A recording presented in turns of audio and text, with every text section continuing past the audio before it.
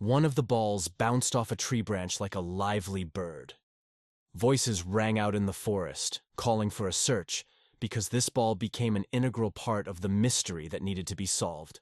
The wind tirelessly tangled in the branches of the trees, like a dance. A group of angry men rushed forward like a hurricane. He was given one task, to find and destroy him, regardless of where he is hiding and at any cost. A smile lit up the stranger's face. The main character realized that he was being hunted by killers.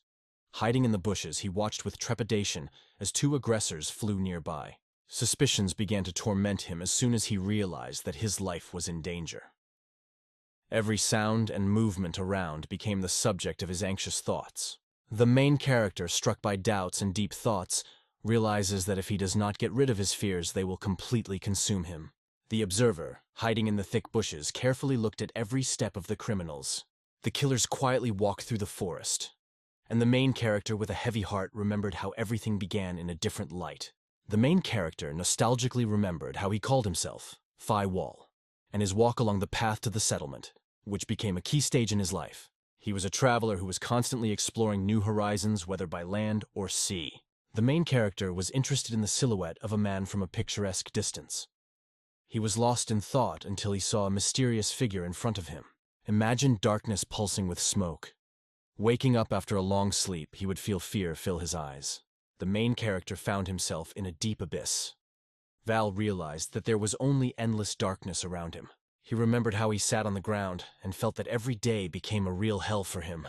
A shadow filled the space, and the character spattered blood like bloody drops of ominous time. Val realized that the darkness hides enemies ready to swallow him whole. The main character's imagination roared with horror. An angry man rushing towards him, tearing to pieces with the desire for death. Everyone still remembers how he skillfully dodged a stranger's blow. His memory preserved the moment from the fight with the girl. The man in the mask has always aroused curiosity with his mysteriousness. No one knew his true face, but his fate embodies unexpected turns and exciting adventures. Reg protagonist lay powerless on the ground, aware of how the darkness transformed him every morning. The creators of this hell carried out their plan. He became a real killer. The main character dreamed of how a mysterious aura covers his body. From behind the trees came sounds that indicated that he had been found. Many angry killers gathered in front of Val, and only in his thoughts sounded the request. "Wait, please!" He plunged into the situation, swearing to endure to the very end. He held the blades firmly in his hands, confident in his determination. His mission had begun. The task was simple: to return and change everything. Residents roamed the city streets, enjoying the architectural beauty and the mysterious evening atmosphere, full of secrets. The main character, looking at his plate, pondered how he collected so much. His eyes reflected pride with a slight tinge of sadness. Wool noticed that today was the fair, so the apple didn't seem like much. Tasting an apple, the main character thought about where to spend the night. His name flashed through his head, and he thought about his 14th year. He used to be an orphan, but now he wanders the world aimlessly. The wolf noticed that he had neither a comfortable home nor money left. The character believed that the bridge lay somewhere in that direction. A stranger loomed ahead of him. Where was the man? The stranger quietly watched the main character, as if looking for a hidden idea or a secret plan in his actions. Everything plunged into impenetrable darkness. He closed his eyes, and then suddenly opened them wide. The protagonist realized with alarm that his eyes were open. The wall indicated that everything was fine with his vision, so he decided it was just darkness all around. Sweat poured down his face. Wall noticed the surrounding night, which plunged everything into darkness. The main character wondered in confusion where fate had taken him. He closed his eyes from the agony and screamed with all his might. He was trembling, feeling powerless. The hero realized that he could not move from his place. All efforts were useless. His thoughts revolved around one riddle. How did he end up here? His face was suddenly filled with an abundant flow of tears, which rolled down one after another without stopping. Suddenly the thought of a plate of food, hopelessly waiting for him on the table as if longing for a meeting, flashed in his mind. The main character paints an image of the unknown, which he encountered. He remembers how their paths crossed, and his thoughts constantly lead to that unforgettable meeting. Keeping a calm face, he remarked that Val would be useful to him. The main character assumed that Val was here because of him, although he assured that he did not know either him or his name. The main character touched everyone with bright purple patterns. It remains unclear why he was imprisoned. He realized that he didn't seem to have met any paths. The hero found himself in a bottomless abyss. The wall silently hinted at the reasons. He realized that he was alive and understood. The stranger did not wish him harm. On the floor, the young hero introduced himself. His name is P. Wall, 14 years old. Father's name is P.H., and the mother is Lee Siam Hop. At first glance, inexplicable darkness reigned around. The world seemed to be immersed in an abyss of darkness, and the light was somewhere far away, invisible. Filled with fear, Val wondered if he had spent the entire moment unconscious. He realized that he did not know how much time had passed. On the verge of insanity, the protagonist dawned. The only way to not lose one's mind is to remember one's true self, even in speechless solitude. The best ball, despite everything, did not lose pride and continued to repeat his name. The hero curiously asked when it would end. Sitting in the dark, the hero realized that hunger was relentless. On the one hand, death due to lack of food. On the other, madness. Where to go? Wall imagined himself standing next to the stranger, wondering if he was planning to deprive him of his food. The depth of unspoken feelings flashed through the man's eyes. The hero wondered, why did he get this fate when he didn't take anything from him? What caused such an unexpected turn? One evening, the main character's lips were torn to the point of blood, and tears rolled down his cheeks. He wondered if his status as a beggar really justified such treatment. The main character felt a jolt of joy as his hand suddenly came back to life. His fingers danced playfully, as if giving the hand a vital rhythm. Breathing became heavy and loud. On the planet, the hero felt that breathing became much easier. The protagonist looked down and noticed that the floor was bitterly cold. The hand moved incessantly, drawing an imaginary stone wall in the air. He realized in his mind, he is wrapped in darkness, in the deadly depths of the earth. The drop hit the water with a thud, creating an amazing dance of waves. A picture unfolded in his imagination. In front of him were waves of water, and drops were gently falling from the sky, constantly floating down. The protagonist, trembling a little, realized that he could not do without his favorite drink.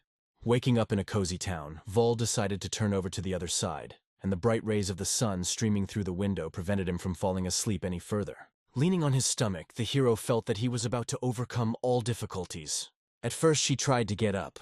Drops of sweat appeared on his face, glistening under the sun's rays. Pavlo, crawling, suddenly realized survival has become his main goal. Through difficulties, with determination on his face, the hero decided to persevere, despite all obstacles. He, with all his thirst, went to the wall, passionately quenching his thirst with water. With his hand against the wall, Ball studied its texture with interest, assuming it was solid stone. The boy lost his finger after catching it on the wall. The hero ran his finger over his face, and a groan escaped from the depths of his soul. His eyes glistened with tears. After trying to put a finger in his mouth, he realizes that it was pointless. He closed his eyes. The main character was lying on his back, delving into thoughts about world secrets. As if in the boundless ocean of his thoughts, unusual figures surrounded by a mysterious blue aura moved towards him. While following him, the main character thought deeply about who this mysterious stranger really is. The young man looked at Val in disbelief, wondering why he was so steadfastly fighting for his survival. The character was shocked by such a question. The stranger assured that it was simply funny to tears. Molodic cautiously asked what in this man's life is so binding him to him. The boy, staring at the wall, insisted that the other surrender immediately. It seemed that the hero realized that after leaving the struggle, he would finally find peace. Paul asked if they really thought so. The man spoke the main character's words again, like a shadow, reproducing his every step. Frustrated, Wall wondered if he would find peace if he gave in now, but his doubts persisted. The hero has a ruthless calm on his face. He was sure that he would overcome this difficulty. The guy said that Val was wasting his energy unnecessarily. In the infinity, the hero reasoned that his death would not bring peace, but only new torment. Everyone realizes that without revenge for captivity, the soul will not rest, even in eternity. Inspired, the hero vowed to survive at any cost to complete his act of revenge. The young man, leaning his elbow on the table, asked with interest if Val was really ready for revenge. The protagonist nodded confidently, yes, without any doubt. Looking into Volya's eyes, the stranger asked with interest whether he intended to surrender. Raid declared with fervor that he had no intention of retreating. A smile blossomed on the young man's face. Suddenly her heart was filled with a sense of wonder. The hero stared at the ceiling, which seemed to be empty. Thoughts raged in his head. Was it just a dream? Or had he already lost his mind? Slowly began to rise. The ball assured that it definitely has the right to survive. He pressed his hands against the wall, feeling the freshness flowing under his fingers. The hero noticed that something was turning green on the wall where the water was flowing. Maybe it's moss. Touching the greenery on the wall, Vol realized he had no idea if it was edible. But he had no alternative. I put a piece of moss to my lips. The hero, deep in thought, began to chew moss. A clear thought appeared in his mind. To survive, you need to eat. Against the background of the darkness of the party, a question suddenly rang out. Is there really something so terrible? The sun protagonist smiled, assuring that he felt great and was ready for a delicious meal. Val, noticing the moss on the wall, realized, it's time to have a snack. Drops of sweat began to appear on the face. The main character remembered from the very first moment. He will survive all bad weather. Go on an unknown journey. In the darkness that surrounded him, Ball carefully touched the walls so as not to get lost. Studying the surrounding spaces, the hero plunged into thoughts that confirmed that this area really fascinates his imagination. I imagined how the square appeared in the projection. Impressed, he counted 9 by 9 meters. His thoughts flew into incredible perspectives. Wandering around the neighborhood, the hero suddenly realized he was trapped in invisible chains. Two-way trade. Suddenly, he looked away, startled by an unfamiliar sound. A door was visible in front of him, through which a soft stream of light broke through. Wall noticed that it was an iron door. Hiding his face with his hand, the hero was gripped by the fear of losing his sight. However, in my heart, I understood. It is not important, because we have to move on. As he got closer to the light, Val realized that someone was there. Just a little bit left. The shadows from the tiny window fell on the gay space, developing an atmosphere of mystery and coziness that encouraged deep reflection. The window in the door is closed. The character remained in great surprise. Tears streamed down his face. Waves of steam wrapped around it, creating a mysterious curtain that playfully shimmered under the light, enchanting the gaze. The orbs excitedly explored the mysterious aroma, hoping it was a tasty treat. He glanced at the plate waiting by the door. The main character held his breath, catching the magical aroma of the dishes, which enveloped him completely, immersing him in an atmosphere of wonder. Holding the plate in his hands, Wall noticed rotten fish, tea leaves, and pork, like the remains of 5 different dishes. He showed several sketches of mutton. Wall remarked with surprise that it was unlikely that one person could have eaten it all, hinting at the company. The hero clarified that 5 people were waiting at the door. With a frown, Val realized that these 5 had detained him. He couldn't shake the thought that maybe he shouldn't have tried so hard just for him. Images of people experiencing similar difficulties appeared in his thoughts. He realized that there are probably others who are going through this. The main character continuously seemed to freeze on one knee, listening to the whispers of the past. Focusing his gaze, he thoughtfully considered what was expected of him. Sensing the unsurpassed aroma, he noticed the hot spices in the pork. Curiosity got the better of him, and he wondered if these were Sichuan dishes. The main character entered the world of goodies, where every piece gave real joy. Having had his fill of food, Val decided that he had time, so he would have a snack first, and only then would he return to the important question. Sitting at the table, the main character realized that it was still better than mosses. The plate, like a bird, flew towards the wall with enthusiasm. The main character stretched out on his hands in front of the wall, noting that only a minute had passed, although it seemed as if a lifetime had passed. Sweat dripped profusely from his face. Wool noticed that it had been at least 4 months since he had been left in this place. The main character remembers how a small window opened every day, just to hand him a plate of food. A vivid memory of the taste of freedom, albeit involuntary. The moments of him knocking on the door came alive in his mind, expecting the secrets that were hidden inside to finally be revealed. The main character, turning upside down, realized that there was silence around. He realized that he was still left in a small, dark space. Fell to the ground. The protagonist was aware that he would panic, but he had no intention of sitting idly by. His face was full of seriousness, but gradually he could feel his eyes getting used to the darkness. Lying face down on the floor, Vol realized that he was gradually adapting to his new circumstances. The main character noticed that he learned to feel the difference between movements. A huge centipede crawled along. Wool noted how many insects hide in the dark, away from the sun's rays. In the bitter darkness, the hero stopped, coming across red eyes. Is it the centipede again, awakening his hidden fears? Their gaze rested on the shiny white scales of the snake, She gently entwined her fingers in his hand, as if wrapping it with an invisible thread. What he saw left him in complete delight. The snake smoothly wrapped itself around the hero's hand, forming an amazing connection between them. He plunged into her face, as if searching for answers to the secrets hidden in the depths of her eyes. The teeth dug into the hero's skin. She grabbed his arm and screamed at the top of her lungs. He stared into his hand as if trying to unravel its secrets. He was in shock, trying to understand why his body was on fire. The ball quietly asked with its jumps whether it was poison or a snake hiding close to the chest. On the ground, he curled up in agony, disheveled his enemy's face. A smile slowly blooms on his face. Before his eyes, a gigantic snake appeared, opening its mouth just above him. A plate with food appears through the window in the door, bringing the warmth and fragrant aroma of freshly prepared food into the room. She hid the earth under the plate, closing the window. His appearance was simply amazing. He clutched the plate in his hands, swallowing hard. The main character announced his immortality. Suddenly, Ayaz appeared behind him like a ghost, easily bypassing his victim. Falls Geist suddenly met a snow-white snake. She sat on top of him, her eyes filled with fear. The main character sat opposite, revealing her true face without any doubt. Watching the snake, Wool realized that he had narrowly escaped death from its venom, but that the bite had changed him. The protagonist noticed that his vision suddenly became much clearer. Holding his hand up to the snake, Ball wondered if it was really all because of it. Because it looked strange. The snake suddenly let out a hiss, filling the air with a hiss that stirred everyone around. These sounds brought a feeling of anxiety and suspicion. The hero raised his hand to her, thinking that according to the words, overcoming poison can strengthen the body. Issa suffered from fear. His thoughts revolved around the idea that by becoming immune to the poison, he would gain a valuable advantage. The viper clung to the boy's hand, hoping for prey. He involuntarily imagined how joyful it would be to have a means of protection at hand. Mysterious signs began to appear on his arm, as if fate itself had drawn invisible tattoos. He clutched his bitten hand as he felt a throbbing pain shoot through his body. Staring intently into the endless web of veins, Wool wondered if he had made a mistake, if he should have been more careful. The body again fought in the stream of fire.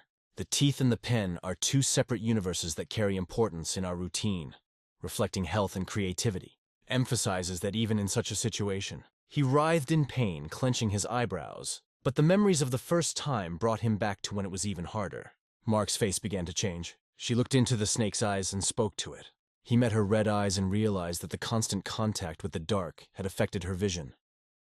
However, she remained an impeccable hunter, as before. Imagine a butterfly fluttering next to her.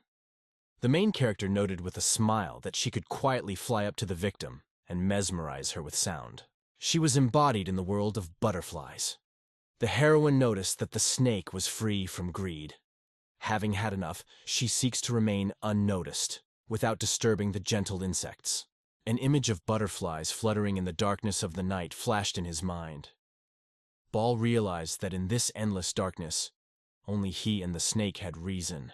She sat on the ground, feeling the cold seep deep into her, the palpable pulse of the frozen time around her growing within her. Protagonist's gaze shocked everyone when they suddenly appeared on the doorstep. She was shocked to the core. The protagonist felt the floor shake under his feet. The hero carefully looked at the door in the wall and realized that it was open.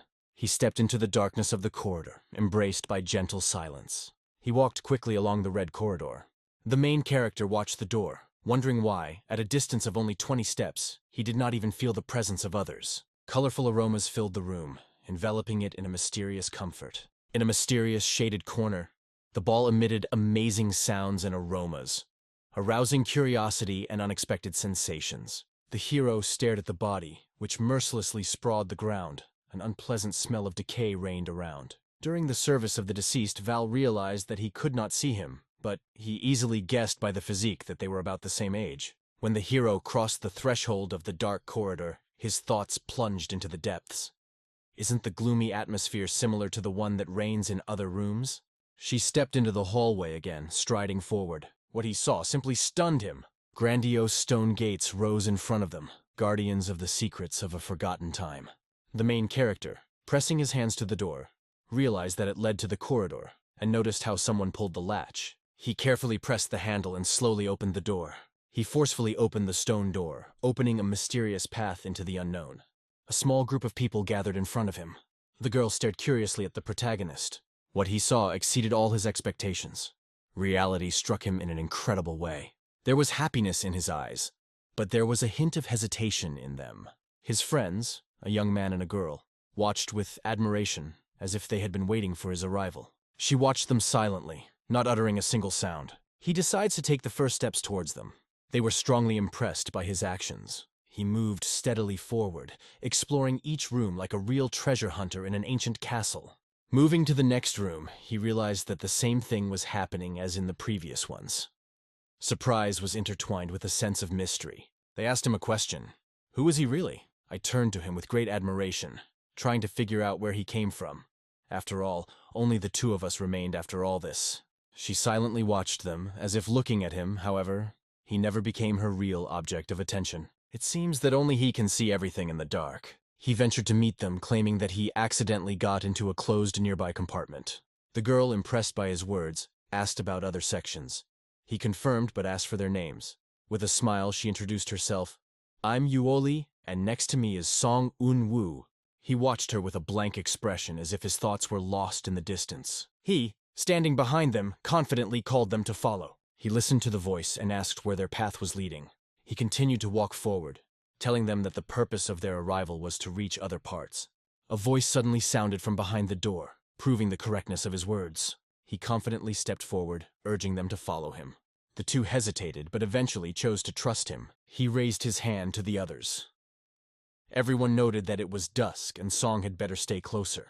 They dared to start a new chapter of their lives. And later, a new door opened, behind which a world of unknown opportunities and exciting adventures awaited. The guys in the crowd were amazed when the guests showed up unexpectedly. Their shock was boundless. They performed the song, addressing the crowd, but at the same time scanning the room for anything secret or important. Looking into the room, he came across another body. Thoughts swirled in his head. In his section, there were practically no deaths from hunger, unlike the others. After seeing the scratches on his hand, I realized that many of them were the result of his own actions. His eyes lingered on the plates of food, which were twice as many as in his department. He pondered why others have more, and the question arose, is it fair? Sparks of questioning appeared in her white eyes as she looked down, oblivious to the meaning of this discrimination. Suddenly, he was called something completely different. She noticed that everyone was locked somewhere at the same time. A huge company is preparing to travel deep into the cave, seeking new adventures and unexplored horizons. They stopped in front of the giant doors, holding their breath and looking impatiently at the mysterious world that awaited them. Cautiously, he began to spread his fingers, trying to open the door. As soon as the door opened, a dazzling light burst into the room. The boys were frightened and closed their eyes from the unbearable light that covered their pain. A ray of light cut his eyes, a hot pain ran through him. At first he was confused as to how they ended up on the surface, but he soon realized that they were still underground. The light came from a simple flashlight, and after a long period of darkness, even its tiny beam struck them as if it blinded them. They are still in the cave where 2 torches once burned. He was stunned into silence as his gaze settled on the unknown in front of him. An amazing landscape spread out in front of him, small huts comfortably embedded in the arms of a majestic cave. The men rushed towards them as if the sails had been carried aloft. Everyone delved into exploring every nook and cranny inside. After looking inside, they did not find anyone, and everyone began to wonder where those who were hiding from prying eyes had gone. They looked at the structure that they had created with difficulty and realized that it would barely stand, because they worked in a hurry and under stress. He penetrated the memories of this building and understood. Why all this? Inside is emptiness, and structures are just an illusion. His head turned instantly as he heard his name floated through the din of the street. The girl with blonde hair was staring at him intently. She fell on him with a look that shone with sparks, and calling herself Lyman, openly declared her hope for his support. He looked at her in surprise, speechless. She stepped closer and cupped his face, and asked if things had always been like this. At first, Val did not understand what was being said. She gently touched his cheek, emphasizing how the red pupils of his eyes were enchanted by her gaze. Suddenly, everyone remembered Sam reading, "I am a snake." They realized that it was because of her bite that they became like this. Sam chose to remain undetected in this situation. She gently lowered her hand from his cheek, noticing how their faces merged in the flickering torchlight. And he, as if moving away, was not even aware of this moment. She just smiled, and Vol felt an incredible joy, knowing that she had no idea. He looked up sharply as she questioned his thoughts. He instantly found an excuse, assuring that his mind wandered endlessly. There was a light in her eyes. She was convinced that he was truly special. He was amazed at what he heard and asked why this happened. He smiled gently, assuring her that it was just an illusion, for only Val could see through the confusion. A bead of sweat ran down his cheek, and he hesitated for a moment, not knowing how to choose the right words. Song came forward, eager to unlock the secrets of their conversation. She looked at her and explained that they had just talked about various little things. She looked at her, disbelief and curiosity mixed in her eyes. The cheerful company decided to act together, joining forces. The men watched them with stunned looks, as if they had forgotten what they were actually seeing. She waved her hand, beckoning them to join her. He closed his eyes, bowed his head, and promised that he would consider their offer. Song asked with interest why he didn't want to join them. He looked at them carefully and said that at first he just wanted to observe the events. She watched him, unable to close her mouth in surprise. Just be silent, as if the world has stopped. There were no words left, only silence, which spoke of what the heart felt, and the mind did not understand. She smiled and said warmly that she was always happy to welcome him if he suddenly changed his mind. He approached her, asking if she wanted to be part of their team. Her smile appeared as she held out her hand, suggesting that together they would overcome difficulties more easily than alone.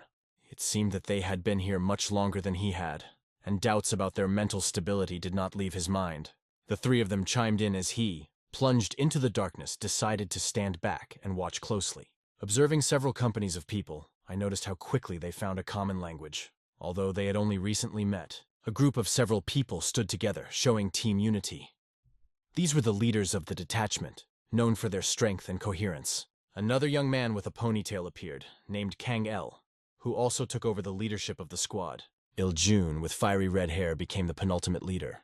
The last to appear in the squad was a blonde named Yongside. The hero always preferred solitude, avoiding even the shadows of companies. Rumors circulated behind his back that no one else in his section had survived. People began to suspect that he had a secret plan to become the sole survivor. He understood that wherever a person is, his essence remains the same. He walked away, realizing that their problems no longer bothered him. He approached the stone wall, carefully ran his hand over it, feeling its cold and smooth surface under his fingers. In the houses where the boys live, I reconsidered that these houses appeared very recently. He came across moss and noticed that despite the newness of the houses, there was a lot of this green cover. This indicated the ancient history of the dungeon, which is connected with someone. He opened his eyes and realized, whoever he is, his wealth is amazing. It would be difficult for an ordinary person to achieve such success. Suddenly, stones flew from under the ceiling, and the warmth of the sun's rays broke through them. He stared at it in disbelief, not believing his sight. The food gently slipped into the opening, and joy blossomed on the children's faces. There was a lot of goodies hidden inside. She suddenly rushed to the food like a star that has flared up again. She held herself confidently, covering the dish with her hand. The music played, and the hands reaching for the food were pushed away, pushing away anyone who wanted to join. Joy and anger did not hold back their indignation, asking why they were denied food, showing interest in the reasons for this strange situation. With a smile on her face, she offered to share everything in half. Gazes focused on the leaders, waiting for their wise opinion. He watched them intently, patiently waiting for an answer. Their silence only increased his interest. He pondered as he thought about this strange proposition. The representatives of the group assured everyone with a smile that they are ready to take responsibility for solving the issues. Wall suddenly appeared among the crowd, who, gesturing to stop, irresistibly attracted attention. With a look of confidence on his face, he announced that he was determined to take his share. It was only when he reached for the basket that the red hairdresser noticed it. Her eyes flashed with interest at the unusual act. He firmly grabbed his hand and urged him to flee from that place. She gave him a look filled with calm anger. With a bitter look on his face, A emphasized that their food would remain untouched without their permission. Phil held his hand firmly, ensuring that control of the basket's contents was in their hands. Sean feels Barkley's gaze pierce his soul deeper than ever. He deftly yanked his hand out of Jen's embrace. He struck with all his might. He clamped his fingers in his eyes, creating an eerie picture as if from a terrible dream. Those who witnessed this picture were deeply shocked. Small struck him, knocking him off his feet, tirelessly continuing to jab his finger in the eye. Then, almost with an explosion of anger, he demanded that his words be heard again. Alice suffered from indescribable pain, unable to even whisper. Everyone around began to press him, demanding to repeat what was said. Those around him loudly urged him not to be disturbed. His gaze, filled with anger, rested on them. June continued to tear the soul, leaving bitter memories. They looked at him in horror, thinking he had lost his mind.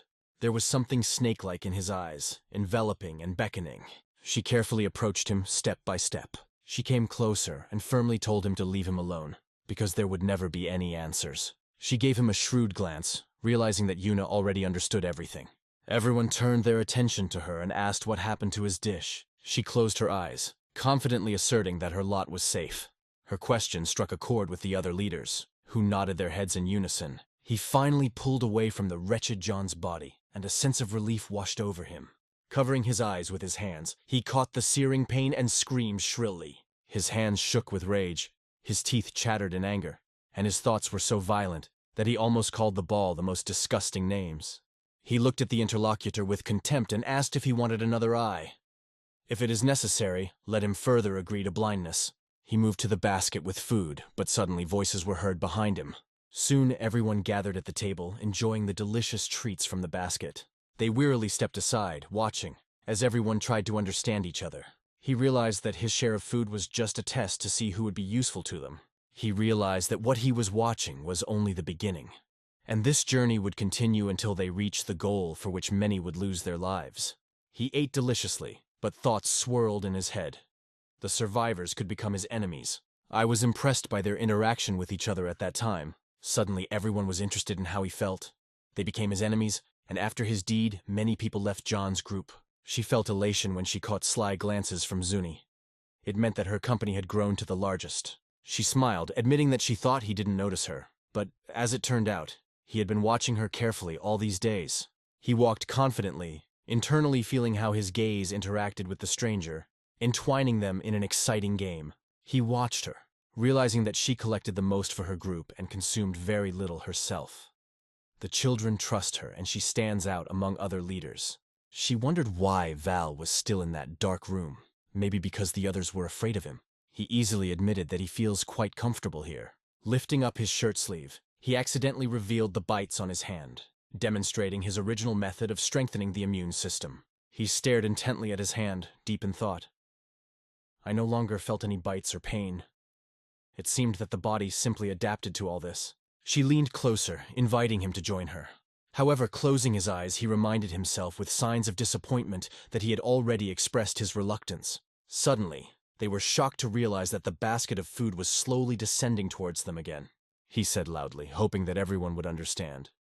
It is better not to reach for the basket unless, of course, there is no desire to fall when the rope breaks. When they looked into the basket, their hearts sank with fear. There are not so many in the refrigerator anymore. There are much less leftovers than before. Tilting his head slightly, he broke the collected silence, causing many surprised looks. Squinting slightly, he understood. What he dreamed of had already come. The guy with the brown hair and brown eyes is Mac No Sim. He was one of the few survivors in the last sector. After joining the group, he always tried to make up for his weaknesses. A body stretched out on the ground, from which blood flowed, clearly testifying that his soul had departed forever. With a tremor in his voice, full of despair, the question sounded, who could dare to do this? At this time, everything around seems wrapped in a gray filter, because everyone understands the reason for the events that took place. Distressed, standing on the top of the mountain, he looked at his own body, realizing that everyone understood the reason for his death. He was weaker than everyone else. A look with sparkling eyes showed that he had found something extremely important for himself. Everyone, with song in their hearts, sadly contemplated the body resting under the cloth, silently reproducing their bitter feelings. With a smile on his face, he shouted emphatically that they needed to find out who was guilty and find a just punishment. Slowly expressed his opinion. It does not matter who is involved in this. Sun looked at her strangely when she realized that all these little things were empty, and what really mattered was that their peaceful environment had perished. Her gaze became sad, and a plan of revenge appeared in her soul. He lost his gaze, realizing that the weakest from the other team would fall next. Directing his gaze forward, he made it clear. The war had begun. The most vulnerable of the Young Sense group rested on the wreckage covered in blood. Panic gripped the city. Every day in the news there were terrible stories about the discovery of another pipe. First in Yual's group, and later in John's, as Young notes, the wave of deaths did not stop. Prikapatia is engulfed in chaos. Trust between people has disappeared, and children, like hungry demons, have left behind only despair. Tormes, plucking from the walls, became his food. While he was tasting, a thought flashed through his mind. This food is completely tasteless, and it is still difficult for him to adapt to it.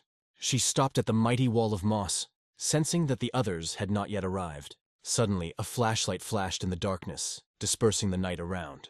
Korj closed his eyes, feeling that his fate did not foresee peace and tranquility. The crowd rushes toward him with fervor, ardent hearts ready to tear him to pieces. He quietly watched them in the deep darkness, aware that they were already on his trail. With interest, he looked into the room, counting how many people had gathered at his place. And oh wonder, there were as many as 4 of them. Curiosity sounded from the crowd. Didn't he appear here? They confidently hold the torch because they know.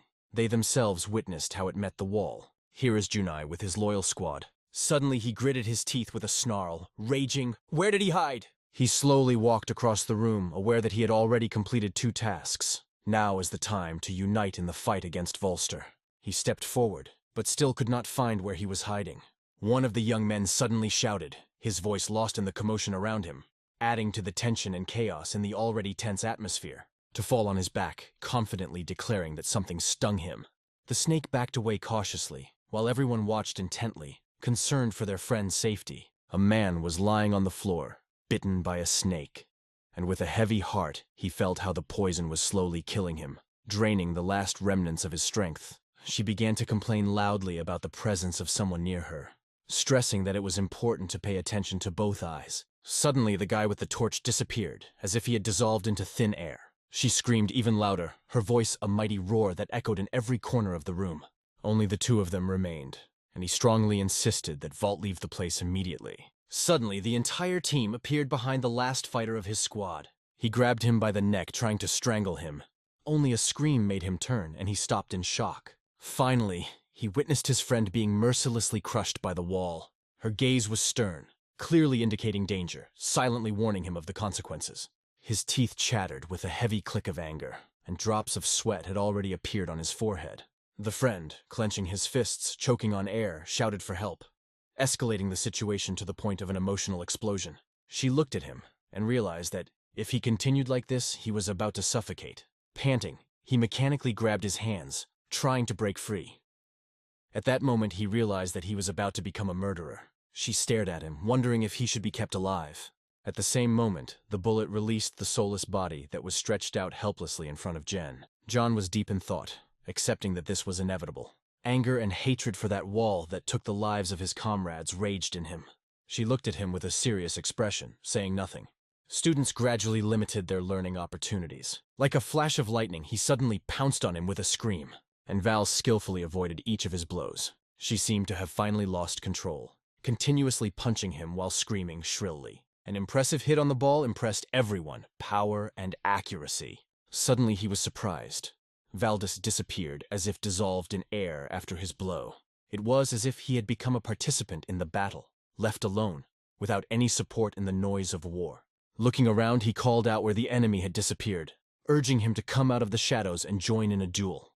Val stood behind, and his words foreshadowed, "This time, we will pay with more than one eye." Fear gripped his heart, and he jerked away, making terrible sounds. He suddenly stopped and turned his gaze back. She remained in place, never taking her eyes off him.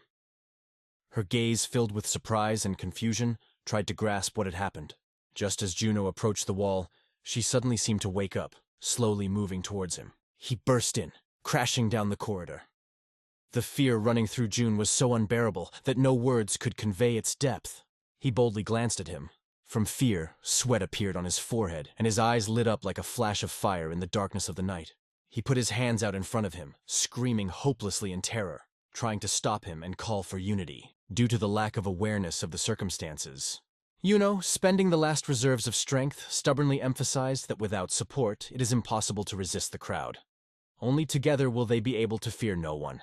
He narrowed his eyes at what he heard, but nevertheless slowly moved towards it. Pete ran down Jack's face, who assured him that if the wall wanted, he would be its leader, and Juno would obey, because he was not like those he destroyed, and could be useful. Ball came closer, and he was trembling with fear. His ominous gaze held the promise of obedience, but Val had a certain feeling that he would soon be up to new tricks again. A great fear gripped him, and he began to loudly deny that it was just a mistake. All raised his hand in a welcoming gesture and sat down. The vacuum of his expectations was suddenly filled with shocking events. The impact of the ball hit his chin like a thunderbolt. His head happily flew up from such a blow. After a powerful blow, Ball instantly jerked forward, grabbing him by the neck. Clenching his hands tighter, he continued to strangle John. Tears flowed from his eyes and saliva ran down his chin. He screamed, begging the ball for mercy. His hands immediately let go of the burden when he left this world. Everything froze in silence as the lifeless body fell to the floor with a thud. He admitted that his actions were the result of weakness. Lightning flashed in his eyes, embodying the anger and confusion of the soul. Jumped to his feet, as if a race with time had begun, trying to escape from this place. A bright red fire blazed in his eyes, radiating deep hatred. He was getting more and more distant from these few dead people. The bodies of the 3 dead litter the area, and locals whisper that John's group has fallen victim to a terrible fate. This news stunned the 3 leaders, leaving them bewildered and causing them to seriously consider the situation. When Walsbeck realized that he had become John's murderer, a darkness came over his mind like a gloom. He felt how the bottomless circle of actions and their consequences began. She touched her chin, thinking about the strength of the wall, which steadfastly withstood the onslaught of 4 opponents at once. Deep in thought, the man realized Walmart had chosen the right path by changing course. Even though he was just lying on the floor, his thoughts were full of anger. The wall seemed to sneak up, mercilessly resisting.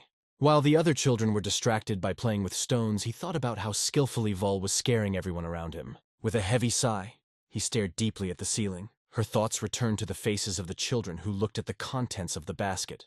There was so little food that it was impossible to share, and many of them died. From his look at the floor, it became clear. They all turned into murderers, invisibly wandered into the shadow of their own conscience. Amidst the quiet wasteland, he imagined how he had chilled Junta, the creator of this madness. Now, it seemed, no danger would approach him. He warned his team, "Don't even dream of revenge on Ball. No one is scarier than the one who already has nothing." He revealed to her unexpected news that shocked her, and she agreed with his words. Suddenly, someone rushed forward, heading for the sandy expanse. A man in a snow-white bow tie called his boss, dreaming of a promotion. Just in front of San, he pointed back, explaining that he was in the Red House in the north. He emphasized that these are precisely those who were expelled from you all. Standing up abruptly, he asked if they were really sure of his words. In response, they heard that everything had been repeatedly checked.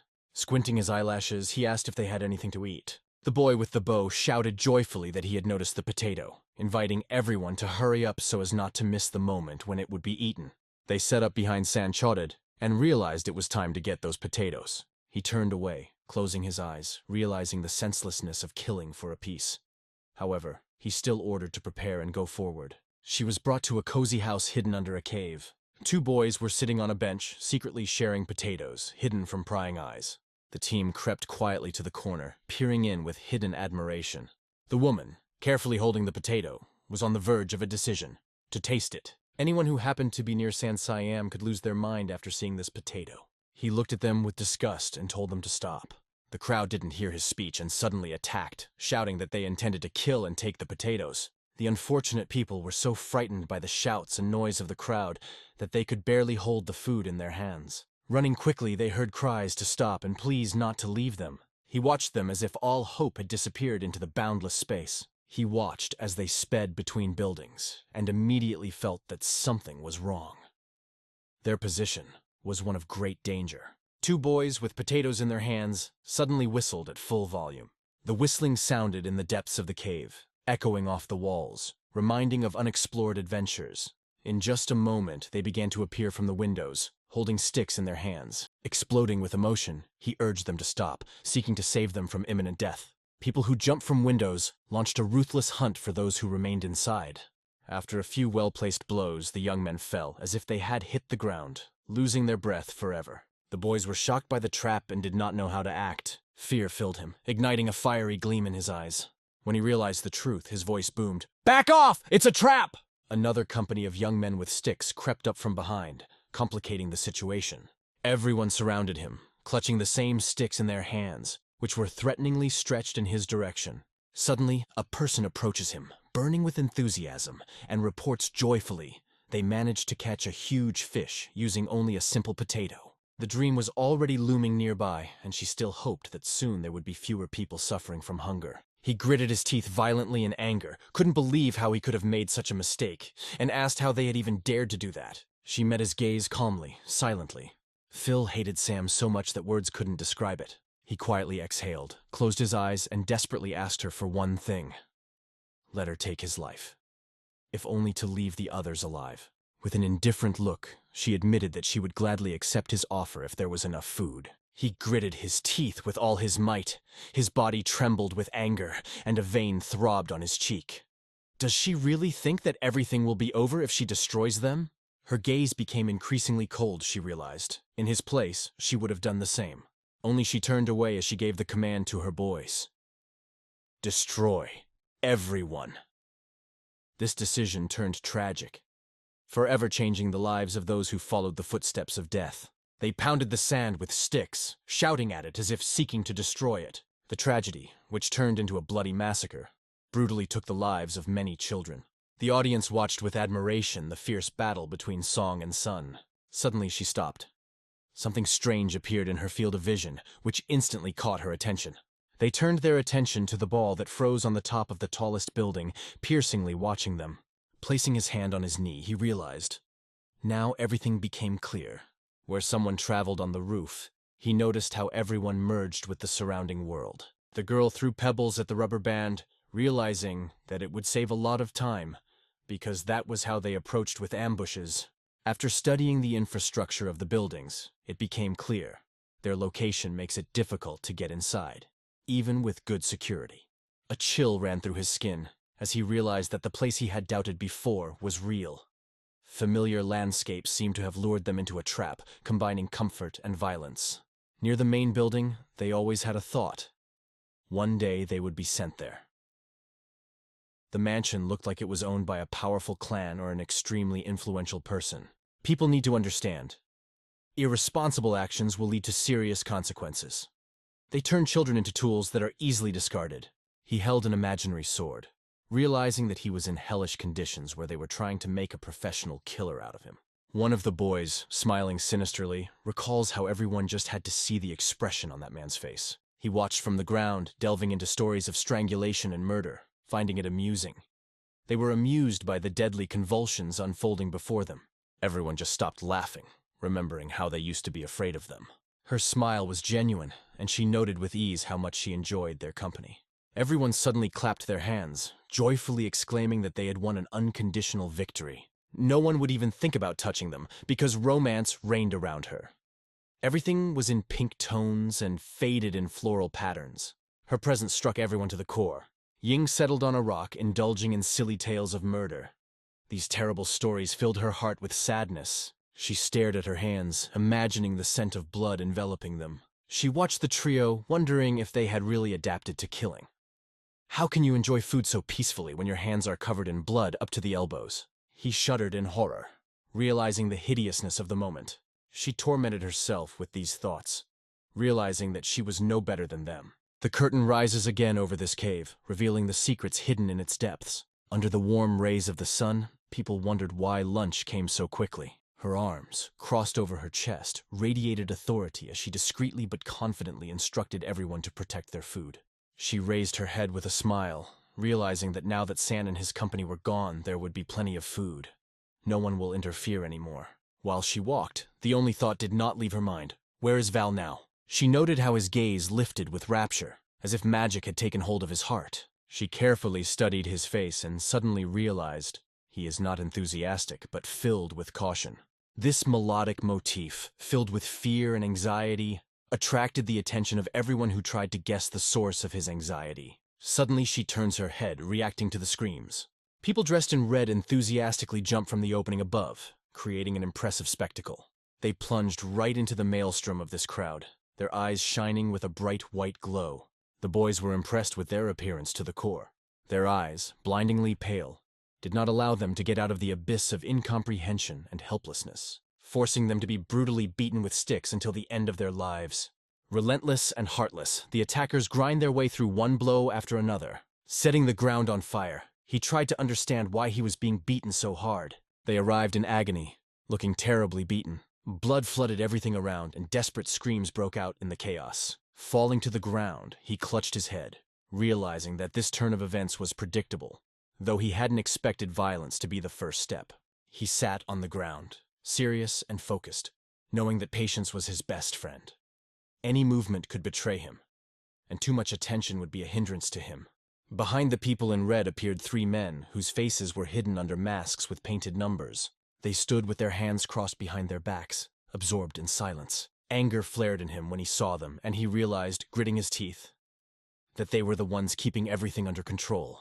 Suddenly, one of the three men raised his hand, drawing all eyes to him. The crowd in red finally cooled down and left the quarrel with the boys behind, at a moment when their lives were hanging in the balance. They stood intently absorbing every word of the mysterious masked man. The carved number 1 glowed on this man's face. He claimed that he was now the first sword, and their fates were undeniably in his hands. They are forced to obey him. The boys howled with delight, trying to find out who he was. Red noticed, and his anger flared. That is why he fell into the abyss again and again. Blood flowed into the boundless space, and his face was frozen, as if frozen in time. Witnesses of this brutal murder were shocked to the core. This caused him considerable indignation. She covered her mouth with her hand in horror as she watched his head hurtle through the field. The source said that he does not remember giving them permission to talk. He lay there, gripped by hatred, anger flaring in his eyes. After some time, a flickering candle lights up in the darkness. Something unusual is unfolding in the room with the kettle. An aura is released from the purple pot, notifying us that if we gathered the poisonous creatures into one container, they would destroy each other relentlessly until only a lone survivor remained. They were shown a variety of living creatures, from centipedes to spiders. An angry crowd hid behind the first sword. They were sure that this monster possessed the most terrible poison: slime. In the darkness of the masks, the men are having an ominous conversation. One of them noted that only the cruelest survive among children, with a powerful instinct for self-preservation. Everything went according to their plan. She gathered a great group around her, and her influence on the children was unquestionable.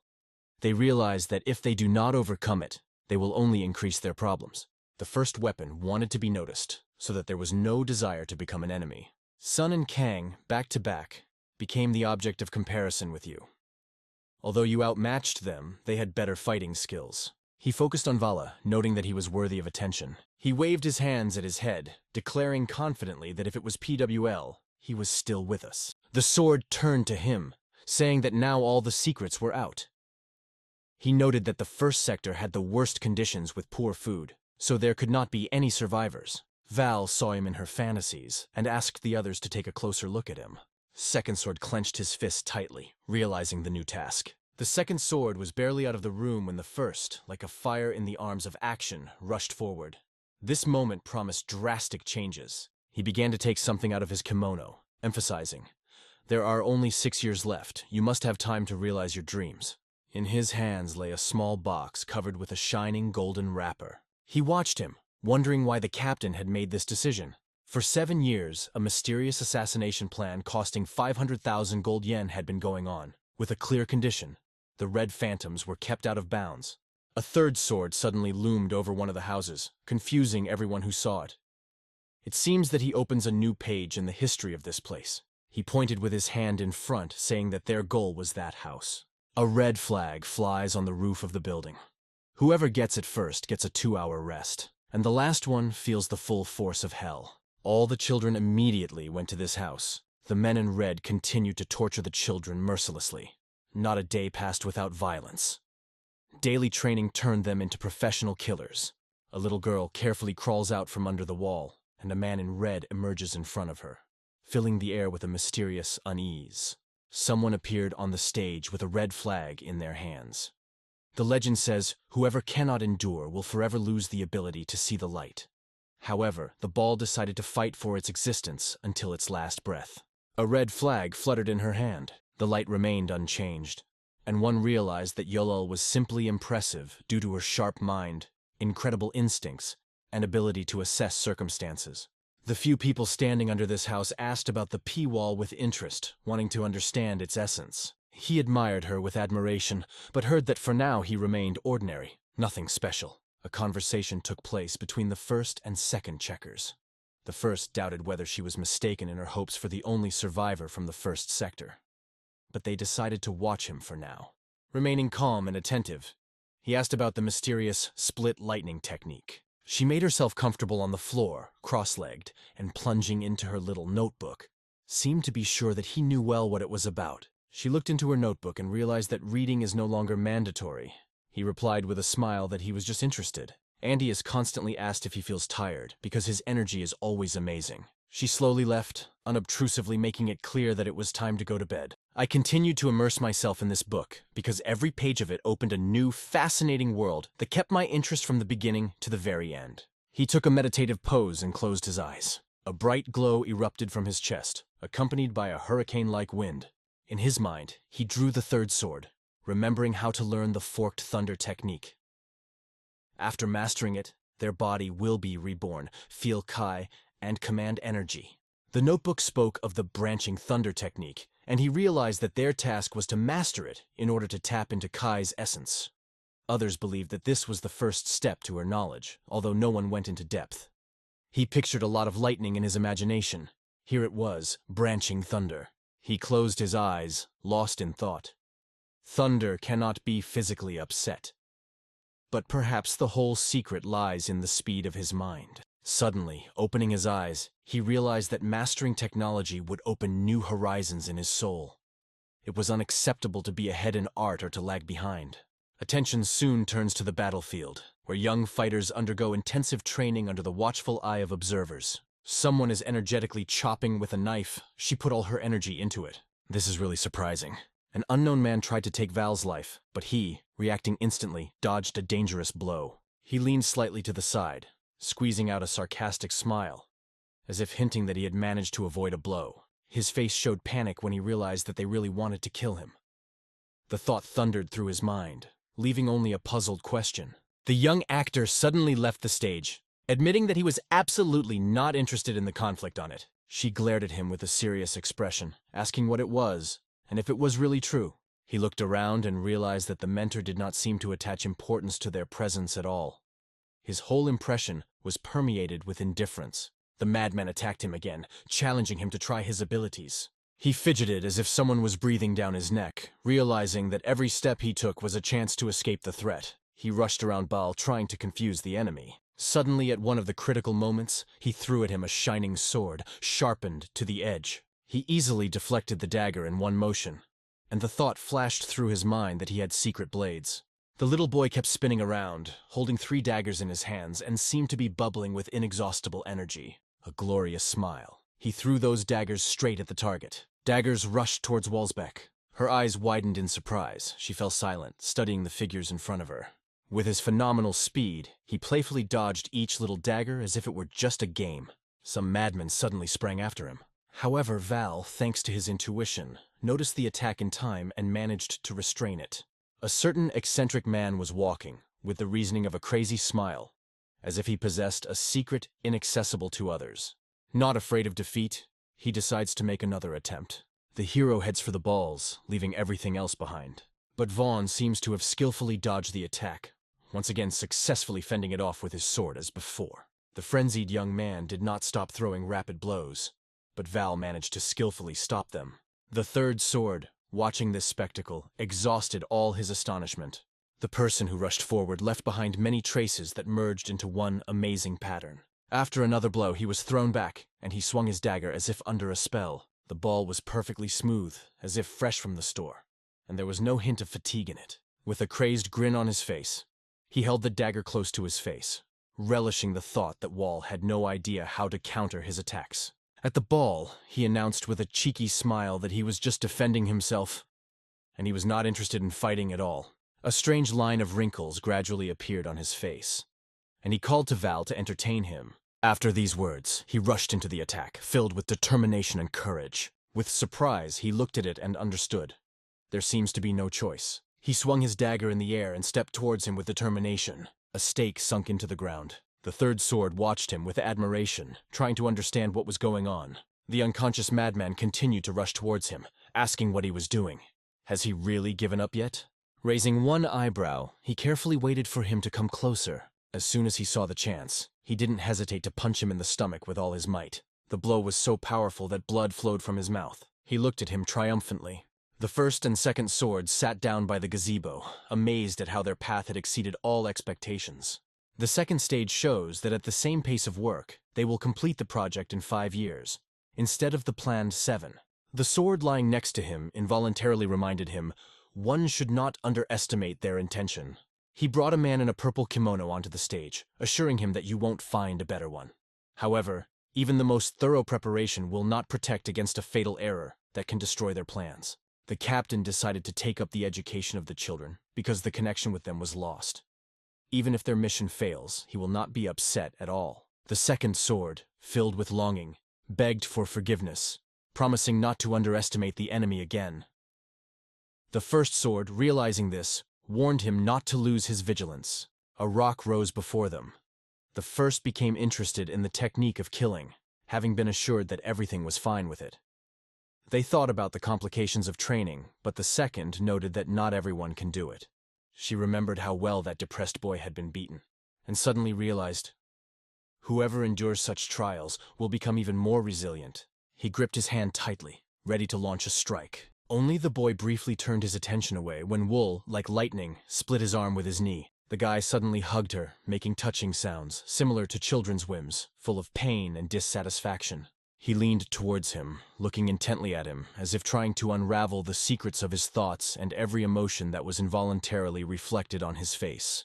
This was noticed by the first and second swords. They watched the balls slide in the sky as if enchanted. His gaze radiated sparkling magic, like the rays of the sun dancing on the waves of the sea. Before you act, you should approach him and understand why he won so brutally. The first and second swords, like guards, stood by the volume, protecting it from the threats of the outside world. Their shine attracted the eye, emphasizing the significance of the writing. Although the sudden appearance of the enemies scared him a little, because he did not have time to notice how they appeared, he realized that it was his strength that defeated the enemy. Every minute, the blade of the sword caressed his neck brazenly, like an invisible terror hanging in the air. He was filled with horror, because he could not understand why this had happened to him. He could not have imagined that the attack would be so rapid. The speed with which the man acted simply stunned him. Drops of sweat rolled down his face, and his posture seemed uncertain, as if lulled by a storm. As the man writhed in bits of pain, Val wondered if he had really done the right thing. Perhaps it was not necessary to attack so hard. He looked around warily, realizing that they were just lacking tools. From the very first stroke of the sword, it became clear to him a single mistake could take his life. The blade cut from his neck, and Vol felt instantly relieved. She took care of him carefully, with tenderness and devotion, as if it was the main purpose of her existence. When awareness confused thoughts, the first sword seemed to whisper, "The killer always remains invisible. If he broke someone's shoulder, he only revealed his own essence and skill." He emphasized the key mission of Volu, to maintain anonymity without leaving traces. The whole crowd shuddered in terror, while the ball remained peacefully in its place. In fear, he exhaled heavily, feeling a cold wave run down his back. Wiping the sweat from his forehead, he breathed heavily with pleasure, leaving the mysteries of the recent events in bewilderment. 6 years later, he found himself back in the old abandoned building that had once been their roof. Suddenly, in the midst of the city noise, someone noticed the turtles walking slowly, bringing their calm harmony to the busy life of the city. Old, ruined buildings, weathered with rags of fabric and torn with boards, remind of the times when the indomitable energy of life reigned here. In the very heart of the city, as if from a magical legend, a figure in a bright red robe walks slowly. He carefully examines each scrap among the broken debris. Suddenly, swinging his sword, he cuts the canvas, as if in a strange world, where even the walls hide incomprehensible secrets. At the same moment, he takes it off, and a guy suddenly appears under him. The man in red realized that when they met the enemy, there was almost no chance of survival. The boy bowed his head. His anxiety felt so close. With the appearance of this person and the red team, the world changed forever. Their influence was unexpected, but the consequences were felt by everyone. The mercenary lowered his head, realizing that without mastering the turtle's breath, he would definitely be detected, no matter how hard he tried during training. Hit the man in the area of his head. A man threw a stone at the head of a person sitting higher. Taking a step forward, he realized the team was not ready. Wandering through the devastated city, he realized that he was its only resident. Look in awe. A green light reigned around him, and he could sense exactly where the enemy was hiding. Searches for the fifth person did not yield any results. The room sparkled with a green glow, but he couldn't find the last one. Were there really 5 here? Was he mistaken? Or maybe no one is hiding here. He wandered through the city, feeling that no matter how hard he tried, he couldn't sense the presence of a single soul. This confused him deeply. The wizard lightly tapped his wand on the floor, and the silence echoed with a magical echo. Looking around intently, he called out to the fifth. It was not noticeable among the rest. The small back suddenly shifted just under his feet. It made an incredible impression on him. White eyes flashed between the shards and sacks, and he couldn't believe that this person was so close. This man admitted that it became a real test for him. They dropped all their bags and froze in silence, staring into the void. With magical eyes, he instantly appreciated that the training was over and now it was time to relax. The Red One tuned everyone to his wave, and no one even objected. The motionless Val suddenly began to disappear, like a shadow slowly receding over the horizon. The man was raging with rage, and Red was burning with anger, because there was no way he could find him. The hollow echo filled the cave continuously, never stopping. A group of boys were stationed around the fire, deftly frying delicious food on sticks and immersing themselves in the atmosphere of adventure created by the flickering tongues of flame. One of them, with soft, fluffy hair, looks thoughtful as such an important guest joins them. She gave him a look filled with irony, saying, "Are you changing your appearance again?" It sounded like a joke. CEO Jock Sam. She looked at him and asked, "What is it with men?" He replied that the young man had only recently passed away, so why not give good while there was still an opportunity? Feeling deep disappointment, he closed his eyes, remembering how long he'd forgotten Huck's face. But the thought of its futility dawned on him. Their place was here, forever. He lowered his eyes, lost in thought about what he had said. No one had any idea why he said that, because he could easily have been interrupted before he could finish his thought. He turned to him, seeking to know his thoughts. Someone made a culinary miracle by cooking on fire. Everyone noted that each time the dishes become more and more delicious. With a slight sadness on her face, she asked how soon they would be sent on a mission. Everyone around them held their breath, as if her words stole their attention. The light of the lamps refreshed the corridor, filling it with warmth and brightness. She sat heavily at the table, deep in thought, in the silence of the room. In front of him lay the first sword. Its mysterious glow flickered, as if absorbing all the secrets of the universe. He assured that for 6 years, 30 murderers were raised every day out of 300 people. He stared intently into the distance, thinking about the cruel realities of Jang-Hoo's world. In the depths of his soul, he felt that the children of his age surrounding him had long been ahead of him in development. Daze was experiencing anxiety. He felt that time was passing quickly, and emotions were taking him recklessly. The sudden opening of the door caused an unexpected look from everyone. The second and third swords were in his hands, and the world turned upside down. Lim casually looked at the interlocutor when he asked why his face was without a mask. Stretching out his hand, he pleads, "I can't breathe!" 6 years is a long time. He finally agreed to drop his masks. The second sword, having removed its mask, flew away as if by a wave of a magic wand. And the third, conquered by a powerful thought, stubbornly held on to the mouth of its master. A man appeared before him. Sitting at the table, he could not contain his sadness and complained of thirst. In response, they heard promises. As soon as freedom comes, an unlimited abundance of food and drink awaits them. The third sword realized with indignation that they had been here for almost 7 years. He noticed how the children would soon go to the tree and finally find their freedom. What path would they choose if they were to achieve the prize? Behind the second sword hid children who surpassed all dreams. He felt indescribable sadness at the inevitable parting with them. He touched his heart and said that there are no options. These are the terms of the contract that must be followed. He sat down in a chair and announced that this was their last test. He pressed his hand to the notebook, as if afraid that something important would disappear. A mysterious notebook opened before the children. Swords flashed in front of them, reminding the trio of their duty to master martial arts. This task hid not only power, but also a deep secret. The children were filled with anger. They froze in indecision, not believing their eyes. Claim stepped forward and announced that this was their last test. An ominous man in a mask announced, "After the last test, they will be able to calm down. It will be possible to kill only outside this room." Everyone was feeling tense and wondering how to get out of this place. They thought about it. 27 will be free if they give up 3. He squinted his eyelids, certain that a great bait had been cast. His pupils glowed bright red. He was sure that 3 of them would become targets. The books neatly stood on top of each other, creating a beautiful pyramid of literary treasures. He reasoned continuously that martial artists lived at a higher level. His lack of confidence in his own endurance did not let go. He was filled with excitement as he raised his fist to the sky. It was his desire to explore the world. Among all those who were sitting, he alone, standing, dared to raise his hand. Looking at him in surprise, she wondered if he had chosen the role of the scapegoat. The question arose before her, who will he become after all this? This unknown completely fascinated him. He seemed nervous and warned that he should be careful because he was being hunted. He, turning his back to her, decided that he could not wait any longer. Real inspiration filled the hearts of the students. The stranger swung a sword right in front of his face. She seemed nervous and quietly apologized to those in front of her. This story tells about Song Chenggu, who, while holding a katana, thought about how, after drawing lots, he embarked on the path of mastering martial arts. Chen thought deeply, as if he had no alternative. He looked around and, with a heavy sigh, realized only one wall remained. With a broad smile, he assured that this is true freedom.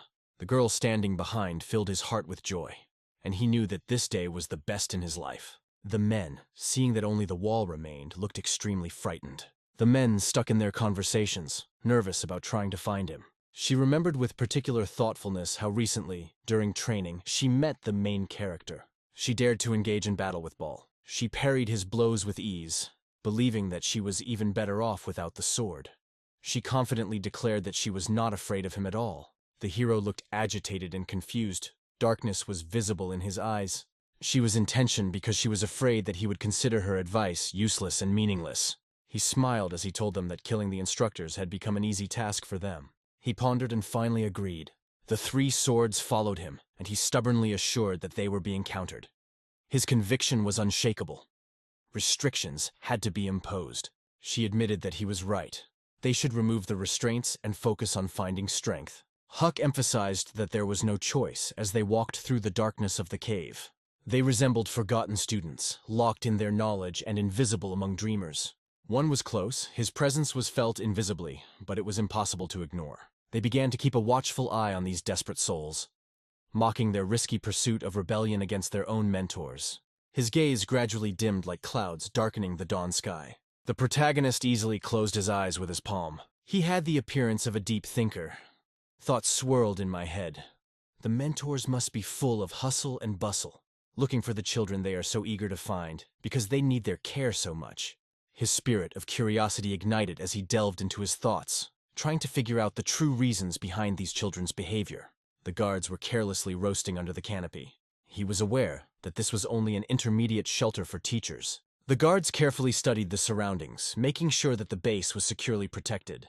The stones made it difficult, but he believed he could overcome the guards. The main character radiates aggression through his posture and gaze. He sat down, wondering if the turtle's breathing technique might interfere with his movements. Don't forget that after using the thunder cultivation technique, he could break his breath in an instant. The protagonist found himself in front of the guards, and, suddenly enlightened, remembered that he could hide his presence. Travelers have passed the security control without difficulty and with confidence, and are now free to enjoy their travels. He knew how to hide his plans so brilliantly in his mind that no one even guessed about his stay. He looked around with a depressed look. The main character realized that he was in this building. They filled all the cozy corners, turning them into bright and charming spaces. The characters stopped in front of a door that seemed to be the farthest entrance imaginable. Near the threshold, the main character quietly opens the door, entering the darkness of the room, feeling the magic and mystery that awaits him. A table with chairs stretched out in front of him, as if calling for a mysterious conversation of the world of objects. Alls bowed his head to the floor, lost in thought about the secrets his mentors were hiding. Flipping through the pages of the books in his study, he thought about those mentors who tried to make them ruthless killers. Surprise froze on his face. Escape options were confused in his thoughts. He came across a shiny golden tube. He gently took it in his hands and carefully opened it. The letter outlined the terms of a 7-year mentor contract with a reward of 500,000 gold yong. The main task was to destroy the squad of ghosts. There was panic in his eyes because he realized that this letter was registered. The character concentrated with furrowed brows as he pondered who Wugong Song really was. A merciless silence enveloped the dead child. and the protagonist, deep in thought, contemplated the depth of suffering that Wu Gongсong had endured during the 7 long years of ordeal. The boy had an aggressive look, but Wall was sure. The price of Wu Gongсong's safety lay on the shoulders of 270 people. Looking through the letters, he felt a wave of indignation. He heard unusual sounds. He sat down and suddenly realized that someone was moving towards him. The sword swept through the corridor like a mysterious wind, leaving behind an elegant wave of energy echo. The first heroes froze in front of the closed door. The door suddenly opened, as if seeking to reveal the secret hidden behind its blockade. There was silence in the room, and the only witnesses were the table and chairs, which silently kept their secrets. She carefully arranged the books on the shelf, creating a perfect mess. The hero remembered that he had missed fixing an important point. The first sword, peering into the door with interest, thought that he had fixed everything. But the work turned out to be tricky. Enraged, the sword realized that there was someone behind the door. The guards kept a watchful eye at the entrance, never losing their vigilance. The 2 swords float quietly down the corridor like cursed shadows. Neither he nor she understood what was happening around. Suddenly, a mysterious silhouette appeared in front of them, which immediately appropriated all the attention. The 3rd grade wondered if something unusual had happened. The first sword, full of anger, saw the uninvited guests in his light. He ordered to immediately find the children who had left the cave. The 2nd and 3rd sabers seethed with anger. They could not understand how one of the students dared to do such a thing. The 2nd sword, boldly stepping forward, asked the first if he guessed who the stranger in the room was. Sources Ward noted that among the students there was one who was remarkably good at hiding. Intrigue swirled around the 2nd and 3rd swords, which stopped in anticipation of the first. The 2nd sword, filled with curiosity, tried to guess who this mysterious, uninvited guest was. The sight of the sword instantly dispelled their doubts about the stranger. The main character hid on the ceiling, like a spider in its web, carefully watching what was happening below, ready to strike in the most unexpected circumstances. The sword stood before us like a wall, embodying steadfast confidence and protection. What struck Meicha was that he was making his way invisibly into the building while everyone around him was scrambling to find his tracks. The 3 swords had a heated discussion. The first argued that the hero should not be pitied, otherwise the consequences could be fatal. The 3rd resisted, worried about the lack of evidence. A sword hung from the ceiling, and he said that he was ready to send someone on his travels. His anger raged as he admitted that he was making a summons from hell. The 2nd and 3rd sabers were startled when suddenly a flute played between them. After careful analysis, he realized that this was the most radical possible solution. The first sword, with a piercing look, made it clear that avoiding this task was simply impossible. The first sword burns with determination. He feels it's time to teach Ball and the other kids an important lesson. Climbed atop the corpses, claiming he would reveal who held their destinies. The first sword turned to the 2nd and 3rd, asking about using the Inferno summons. They agreed without hesitation. The first sword, unmasked, standing on top of the mountain, promised to show them the true hell. He carefully picked up the flute, slowly raising it to his lips. The first swords overturned the life of the village, as if by the wind. The children ran happily, completely unaware of the threat. I felt insecure, confused in my thoughts about where the main character is hiding. 4 people stood on the ground, and 2 children said that they did not find any traces, considering him a coward. Everyone was lost in thought, realizing that even children with superpowers would not solve this mystery. She only tormented herself with guesses where he could be hiding. The sound wave so impressed everyone that people froze in place, perceiving this sudden and majestic acoustic power, as if in a trance. This sound brought suffering to the children. She folded her arms to her chest, as if she wanted to envelop them in her warmth. The children listened motionless on the floor, face down, like players in a mysterious game, waiting for new mysterious commands. The melody struck their souls, leaving a deep trace of pain in their hearts. Tears streamed down her cheeks, and a palpable rage grew inside her, as if insects were greedily devouring her body. On the floor, in a silent stupor, a figure lay motionless, like a frozen face in silence. Suddenly, he appeared in front of her, as if out of nowhere. Everyone was kept in awe of the events, convincing themselves that the mentors had turned on the limiters. He gently held her back, aware that he was no stranger to pain. Anxiety filled his soul. He realized that he had to find out why all this was happening around him. A man lay lifeless on the ground in front of him. Immersed in the magical atmosphere, he felt himself channeling Ming's energy. This deliberate step involved a dangerous risk, but he did not hesitate. Energy flowed down her back, and he wondered how they differed on the energy level, feeling the invisible connection that connects them. Remembering the destroyed room, I realized that their lives were no different. A snake with flaming red eyes swirled behind him. He realized that all these illusions were the result of the poison that had already filled his body. He stood among the defeated children, full of thoughts. Why didn't the limiter go off because of the poison? How was the mentor able to simultaneously awaken it in all of them? It was a real secret art. In the game Cryptolot, the main character realized that relying only on sound is not enough. The centipede quietly approached the plate with food. Val sensed that something insidious might have mixed with the dish, activating dangerous creatures with just sound. The main character, frowning, puzzled, became numb. An unknown voice broke the silence. A place appeared before him where, as they say, everyone eventually appears. The guards paced between the children on the floor, explaining why they were all gathered together. Everyone seemed unhappy, and he wondered if the guard was near, and his thoughts wandered miserably. The main character lacked clarity about the next steps. People debated passionately, and he felt that if he left this place, everyone would understand his determination. Waking up on the ground, he realized he should be like all other children. The guards walked past the children who were lying on the ground. Everyone stared at the main character with interest. He was safe under supervision. He exclaimed in anger that he had finally found him. Suddenly, a sword appeared in front of him, as if summoned from nowhere. Yusung has become a legendary symbol among swords. The main character was hit by a sword.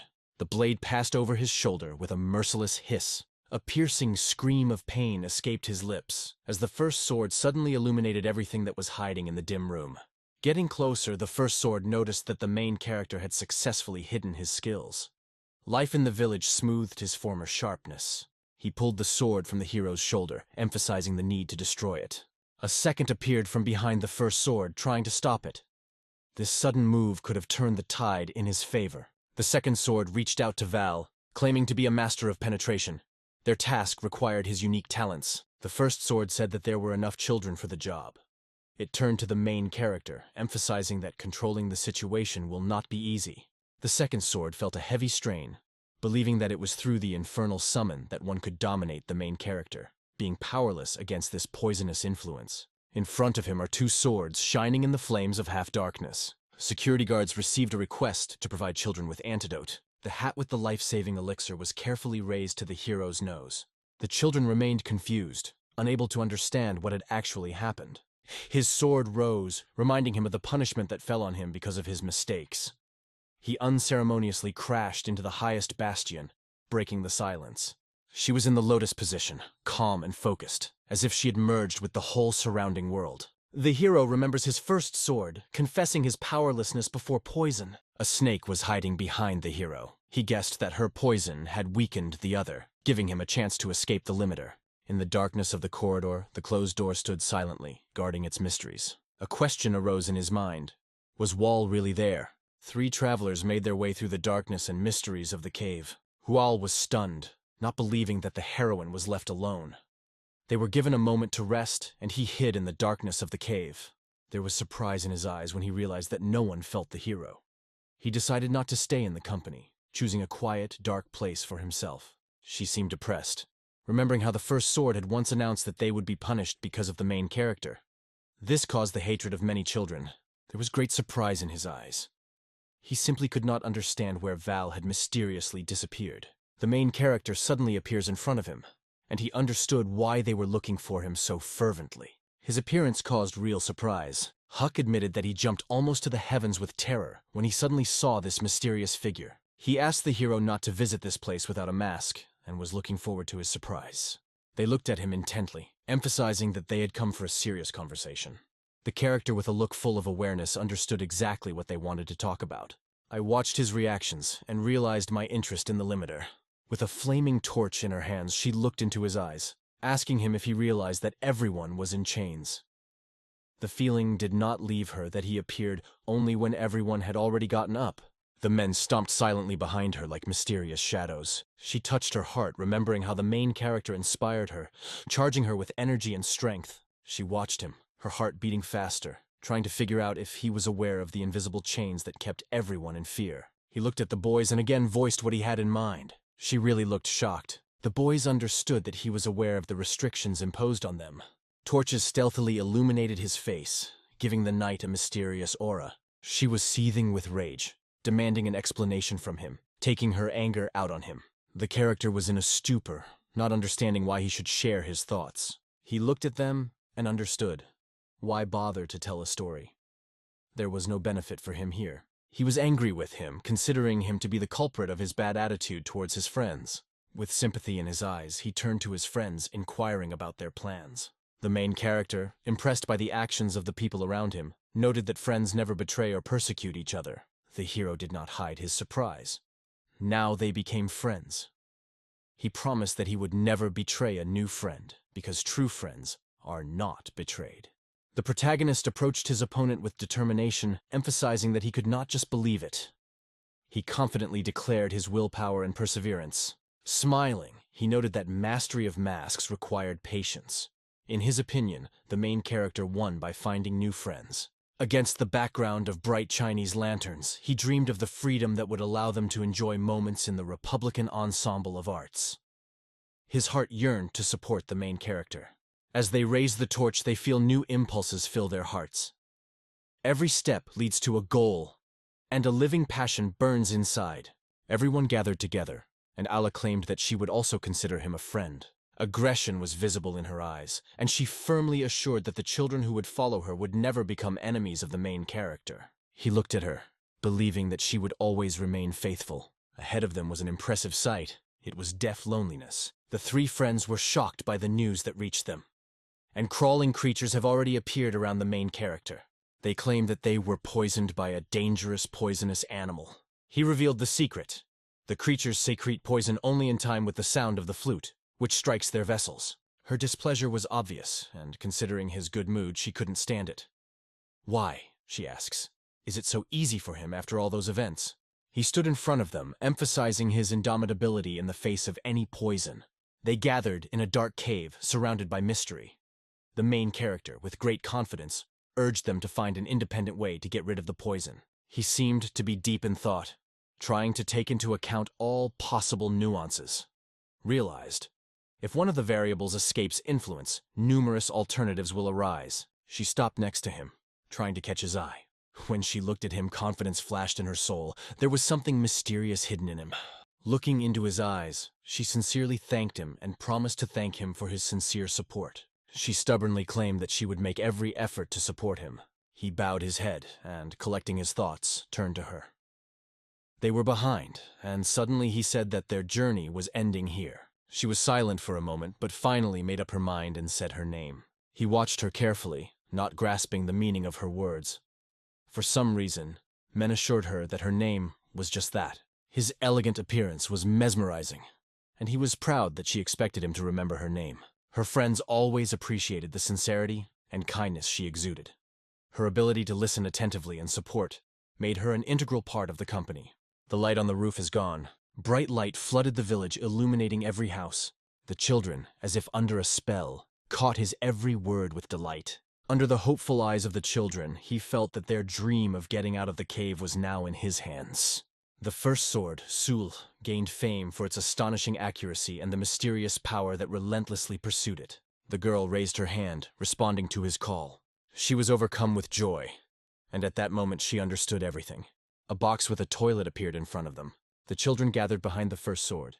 He wondered how many of them would be able to escape from this danger. Everyone, under the sensitive guidance of the mentor, took off in a hot air balloon.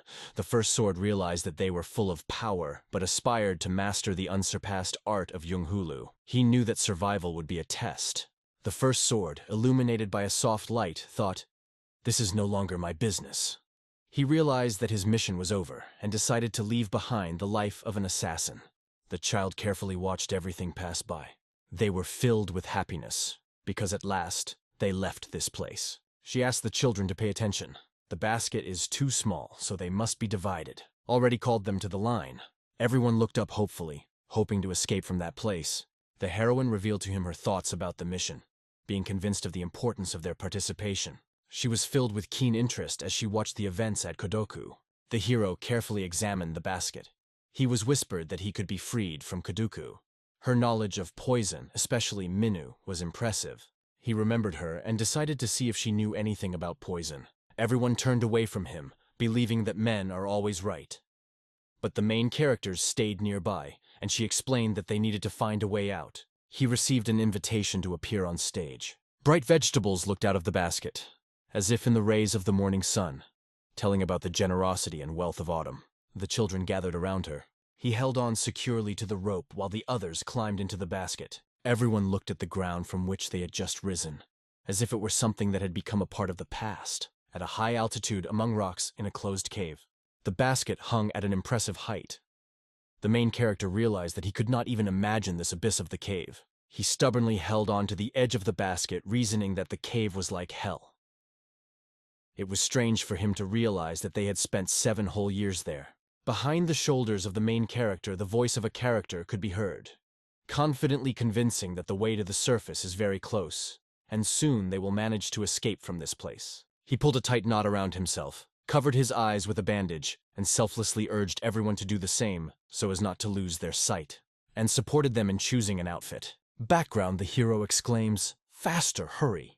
Suddenly, a bright light spread in front of them, illuminating every corner. He closed his eyes with his hands, as if trying to shut himself off from the world. He felt the light hit him as soon as he raised his hands to his forehead. It blinded them more and more. Tension enveloped us from all sides, creating the feeling that comfort is just an impossible dream. The basket fell to the ground. The children are comfortably settled in the basket, filled with anticipation and adventure. Approach them. They were so close that their thoughts, like weightless threads, entwined in the air, forming an invisible connection. The hero hid in the shadows, wondering who it was that was standing in front of him. The man looked at them, confidently asserting that the client will definitely be satisfied. The hills became level. The stranger watched the cheerful children intently. Across from him, everyone was sitting with bandages. He felt how the cold voice of the stranger, devoid of emotions, appeared to him as a mirror of power. After removing the mask from the stranger's face, he realized that he was the commander of the Blood Ghost Squadron. Gu Jiang was the host of the Phantom Blood Team. He adored the sun and insisted on preparing the group for the outside world under special conditions. His entire military unit was ready to help him, filled with sincere admiration. With joyful laughter, the children jumped into the cart, ready to go on an incredible journey. He was wearing a bandage and had the feeling that somewhere he had heard this voice before. I'm back to back with the leader of the group, remembering him in my mind. Powerful maps led them unerringly through the mountains, like brave guides into mysterious worlds. The clear sky lit up the Great Wall, and Gut thought that all the children would gather right where their training would take place. He burned so hot with anger that he considered children deprived of the right to rest, ready to punish all those he considered lazy. The main character involuntarily looked out the window. Huck stood behind him, watching his every move. He seethed with rage and advised them not to pay attention to him. Pointing his finger, he firmly asserted that no one had even thought of doing this. The figure glanced in their direction. He looked out the window and realized it was time to take a shower. She sneaked up behind him and asked about his plans for the performance. The stone well, standing next to the bushes like a sentinel, kept its secrets. Water burst out of the well like a joyful burst of life, mesmerizing with dance and an unpredictable feeling of anxiety. Falling on the berry bushes made them feel their tenderness and sweet taste. Then the boy said that the water was simply wonderful, incredibly refreshing. They all gathered under the moonlit night sky. They thought thoughtfully, hoping to finally get out of the darkness of the cave. Under the mighty tree when Other children played near the well, savoring the last days of warmth. The bushes were generously covered with berries which, like jewels, attracted the eye with their bright color and juiciness, conquering nature. Everyone stopped, raising their eyes to the sky. He was looking at the dandelion and its name eluded him. He could not comprehend that such amazing beauty was unfolding before him. The children did not hide their feelings. Their faces radiated joy next to the blooming miracle. A light rustling was softly heard from the bushes, as if the silence had suddenly given birth to life, hiding a mysterious secret within itself. A mysterious figure hovers quietly nearby, unknown but clearly close, leaving a faint imprint of its presence on the ground. Children were safely relieved of their fear by looking at his appearance. The blades reflected the sunlight like dreams striving to ascend to the heavens. Everyone gathered around the blades, waiting for the launch of an exciting test. Adrenaline was throbbing. Endurance was on the edge. She was taken to the black wind, to the palace of the full moon, where anyone who sought truth and adventure could unravel the mysteries. They stepped into a huge hall where bright lanterns like stars hung from the heights, filling the air with magical light. A guy is in the room with Lai. In the last rays of heat, the kettle smiles, thanking his hand for his tireless work. He frowns, lowers his gaze, realizing that he acted only out of necessity.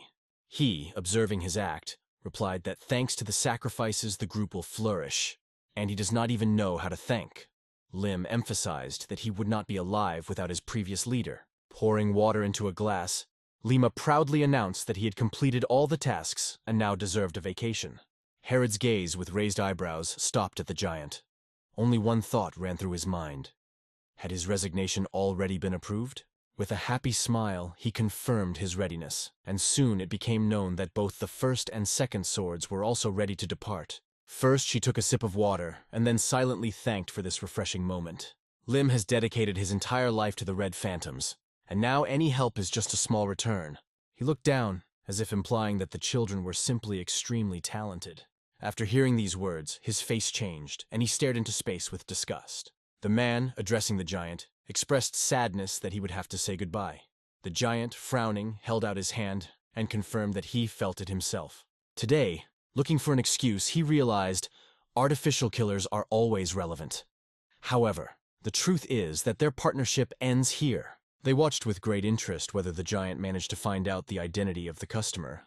With a smile and a downward gaze, he explained that the most important thing in business was not to cross the line, so as not to anger an important person who was willing to pay 500,000 gold for the order. After a moment, Zheng looked up and suddenly had an epiphany. Guiying pictured the black palace of the moon in his mind, thinking that until the red ghosts reached the White Lotus, the largest youth group, they had to be on the defensive. There was despair in his eyes, and a mysterious smile played on his lips. He realized that following this order would change the balance of power, and it would be absolutely impossible to stop the White Lotus. Hearing these words, Lim bowed his head. His face darkened, and a blurred picture of the future appeared before his eyes. In a vow, his hand held tightly a long blade with sharp teeth, as if part of a legend preparing for new, unknown adventures. Everyone looked at him intently. Laughing, Hexen approaches Uvel and asks what he is thinking. Doesn't he think the bees would be on edge before the mission? He slightly furrowed his brows, turned around, and said that it was exactly as he had imagined. He came closer, pointed to the ball, without words made it clear that the tension in the air filled the veins with blood. The team only clenched their fists, although it seemed that the nerves would hold everyone. Shocked, he looked at the ball with horror, shouting something, but his voice sank into the unknown. He smiled as he folded his arms as he imagined his enemies. You can't wait for the task, because the opponent's head will be the most memorable reward for all the trials. She looked at him with quiet calmness. Together with the boys, we took a look at Velika's stall. Someone shouted for us to move forward and not forget our weapons. They watched each other fiercely. Her smile opened the world around, filling it with indescribable joy and warmth. Some noticed that he was planning to operate in the shadows. A powerful aura swirled around them, and he understood. This was it, what they had been waiting for so long. She was led out into the darkness of the night, where every sound sounded brighter, and the shadows became even more boundless. The rustle of leaves barely rustles from under the bushes, merging the sounds of nature with the soft rustle of the wind. The fourth sword swept through the forest thicket, leaving behind a trail of unfathomable mysteries. Several young men rushed after him. The fourth sword looked back and realized that they were not far behind. The fourth sword noted the anger on their faces as they deftly jumped from tree to tree, knowing that their older brothers had carefully prepared them. Watching their impressive dashes, the fourth sword realized that it was a waste to waste such power. They could certainly surpass many of the Red Phantoms. The black sword slid across the ground, leaving its shadow behind. An abyss opened before him, and glancing into it, he stopped everyone. Sword Sorts turned to the students, urging them to find cover. The fourth sword watched the students intently. Only a dark trace remained from their technique. The fourth sword stared intently into the distance. At the top of the mountains, they made themselves believe that the goal was waiting beyond that mountain. A huge house appeared in his imagination, and he invites you to go to the top of the mountain. From there, a stunning landscape opens, similar to their native land. The target is a man who lives in the Bright Moon Palace. The students, with pensive faces and clenched jaws, stared into space. In their imaginations, a bright lunar palace appeared, like a tiny house on the horizon, which became such a boring reality that the memories of it evoked disgust. Who is he? Why did his hands drag them into the darkness, keeping them imprisoned for 7 whole years? She was taken to a place where fabulous pink lotuses bloom on the water like living pearls. She is in a long dress, surrounded by flowers, fascinated by their beauty. Her eyes lingered on a charming blue flower, striking with tenderness and a mysterious hue. She reached out and touched him, and suddenly the flower bud disappeared, turning into dust. The girl watched as the dust lightly swirled in the sky, as if dancing to the tunes of the wind. The girl looked around. Someone asked why she was alone again. A pensive old woman with a staff appeared before Salren. Her sumptuous outfit, strewn with feathers, reached the floor. She turned to the girl, mysteriously whispering important words. She is a wise elderly woman, the leader of the MA sect, an unsurpassed master, and enjoys great respect. She bowed to the owner, saying that it was so pleasant outside that she decided to go for a walk. The owner thought about how Saul sometimes got carried away by his emotions. Her eyebrows were angry, but her heart, full of disappointment, still trembled with resentment. Looking down, the girl admitted her anxiety. Her fate hung in the balance. She dreamed that the great master Shelron would relieve her of this burden. After hearing these words, the mistress grimaced, and reminded Sauron that it was unacceptable to communicate with her from above. The master, frowning, approached Sauron, indignantly remembering who had pulled her from the street, who cared for her, fed her, taught her martial arts, and helped her become who she is. Tension flashed in the craftswoman's head, darkness swirled around her. Gritting her teeth, she called for release after all the ordeals. She looked around the day, touched her heart, and smiled. Later, she admitted that she thought out loud, casually. Lauren, staring at the floor, walked past the teacher, noticing that the students should follow him, and the master should not fall into sadness, because it harms health. She raised her eyebrows and closed her eyes, saying that if they didn't get an answer today, they would go ahead with the plan they had spent 7 years on. Lauren, looking down, quietly admitted that she would always be by her master's side. She carefully watched the green thickets. The pressure of the situation weighed on her, causing bitter disappointment. Finally, a figure rushed out from behind the bushes, calling to its master. The girl approached the master and spoke to him. Salren, stunned, glanced at her sister, trying to guess what had happened. A girl in a gray dress appears before their eyes. Crossing her arms, she stares straight ahead, confirming that King Chang has finally answered. This is their native Kva. Jiong, looking at her closely, asked about their decision. She smiled and enthusiastically replied that they had accepted the offer. So let the new adventures begin. She tapped her wand on the ground, announcing her decision. Ran with a calm gaze ahead, plunged into thoughts about how everything turned out. The teacher carefully watched Saul, who was running, realizing that now everything depends only on her. Their fate was in her hands. Saul assured him that she had everything under control. The mistress, sighing, looked displeased at Solran. She felt sorry for the girl who had great talent. The mistress hoped to see her as the rightful heir, but she was destined to become only a political tool. She stood looking into the distance, her hair blowing in the wind behind her back. Looking worriedly at the master, he told about his problem. The master, having listened carefully, began to clarify the details, trying to get to the heart of the matter. She looked ahead, filled with the expectation of happiness. He watched the young people with a look full of anxiety. They talked about the man, and then remembered that Gyeong had shared their plans. Gyeong confirmed the words and asked what the next steps were. Jeon smiled thoughtfully, as if searching for invisible secrets hidden in the world. Among the majestic mountains, every breath permeated with purity and freedom, dispelling all worries and leaving a feeling of harmony with nature. To a meadow where delicate white flowers bloom, ahead is Trotton Way, comfortably hidden behind walls of flowers that luxuriantly frame both sides.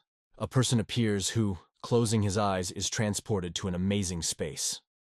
He believes that although time has already passed, it is still morning dawn outside. Closing his eyelids, he feels that their journey will begin under the cover of night, and there is little time left. The aura emanating from you evokes memories of darkness closer to him than light. He feels grateful because now he can relax. He closes his eyes, slightly furrowing his eyebrows, as if searching for an answer to something important in his thoughts. A fairy tale world unfolds in his imagination. Red flowers gently dance on the soft green grass, almost dying under the gentle touch of the sun's rays. The leaves gently fall from the trees, and the trunks acquire a bright red shade like works of art. An unusual aura suddenly bursts from the mountain, mysterious and mysterious, mesmerizing everyone who sees it. Opening his eyes, he sighed gloomily, feeling the weight of uneasiness on him. Caused by some unknown anxiety, a restlessness flared up in his soul, telling him something went wrong. The warrior's spear, like lightning, rushes in the direction of the enemy. The person standing next to him is as if transparent. Everything in him turns outward, unable to hide his depths. Her soul is a canvas of secrets ready to be revealed at any moment, and opens his eyes wide. There was fear in her eyes as she watched him. With wide open eyes filled with anxiety, he tries to understand what is happening around him. With great excitement and foreboding, the journey leads to a city lost in the majesty of the mountains, where natural beauty unites with incredible adventures. A huge, muscular man sits on the floor, confidently sticking his spear into the ground. He imperceptibly penetrates the depths of affairs. With a smile, he raised his spear, and suddenly one of the assassins was at the end of it. The hero realized he was not lied to. The real killers are really here. A man with red eyes, who has already lost his life, hangs on a spear like a ghost from the past. A muscular man in bright yellow pants swung his spear skillfully, striking the attacker, who soon fell to the ground. Miles wipes his eyes in shock, asking how they dare approach King Chang's majestic mountain. It seemed that they were completely indifferent to their own lives. The sky resembles the mysterious land of Jingok, full of secrets and charms, like the distant stars beckoning to you. Jingok, staring intently at the warriors in yellow kimonos, stands in front of them. Clenching his fists, he ignites the fighting spirit, calling for the search and destruction of enemies. Warriors enthusiastically support his words. Looking into the distance, they were overcome with anxiety, realizing that they were in a disadvantageous situation. The assassins looked at each other, and those around them looked at what they were discussing with questions in their eyes. In a yellow kimono, holding a spear, he steps into the depths. Suddenly he stopped, noticing something unexpected. The ground shook as if struck as he swung his spear deftly. He looked ahead and was amazed. Imperceptibly, like an ominous storm, the killers came out of the ground and scattered in different directions, speeding up their movement on the steppe.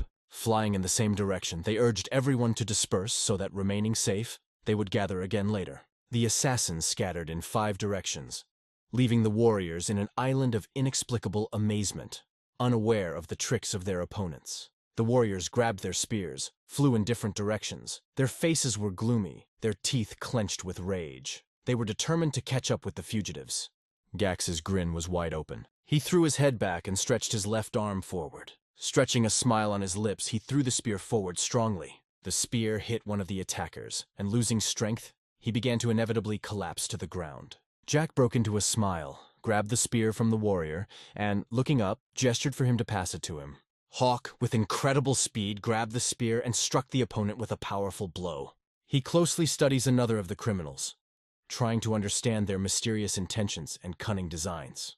With a third spear in hand, he charged forward again, calling out. The killer was pierced through. With a smile on his face, he gestured with his spear and confidently proclaimed that there was one more opponent left. A beer bottle hit the man in the shoulder. She fell to the ground with an ominous thud. Hawks received his spear, emphasizing that it was the last specimen. He threw the spear with all his might, and it flew past dozens of warriors like an arrow in a matter of seconds. He rushed to everything with impressive agility. Changed circumstances. When he met the spear, he frowned, furrowing his brows. At the crucial moment, they simultaneously rotate and deliver a powerful blow to the computer. The spear confidently shot to the side and hit the floor with a dull thud, breaking the silence that reigned around. There was a threat in his gaze, and hatred blazed in his eyes. Owl concentrated his strength, kicked the spear, and it bent several times, shaking. Like lightning, it rushed in the opposite direction with unstoppable speed. The spear flew past the surprised warriors with incredible speed. A sense of fear gripped the crowd as someone loudly asked how this mysterious object could fly by. The bullet, full of fury, quietly approached one of the warriors from behind. With a few tricky moves with ease, he quickly neutralized several opponents. The spear rushed forward unstoppably, dispersing everything around it. Quick steps led to Jingo, who, without retreating, watched him warily. The spear whizzed past, striking the ground right next to him. Only gently touched the edge of his ear. Hulk laughed, and horns grew from his head. He called everyone to look. He opened his mouth wide and ordered his soldiers to find him and kill them all. Turning around, he realized he cannot cope without support. Time to get out of here. He fled into the forest, leaving the lifeless warriors behind him. Hawk, watching him move away, gritted his teeth, pulling the spear out of the ground. She fearlessly set out for him. One of the assassins was lying on the ground, a spear deeply embedded in his shoulder. A red pool of blood stretched behind. He, clenching the blades in his hands, slowly walked forward, leaving traces of suffering. Sanlei, full of agony, lay on the ground, spitting blood, and helplessly tried to crawl on. Behind him, like a cloud, hung the terrible shadow of Jingok, studying his every move relentlessly. He turned and said quietly to himself, "Why must I die? What did I do to deserve this?" Glock, with all ferocity, plunged his spear into the enemy, pointing out that he had gone against their Chain King clan.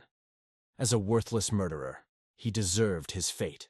He walked along the path as if listening to the whispers of unknown adventures. A bright light shone at the edge of the forest, beckoning him to come closer. Unceasingly enraptured, the bird rushed forward, breaking through the green ocean of grass. Frowning, he wondered how they knew where to look. After all, during the climb up the mountain, they did not come across a single person. The devil could not do without Jinok's words that they had not been deceived, because they were real killers who had forgotten themselves in this cozy shadow. Suddenly, a thought arose in his mind. Had they not been betrayed by someone who was nearby? Stepping forward, he considered the situation. No one around him guessed about his intentions. Only he knew who it could be. He noticed that the fourth sword and their servants had disappeared before the attack, indicating their desire to avoid danger. Suddenly, a wild rain of arrows began to pour down from the sky, and everyone became suspicious. The enemy wanted to erase the tracks. Everyone dodged deftly, performing several forward somersaults. It looked as if the arrows flew eagerly towards the hero. Closing his eyes, he felt several arrows penetrate his chest, causing bitter pain. All of a sudden, everyone was knocked down, and they fell to the ground. After making sure that my feet were on the ground, I looked up at the sky. Ini raced forward, wondering if there was unrest among the red phantoms, or if the customer had changed his plans. After thinking for a long time with a sad face, he realized that the only thing he was sure of now was the betrayal of the red phantoms. Evol came across a strange ball near the river and wondered what surprises his future adventures would bring. Suddenly, a scene from the past opened before them, as if frozen in time, right under their feet. Archer, smiling, looked around. A question arose in his head. Where did his funny interlocutor go? The archer, like an example of anger, clenched his teeth when he heard the insulting, pitiful rat. Suddenly, his enemy appeared behind him, brandishing 2 nimble daggers. Without hesitation, it pierces the archer's throat, creating an instant end. The archer is knocked to the ground. His body is washed by a red river of blood. Everyone is overcome by the realization. The struggle for life is now only in his hands. He turns around and catches a shout from the forest. "It's him! He must be destroyed!" Yal removed his mask, listening to the whispers of the forest. Without any doubt, he jumped into the icy water of the mountain river. A stone unexpectedly appears in front of Yahello, on which small pebbles are arranged as if hiding a mysterious code or a riddle. When he finally took a breath, everyone around him glared at him with obvious displeasure. He walks along a narrow path that winds through the shaded forest. A flower, with small but amazingly beautiful petals, opens in front of him. Under the tree lay a huge stone covered with signs familiar to him from the shore, hidden in a red veil. Approaching him, she thought about the fact that there were 400 young souls in the northeast. Looking at the tree, he realizes, there is too much blood. Whoever left the orders was horribly injured, possibly fatal. He turns his gaze to the forest, where screams are heard. Someone is calling, looking for someone who escaped here. A search of this area becomes a necessity. He looks away, deep in thought. He sees a mighty web in the mountains and wonders if it was made only for killers. The warriors advance through the forest, scanning the trees high up, and it seems to him that no less than 7 clans have gathered here. This shows that it is not only about red phantoms. Suddenly, everyone froze, straining their gaze ahead. His brows furrowed quickly as he realized something strange. Suddenly, a stranger appears in front of him, attacking with a sword, but he manages to dodge the fatal blow in time. He looks up and stares in bewilderment at the face of the attacker.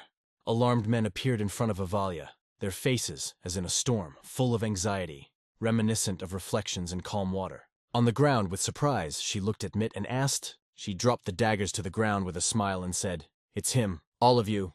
Her face lit up with happiness when she saw everyone. At the last moment, all grabbed her, clenching his teeth in fear, looked at her.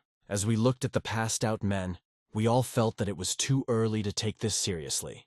Everyone around, overcome with fear, stared at her, hoping to understand where the others had gone.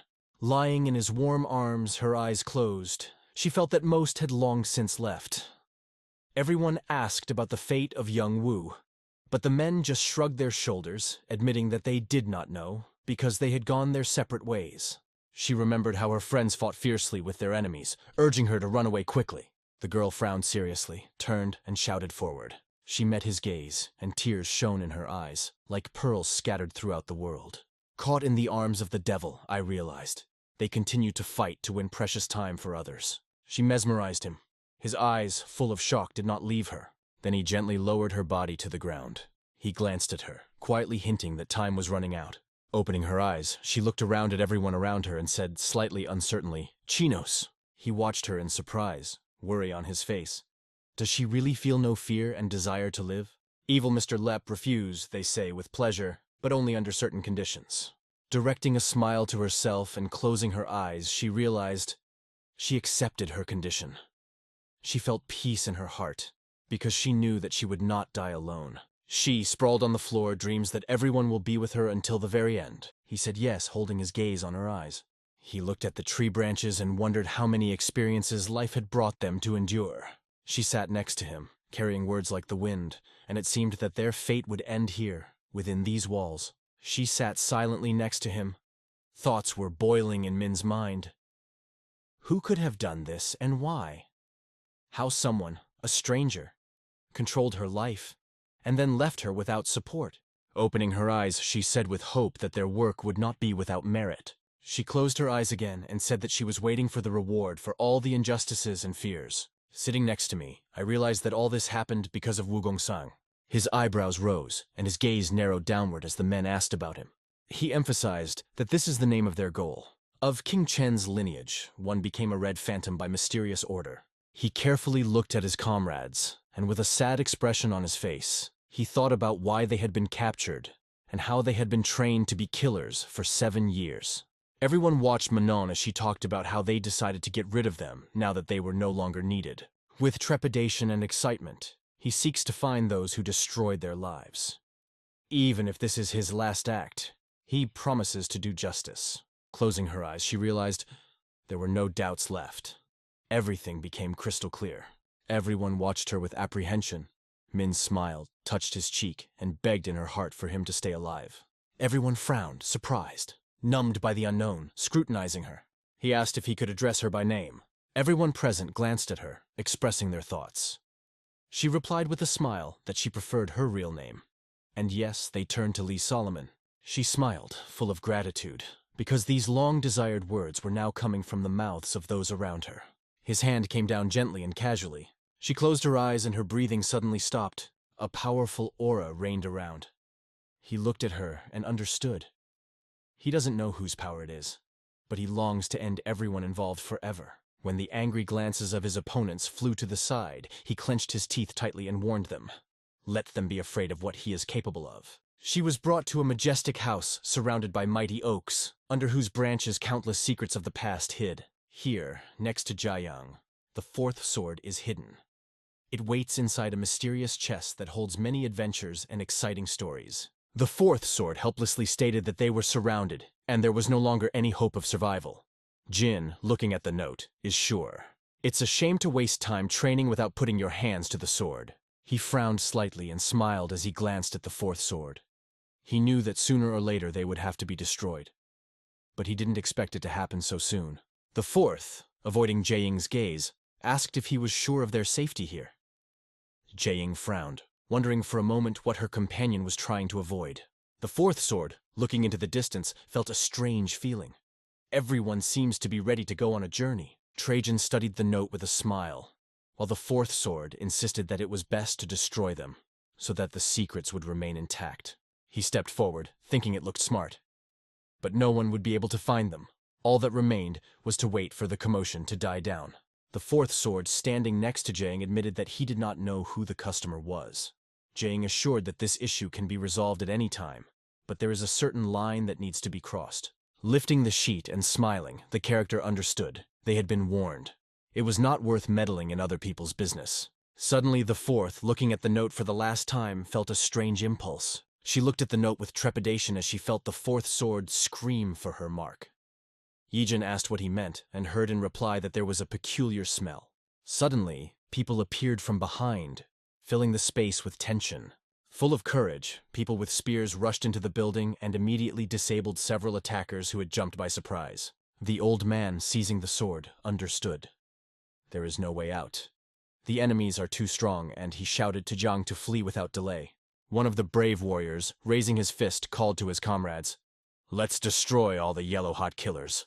Let none of them remain alive." Zhang found himself in front of an angry crowd, holding the fourth ball in his hands. Joy shone in her eyes as a smile stretched to her ears, and she exclaimed with delight that the fourth sword seemed to be just the thing. The fourth sword glanced at Jing and urged the captain to move. Jing smiled and asked where exactly, to which the fourth sword replied, "Anywhere." They wished that the fourth sword would not feel their closeness, because they needed it. Meanwhile, the sword pondered whether they had left him a chance to escape. His eyes lit up with a reddish light, menacing anger, and he realized the line had already been crossed. A red aura flashed around him. Raising the sword above his head, he slowly began to take it out. A smile did not disappear from his face, and a fire lit up in his eyes. The sword, which hung confidently in his hands, promised impressive gains. The purchase rushed forward with delight, like a warrior with a sword on his back, ready for new adventures. The men with spears who broke into this building for revenge looked intently into the future with a businesslike awe. Their fear mingled with rage, and their every step was filled with the force of purpose. In the next instant, Zhang swung his sword violently, and heads suddenly jumped from their shoulders. Gian paused, casting an angry look ahead, and emphasized that those who oppose them will suffer the same fate. The associates took up their weapons, and Jiaying, raising his blade, announced that they would fight to the end, because without a fight, there is no victory. Suddenly, a protesting voice rang out. The light lit up in her hands, and she confidently declared that she would not allow this to happen. Her energy, like a storm, blew away everything in its path. Payan stared intently into space, trying to grasp the mixed feeling of surprise and fear. Like a storm cloud, a terrible force was inevitably coming at him. Frustrated and clenching his teeth, he swung his sword, releasing a devastating stream of red energy. The forces met, exploding with a bright flash that blinded everything around. In an instant, Jiangu froze with his sword deeply embedded in the ground as clouds of dust rose up behind him. Blood streamed from his mouth, and his evil gaze rested forward, his left hand clutching his side tightly. Jiang watched the girl carefully, trying to figure out her strength in the back of her mind. She wanted to know who this mysterious person was. A girl appeared in front of her, surrounded by a bright yellow light. Calmly looking ahead, she noted that the impudence of the dirty killer was truly impressive. He looked at him with superiority and then fell silent. Her gloomy gaze watched the horizon. In her heart, she recognized herself as the destroyer of Zhanghua. The description brought to mind their client, and she was filled with excitement. Zhanghua confidently stepped forward and gave a happy shout. Her eyes sparkled as a long brush framed by white lines appeared in front of her. She made it clear, one more word, and the consequences will shock everyone. Gian anxiously imagined what thoughts the MA clan would have. Jungle forests are slowly framed by white lines, as if an invisible artist touches nature, giving it bright and unexpected shades. He should have suspected their involvement. Now he regrets that he did not identify the customer so as not to cross the line. Alas, pondering on the floor, realized that a wrong choice had led to their downfall. Gyung raised his sword, his gaze full of fury directed at Guangwu. Splashes of blood danced in the air, and he felt that he would take her with him to the afterlife. She fearfully held the brush in her hands, marveling at the courage of his decision. With a hellish fury, she fired large yellow flashes of energy in her direction. In his last convulsions, when blood oozed from his wounds, he bravely repelled the blows of the enemy, destroying them one by one. Cautiously sliding forward, the person resolutely approached Zhonghua. Gying and John Willock passed away. Gyang rushed forward like the wind, delivering lightning strikes, but Zhongwu knew how to counter them. Tom looked ahead with admiration, feeling like a master of assassins displaying impressive martial arts skills. It was more profitable to fight during the day, because at night he would have advantages. Jiaying drew more and more power from the blood, realizing that neither she nor the Reds could survive. All must be destroyed. The swan dance performed by her was impressive with skill. Her every movement sounded loud like a shrill scream, leaving no spectator indifferent. Sensing the approach of death, he raised his hands. The weapon slipped from his hands and his body flew back. Pain should never appear in front of him, because he will destroy everything that happens in his way. Ying stared intently into the distance, realizing that this was probably the end of not only his fate, but the end of all red ghosts as well. Cry found himself in the middle of a bloody lake with hands sticking out. He was convinced that death and suffering have no power at night. Helped his group rise from the bottom, believing that they would one day be compared to the white lotus that even the most powerful Zhonghul feared. Jay, watching the powerful hurricane, felt that it was time to go back. He was overcome with curiosity to find out what it all meant. Suddenly, he drew his sword, grinding his teeth, and rushed forward. Zhang, as if pulled by a spring, opened his mouth, looked forward with fury, and announced that only he, the captain of the Red Phantoms, had the right to survive. He raced head-on into a mighty hurricane, fearless of the force of nature. Step by step, the winds and rain beat mercilessly on him. With a smile on his face, he effortlessly cut down the object and everything that came at him. The deaf man swayed from side to side like a sea wave. His leg was cut in half. She instantly backed away, overcome with fear. John looked around, watching with interest the brave daredevil who had dared to intervene in the battle. Who is this mysterious hero? He turned away in fear and didn't even notice Zhonghua approaching him. She reached forward, using the power of the hurricane that hit the giant. The body pierced through and, in desperation, he opened his mouth, letting out a stream of blood. Everyone who was hit fell to the ground. Zhang, concentrating, began to slowly calm the hurricane, shifting it towards the ground to end the chaos. She turned, filled with admiration, and peered at Zhang's body. The killers, armed with fear, screamed at the captain, overcome by panic and anxiety for their fate. Later, they were killed by the hands of monks who took up spears. He lay on the floor, losing precious blood. His face glistened with sweat, and a pool of blood had already spilled under him. Leaning on his arm, he slowly got up, barely suppressing his despair, and shook his head sadly. Behind Zhanwu was his mentor. She folded her hands, looked down, and greeted the owner. The master raised her wand, from which a black beam burst forth, filling the space with a mysterious and disturbing energy. Holding 3 red tubes in its beak, the bird fluttered against the background of green grass, like a spring fairy tale, filling everything around with wonderful colors. The master turned, noticing the 2 girls behind him. Surprised, he asked why they were wasting time on such trifles. The student approached the teacher, apologized, and admitted that he did not expect such a strong resistance. That is why he was late. Gritting his teeth, he stared angrily ahead, sure that it was her. He leaned forward, bleeding, and admitted with a shout that the brilliant craftswoman was her. His eyes flashed with blood, his teeth glowed red. He frowned, indignant. How could she? Why the MA clan betrayed the Red Ghost when it was their order? She looked at him anxiously, her gaze as if pierced by an arrow. Behind the wand emanated a mysterious darkness, and around it flurry of feathers were scattered. In his rage, he roared like a wild beast, considering them even more cruel than the animals themselves. He opened his mouth wide, and his voice could be heard shouting, "How could they do this?" The teacher, full of incredible calmness, approached him and with one decisive gesture of her wand, destroyed his head. Blood fell to the ground, and the owner, surprised, thought, "What nonsense comes out of the mouth of this madman?" After all, now everything falls on their shoulders. He felt like a murderer, as if pierced through and through, and the burden of guilt ached greedily in the depths of his heart. The first sword, filled with fear, looks at the blade sunk deep into his chest. Swarton suddenly clutched his chest and, as if grounded, fell to his knees in front of May. Drops of sweat appeared on his face. He frowned as he looked up, as he pondered how their power had grown at an astonishing rate since the time the venerable master had become their leader. Ran watched him quietly, as if waiting for something important. Lauren looked down and quietly said without concern, "I am Sol Ran." The first sword closed his eyes and thought, he had heard that the disciple of the famous master was as handsome as he was talented, so their conversation revolved around him. Ran turned and emphasized, "Do not believe any rumors." The weapon lay nearby, and he smiled as he sat on the floor, realizing that after decades of training, he was still losing to the MA clan disciple. The first blade of the sword lowered, and there was a silence around them. They held their breath. Ran headed in the opposite direction, but then stopped, looking back at his own body curiously. Everyone eagerly approached the mistress and her sister. Sangwa looked at her with undisguised concern, because she was not only late, but also talking to suspicious persons. Saul, feeling ashamed, looked down and quietly apologized. In the end, one of the criminals was caught and brought to court. The monks, treading the paths, pointed to the man who had led the murderers to King Chek Mountain. The teacher, staring intently at the fourth sword, asked him how many there were.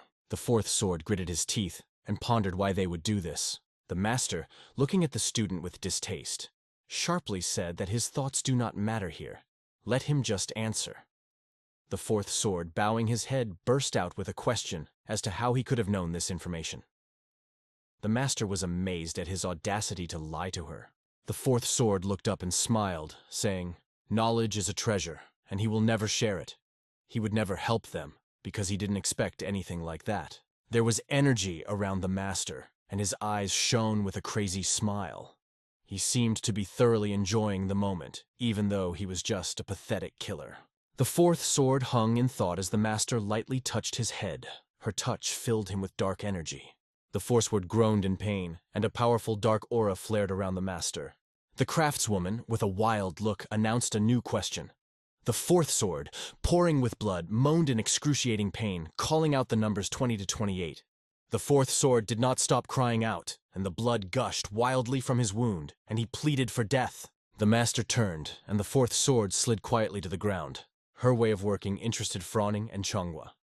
Both wanted to know how many had already been freed. Jonwoo mentioned that they managed to release 24 units.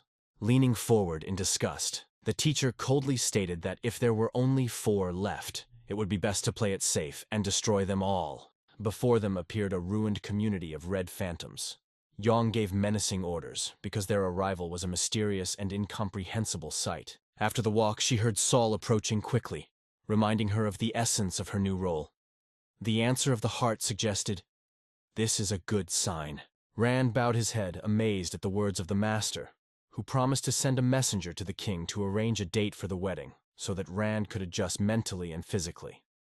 Saul Rand accepted this plan. She recoiled slightly, noting that all this was for the welfare of their clan. Rand stared ahead, his face devoid of emotion, and he kept silent. Once he was taken to the forest, where an unusual adventure began. Someone instantly jumps between the branches, like a bat gliding gracefully in the sky. Accelerating, he pushes off the branches and rushes forward. Every wrinkle on the face tells its own story. When all avenues are guarded, we begin to act from within. He carefully examines all the nooks and crannies.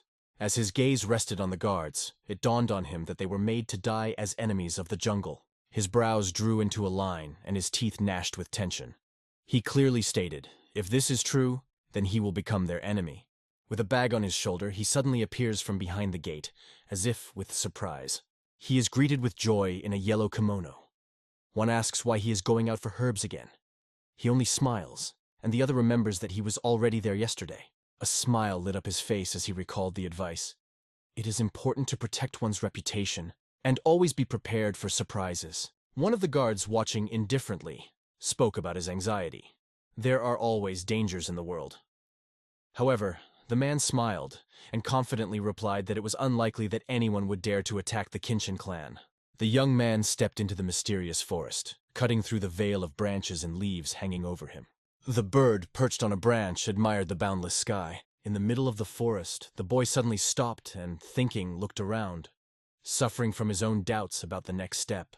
A quick glance to his left told him that the first step would be to head for the nearest corner. He was walking forward with a smile on his face, admiring the scenery, when suddenly a stranger with fiery eyes appeared from behind him. All gripped the boy's throat tightly, while his other hand raised the gleaming dagger to his face. The tension in the air reached its climax. He looked restlessly at the cold dagger. The man could barely stay on his feet, quietly whispering about his existence. Evil plunged a dagger into the young man's leg, and he, feeling unbearable pain, closed his eyebrows with a cry. The pain became clear in his eyes, and the cry that broke out from the depths was heard, as if the world around froze, lost in the endless melody of the sound. His eyes flashed with astonishment as he turned around, wondering who could have set up such an elaborate ambush right on King Chek's mountain. Everyone cast incredulous glances at the man again. With the cold metal in his hand, everyone asks if he is a disciple of King Chen's clan. He's asked to give a sign if it is really so. Tears filled his eyes, And he, nodding his head heavily, felt a terrible flow of feelings.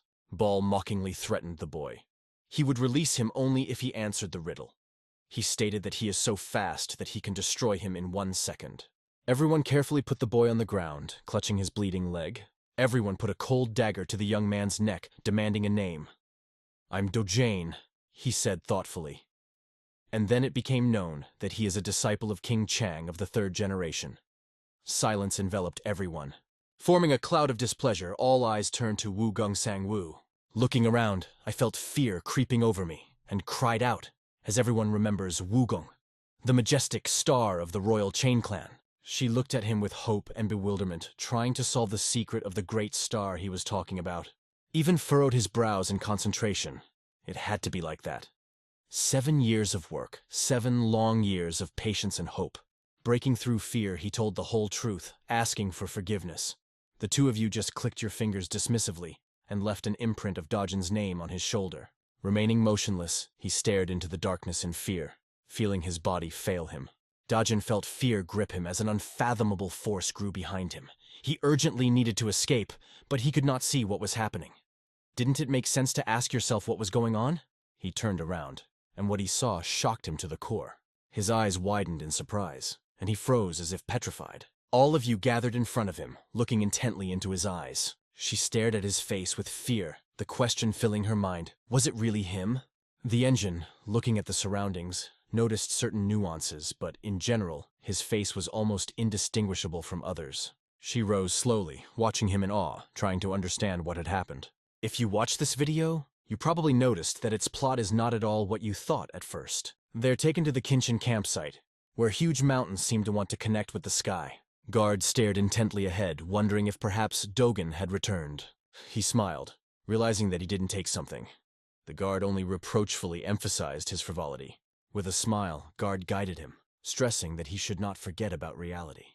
Everyone responded warmly. I decided it was time to act, and confidently sent the request. The streets were filled with people from different clans, each of which was clearly distinguished by its own style and purpose.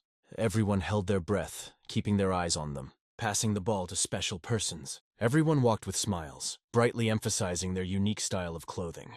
Representatives of different clans were friendly, looking at each other with interest. He made his way forward, feeling a dark aura wrap around his leg. She glanced at him, accompanying him with a warm smile. A dark aura swirled around the body, filling it with mystical mystery. He bowed his head as he strode forward in rage. She was led to bamboo thickets, where nature shrouded in mystery, full of gentle shadow. They walked along the narrow street, catching every sound and aroma that transported them to the past. He looked up and sighed deeply. That's the truth. A grandiose building looms on the horizon, and he realizes that it is the embodiment of the Vugan state.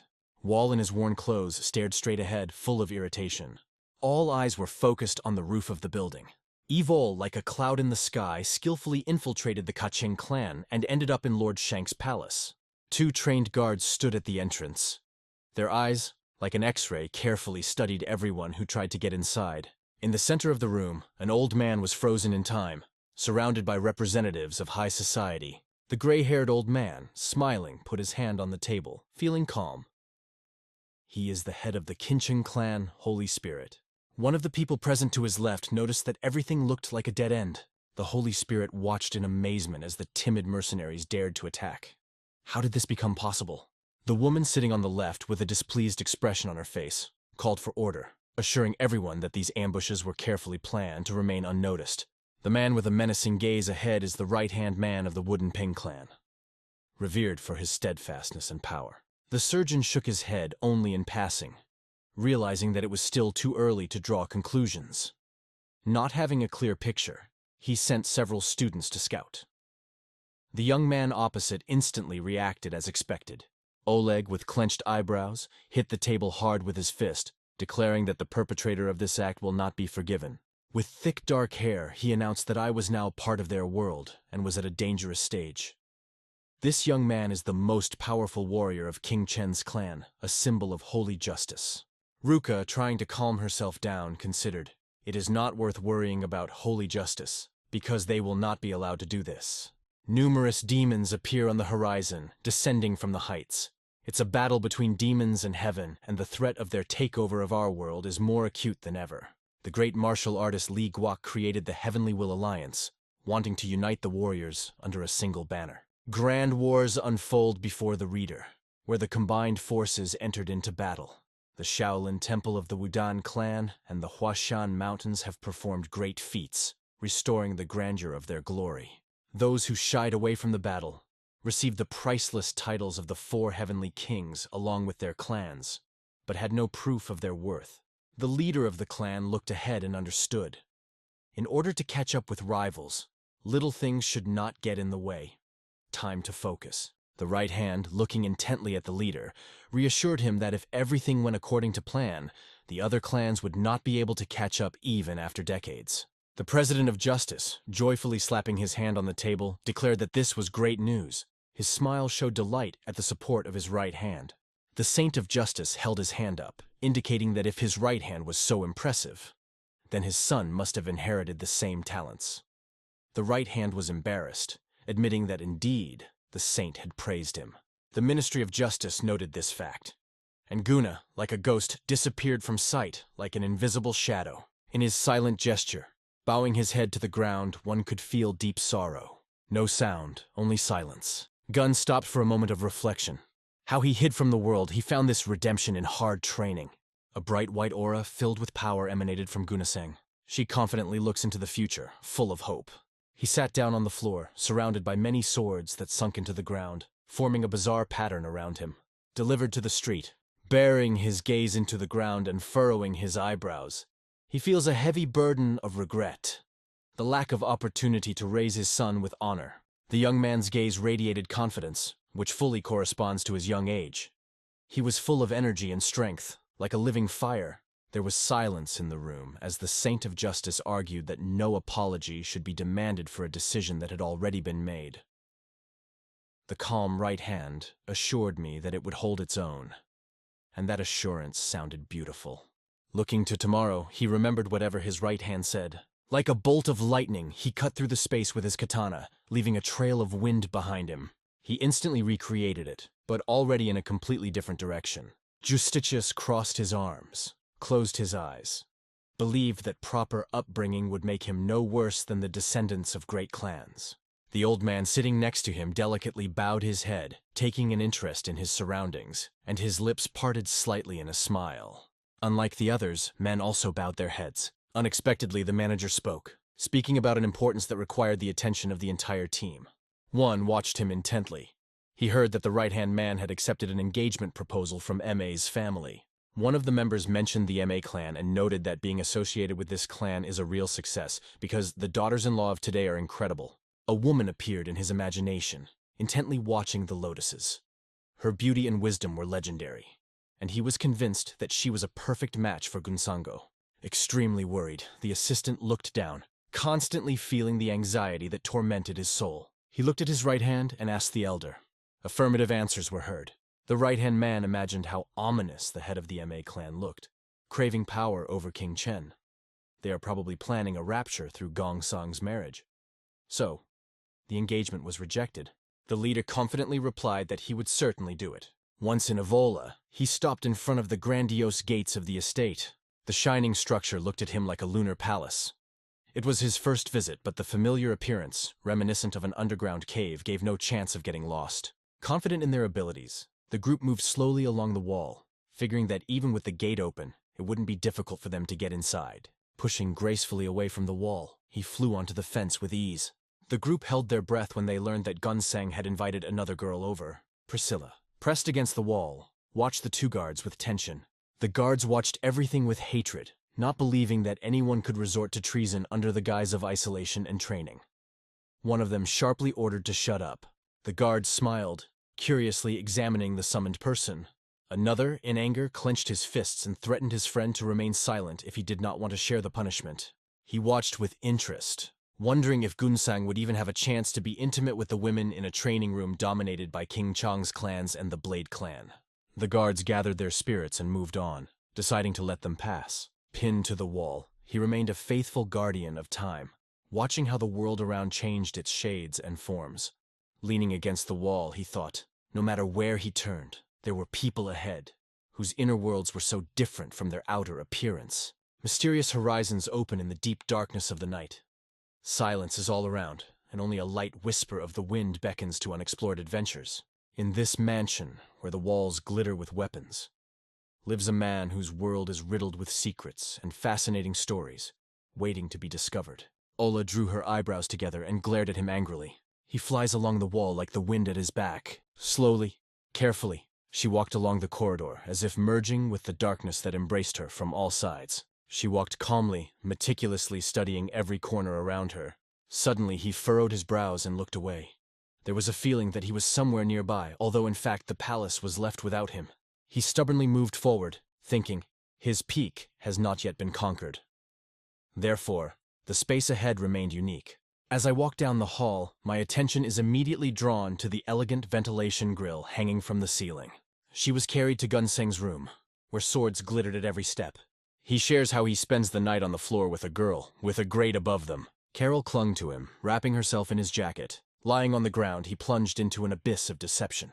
Everyone is amazed by the sight of him through the bars, full of surprise and shock. A man full of self-confidence thinks that this is his secret power. Sitting on the beams, he felt their magical pull, as if they had become an integral part of something big, which was drawing him closer to itself with every moment. He moved his eyebrows and bit his lip. Looking at Gunseng, he realized that the captain of the Phantom Squad couldn't even match his strength. Honestly, this guy was on a whole different level. Finally, everyone managed to push the thin bars of the gallows through the bars. In a frenzy of anger and anxiety, he fidgeted incessantly, passing another minute. Without stopping, he let go of the fin rope, heading towards Gunseng. Sweat ran down Yual's face in rivulets. Everyone carefully tightened the rope around Gunseng's neck. Gunseng suddenly opened his eyes, scrutinized everyone around, and asked what happened. When he opened his eyes, only fear and panic appeared around him. He pulled the rope with all his might. He climbed up, his heart burning with anger, and the girl watched him in awe from afar. As everyone held the rope, Han, gathering his strength, moved to try and remove it from his neck. Sang glared angrily ahead, waving his hand vigorously. With one powerful blow, the rope was torn in half. When the legend descended to the ground, a girl was standing nearby, frightened to the point of trembling. Her eyes entwined in whimsical lines, like a bird in the morning, drowning in melodies and scattering the magic of sounds in the air. She gazed intently into the distance, surrounded by a warm yellow light, trying to unravel the mystery that beckoned her. Seng, in his kimono, asked with interest who it was in front of him. He gripped the blade tightly in his hands. He instantly drew his weapon, stood in a fighting stance, ready to fight. He jerked forward like the wind with incredible speed. All swung one of his swords in an attempt to strike Gunseng, who, like a stone statue, remained unmoved, choosing to remain calm in the face of danger. Suddenly he held out his hand, holding up 2 fingers. The man stopped Evelus's blade with exemplary dexterity, mesmerizing everyone with a single movement of his hand. Frightened, they all looked at each other, looking ahead. She again relied on intuition, looking into the very essence of those who were nearby. Gunseng nodded, and the entire company scattered like leaves in a storm. He was rushing back at an incredible speed, and Gunseng was steadily walking towards him. All eyes were fixed on the horizon, and fear, like an impenetrable shadow, covered his face. The man clearly waved his hand as if with a real sword. The embittered ball, with 2 sharp blades, fought tirelessly, repelling the attacks of enemies. Gathering his strength, he furrowed his brows, ready for a decisive step. There is one little secret. A smile and a confident gesture are 2 fingers pointing towards you. It attracts attention. Jubble felt excruciating pain penetrate every cell of his body. With hatred in his eyes, he clenched his teeth into the blood, feeling how fatigue was affected even by blows. How can you attack barehanded? This is madness. He stared into the distance with distaste, wondering how much longer he could last. Time to act. Dramatic changes are needed in the battle. At first, deflecting blows, he wielded the dagger expertly, each movement sparkling with grace and power. The agent suddenly made a sharp movement and sprang upon Gunseng, who, startled, was staring in confusion at the dagger shining in the stranger's hand. Gunseng, to everyone's amazement, stopped Walsh's dagger with just 2 fingers, showing impressive strength and skill. He smiled when he learned that everyone was doing well, and added with a mysterious look that he knew many tricks. She raised the daggers, smiling, asked who had sent them. Everyone was breathing heavily. He closed his eyebrows angrily, holding up his daggers, glaring angrily at the Hansek. He smiled, confirming the truth of what was said. Sun Sang's face became unrecognizable. A maddened smile struck him, carrying a terrible energy. He announced that the girl's father was the real culprit. All opened his eyes wide, sweat dripping down his face. A powerful energy vibrated in the air, and his thoughts constantly circled around that woman. Gun-san suddenly appears, stunning us with the speed of his movements. He rushes in different directions, creating the impression of immateriality. She watched him with a smile, admiring and realizing that he was simply unsurpassed.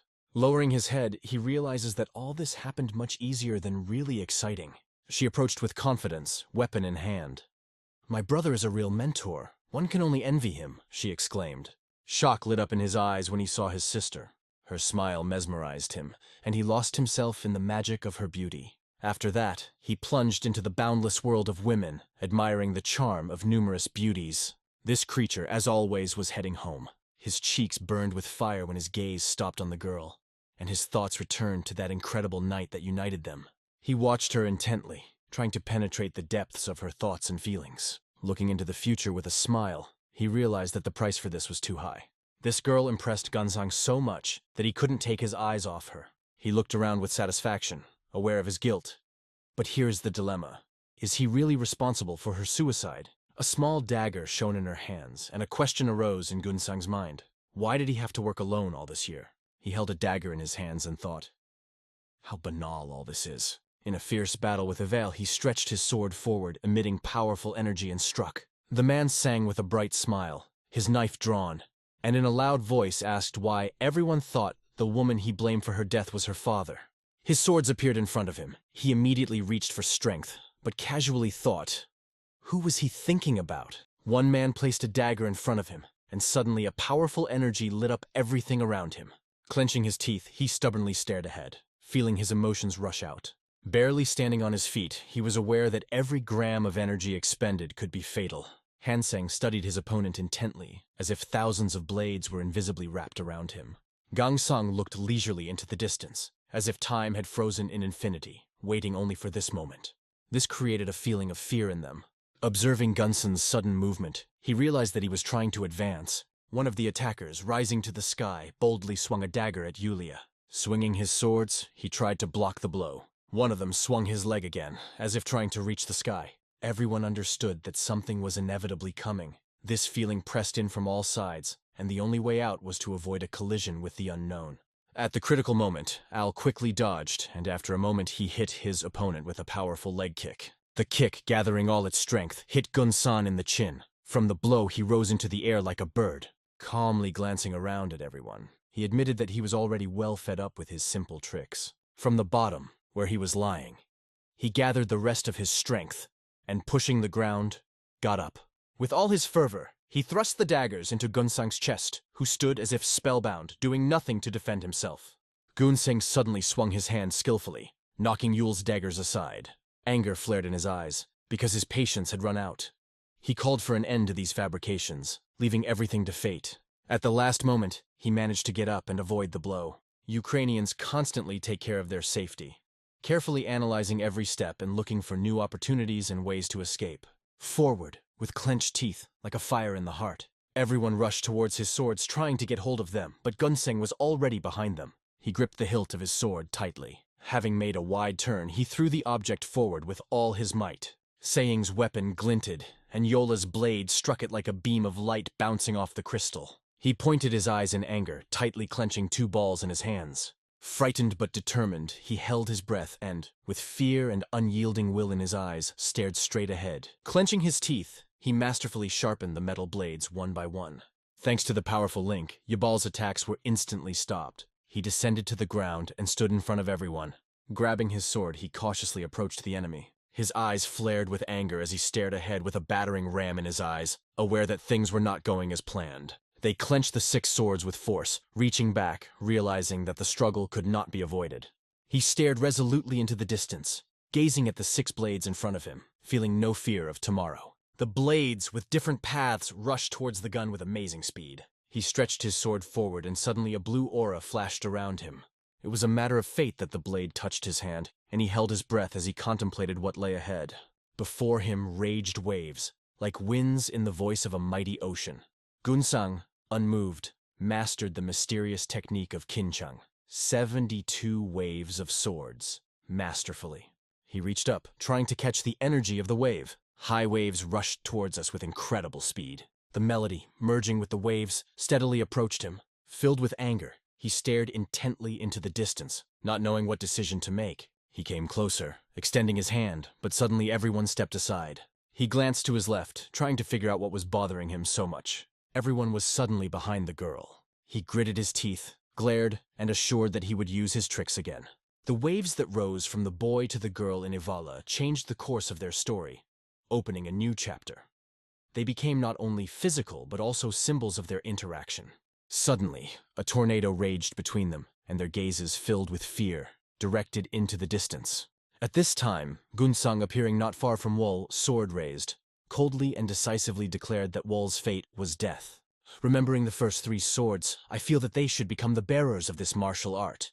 This impression is full of mystery. So, looking into the future with impatience, he decided to become an independent goat maker. Who could have imagined that his choice would turn out to be so brave? Taking the book in his hands, he smiled and wondered if he would really turn into a wolf. Time would reveal the truth.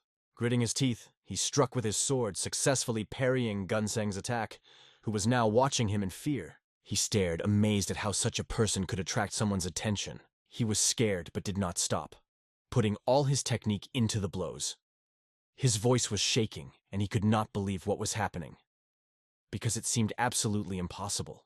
All of them connected their swords, and the waves roared around them. This creature opened its mouth wide, glaring its eyes forward angrily, and exclaimed its inability to block something so powerful. It was King Changsok's secret technique, the 72 wave swords. He courageously resisted, smiled, and thought about what other dangers await him in order to survive. Gunsang swung his sword again, creating threat magic. Everyone who watched was aware of their lack of skill, but the confidence of victory did not leave them. He opened his eyes wide, and suddenly his own copies appeared around him. He plunged into a change of consciousness, touched one of the necks of the spear, skipped through the entire depth. We failed again and again, trying to avoid Hansen's advances. Something had to change. A smile played on his face as he swung his sword, and suddenly found himself behind Hansak. He couldn't believe what he had just stumbled upon. Pulling out his sword, he lunged after Gunsang, who deftly parried. Yol's time was steadily drawing to a close. He turned, his sword ahead of his movement, and impaled Gunsang's body. He stared ahead in horror as he coughed up blood and silently wondered how someone like him could end up in this dire situation. Blood spattered from Sang's chest, sending bright red droplets flying in all directions. One, with a sword in his heart, fell to the ground, continuing to sing. Nick, suddenly on his knees, breathed heavily, struggling for air. Blood ran down his hands. He turned cautiously, glancing briefly to the side. Air currents swirl around the mountains in a merciless dance. Light filled the settlement, giving it fresh shades and energy. A wide stream calmly flowed towards the tall building, like a gentle flow of time that slowly envelops everything around. People rushed away, leaving panic and chaos in their wake. It seemed that something unknown was driving them into the unknown. A shrill bell rang out. Guards, dressed in yellow robes like knights of the Middle Ages, closely watched the entrances to the estate, guarding the secrets of its majesty. A bloody corpse, carelessly covered with a blanket, lay lifeless on the floor. Guests accidentally discovered a body hidden under a cloth. The distressed man shouted the name of Gongsan loudly, as if trying to convey his feelings to the world. The stranger, coming across the body, went deep in thought, trying to solve this riddle in the darkness and silence. The old man watched what was happening and wondered why exactly his clan fell under the hand of God to severe trials. Clutching the dead man's face, the gagged man felt the chill of panic sink into his heart. Strangers watched the scene. The man turned to his older brother. Grandfather asked a small part of the family to share their thoughts, revealing the secrets of their connections. The man firmly stated that he should get rid of that girl. A squirrel perched by the wall, carefully examining its surroundings. Tears quietly run down her face, leaving traces. The eyes lit up with a yellow glow. An experienced man asked what it was all about. Did the younger brother not think of getting rid of the disciple of his sect? He emphasized that Gongsan's reputation is at risk. Remembering the experience of the old man, he realized that she too was waiting for the same fate. Strong swirls of mana filled the room as the old man loudly called out to his younger brother. The evil grandfather stared at him deeply. The man turned, realizing that there was no turning back.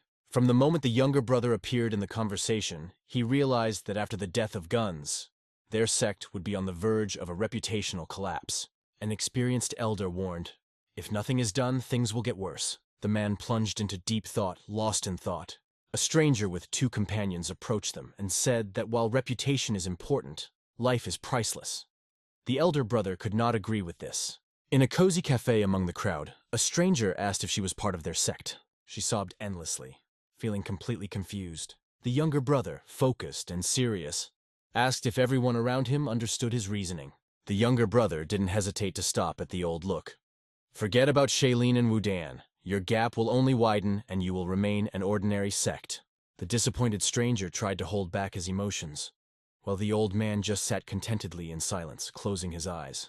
With the bloody blade in hand, he could move away from the dead body, leaving behind a trail of anxiety and mystery. The son looked at him with interest, and the girl next to him carefully analyzed his features. The angry man was sure that as an adept of their sect, she would definitely understand him. The girl froze in confusion, her mind in a whirlwind of questions, but none of them could be a worthwhile answer. Doubts tormented him. Why did only she survive? After all, she should have protected him at any cost. The frightened girl called for help, hoping to be saved. Next to the old man, red energy pulsated uncontrollably, enveloping the surrounding world with a mysterious charm. He came closer, trying to understand what kind of pranks he was up to. The old man is vulnerable and shocked by the news that has reached his ears. In anger, younger brother Wu exclaimed that Gong was not only the hope of the Qin Chen clan, but also its very meaning. He couldn't fathom how his father looked indifferently at the collapse of his own reputation. He knelt before the wise old man. The man put up with any titles, even shameful ones, if it would ensure the protection of the one he loved. The bird spread its wings in the sky full of sunlight. She stepped into a mysterious corner of the forest where the winds whispered secrets. Mother diligently reviewed her notes on the sheet. Sitting at the table, she convinced herself with all her might that this simply could not happen. Sitting at the table, the grandmother asked, "Was Gongseng the victim of a hired killer?" This thought interested her. How could this happen? The son's girlfriend went to the master, wanting to find out if the younger Wu was really killed. The grandmother was passionately indignant, saying that they were dragged into a trap from which it is impossible to get out. She asked if they sometimes hid in the Qinshan sect and killed Gongseng. Everyone listened attentively to her speech, as if holding their breath. It became clear to the angry grandmother that the wedding had just been approved and everything turned upside down. She was convinced that under the right circumstances, she could subdue the Changqing sect within 10 years. The girl from Brighton emphasized that Gongseng could not be left alive. He might know the secret and therefore should be eliminated. Closing her eyes, the grandmother sighed deeply, remembering how the Kanchong clan had asked them for help. She ordered to urgently gather the students and go hunting. The girl watched with hope, clasping her hands and begged to leave it to her. His gaze rested on the girl in the blue cape. He wondered if maybe she was relieved after the wedding plans fell through. The grandmother, at first putting her hand on the table, closely followed their conversation. The mother, like a volcano, exploded with anger, asking questions about her husband. The girl happily announced that they were planning a wedding, and from now on, he was considered her husband. The mother watched with trepidation as the warriors set out on their journey. Their steps were determined, and their eyes were bright with confidence. He was holding tightly to the table, and his face showed real anger. The sunbeam gently embraced the golden fields, giving them a magical shine. People accumulated moments. While walking along the path, he turned his attention to the sky's boundless blue space, and a yellow field spread out all around. Milling admitted that it was a true symphony of silence, and he wished for nothing more. Before him, two men, swords in hand, were competing for their honor and glory. When the man took a step forward, they told him to stop. When he returned, his curious eyes asked what was going on here and what they were doing. The warrior, carefully looking at the man, demanded to name the man, because they are hunting for a criminal guilty of a mortal sin. Pointing to the path ahead, the man called himself Chul. He had come from a nearby village and was now returning home after a day's work in the fields. For 4 years, they asked him why the work in the field ended so early. He explained, "As soon as the weeds are removed, the day is over." The warrior asked what steps they should take next. Crossing his arms, the unknown traveler ordered the soldiers to give way to the man. She gently continued on her way, and in her heart there was a burning desire to thank those who were by her side on this journey. She bowed to the stranger, filled with infinite gratitude. The stranger, fascinated by the unexpected coincidence of circumstances, could not take his eyes off the impressive discovery. A red light flashed in his eyes and he asked the man to stop. The stranger raised a finger, noting with surprise that the sickle had remained clean despite the hard work in the weeds. Looking at the man with the perfect scythe, she understood. If he got rid of all the weeds, there would be marks on the tool. When asked about his back pain, he admitted with a slight sigh that yes, it did. The man's hand mysteriously hid in his pocket, alerting the stranger. He suspected that in front of him could be the killer that the senior master was talking about. A veil of smoke rose higher, enveloping him. A huge cloud of smoke rose above their heads. Imagine, the figure of the main character is a living symbol of determination and charisma. His silhouette is mysterious. His every gesture and look is full of deep meaning. The fighters rushed towards the sphere that resembled a human figure. Tears flowed from Mana's eyes like a river, taking away all her feelings. Light flooded the hero and his warriors. Their shadows became large figures, filling the atmosphere with a mysterious energy that called for new adventures. He touched his face, finally pausing for a moment. A cream fog stretched out from behind the trees, giving the landscape a mysterious charm. Suddenly, the stranger lost his balance and fell to the ground. The main character met him face to face. She wrapped the stranger's neck with shiny threads of gold. He was suddenly overcome with a feeling of suffocation. Conquering his curiosity, Vaughn asked who this respected master was. The stranger's face turned red from the suffocating air. Imagine a man surrounded by black feathers swirling around him, creating a mystical aura and emphasizing his mysterious nature. It turned out that he was a respected master, an exceptional leader and the head of the MA clan. The character furrowed his brows, not believing what he heard. Aura whirled around Val, asking about the glorious master leading the Mai. He was interested in whether he had received an order from him. An unknown face showed off the warriors with glowing blue eyes. He revealed that all the disciples of the MA clan had been instructed to assist the King Chang sect in catching the killer. Wall, observing the bodies of his comrades, asked if the MAs had always supported the Kincheng clan. The stranger noted that earlier their relationship was friendly, like a cat and a dog. The bodies of soldiers lay deserted behind the main character. He himself was confused about it. Val asked him about it, and he nodded in confirmation. The stranger was in a rage. He thought that by delaying the ball a little longer, he would be able to reach the arrival of the soldiers who had already noticed the signal. The main character, without taking his eyes off, mercilessly strangled the man who was struggling for breath. The force won, and his cold gaze remained merciless. The author portrayed Anna, emphasizing that those who know her feel envious of her. A picture of many soldiers opened before him. He thought that someone who had endured 7 years of waiting now had plenty of resources to carry out his plans. The protagonist was amazed by the scene. A bright light enveloped him, and he realized that there was someone unique in the crowd. This discovery had a magical effect on him, awakening new feelings. A woman with violet eyes appeared in Val's mind, and he realized that it was her. The warriors, full of determination, rushed towards Val, believing that he was their enemy. The main character turned around and saw the soldiers rushing towards him, like a cloud rushing into a storm. The stranger understood that their arrival was symbolic. The end of his story had come. With a smile, he said that if Ball wanted to survive, he should let him go. The hero cut off his head. Old threads of memories tangled Val. His thoughts revolved around the respected master. Wall realized that when he died, he would take him with him to hell. The mountain area was filled with light, becoming incredibly fabulous. Under the bright stars, people gathered around the tents, talking about their future. With his finger clenched into a fist, the stranger announced with alarm that the killer had broken through their circle of students and escaped. The girl sat down on a chair. She touched her forehead, realizing that the ball had incredible power. In her imagination, the main character bravely fought with warriors, weaving invisible traps from golden threads. She understood that now it is necessary to pay close attention to all acquaintances.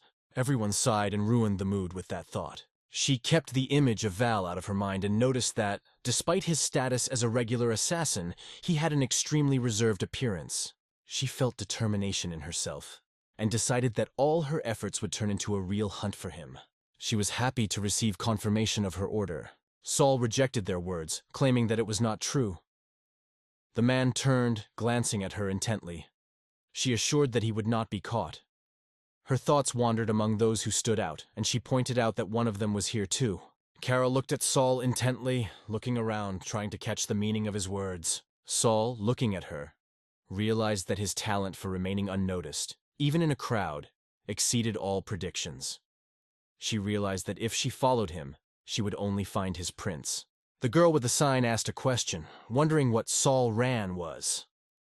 She was told that she needed to guess where the main character would go. Suspecting that Saul Ran had information about Wall's appearance, she decided it would be best to wait for him there. A picture of darkness arose in her imagination, and it gave rise to speculation. Ra contemplated the endless sea of blood that spilled around him like a mysterious red ocean, endless in its terrible beauty. It was believed that the killer was at the limit of endurance, therefore, most likely he will decide to hide in a place he knows, where he will feel safe. I imagined a rope wrapped around the lock. Sol said Wall would go back to where he was raised to be a killer. The girl asked if Sol Ran was talking about his home. She confirmed it. She traced a path through the high mountains in her mind, claiming that she had arrived at the truth. The place where the Red Phantoms were training assassins was located right here. The girl confirmed the truth and confidently stated that a lot of provisions came to this area. She also added that Saul has a sharp mind and always succeeds in everything. He watches her intently, absorbing her every movement, like a screenwriter who relentlessly captures the details of a closed scene, without missing a single gesture, as if it were stills from a great movie. When her eyes met Saul's, she realized that their path led to batting. It was there that they planned an ambush for the killer. The sun imperceptibly sank beyond the edge of the earth, sprinkling the sky with gentle pink-gold reflections, as if covering the world with an evening veil. A strong wind blew past, creating a mysterious aura of adventure around. People traveled on their faithful horses.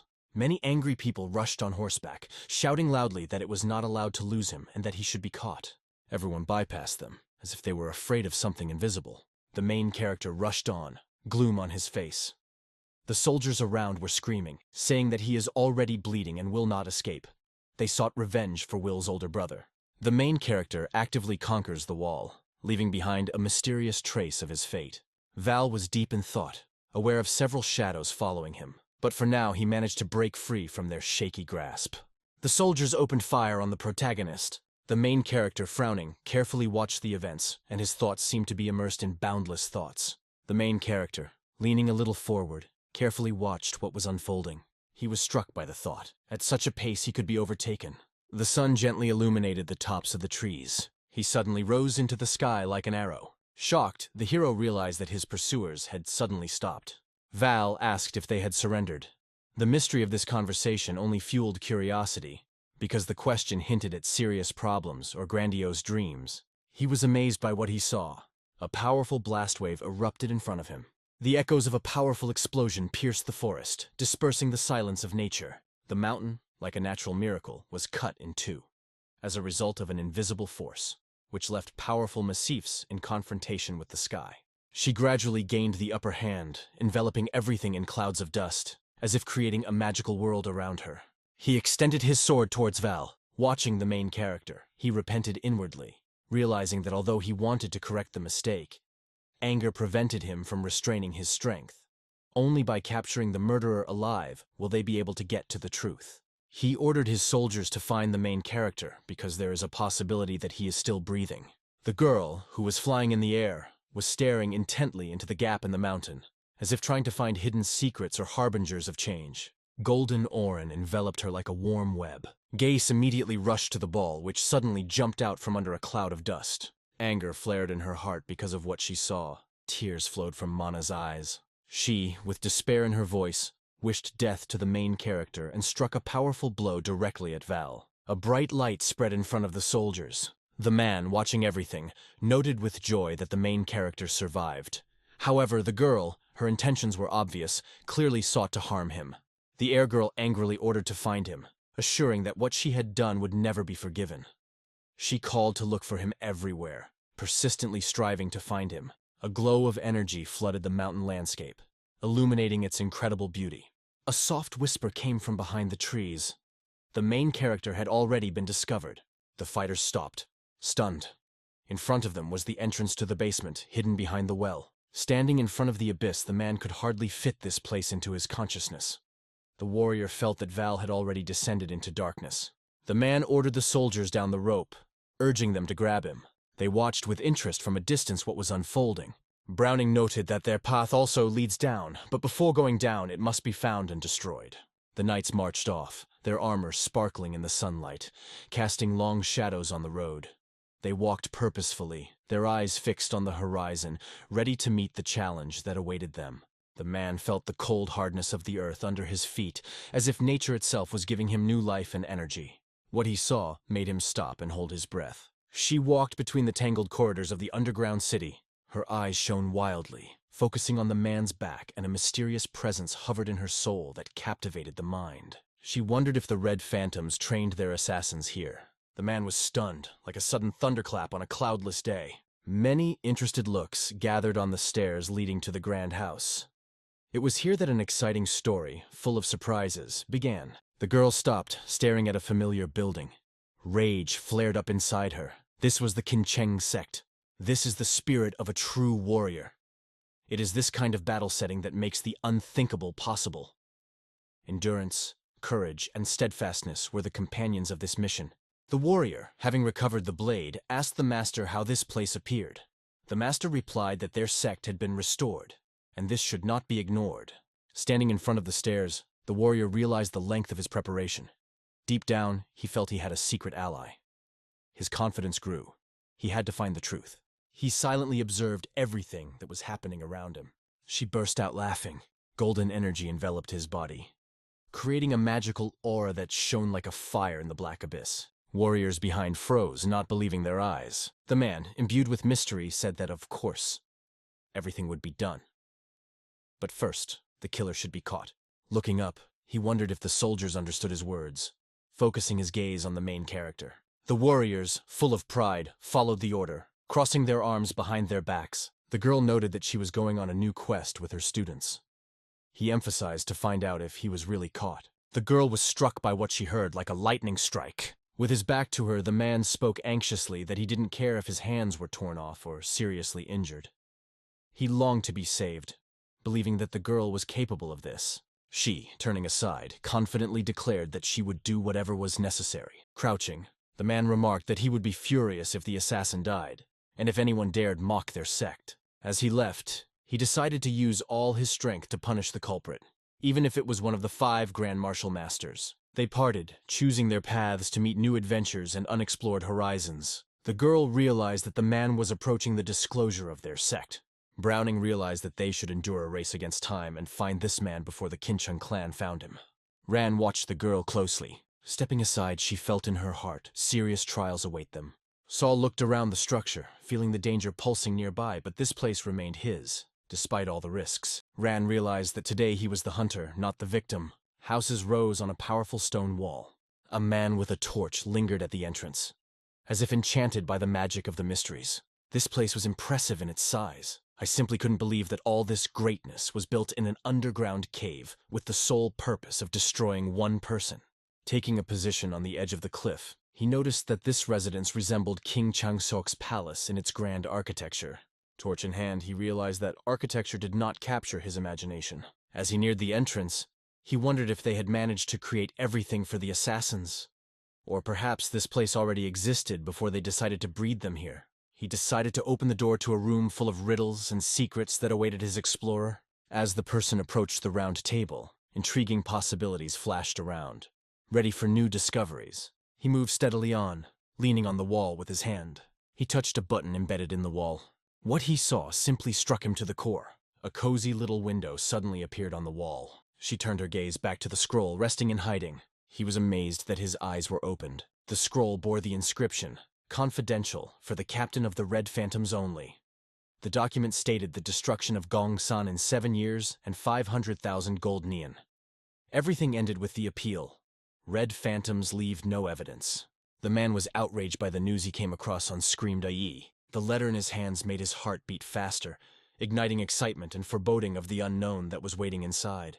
A glow, bright as the sun, broke out from the man.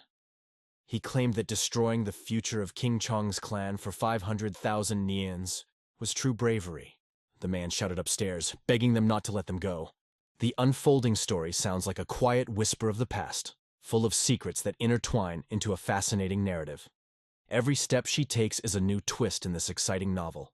He was looking intently into the hole in the wall. When he entered, his eyes fell on the table, which was illuminated by a soft light that gave an air of mystery and aroused curiosity. He had quite a company of friends among the white snakes. Looking at the cover, he curiously wondered if it was really about the 9 demonic currents. Opening the book, he was lost in thought about the clan that had died many centuries ago during the War of Gods and Demons. He got information about them only from the ancient manuscripts of the secret library.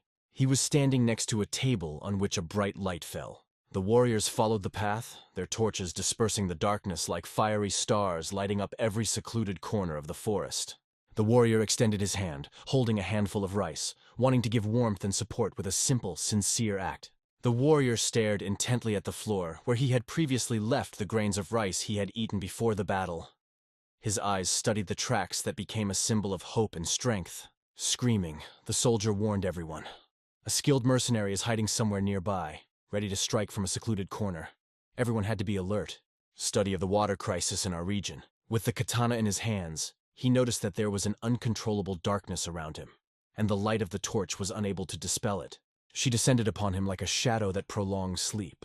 They merged into one, like 2 reflections of silent star worlds. He covered his body with precious gold threads, emphasizing the elegance and majesty of his appearance. The first unyielding warrior perceived the cry of anguish penetrating his soul. It seems that his life path has been swallowed up by an invisible abyss. The soldiers boldly marched forward, leaving no doubt. The military man stood in the dark, thinking about the many murderers who lived here. His friend, in doubt, could not understand how it was possible to exist in such a place. Torch in hand, the warrior insisted on the need to capture Val in order to force him to reveal his secret patron. He left everything in the past. The character dared to take a desperate step, deciding to end his life, choosing an extremely cruel way. The warrior extended his hand to his comrades. The comrade froze, breathless, becoming a sad symbol of their losses.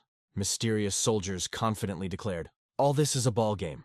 Go ahead, raise your hand and shout, 'The main character was a real moron.'" The main character, hanging over a soldier with a torch, was preparing for an assault. The warrior stopped his comrades, realizing that their strength is in unity. She decided to raise a combat soldier. The last samurai noticed the torch lying soullessly on the ground, and immediately his heart beat faster. Looking around, she felt her breathing quicken. He raised his sword into the boundless darkness, as if opening portals to an unknown world. The warrior, with his sword forward, asked about the location of the hero, ordered him to come out.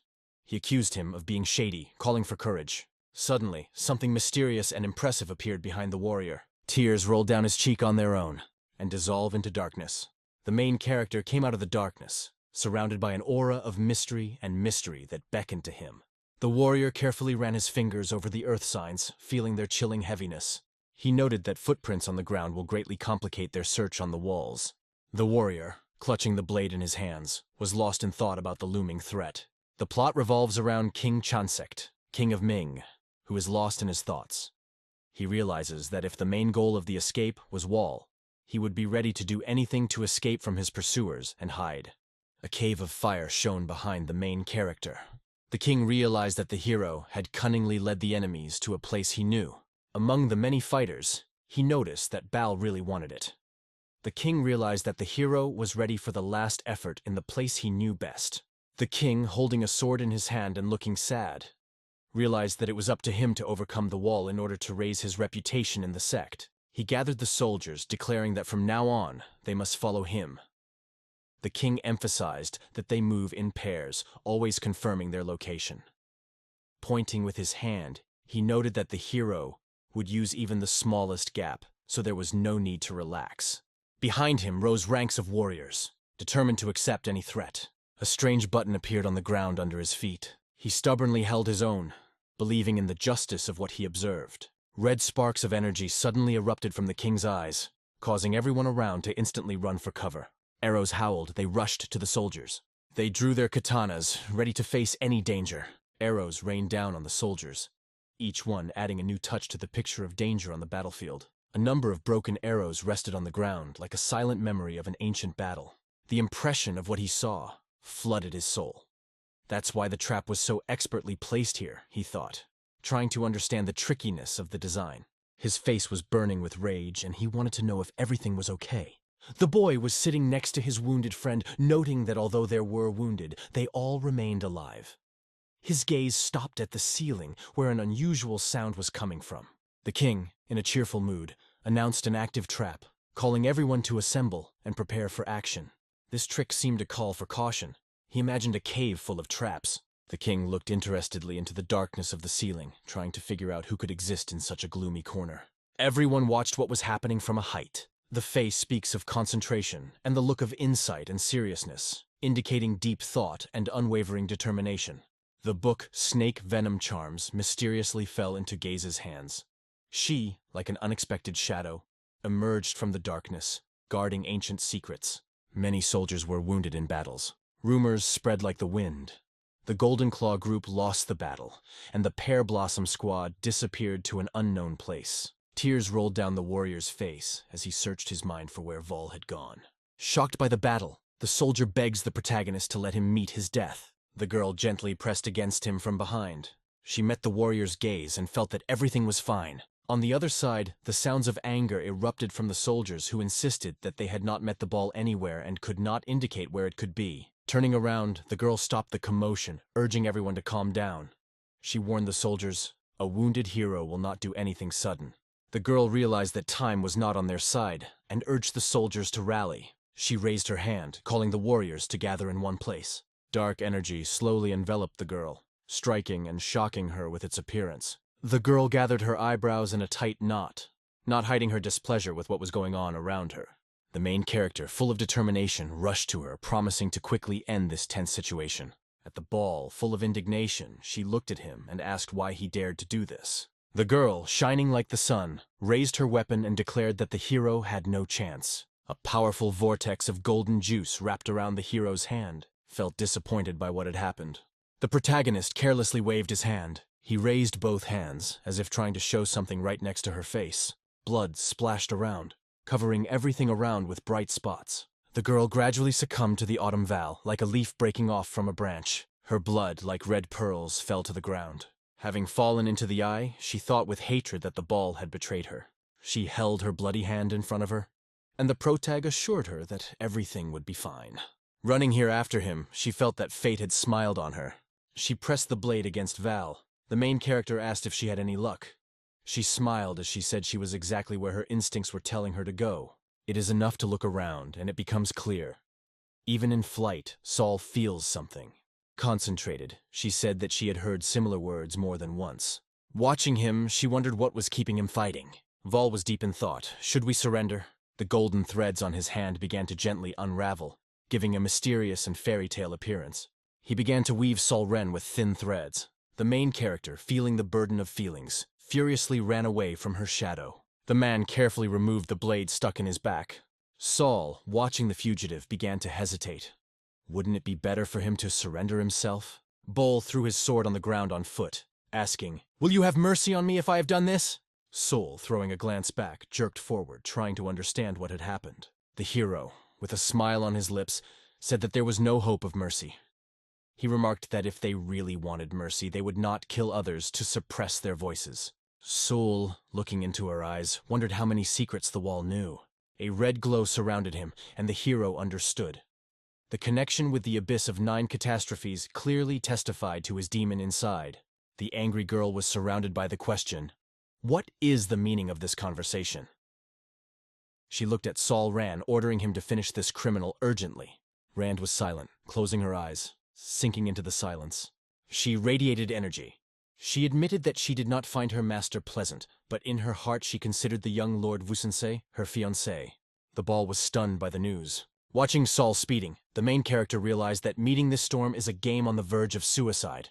Decided that retreat was the only reasonable option. The main character took the first step towards her. Suddenly, a loud explosion sounded next to him. The energy crashed down on the ball with insane force. He encountered such an unexpected obstacle that he immediately felt the reality around him shake and freeze in an elegant delirium. The wall began to crumble. Dust and debris flew up, forming chaotic clouds. It was only the beginning of incredible events. Rand could not contain her surprise at what she saw. A mysterious stranger in a long cloak quietly approached the protagonist, invisibly enveloping him in the mystery of his arrival. She was amazed that her eyes opened. In the middle of the ruins, with a heart filled with pain, it is impossible not to feel the ice of the collapse of everything that was familiar. The girl flared up with indignation. She rushed at the main character, full of desire for execution. Olga noticed more and more often how her mother was immersed in her thoughts, as if she was trying to connect the scattered pieces of life's puzzle. Everyone was watching her, grief in their eyes. Energy flowed from the man's palm, captivating everyone with its magical aura. He pulled the girl aside, asking her to move away a little. He clenched his fist. The touched girl, with a look full of despair, turned to the saint, demanding punishment for the main character. The protagonist watched as the man confidently declared that he would handle it himself. She carefully followed the ball, focusing her gaze on it. Leaning over, he whispered that it was this hero who had saved Han's life. The man, watching Volov, could not contain his curiosity. Why did he decide to kill? The hero admitted that his hands are tangled in murders, but even someone like him must distinguish between good and evil. Among the sands of time, Wall told how he was captured and brought here when he was still young and full of energy. Vol convinced himself that it was impossible for a person raised as a killer to have any human feelings or good qualities. In front of the main character, the man remarked that he understood that the hero had no intentions. He looked into Vol's red eyes, as if into a bottomless abyss, feeling the trembling on his fingers and the frightening breath of mystery. A thought flashed through his mind. Those eyes were burning with anger. He was convinced that this boy could become a real genius if he received the right upbringing. Having pulled out a golden scroll from the depths of his own soul, he revealed to everyone the secret of will. The hero emphasized that this is not just an artifact, but a letter with a request, which was not found by chance. A bright light shone from the man's eyes. He realized that Wall had known all the details from the beginning, and now he knew who was behind the order. The man asked about this person with interest, examining the golden scroll. The hero realized that he had the key to the secret in his hands. Who could it be? Wool, smiling, asked if the man had interfered with their plan to kill, because he was thinking the same thing. He furrowed his eyebrows at the eloquent words of the squirrels. This provoked a wave of merry laughter. The men glanced back. The girl watched with rapt attention as King Ming approached the man, drawing attention to himself with his voice. They bowed their heads, folded their hands, and asked if everything was okay. The man watching the main character noticed that several children were missing. King Ming apologized, explaining that the child had fallen into Wowie's trap. Finishing his thoughts, the man with awareness in his eyes made it clear that he was aware of everything. A bright light suddenly emanated from his eyes. James stood over the main character, his shadow barely piercing the space on the floor. Looking at him, the man realized that sudden death is not about him. He caught the ball by the leg. He suffered excruciating pain as they dragged him along the ground, as if it were the least of the punishments for all his sins. The main character was constantly smiling without stopping to laugh ironically. With a smile on his face, he contemplated atonement. Stina remembered her 7 years, wondering who would compensate for the life that was broken in their environment. Dragging the main character behind me, I left a bloody trail. Behind the temple there is a secret hiding place that preserves the secrets of the past. Ancient relics quietly wait for their moment to be discovered. He stopped in front of a huge rock. Hundreds of snakes stared intently at the man, watching his every move. Blissfully looking around, I enjoyed the silence. He asked if the main character still had a desire to atone for his sins. A palette of emotions bloomed on her face, from joy to thoughtfulness. He came across something amazing that froze him. Closing his eyes, he confidently asserted that the main character is a character that should not be approached, because he does not belong among others. He threw Val off the cliff, filled with desire to see him suffer for all his wrongdoings. A majestic darkness enveloped the hero, forcing him to squint. Many red eyes were focused on our hero. He landed right in the middle of the snake coil. Lane, closing his eyes, dreamed of unexplored horizons. Spots bordered with blood suddenly began to fall on the hero. He watched the man closely as he ordered his soldiers to retreat. He indicated the need to urgently close the exit as soon as everyone left the premises to eliminate the possibility of further access to the place. The wounded hero in blood and torment lay among the snakes. He felt the scrutinizing gaze fixed on him. Snakes show their fangs ready to attack. They started pinching Vola's neck. Many snakes coiled around his body. At one point, his eyes opened wide. He sighed heavily, feeling deep pain and suffering. The days passed like poisonous snakes, leaving behind a trail of anxiety and instability that was difficult to deal with. Frowning, Val wondered if they thought the hungry snakes would get rid of him by throwing him into that pit. On his way, as if from hell itself, a snake was writhing. Her cold gaze suggested ancient dangers that should be carefully assessed. Steam was slowly escaping from the main character's mouth. Smoke slowly enveloped the narrow passage. She gripped the snake's throat, trying to subdue its unspeakable power and the menace that flashed in its eyes. Vol sent it to his lips. His stars fell on a stone block. Skeletons, like silent witnesses, lie among the ruins, reminding of ancient events that changed the history of this region forever. Among the scattered debris, skulls rose desperately. A gentle ray of light gently touched the edge of the rock. Crawling across the bloody floor, fear and tension filled the atmosphere, like guests in a cruel labyrinth where the worst fears reside. The protagonist, glancing to the side, noticed that the uninvited guest was already very close. She suddenly found herself next to him. Autumn, like a flash, struck her consciousness. He carefully examined his pale hands, trying to unravel the secrets of the invisible stories sleeping in their lines. He touched the ground, feeling its icy hardness, realizing how small details of nature reveal their greatness from under the silent cover. He spread his hands over the abyss, feeling the powerful energy of nature on his fingers. The sun's rays flooded the settlement with warmth, filling it with life and a bright glow. The streets were full of life. People flowed like rivers in different directions, filling the space with purpose and energy. On the facade of the building there was a sign proclaiming, "This is the shelter of the Brotherhood of the Red Sky." The man's screen suddenly flashed with a bright light. He suddenly threw himself off the top of the building. A trace of his presence remained in the house. The main character calmly asked if he had already been informed. As he straightened his hair, Wulst realized that he would stay here for 3 days without causing any trouble, so there was no need to worry about him. He pondered, surprise reflected in his contemplation as he began biting his lip. A girl approached the boy, followed by 2 men. The girl, fascinated by the surprise, asked what it was. Peering through the gap in the wall, she tried to understand what skill Val was using. Her curiosity was boundless. Clenching his fist, the man angrily accused the hero of being stupid. He asked if Wol really believed in his salvation after the confrontation with the master of Sapphire House in batting. Proto-Guinness wrapped his fingers in gold threads. Wol, intrigued, asked about the Sapphire House, admitting he had never heard of the place. He grabbed them by the throat and they fell to the floor, desperately struggling for breath. Val uttered such a terrible threat that their hearts were seized with fear. They lay down on the floor, trying to catch the rhythm of their breathing again. The girl watched in amazement as the protagonist stopped the warriors of the Sapphire House with one movement of his hand. The question swirled in her mind. Were there any such masters in this district? Because this was not an ordinary person at all. The girl in the red cape was interestedly exploring the surface of the mysterious sphere, which seemed to respond to her touch. The girl shouted and apologized to the hero, not recognizing his greatness. She promised to provide him with all the conditions for rest. She wondered if Vul could show mercy to these people. Captivated by Wulfia, he couldn't take his eyes off. Her graceful movements beckoned, and the mystery around her mesmerized. The main character could not help but be impressed by the calm reflected in the eyes of this girl. Wall imagined a large snake from the rainforest with its effortless, graceful composure. The main character raised 3 fingers, sending his thoughts to the 3-day gap. Ball raised his hand, silently asking not to disturb him at this moment. The men fell to their knees, exhausted, trying to catch their breath. With clasped hands, the girl admitted that she understood everything. And then, with interest, she asked if it was possible to find out the name of the hero. Suddenly, a snake appeared behind Val. He stopped and looked around and said, "I am Fivol." The city gates opened, inviting a world of mysteries and adventures. The main character broke out of their circle. The girls watched him eagerly, respectfully calling him their mentor. The girl held out a dark package, explaining that it contained food for Val, so that he would not suffer from hunger during the journey.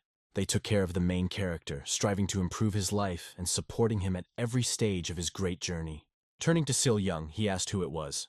The young woman remained calm as she recounted how Wall had inadvertently entered their facility. The girl, looking at her, asked if Sinil Young knew who this man was. A huge cloud of smoke rose behind them. The girl was deeply surprised that she did not notice death standing so close. The wall and the dark abyss appeared in her imagination, and she noticed that a new Death Star had appeared in Jung. Rain fell from the gloomy sky, scattering thousands of shiny drops on the ground. He wandered into an abandoned building. The window offers a view of the weather outside. Watching the raindrops, the hero realized how nice and cozy it was outside. Thinking, Val understood 7 years had passed. Clenching his fist, the hero realized that the memories of the past remained with him forever. Focusing his gaze, Vol understood.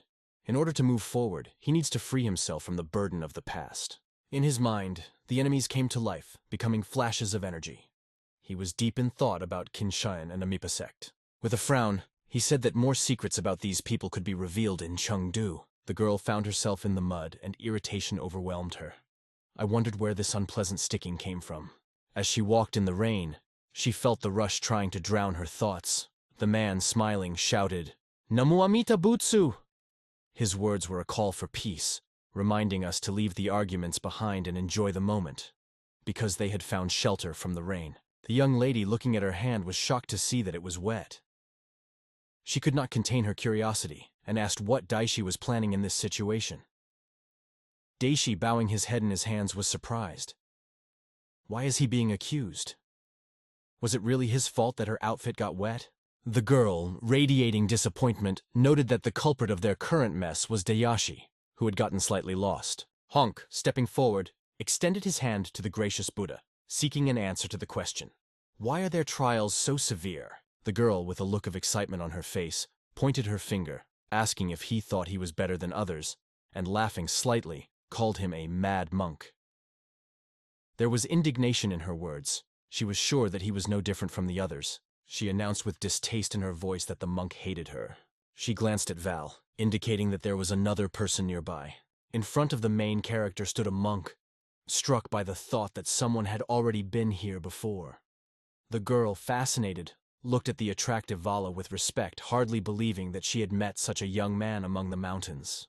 Slapping his chest with a hand, Dayoshi weighed in with gratitude for being lost. But the girl angrily ordered him to be silent. With a smile, she remarked that fate had brought them together under one roof. So it was time to get to know each other. Her name was Hevel Ranjo. Watching Ranju, the audience discovered the name of the central character. Embarrassed, she admitted that she liked Val. Looking away, Dayoshi admitted that she loses her mind when she meets charming men. Meili felt Dayoshi's joy at meeting the main character. Extending his hand, the monk introduced himself as Kelson, exuding the confidence of one who knows his way. Extending her hand, Ranju asked Vol where he was going. The hero replied that he was on his way to Chengdu. She noticed that their routes coincided. She laughed merrily, noting how wonderful it was to travel together. She offered to take care of Val and join the journey. The protagonist watched her with admiration, absorbing her every move. The group impressed with its unique appearance, which aroused lively interest. In his imagination, they appeared as powerful warriors who could easily unite in times of need. Imagine Rangia wrapped in a mysterious red halo. He wondered if Rhonda was really capable of leading, because there was no sense of leadership in her eyes. The hero quietly watches them like a shadow in the dark.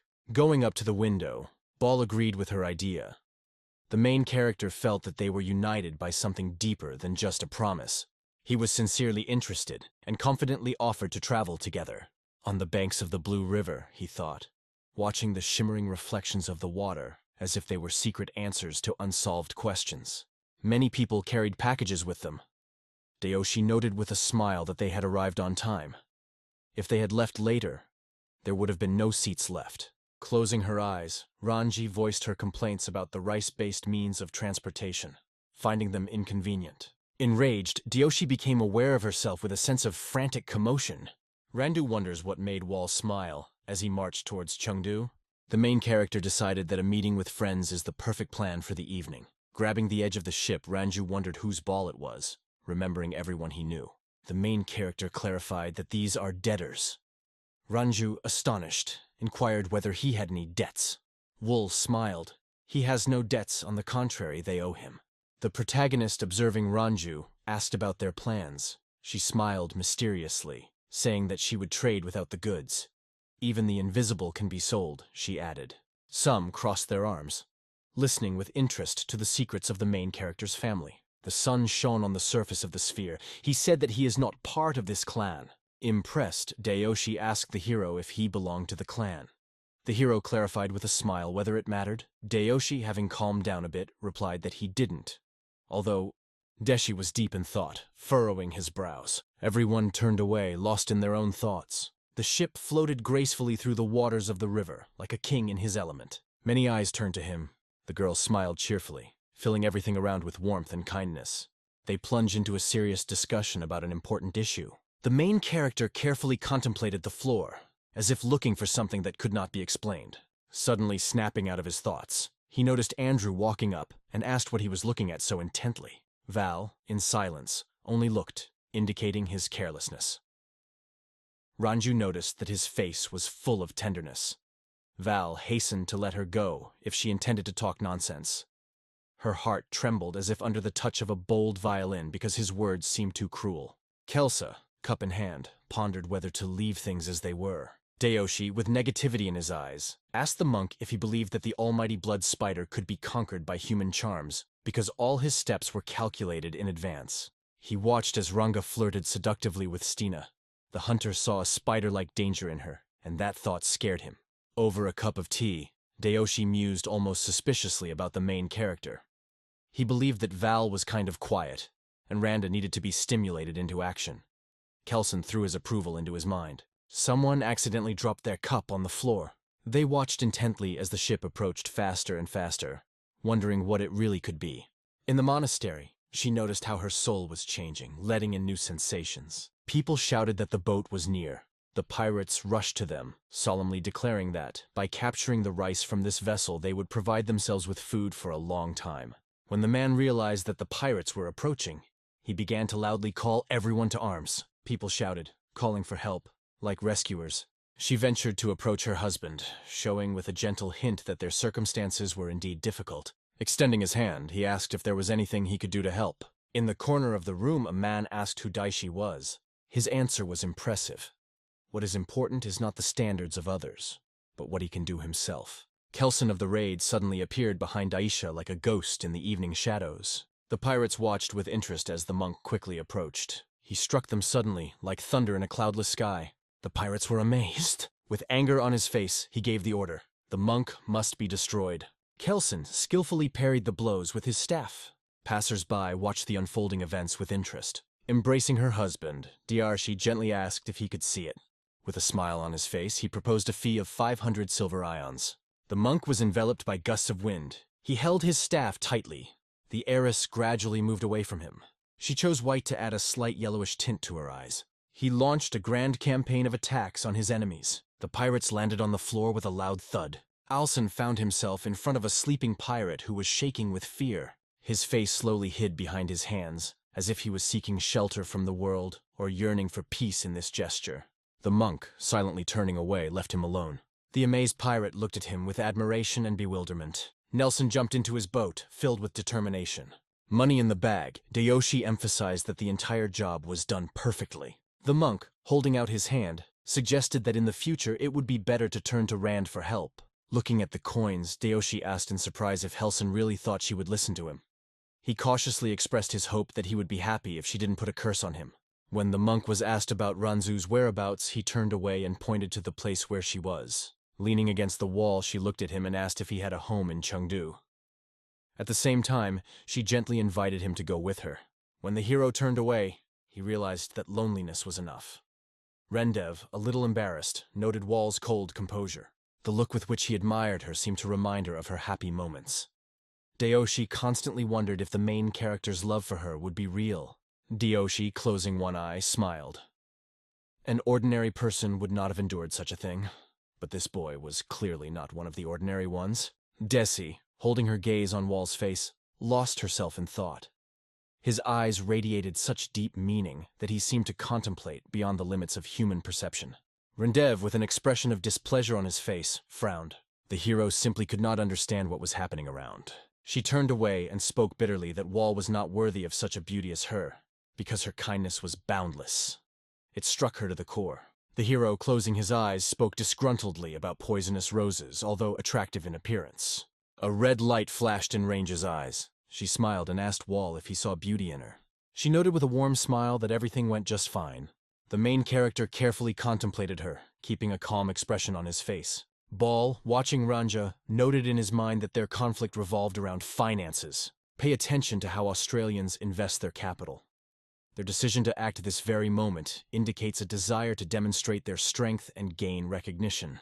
I imagined a manor house engulfed in flames, where the sound of battles of brave warriors echoed in the air. Contemplating the need for such a force in Chengdu, The hero questioned whether King Chen and the Commission would consider these conflicts to be acceptable. Val plunged into disturbing thoughts. Maybe the situation really is so terrible.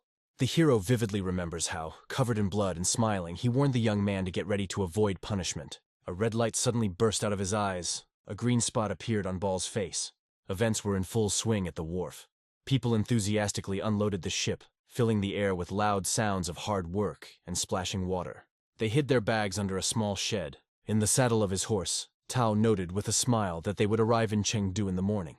He asked what the main character's plans were. Looking at him, she will say with a smile that it is in this place that he would stay with pleasure. With sadness in your eyes, you asked if we could go on this journey together. The main character realized that only he can find the answers, and the evening sky majestically floated above him. He assured them that he would see them as soon as he arrived in Chengdu. With a smile on his face, Ranchu asked Wall to share his plans. However, the main character remained mysterious. Even the biggest details remained unknown to him. Everyone saw them off with peaceful looks. He moved to the settlement, where new adventures and challenges awaited him, which awakened a true adventurer in him. She entered the estate with a sense of mysterious adventure. Everyone opened the curtain. A group of angry men watched him intently. With pleasant intrigue, all eyes are directed at the main character. He crossed the threshold of a room filled with a crowd of people. He took a step forward, filled with confidence, as if he had opened a new stage in his life. A person approached Val's table asking if he needed a place to stay or food. Val, by design, replied that he needed both. But first he would choose food. Beyond his back stretched an infinity of flowers. The man, full of amazement, tried to figure out who this creature in front of him is. A good-natured idiot or a real young man. The amazed young man thought in passing, maybe this is a girl cunningly hidden under the mask of a man. The old man arranged a dinner, putting tastings on the table, and wished the main character a good appetite. He hit the table hard, drawing attention to himself. The angry man asked if the main character was really a man. He smiled slyly, calling himself Chang Ayan, Gujun's head of security. Paul carefully looked into his eyes and asked, "What do you want to say?" Opposite him was Chan, laughingly talking about a match with his friends. If it turns out that the main character is a girl in male clothes, then he will get 2 nannies. Suddenly, he was overcome with cheerful laughter. Frozen with closed eyes, he sincerely repented and told how he lost 2 nines. Chan, with a look of surprise on his face, asked if that meant the main character was a man. Vol clarified whether it looks obvious. Chan admitted he wasn't sure. The guests at the table happily took out their glasses and cheerfully called the hero to undress, promising to taste a fragrant drink with him after such an act. Bittershan held out his hands to the main character, asking if he could check it out. The sticks flew through the air like arrows, hitting the shoulder, and fragments of an unusual moment flew around. A cold arrow, like a sharp thorn, sank into Chan's forehead. He slowly slipped and fell to the floor. The spectacle that unfolded before their eyes filled people's hearts with terror. Squinting his eye, Chan noticed that the protagonist had definitely hit the man in the eye. He shouted, claiming that Val is a real madman. The main character realized, if the eyes do not recognize who is in front of him, then their essence is doomed. Val remembered his second eye and asked him to remove it. Chan held his hand forward, asking him to stop. The protagonist approached, aiming his wand directly at Chan's eye. Volpira's design impresses with its unique originality and sophistication.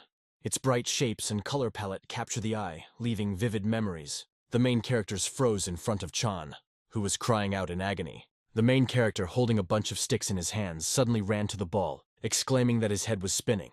The ball, gently illuminated by a golden halo, impressed with its unstoppable speed, brooding in a state, observing the environment, come to the conclusion, it is important to accept responsibility for one's own actions. The boat floated quietly under the majestic bridge, where a tiny house flaunted itself on it. The trading floor was full of life. Local sellers arranged a real shopping holiday, and buyers, moving quickly, did not stop their step. With grim faces, they wandered through the central market, looking closely at every stall. A red-haired girl wandered around the market with 2 boys, admiring the world around her. One of them smiled, emphasizing the wonderful atmosphere in Chengdu. He looked sharply at the man in red and noticed that half of the passers-by were armed. The red-haired girl, jokingly lowering her eyes, smiled. This is their chance. The old man shook his head, looking intently at the floor, reasoning that for others, failure is a new opportunity. The girl, despairing, fell into the abyss of her feelings, crying that she did not need to hear this. He ran his hand over her chin, looked back at her and asked the reason for her mood. She turned sharply, crossed her arms, and asked who really wanted the money. He boldly replied, Dayoshi. Hearing this, Dayoshi gave him an angry look and reminded him that he had already been there for a long time. It was time to stop talking. The girl looked ahead with a joyful smile. Suddenly she got the idea to look around. The boys behind were also watching the same thing as her. She opened her eyes and their eyes sparkled with wonder. Her mouth fell open with inexplicable delight, as if an unusual flower had suddenly bloomed in the ordinary world. Suddenly she jumped on the older man's back, exclaiming that the captain had been gone for a long time. He suddenly turned to her, staring intently, a smile on his lips betraying his admiration for the interesting details. The deputy captain arrived in time to save the day. The men from the escort kindly put their hands together, noting with a smile that it had been a long time since their last meeting, and he had become even more attractive. Marion folded his arms in greeting, his smile brightened, and he noted how long it had been since they had seen each other. Everyone gathered around the round table, carefully studying each other. One of the men, glancing at the captain, understood that money was needed after a long pause. Was this the reason for their meeting? He focused on the captain's gaze, who opened one eye for a moment, appraising him. In her eyes, she felt a spark of his interest, and her own curiosity suddenly came to life, like an old friend who unexpectedly visited. She wanted to know more about this mysterious person. The captain bowed his head sharply, closed his eyes, and, smiling, understood that it was time to get rid of his worries. The boy smiled nervously and denied saying anything. The vice-captain turned to the boy with her head down in her hands, wondering if all of this had happened because of King Chang and the Emma sect. The boy confidently met the captain's gaze, asking if everyone did not understand that they had been living in a tense atmosphere for 7 years. Murray, tilting his head slightly, closed his eyes and confirmed this without a word. The captain stared intently at the table, imagining the brutal duel taking place on its surface. No one had any idea why, but in recent years, conflicts had engulfed them, from small skirmishes between martial artists to major battles. A hot battlefield blossomed in his imagination. The two warriors watched each other intently. Miriam realized that the struggle between Sichuan's powerful sects would inevitably tear society apart. She looked up. She stared thoughtfully at the ceiling, moving her pinky finger, wondering why the feud between them had developed. The captain opened his mouth with a faint smile, implying that truth was more important than reason. He smiled, closed his eyes, and curled up in the blanket. The fact that he could now realize his dream became a high value for him. Huge mountains and trees, like faithful friends, gently embraced the small house, creating an atmosphere of comfort and seclusion. Carefully, his foot stepped on the stairs. The fiery-eyed blonde kept his eyes on his target. He carefully began to descend, keeping a close eye on each step. The man confidently wiped the table, but suddenly, hearing footsteps, turned sharply to the young man walking by and opened his mouth in surprise.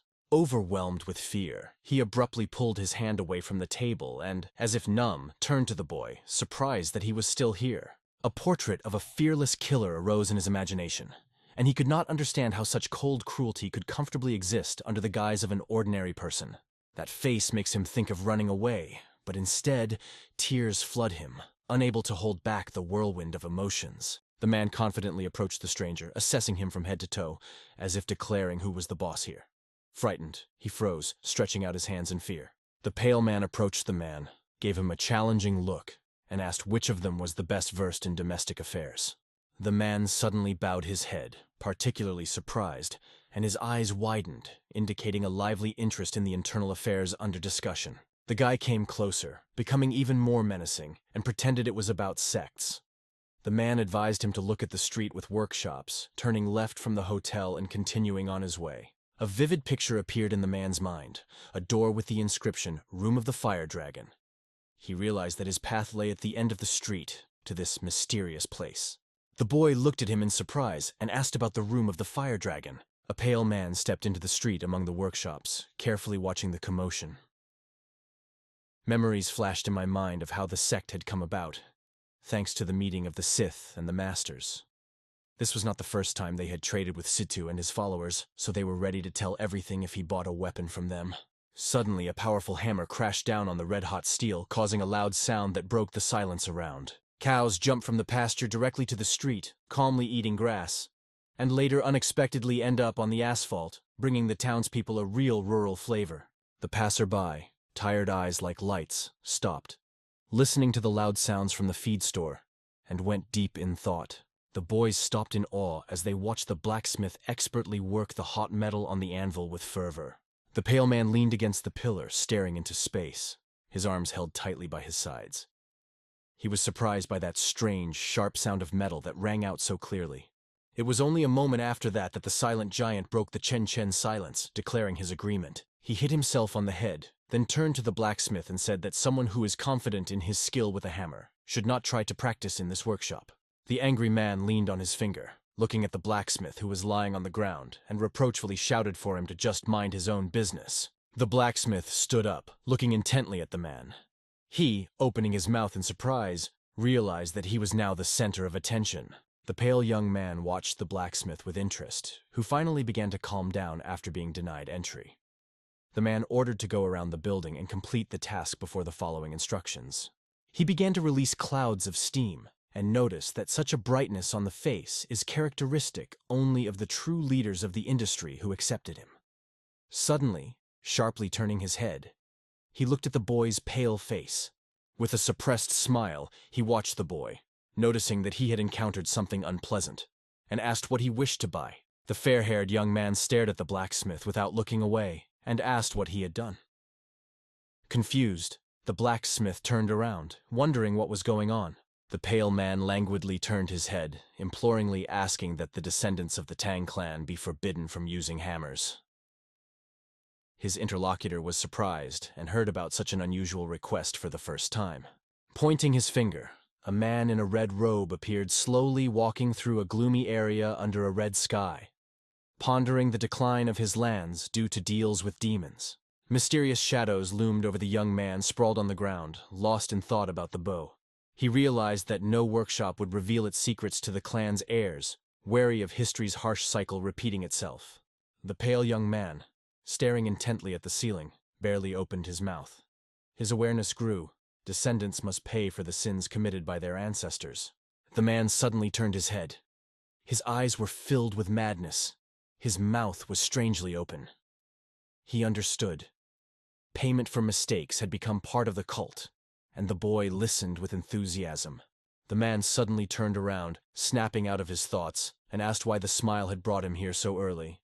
The pale young man, studying it carefully, remembered the flying blade. He, continuing his way, said that all the weapons from the armory were waiting at the end. The blond boy, slightly squinting his red eyes, clarified whether many orders had been received recently. His unexpected question surprised everyone present. A man with clear eyes and a warm smile admitted that the opening of the war between King Chang and Mai had brought in twice as many orders. The real energy of a successful business reigned in his tents. Walking under the clear sky, the man stretched out his hands and noticed how all the craftsmen were working on making weapons for the various sects. And suddenly, his pale companion turned sharply. He turned around, his face casually calm. She witnessed a man from the Tang clan being beaten and screaming his blood. Despite the fact that his clan had already suffered for apostasy from their ancient traditions, a group of youths mercilessly beat the boy who was lying on the ground, demanding with shouts that he understand his place in the hierarchy. Although he is not allowed to do so, he takes up the hammer with pleasure, making no attempt to hide his excitement. The man looked intently at the crowd through his fingers. Suddenly, turning his head, he began to carefully look for something immeasurable in the side. He carefully moved his hands away and looked anxiously at the knife that was left on the ground. The pale young man carefully studied the crowd and realized that people are capable of terrible deeds, worse than animals. A group of boys stared intently at him, threatening without words. The blonde watched the unfortunate man on the ground and reasoned. If you allow yourself to be devalued, your life is simply torn and thrown away, waiting for death to come. The other just nodded quietly. The pale man glared angrily at the Tang clan member, knowing that his patience could kill hope, turning life into a stray dog. These words made the tan boy stare at the knife. A mad gleam lit up his eyes. The fair-haired man gradually approached the young man, looked him carefully, and asked about his intentions. The young man, raising his head, stared at him in fright. One of the offenders, with a fixed gaze and open mouth, pointed a finger warning them not to interfere in the fire dragon's affairs. He looked up anxiously and froze at him. In a moment, the same bully, with a fierce expression on his face, approached menacingly, asking how he dared to ignore him. Immediately after his words, Tang clamped his teeth into his neck, not stopping until he bled. Faiwal just closed his eyes, showing no emotion. The young man knocked the attacker off his feet and inflicted another strong blow to the neck with a knife. Raged offender turned to the boy and began to ask what he was doing. Suddenly, a sharp knife flashed before his eyes, catching him off guard. Without hesitation, Tang thrust the knife into the opponent's neck, the blade almost touching the eye, emphasizing the reality of the danger. Both accomplices of the criminal watched him in despair, their mouths hanging open, not believing that he had gone mad, suddenly attacking the man like a wild animal. At these words, Tana suddenly turned her gaze away. The young man slowly turns his head, his crazy eyes full of realization. He's been treated like a beast, and now he's turned into one himself. The boys, having calmed down, carefully watched the thief. They were surprised. How could he think that he would get out of the situation so easily? The hand slowly rose, clutching the knife tightly. He carefully looked at the frightened boys and declared that they could do whatever they wanted, because he was already tired of their bullying. Suddenly, he clenched his teeth into blood, pulled out a knife from under his clothes, and a vow arose in his heart. He would not leave unanswered for any unkind word. Suddenly, the boys picked up their comrade, threw him on their shoulders, and shouting for retribution, hurried away. With anger and attention, she followed the escape of criminals. Suddenly, his semblance of consciousness began to fade. Val suddenly grabbed the thing and threw it over him. He took on the situation tensely, tightly pressing the lifeless body of the boy lying next to him. The wall pushed the man to an abandoned, ominous house. They entered quietly, and the pale man carefully examined everything that was left behind. Slowly lowering the bronze boy from the tribe, he placed him gently on the bench. Plata, feeling the unsolicited attention around her, glanced around the room. Dale Man instantly turned around and felt that this house suited him.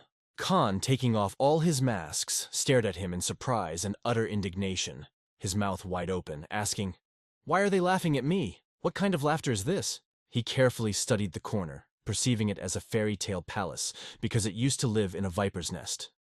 Tan, with his head up and mouth wide open, realized that he was actually fantasizing. Just before Phoebe left the house, he announced that he had to arrange something. Tan, watching with interest, asked where he was going.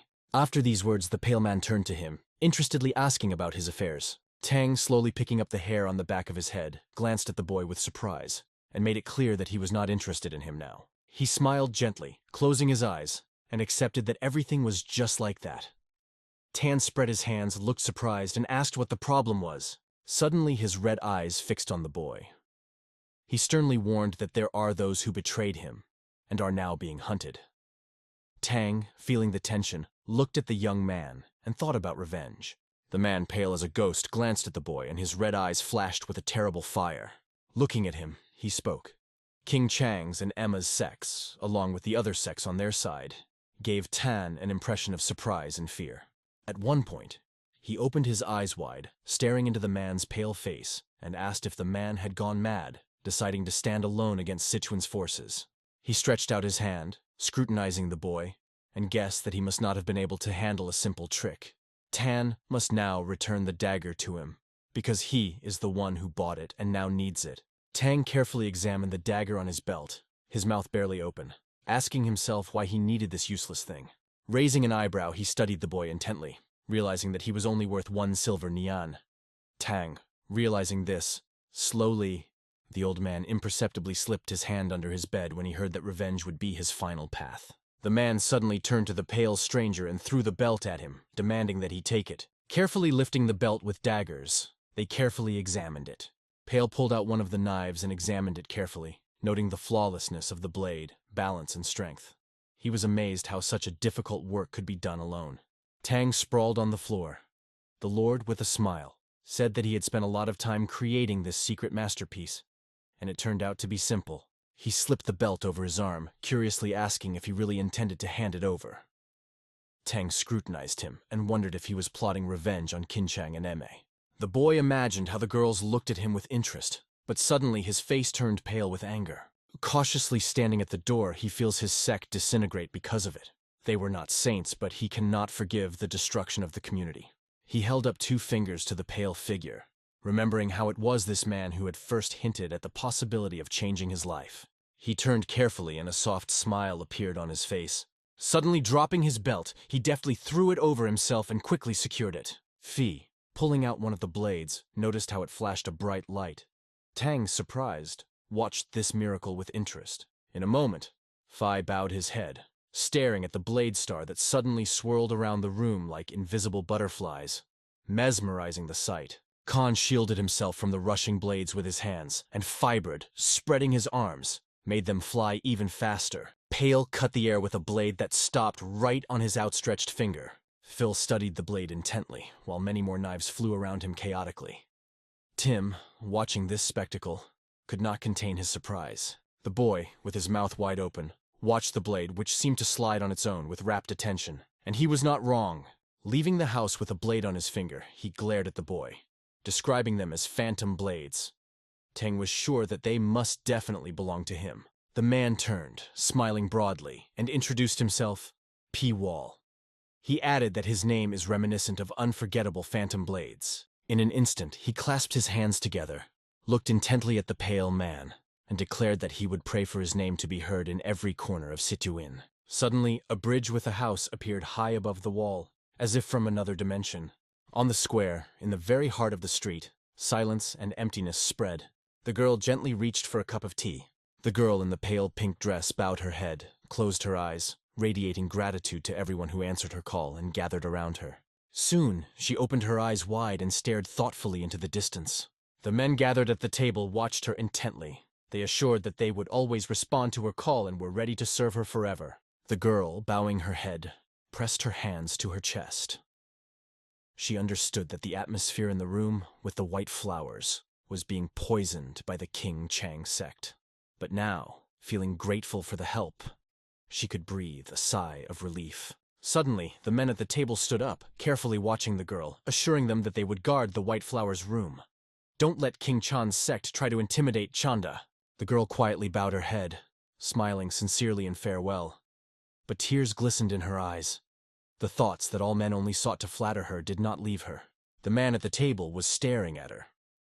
After careful consideration, he said that due to King Cheng's mysterious actions, the department would begin collecting them, so she might not be able to appear at the next meeting. Upon hearing these words, the men immediately jumped up, raised their hands, and enthusiastically announced their readiness to embark on the May trip to Mount Am. After that, the girl gently covered her lips with her hand and cried softly. At first, her eyes widened in surprise, and then she realized the men had gathered only for her sake. She planned to conquer them by becoming the leader of MANHWA and the commander of Situin Fortress. The street remained empty and silent. The girl led the men up the stairs, looked down, closed her eyes, perceived tenderness from their closeness. One of the boys, leaning closer, said that they had completed 2. She smiled. Suddenly her eyes widened, filled with wonder, and she stared forward curiously. He watched how everyone eagerly ate lunch and sat neatly at the table. Her gaze was determined and full of anger, fixed on the object of her emotions. With fear, she stared at the boy, clutching her hands, trying to understand how the eyes could be so bright red. A group of men curiously followed the figure of a girl walking into the distance. She walked confidently, with her hands down, surprising them. She cautiously approached the fair-haired young man, closely examining his features. Looking up, he studied her intently. They looked at the boy with a smile, noticing that he really seemed like a newcomer to this atmosphere. In the room where the white flower was blooming, Suna looked at him with a bright smile, placing her hand on her chest. She noticed that he did not look like the locals, and wanted to know his name. He carefully looked into her eyes and introduced himself with a smile, trying to interest her. Blaster, wide-eyed, awkwardly asked if he could fight skillfully. She glared at him, letting him know that his thoughts didn't matter. Then she asked what he really wanted from her. The girl carefully tilted her head, examining the boy, and asked why he was silent. He smiled, and replied that she was the first to come. After his words, a man in a blue kimono approached the girl and demanded that he quickly apologize for his bravery. Paul stared at him with a maddened look, asking the question again, hoping to find at least a hint of an answer. The man spread his arms, demanding that he kneel down and repent. Otherwise, nothing good will come of it. One look and his arrogance seemed boundless. Of course, This only strengthened his opponent, whose power was steadily increasing with each glance. Is it really not time for an opening? After these words, his eyes became huge, and his teeth, as if in pincers. Suddenly, the man held out his hand, asking for the sword.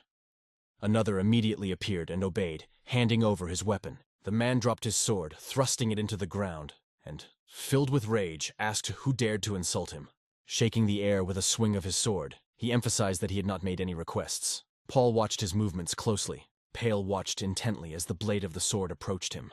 Spectators stood in shock but could not tear themselves away, mesmerized by the action unfolding before their eyes. Turning sharply forward, he did not take his eyes off the blade. At the same moment, he instantly jumped back, and the man struck, a smile of secret intent playing on his face. The man, with his eyes wide open, wondered in surprise how he managed to avoid this threat. The man carefully examined the pale boy and realized that he had moved away just in time to avoid being hit. In a moment, the man brightened, as if sparks were escaping from his eyes. Shining sword raised high above his head, he stared intently at the boy. The spectators looked at each other warily, watching the man in the zippers. It became clear to them. In front of them was King Changxiok's deadly technique. 7 devastating blows. The man suddenly lit up, and lightning energy came out of his mouth. He rushed towards the main character like lightning, and the blow turned out to be accurate and merciless. Holding his hair in his hands, he suddenly stepped aside, keeping a close eye on the floor, trying to avoid danger. A pale young man rushed through the air like a flash from both sides. The man stepped back cautiously, startled, pausing to deal with the lightning that flashed ahead. Pavlo, walking unhurriedly, focused his gaze somewhere ahead. Suddenly, the man turned around, looking intently into the young man's pale face, and clenched his teeth. He bent down, ran his palm over the blade of the sword, and suddenly it flared up like a fiery projectile. A movement was suddenly felt in the pale-faced man's back, as if awakening hidden powers.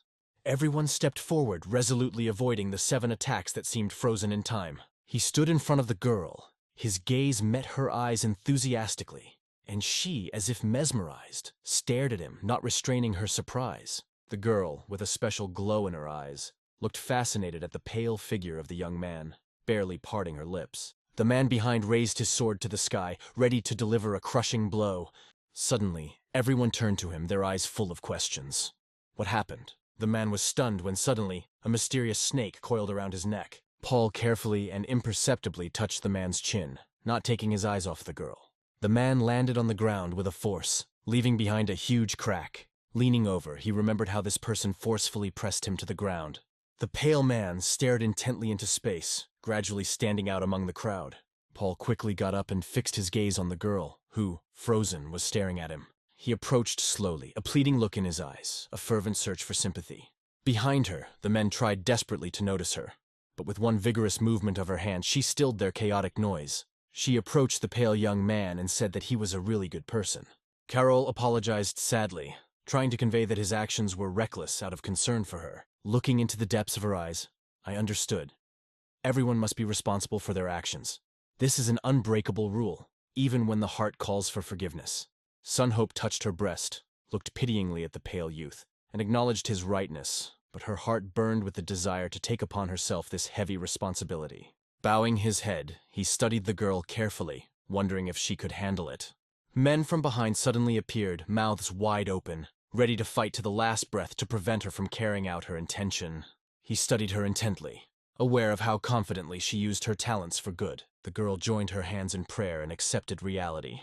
Her smile blossomed, and her gaze traveled smoothly in peace. He looked at her with a slight irony, barely smiling. Rose quickly got up from the bed and confidently looked to the side. He instantly turned around as Sanha gently touched his hand. She gently touched his bicep, looked into his eyes, and gently hinted that this task would not be easy for him. Paul, tilting his head, fixed his gaze on her and remarked that it was necessary to understand the details first before giving his consent.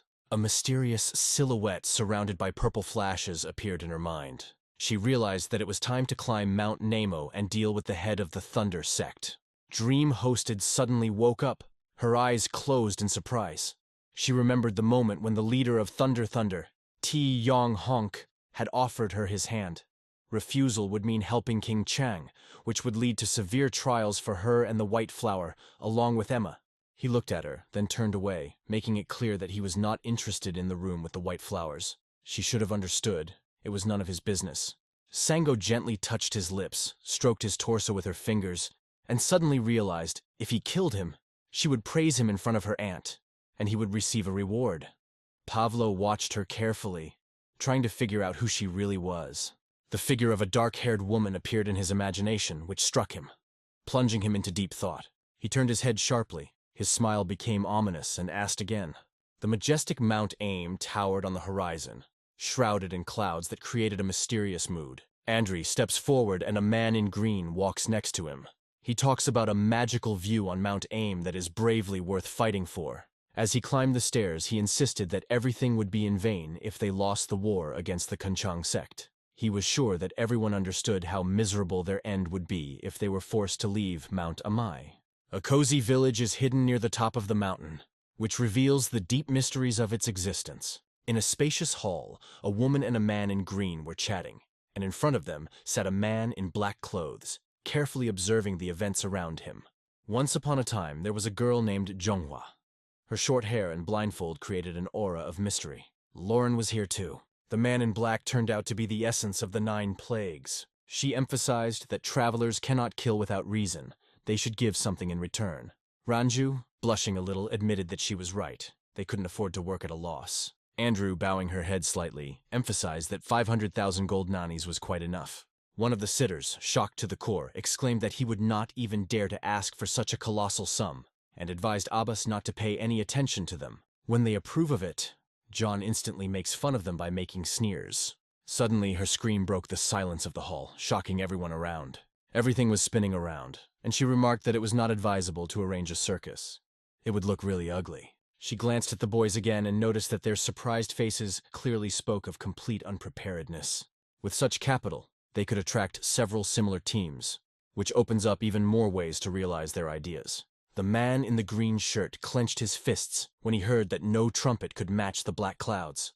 The old lady decided to find out what her refusal would lead to. Rand, clear in her eyes, shares the news. One of the girls in her squad has already reached the top of King Chang's mountain. The old woman carefully protects herself, forcing them to think about the design of their secret games. She barely had time to utter these words when she sent lightning bolts at them, declaring that their audacity was unacceptable. Huge drops of blood fell on the floor and steam flew in all directions. The two suddenly fell to the floor, suffering from terrible stomach pains. The old woman, with a gloomy expression on her face, persistently demanded the truth.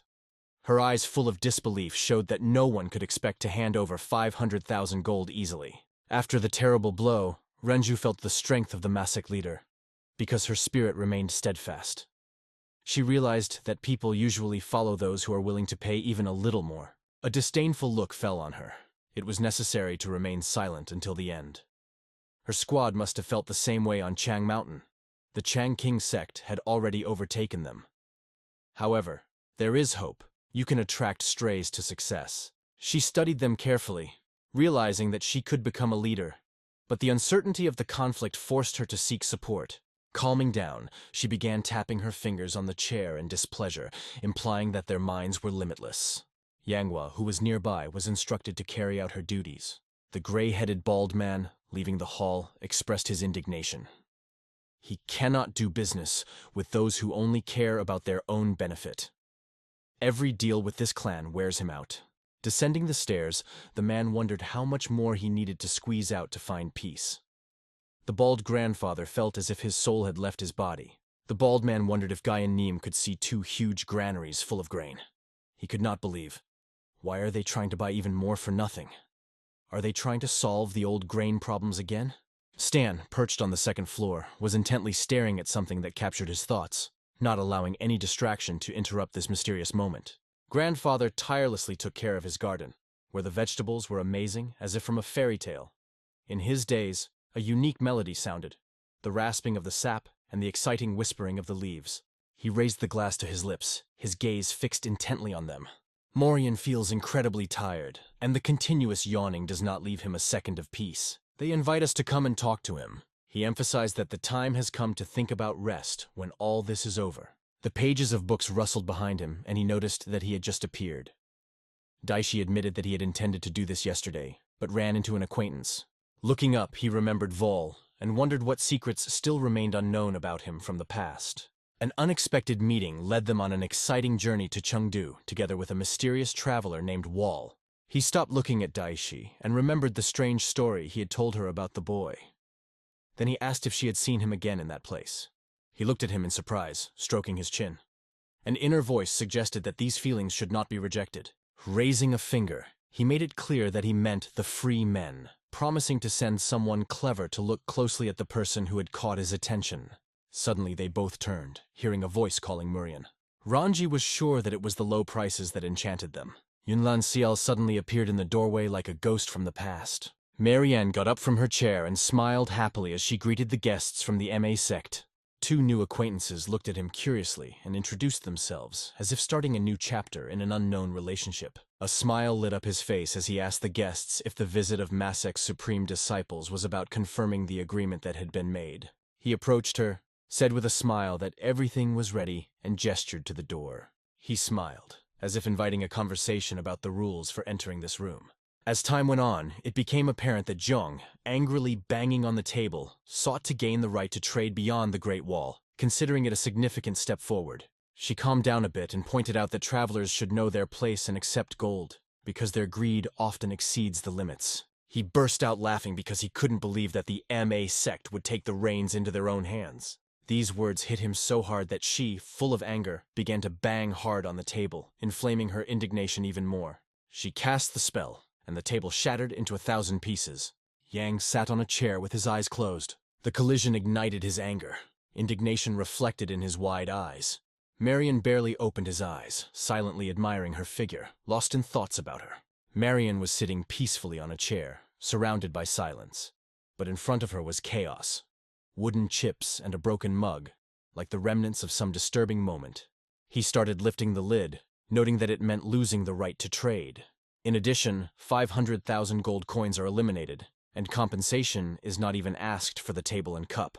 Looking at the cup behind him, he imagined an endless field stretching ahead, promising help in the development of the Western Plateau. She bowed her head, wondering why they wanted to find their place under the sun in the first place. Murian glanced at her and said, "Everyone knows they are just travelers. No sect wanted their presence, and Chang'e confirmed that their sect didn't either." Their eyes focused on the huge map of Tengro ruling his lands, leaving more young far on the horizon. The distance inspired the spirit of adventure. He chose the Western Plateau for his new home, moving away from Masek to protect himself from possible conflicts in the future. She imagined many of them, wondering how to use them as a human shield. It feels like the situation has reached its plateau. Chong is convinced that their resources are running out, and there is very little left in reserve. The distribution of the territory will not be a big test. Closing her eyes and bowing her head, she hoped that the real difficulties would disappear as soon as they started bothering her. Therefore, she replied that she was ready to accept their offer. She smiled again, making it clear that the negotiations were over. Yang broached the subject of making a contract, but Zhang objected, stressing that they didn't need anything, as they would honor the agreements for the benefit of the MA sect. Saul raced at full speed, but sadness hung over his face. His gaze was fixed on the floor, like a riddle seeker seeking answers. Marian, looking at the poor table, asked if they planned to go back to Manhwa. If they want, they can stay for a day and get a room. Changhua replied with a smile that there would be 100 flowers in the room, because the young hostess was her niece. Suddenly, Songha bursts into the room, calling for Miriam. He rushed forward, looking around with fear, shouting about the urgent news that did not give him peace. Nurian let out a sigh, looking at her with disappointment. He sharply noted that, no matter how important the matter was, one should not rush to the ground. The message from Sunha about the death of the young leader of the Lightning Clan shocked everyone. No one could have predicted such a sudden turn of events. Yoon spied on Mariong, anxiously asking if the killer had been caught. Songye opined that the killer has yet to be caught, while the Lightning Clan is convinced that King Changsak is behind the crime. The sunset unfolds playfully on the horizon, illuminating majestic mountain cascades. In front of the group of people, a majestic clan building was revealed, surrounded by a loud crowd which captivated the eyes with its grand appearance. Amidst the gray crowd, she could feel life pulsating around her. T listened attentively to the interlocutors, but could not understand why the leader of T visited them uninvited. His unexpected visit caused real surprise. All attention is focused on the crowd at the bottom of the stairs, where people are holding glittering swords. The gray-bearded man asked for a cup of tea to get down to business. An angry vein appeared on Vance's forehead. He finally decided to discuss it. The man with a heavy expression on his face wanted to know the whole truth and understand why this coffin was standing in front of him. T, stopping in front of the coffin, expressed his belief that the body of his student was resting inside. He was filled with a rage that broke free, and he screamed, losing himself in the uncertainty of the authenticity of his emotions or the theatricality of this display. With a soulless expression on his face, he looked intently at the interlocutor, persistently asking for an explanation of what happened to that student. He felt his shame mingle with anger, and determinedly assured that he would now show all his skills. Just saying these words, he deftly tore off the lid of the coffin with his sword and threw it aside. Inside the house lay a lifeless body, divided into parts. It was the young leader of the Lightning Clan, Namgosen. Examining his wounds, he realized that these were the evidence of King Changsex's sword strikes. The 72 deep waves on his body undoubtedly told their story. The elderly man could not stand up, watching the incredible skill that he had never seen before. These skills were called the 72 sword waves belonging to his sect. He raged, sure that the old man would continue to make excuses despite the obvious. Since his disciple had died because of the Chen Kingdom's technique, he was filled with unbridled anger. I'm sure they understood. By making a marriage contract with the 100 Flower Room, they actually wanted to become his allies. The Kinchongs, having learned about this, were the first to react. He charged forward with his sword, filled with anger, realizing that he could not be who he wanted to be, as his disciple had died under the blows of King Chang's sect technique. The old man tried to solve the mystery, but his ideas were not believed, demanding concrete evidence. What truth is troubling him, and will he be able to explain his quest? Her ears were struck by a loud scream full of indignation that instantly caught her attention. A man with fiery hair surrounded by flames called out, "How could he appear so unceremoniously without an invitation?" Ray Gerardman called him to stop in an angry voice, because such behavior was completely unacceptable. At the same time, T, an attacker with red curls, pounced. He came closer, his hand raised, ready to deliver a powerful blow.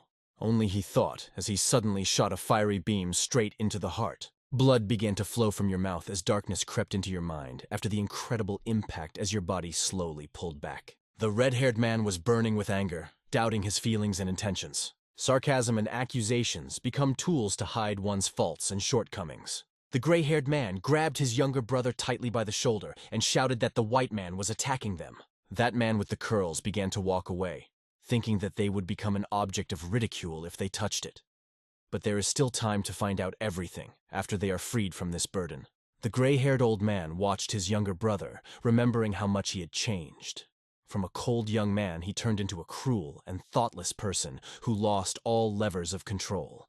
He quickly came over, helped her up, and asked if everything was okay. He looked down on them, saying that King Changseok planned to brutally eliminate any rebellions. The old man watched him intently, silently, with sadness in his eyes. Approaching his brother, he asked him to contact the leader of the T clan and prepare a room for the warriors of the Lightning clan. The old man, overwhelmed by the meeting with the snow-white twilight, stood next to the boy with brown hair and a deep, penetrating gaze. He began to rush in different directions. Because the old man guessed, unusual events in Chengdu would probably require his intervention. Clouds covered the sky with a thick veil, as if someone turned off the sun, turning the day into a magical game of shadows. A couple in bright outfits strolls on the veranda, one in green, the other in peach, creating a real symphony of colors. The man in the green suit confirms that King Chang's sect did indeed take Namhausen's life, as their martial arts symbol is not difficult to falsify. The second remarked that the greater the power in a martial art, the clearer its reflection, and it was simply impossible to fake something like 72 sword waves. Right outside the door, on an old chair, sat Val. He put his head in his hand, lost in thought. Sanghok entered his room, racking his brains over how to make it happen. Anton reached for a thought. Curiosity was burning in his eyes. What did he do? Hanha, approaching, spoke of Namhausen, the deputy master of the Lightning Clan, who was plotting an assassination to incriminate King Chang's sect. Tang stood up and walked towards her, completely unaware of what she was referring to when she asked if he had taken someone's life. He approached her, confident in his words. It doesn't matter how exactly he did it. The main thing is that he is dead now. Lifting her chin, he asked if that was true. They slowly reduced the distance, trying to get closer like two magnets, ready for a gentle touch of lips. Their faces were close, and their eyes were half closed. Suddenly she turned and said that the meeting would be difficult because an important guest had come to them, and she would not be able to visit him often. Anton looked at her with bewilderment, trying to figure out the essence of this mysterious thought. She held out her hand, pointing to Elder Masekta, her aunt, who would appear in the white flower room with the student today. However, it is worth noting that the elder is usually very demanding, so Sanhav will have to do everything on his own. Lilia moved to the door, and Anton wondered why the lilac was blooming here. Rumors talked about her deal with mercenaries from Black Cloud. They drew a storm that resembled a dark cloud with fierce red eyes that obscured the light of the sun. He emphasized that their squad is considered the most powerful, and their leader is distinguished by unusual wisdom. Anton suddenly remembered Changhua, realizing that she would still remain in the room, surrounded by white flowers. His thoughts wandered around when she would decide to leave this place. Sonka left the room, saying that she would stay for a while. She was glad to see her aunt, but she didn't want another woman to be around.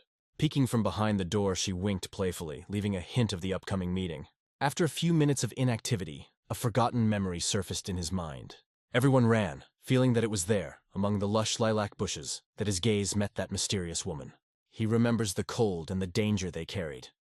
Now, in Chengdu, their meeting is possible.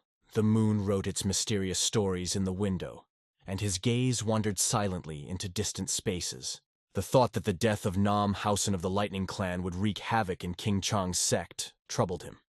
Sitting down at the table again, he decided to wait a little longer. Suddenly, images of endless sea spaces, where numerous swords froze in the air, came to life in front of me.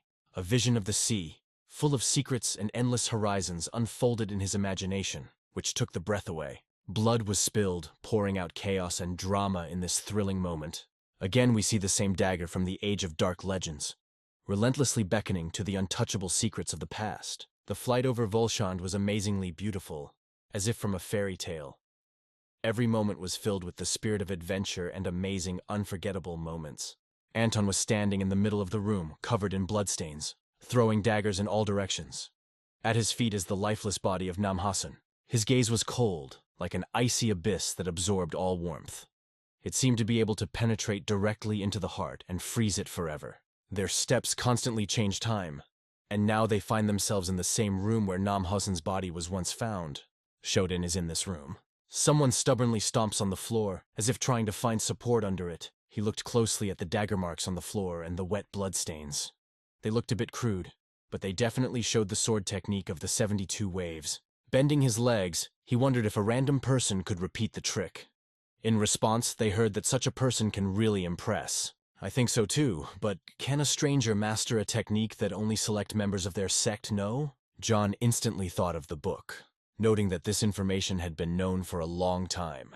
The boy once again felt confident in wielding a sword. He was aware that the fake only showed the technique of his movements. The technique of internal breathing opens up enormous possibilities.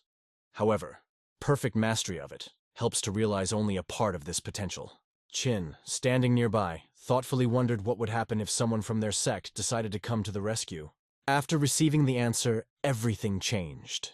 Now they could explore new possibilities and recreate their inner breathing technique. Then he pointed the finger, emphasizing that it would be wiser to develop an entirely new technology. After getting up from the floor, the boy realized that only an inspection of the crime scene would not reveal the whole picture. It might be worth looking for the killer who might be hiding nearby, and that thought comforted him. He directed his hands to the belt, thinking deeply that the killer's ruthlessness was impressive. Suddenly, Bale's old body appeared in her mind. Is it possible that this killer is back after years of silence? Anxieties crept into her heart like an echo of the past. 7 years passed, and although doubts still lingered in his soul, he convinced himself that he was definitely no longer alive. Imagine the sunset over a cozy market, where every ray transforms the space into a magical play of light and shadows. Together with his brothers, he walked forward, dreaming of the Golden Sky Clan, which promised them shelter. He lightly scratched his ear with his finger and stretched his neck little by little, hoping to find relief from the tension. Step back. Everyone present was amazed. An incredible scene unfolded before their eyes. Intuition whispered that this would turn their perception of the situation upside down. Young guys from the community resolutely stepped forward, setting up a barrier for everyone else. They watched Younghwa, sparks playing in her eyes.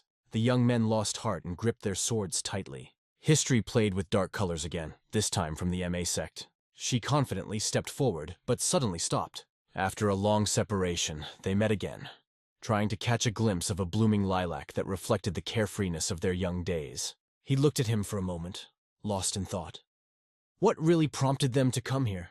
Living in the mountains is the embodiment of her nickname, which is associated with the aerial dance of the white crane. They reproached each other, and Chin, with sarcasm in his voice, asked why the respected elder came here. Without her, it is not easy to defend the sect. To her displeasure, he said that the quarrel started with them, and it was time to stop because he was already tired. At this point, Rand pulled him vigorously along, insisting that it was time to go. Manhwa, outraged to the core, shouted in anger.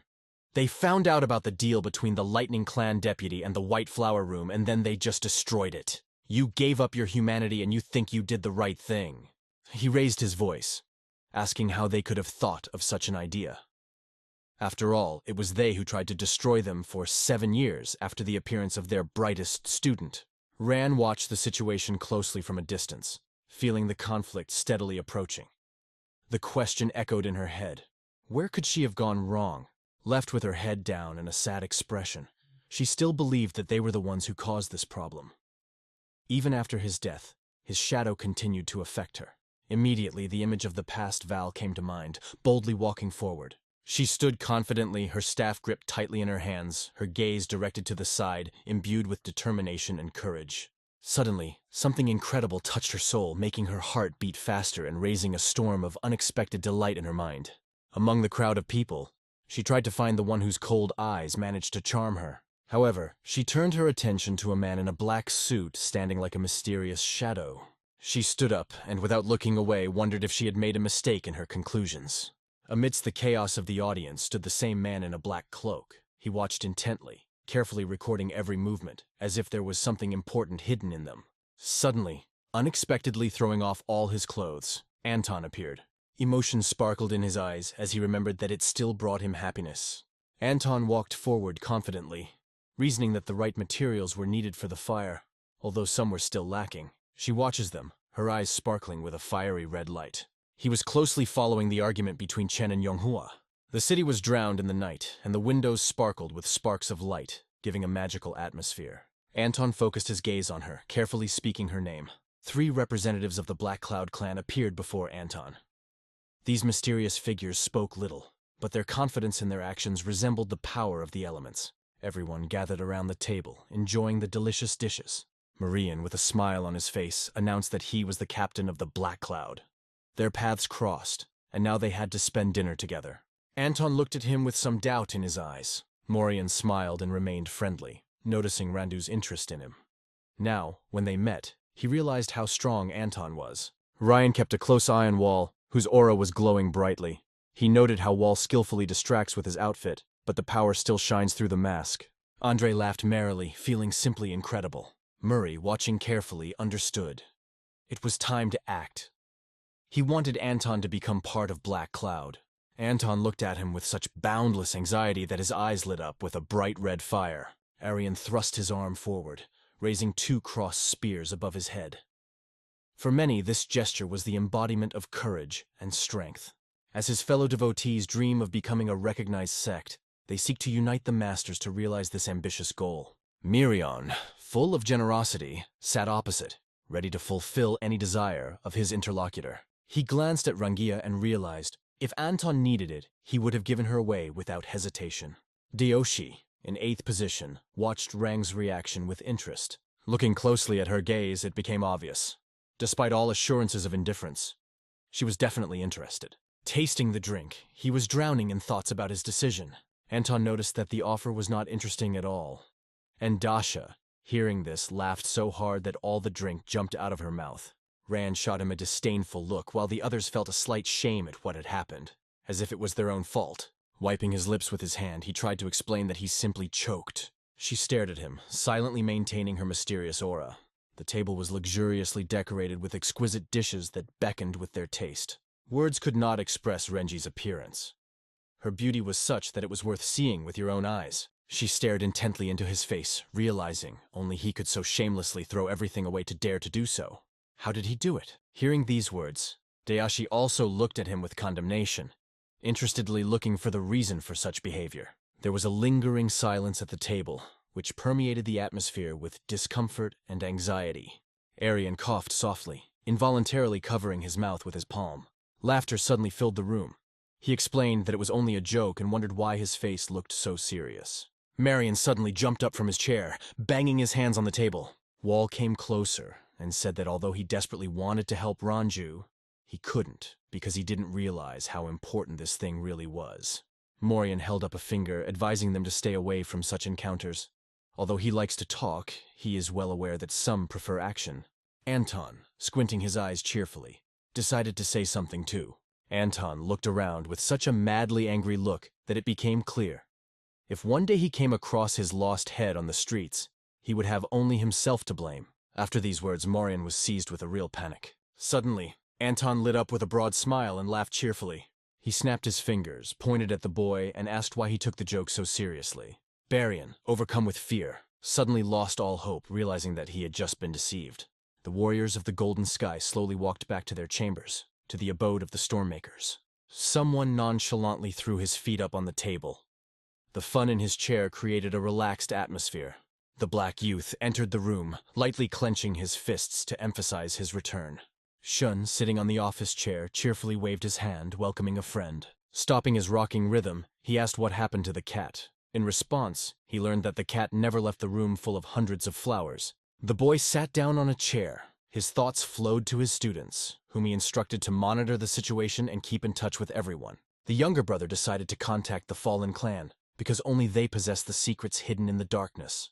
He introduced several individuals to the world and said with confidence that they knew exactly everyone who approached the lightning clans that day. The web-like eyes gently wrap around Sichuan, penetrating its every nook and cranny. Jin raised his hand at first, as if to indicate that he wanted nothing to do with them. However, after thinking it over, he decided to take the matter into his own hands. The younger brother bowed low, promising that he would never fail. Leaning over the moon, he realized that there was a lot more intrigue in this game than he first thought. Under the bangs that hid his forehead, he was lost in thoughts of lightning clans and golden skies, and also about piles of flowers. No one guessed what dangers await if the killer is not caught in time.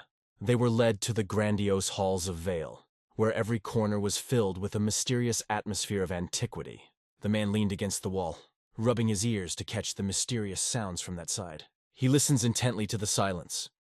He was sure that Anton was nearby, but now he doesn't feel anyone. Memories of how Anton crossed the threshold of the room filled his thoughts with the realization this person was truly unsurpassed. He looked at the wall, his heart burning with discontent because of the failure. He was amazed by this incomprehensible man who merged with the silence like a ghost. He continues to open the window, looking displeased. I started waving my arms vigorously, hoping to attract the attention of the people on the roof. Keeping his gaze up, he waved tirelessly, making numerous signals. Suddenly, among those who were nearby, one disappeared, as if dissolved in the air. After that, Anton found himself in an empty building, where no eyes followed him anymore. They watched as the ninja crouched down to report that their first-class target hadn't made a move overnight. The ninja quickly disappeared from the scene, deep in his plans, determined to implement everything planned. Taking a deep breath and closing his eyes, he felt that it was time to start a new business. Shaking his fingers on the map, he concentrates on its nuances. He carefully replaced the small figurines, gently touching them. The problem that plagued him was related to the 3 gates under King Chan Mountain. He remembered the battle at this gate, realizing that the dark cloud was powerless here. They must be lured to the foot of the mountain in order to fully utilize the 200 horsemen. He stared off into the distance, pondering what decisions lay ahead. Deep in his own thoughts, he frowned and looked up. He suddenly launches several daggers into the ceiling, striking the target with admirable virtuosity. The daggers ignore everything around them and freely cut through the ceiling. Rushin's face was full of surprise as he looked up. He was quite surprised, not believing his eyes. There was not a single soul around. He squinted slightly as he felt someone's gaze. Could it be that fatigue had distorted his senses so much? And as it turned out, there was actually a person behind all this, namely Anton. Anton descended to him, shifting the shadow magic expertly. He looked at him, his eyes burning with the will to fight. Against the background of white flowers, greeted by soft light, red ones bloomed brightly, trying to capture the guest's eyes. The girl, covered in the gentle moonlight, anxiously asked her sister to return to the top of Amai when the dawn sparkled with the first rays of the sun. They stood close to each other. Yumu tried to convey that staying with the master was the best decision. Saul, quietly objecting, reminded her of the master's assignment to help her sister. Surprise flashed in her eyes because it exceeded her capabilities. She emphasized the uncertainty of the moment of confrontation with the Chan King sect, so she decided to stay put. She looked into his eyes, convinced that in the event of a threat, the black cloud would become her protection. She turned to her sister, asking for her attention. Under the moonlight, Jiang kept urging her to come back at dawn and hug her tenderly. She bowed to him and confirmed that she understood. A bowl of fruit was shining in their hands. They were waiting for a sign to cross the threshold. Shan sat calmly in the chair, absorbed in melancholy thoughts, but still invited her to enter. Yunhua, being a student, wondered what had prompted her friend to come so late. She was determined to defend her company. Chong considered her a true professional. Sunho looked confused when his aunt asked who he was dating. This question became a real shock for him. In the rays of the sun, he became an invisible hero. His energy permeated every moment, like a secret force conducting everything around. She noted that her boyfriend was indeed very helpful. She looked restlessly at her aunt, who was sitting, and a thought tickled in her mind. Does her boyfriend have something to do with the death of the young leader of the Thunder Clan? His look was full of aggression as he asked her if she really eliminated Hossen. Reaching out her hand, Sun admitted that she wasn't sure, but she could feel his involvement. She looked at her aunt and assured that if the truth about the murder was confirmed, she would find a guide and bring him to her. Law nodded in agreement. He sat listlessly on the chair, asking his name while Suna stared dreamily out the window. They rushed to the little one, trying to find out what happened. They were shocked to realize that Gonson was in trouble. Many are sure that this is a prank by King Chang. Gonson sprawled out peacefully in his room, a pool of blood around him. Longhua could feel the shadow of death closing in on him. His clothes were stained with ominous blood. In anger, he called out his name at the top of his voice. The sun, playing with gold, enveloped the purple roofs, giving the city a magical glow. He froze on the tile, feeling the silence envelop him as the news of Gonson's death came. Gonson, the key representative of Aniclimax, lay quietly dead on the floor of this room. There was longing in her eyes, because she assured everyone that their choice was wrong. Blue clouds followed. He believed that this is for the best. The more you fear, the more you hope for them. When she passed through the village, she suddenly repeated incessantly, "This is impossible!" His words still echoed in his head. The killer looked particularly strange. He emphasized that when the red shadows descended, Noah's donkeys were among them, and the children, fascinated by the unusual adventure, ran after them. The man stubbornly claimed that no respectable organization would resort to the services of murderers. It made him wonder if there was anyone else out there who could have intervened. She remembered his words. In case of her death, it would be his business. Anxiety continuously, oppressively squeezed her from behind, did not give her rest. Frowning, he asked if he had been told anything strange. Walking along it, he frankly admitted that he had only heard about the purpose of the surveillance. The street was buzzing with many voices. He assured her that the target had not appeared for 4 days, and he was convinced that Mon was indeed to be trusted. He looked agitated and asked if he was really sure of what he said. And in response, they heard that he can be trusted in such circumstances. As she passed the bright flowers, she invited him to stop and learn more about King Chan's affairs. She found herself in front of them, overcome with sadness, having learned about the death of a student with whom she had learned the sensuality of life.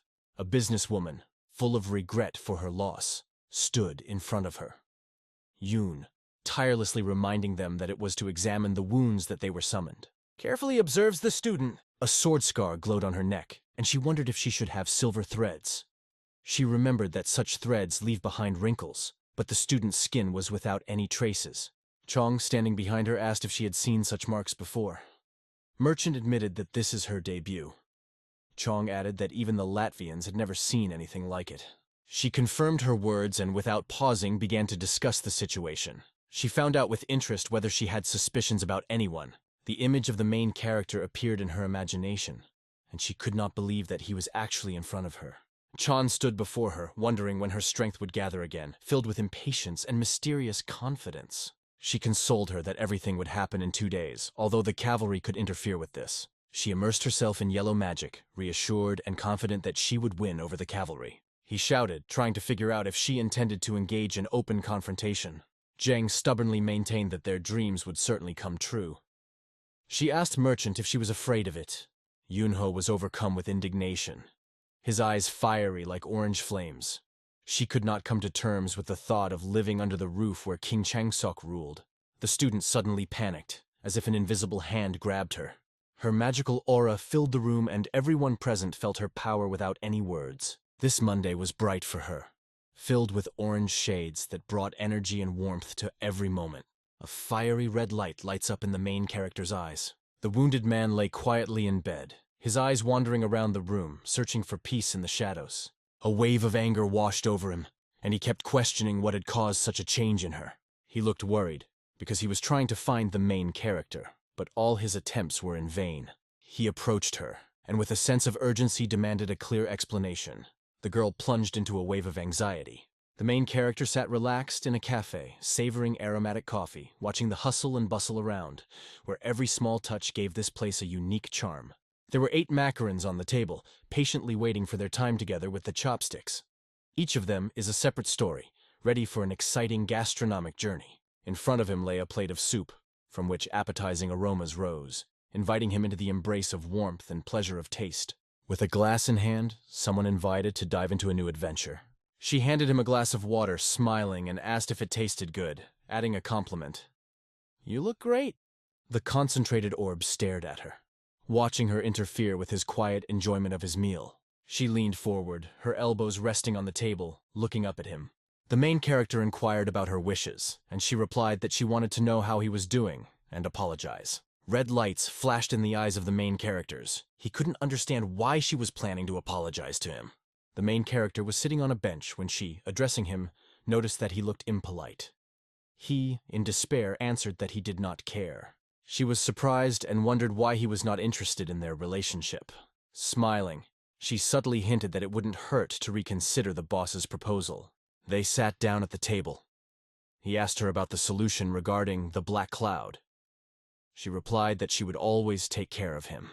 He approached her from behind and decided to confess. He had lost something priceless. This was a real blow, because this loss had a profound effect on his life. He wandered around in confusion, trying to figure out where she had gone. She waved his hand away, asking him not to follow her. He appeared before the main character, looking for confirmation of his identity. Everyone watched him intently, their faces grim. Yoke did not smile in the presence of the main character, but believed that he looked attractive. He was curious to know if she thought he was cute. Rania was furious as she realized she was trying to get this man's attention again. She noted that his actions would not bring anything. He leaned over the main character, carefully looking into her eyes, trying to catch the essence of her words. She, with obvious anxiety, turned to him. He licked his lips, looking curiously at the main character, and was surprised that he couldn't reach him. Wall, concentrating, informed him of forgiveness this time. Val hid himself in the shadow of a plate of soup when he was approached with a request to leave the cafe. From that moment, he decided not to notice what was happening around him until the end of his days. He reached out to the squirrel but was surprised when she spoke. The hero did not take his eyes off him, starting the countdown. His eyes flashed with red sorcery, as if the universe was revealing its secrets. He kept counting the seconds, realizing that 2 had already passed. Thin chopsticks lay in his palms. Everyone unanimously agreed. Count each blow to 3. His hand was pierced with prickly sticks. He was seething with rage, and he indignantly called the hero the son of an unkind woman. He lifted the table with all his might.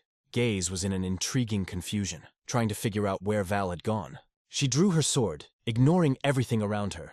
The opponent received a powerful blow to the head. A red light of magic lit up in her eyes like fiery stars. He dealt Yuppei a devastating blow. Covered in blood, he looked as if he had been brought up in war. The floor was drowned in red, a piercing reminder of the horrors that unfolded on this mystical night.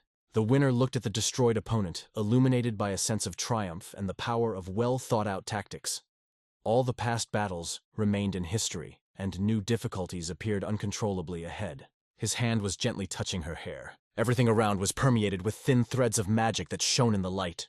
A magical light shone in his eyes. The hero's fingers approached carefully, as if trying to touch something really important. They harmoniously corresponded to her ideal, exactly as she imagined them.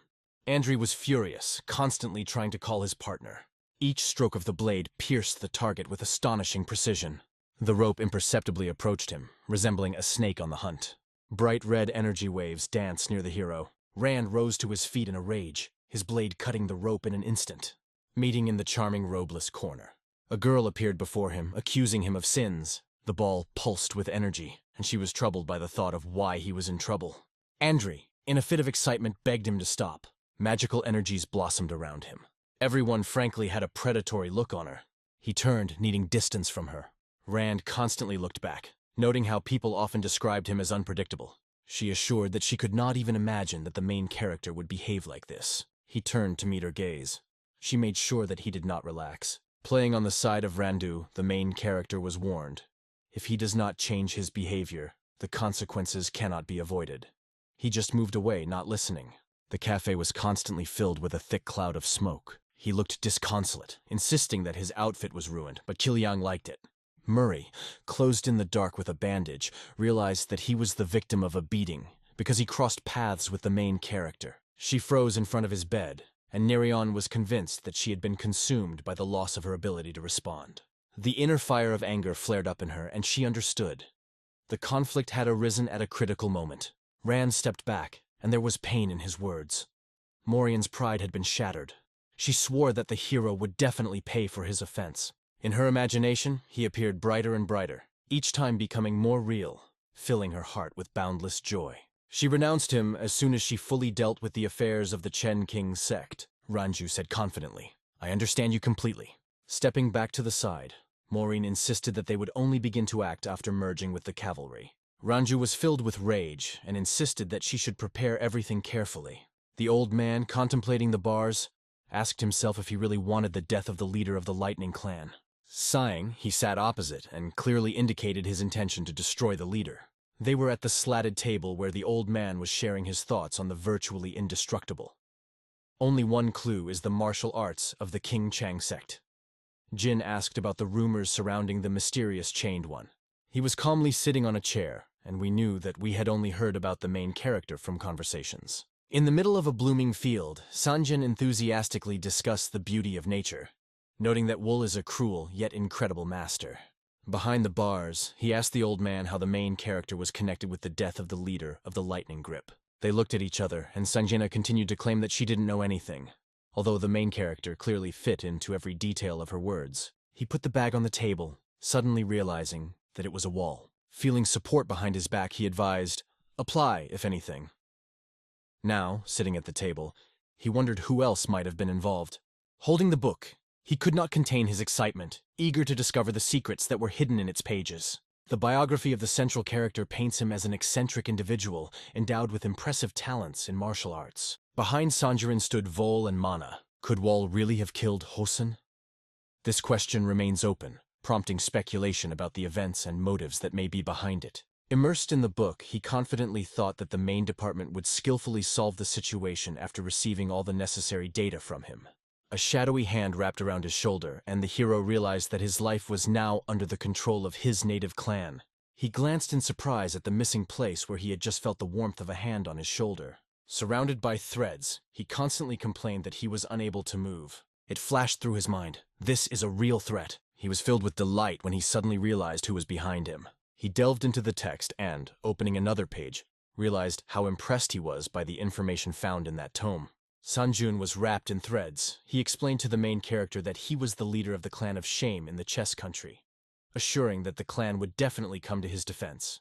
Everyone gathered in the dark chattered about the reason for his arrival. The bullets entangled him like threads, and Sangan understood his purpose. The hero admitted that he did not want his story to be distributed without his permission. The motor started nervously, as if trying to solve a mystery that worried him. She leaned into him, confirming all his empty assumptions. He gritted his teeth as he wondered why Ball had made such a decision regarding his person. The thought did not subside in his head. Are they not trying to eliminate him in order to silently take away all the secrets? The hero sat down on a chair, looking imploringly at the boss. He claimed that no one had seen the book. This made Ball smile as he called his name. The old man, seized with terrible excitement, begged to believe. Despite numerous attempts to escape, the hero remained a helpless puppet in the financial game of threats. He gently held the threads in his hands, feeling as if the will was nearby. He hit the main character with words, calling him a fool. A red glow of magic burned in his eyes, like two clear fire crystals. The strings hit the old man's head, tearing its fabric shell. Her head rested helplessly in a red puddle. The head, having lost its connection with the body, was like a terrible symbol that told without words about the tragedy that befell him. Sangen's body sat listlessly in the chair, and his head rested nearby, dispelling all hope for the illusion of life. A fire broke out in the village, which shook the whole community. People immediately left their jobs to rush to help their neighbors in this fight against the fire. From the smoke of the explosions, it became clear. A war had begun between the clans of King Chang and Mei. All those present froze, staring into the bright flame. Their faces expressed both fear and delight at this exciting sight. It was reported that a fire broke out in the house. Marianne wandered among the silent bodies resting in the valley, like a ghost from the past, dreaming of finding a forgotten part of her soul. She watched intently but began to lose touch with the reality unfolding around her. She was hidden in the nets of her disturbing dreams. The fight was uncompromising, and it was impressive how much they wanted the death of their opponents. The warrior, deprived of an arm, burned with the desire to take revenge for Gosun, who did not find forgiveness. Amasek decided to order the assassination of elder brother Wu, choosing his path of darkness. Marian focused on watching the progress of the war. Her assistant, observing the situation, noticed that the relations between the sexes were hopelessly destroyed. Sun, filled with anger, demanded an urgent end to the fight. In one tragic moment, they got into the epicenter of the war, which sounded like a terrible warning. If they continue the fight, they risk losing everything. This word could change the fate of history. The arrow shot towards him like lightning in the sky. The sand burned his shoulder. A warrior stands behind him, calling out to him. The war lingered in his memories, but they clearly stated, an attack on a master is the ultimate unforgivable. Morian and his companions stood on the threshold of battle. Wars have always brought suffering and destruction. Smoke billowed behind Marian, and she said that everything around looked like a cheap circus. The assistant was standing by when she noticed that the MA sect was being defeated because of its weakness. She told him to summon the Black Cloud team. Her eyes shone with green fire, and in the depths of her soul the decision to take up the fight was ripe. The fire engulfed the entire rural landscape. Residents are asking for help. Chan Wu sped towards the battlefield, feeling adrenaline pulsing through his veins, building excitement. Indignation burned in her heart. She could not understand how they dared to take this step. She fearlessly strode through the fire, trying to find a way to summon a killer on her student. After brushing her teeth, she realized that King Changshuk was no longer worthy of respect. Chong held his sword as a reminder that they were the first to cross that line. He stubbornly claimed that they were the first to order the killing of Gongseik. During the decisive battle, he announced that Chongo was involved in the death of the young leader of the Lightning Clan. She wore a red dress, and with bitter confidence she named the Kinshin clan's technique as a killer method. For a long time she could not understand how their sect was accused of murder. She was sincerely indignant, emphasizing the lack of conscience in the accusers. She approached Qin, insisting that one of them would inevitably die. Violet energy spread around, like a magical stream pulsing through the air, causing a feeling of mysterious connection with the unknown. They came closer, their eyes met, and a fierce battle broke out. Launched an energy strike. Wars retreated like birds, leaving dangerous skies. The battle was boiling in a flame that absorbed everything that met. It seemed to her that inside were the walls of hell. But gathering all her strength, she concentrated her energy to regain herself. They cried out in agony, trying to break through the suffering, but words did not yield. His arm was suffering from painful spasms. She clasped her hands to her head, unable to believe what had happened. After diving into the water, his mind stubbornly thought that the sect was behind the war. The young men radiated a special aura. And she realized that she could no longer close her eyes to the reality that surrounded her. A spectacular explosion rang out on the battlefield. People stood, admiringly watching the flame, which mesmerized their eyes with its dynamic dance and incredible power of the elements. Marian, watching the smoke, noticed that reinforcements had been on the way for a long time. She glanced at the puffs of smoke and turned to Salp. Maureen, contemplating the burning houses, was filled with anxiety. Her messengers did not appear, and this seemed very suspicious to her. Indignant, he felt that someone was specifically trying to annoy him. The woman watched the war raging behind her. She was aware that her assistant had to study the area to find the killer. Salt, like a bright comet, scattered across the battlefield, leaving a mysterious trail behind. He thought deeply about the senseless quarrels of the clans. forgetting about the danger that lurked nearby. The captain turned out to be right. All this is nothing but a provocation. After the spectacular explosion, he began to look for traces of the killer. He thought that the fight was still going on, and the criminal could not find solace in the buildings that threatened to collapse. Wars were raging around him, but he suddenly realized that he remained outside the battlefield. He nervously looked around, unable to understand where exactly he was hiding. His eyes fell on the giant tree, hoping that it would reveal a secret to him. Behind him raged the firestorm of war, destroying everything in front of him, leaving behind only a black ruin. Looking up at the tree, he realized that it was the perfect vantage point to observe the blooming world around. Invisible threads withered the tree in its arms. The village was full of uncertainty. Running out from under the tree, he felt a charge of new strength for real adventures. Salt was angry with the hero, because he is constantly hiding in a tree. A raincoat was hanging on Vilnius. Her gaze glowed with a red magical glow, like lights fighting the darkness. He wrapped the whole tree in a lace of threads. The blades twisted with incredible speed. The blades pointed sharply at the salt. Among the tangled threads, he thought thoughtfully about the trajectories that resembled the movements of daggers. The blades were covered in salt, and he wondered if it was a manifestation of the sword's telekinetic abilities. Salt couldn't understand why such a skilled craftsman needed it here. He felt a strong tension, as if lost in the labyrinth of his own destiny. Volstead carefully considered all options before taking this bold step. He stood on the edge of the abyss, feeling the light, chilling breath of the coming changes. He shouted loudly right in his face. Saul ran his fingers along his neck, trying to understand why everything was so confused around him. His robe was stained red with blood.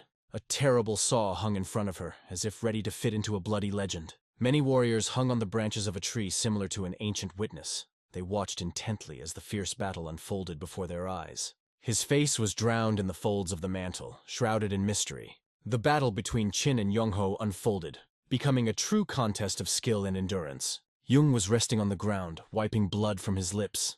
Each of us at least once found ourselves in a situation where everything around is shrouded in smoke. He was diligently looking for ways to interest Youngwon. She hugged her hand gently, as if checking to make sure everything was okay. He lifted her from his lap, and with tenderness in his voice, suggested that she return to the room where the white flowers had bloomed. He gazed at them with boundless enthusiasm, as if a time had passed. A warrior suddenly jumped out from behind, trying to catch his eye. The students gathered around their friend, tirelessly inviting him to join them in the battle for victory. They left the battlefield. The children were buzzing around the tree, overwhelmed by the news that Changguo had been injured. The main character sat on a tree branch, surrounded by a fascinating sight. The forest spread endlessly to the horizon. Everyone was watching the war in horror when it became known that Junho was seriously injured. Seolrin said goodbye to her sister. She felt that this was a truly thrilling finale. Against the background of a bright sky, a lonely house rested, surrounded by a gentle haze of fog which gave it a mysterious appearance. Bodies are hidden under delicate white blankets, and one of them is decorated with stitches on the neck. Murray, looking forward with interest, pondered the need to get rid of these people. Daoshi, meticulously looking under the sheets, examined the body in detail. The man with a menacing look slowly removed his hands from his body and realized all people were lost by one bloody hand. Florian, with a surprised look, asked about the confidence, receiving a positive answer. Bayoshi pointed to the wounds on the corpses' necks, urging them to examine them. They turned out to be identical. Judging by the traces and sizes, the attacker apparently used a short sword or a dagger. The captain looked at him intently, raised his eyebrows, and asked about the dagger. Didn't the victim claim that all his wounds were caused by daggers? Marion stared intently into the distance, remembering her name. The other man bowed briefly and promised to bring him back soon. More than once he felt wounds in his back. He sat opposite, leaving behind painful memories that spoke louder than words. Stunned, as if frozen in time, the young man and the girl stared at his back, their mouths open in surprise. And then a fiery truth flashed in their minds. Their wounds were strangely similar. A young man with an uncontrollable smile suddenly appeared in the captain's mind, and he realized the terrible truth. The ball took the lives of these people. In a moment, the man opened his mouth, demanding to call the soldiers. Marion shook his head sharply, glaring ahead, deciding to question him himself. In the moonlight, the white rims of the flowers glistened gently. She looked at the boy in surprise with her arms spread out, not believing that Junho was so seriously injured. What should they do next? The guy noted that others are also in a difficult situation. They stopped instantly, turning their heads in fright at the sound of a sudden shout calling them to readiness. They realized that Saul was rapidly approaching and lightly pulled his hand away. Saul quickly approached the team, urging them to urgently check the defenses of the White Flower Room. Again, there was a threat of an attack by the Tsang sect. She clasped her hands together, determination shining in her eyes. Rand sharply raised her eyes to the young man, indicating the need to send a pigeon to the main sect with a report on the events. The young man bowed, folding his hands, confirming that he understood everything. Saul, running fast, looked down and thought, the death of Gonson and the young leader of the Lightning Clan only exacerbated the conflict between King Chang and their sect. The girl suddenly opened her shining eyes, threw a defiant look, and pressing her hand under her arm, wondered who was trying to provoke their quarrel. It was necessary to find out. A huge garden surrounded the house, which was secretly hidden behind a narrow gate. Gold and energy gently flowed past the house, like mysterious streams beckoning to unknown horizons. Shungu closed her eyes, and curls rose around her like waves in a boundless sea. A moment later, her eyes suddenly came to life. She fixed her gaze on the ceiling and, in her soul, faintly assumed that the offenders would soon regret their actions. The doctor, bending over the one-armed patient, gently held out his hand, reassuring her. Important meridians supporting her health were threatened. Once again, stability may suffer, and this will put her life at risk. At that moment, he was suddenly seized with terror, and he could not hold back. He shouted. One of them lit a cigarette, gave the man a nasty look, hinting that he'd better leave before he got into trouble. After these words, the man fled in terror, trying to convince himself that he had obeyed, while the woman who remained behind gave him a look full of menace. Slowly, sliding through clenched teeth and excruciating pain, she made her way forward. Suddenly falling silent, she leaned her head on the pillow, and closing her eyes, plunged into thoughts about her predicament. If things continued further, the initiative would have been taken by Saul Ron, who, without a doubt, would have recovered more quickly. The door to the room opened softly, but with a loud bang, prompting the woman to slowly turn her head towards the uninvited guest. She stared intently at the door, sure she had kicked him out. And suddenly, a stranger in a raincoat stepped into the room. Yen will slowly open her eyes, look at him in fright, trying to understand who this mysterious observer is. From behind the darkness of the hood came a flash of red eye. He was looking intently at the woman, asking if he remained in her memory. She looked at him intently, thinking. She asked if he recognized her. The silhouette confirmed with a nod. The unknown slowly lowered his head, remembering her, who had not left his thoughts all these 7 years. After these words, Chong suddenly remembered the image of a young man with golden bracelets. He stared at him with hatred. She asked with horror whether he managed to survive. He snapped off his hood, his red eyes filled with anger resting on her, and he realized that their meeting had not happened in a long time. Jiang, overcome with indescribable anger, stared intently at him, not understanding how he appeared in her path. The holy martial artist once assured that he threw him into a pit of evil snakes for the sake of justice. The main character suddenly stood up, radiating anger, and realized that the moment had come to end everything. He moved closer and sharply turned her face to his eyes, which reflected her own fear. Pavel's red eyes widened in shock, and anger filled him as he realized that it was he who had become the murderer of Hansen's apprentice and the young leader of the Lightning Clan. The unbearably bloody student floated in the woman's mind. Her burning gaze cut through the tears, demanding an explanation for Gonson's death. He feels invincible to the threat of layout. Having killed one of them, he believes that he can easily handle the others. Hall looked at her with a wary expression, a giant snake rearing up behind him, sporting an equally menacing look. The essence took hold of the people, reminding them that it was their actions that created the killers, because without human intervention, they would never have become so. She looked up sharply, full of anger, and asked the hero what he wanted, and he just smiled enigmatically and replied that now new surprises await Masek. Everyone bowed their heads sharply, closing their eyes. An image of a red-haired young man appeared in his mind, assuring him that it would be important for her. Shortening his day, he focused on the thought that he was able to destroy Chong Yep of the King Chang sect using A's basic technique, the snow cloud penetrating punch. Hearing this, Jung looked at him with open surprise and alarm. In the hero's mind, a picture of a girl with the magic of gold lit up. He glared at the woman, realizing that it was the same equipment that Saul had. The woman was losing blood quickly, but suddenly, having overcome the pain and moaning, she began to rise. With anger and fierce contempt, she lashed out at the main character, declaring that he was a demon and would not tolerate his actions in any way, threatening instant destruction. The protagonist watched expectantly as the powerless woman tried to touch him, giving a smile. She predicted that Chan and Emma would die in the confrontation. Pavel suddenly looked up and thought that the blood of the monsters hidden in the mountains would soon be spilled. Chung grabbed the hero and tried to stand up. He slowly bent his head and looked at the woman, who was shaking with fear. He, covered in blood, froze, not taking his eyes off her. The young girl, concentrating, focused her thoughts on a cunning idea. Suddenly, sharply raising her hand to the hero's face, she decided to resolutely fight back. Suddenly, red lights flashed in the hero's eyes. He, looking at his hand, understood. He would find everyone, wherever they were hiding, and take everyone away. Only after the protagonist's words, the giant snake bit off the stranger's head with ruthless precision. As if a light breath of wind, a trembling hand gently touched the face of the main character.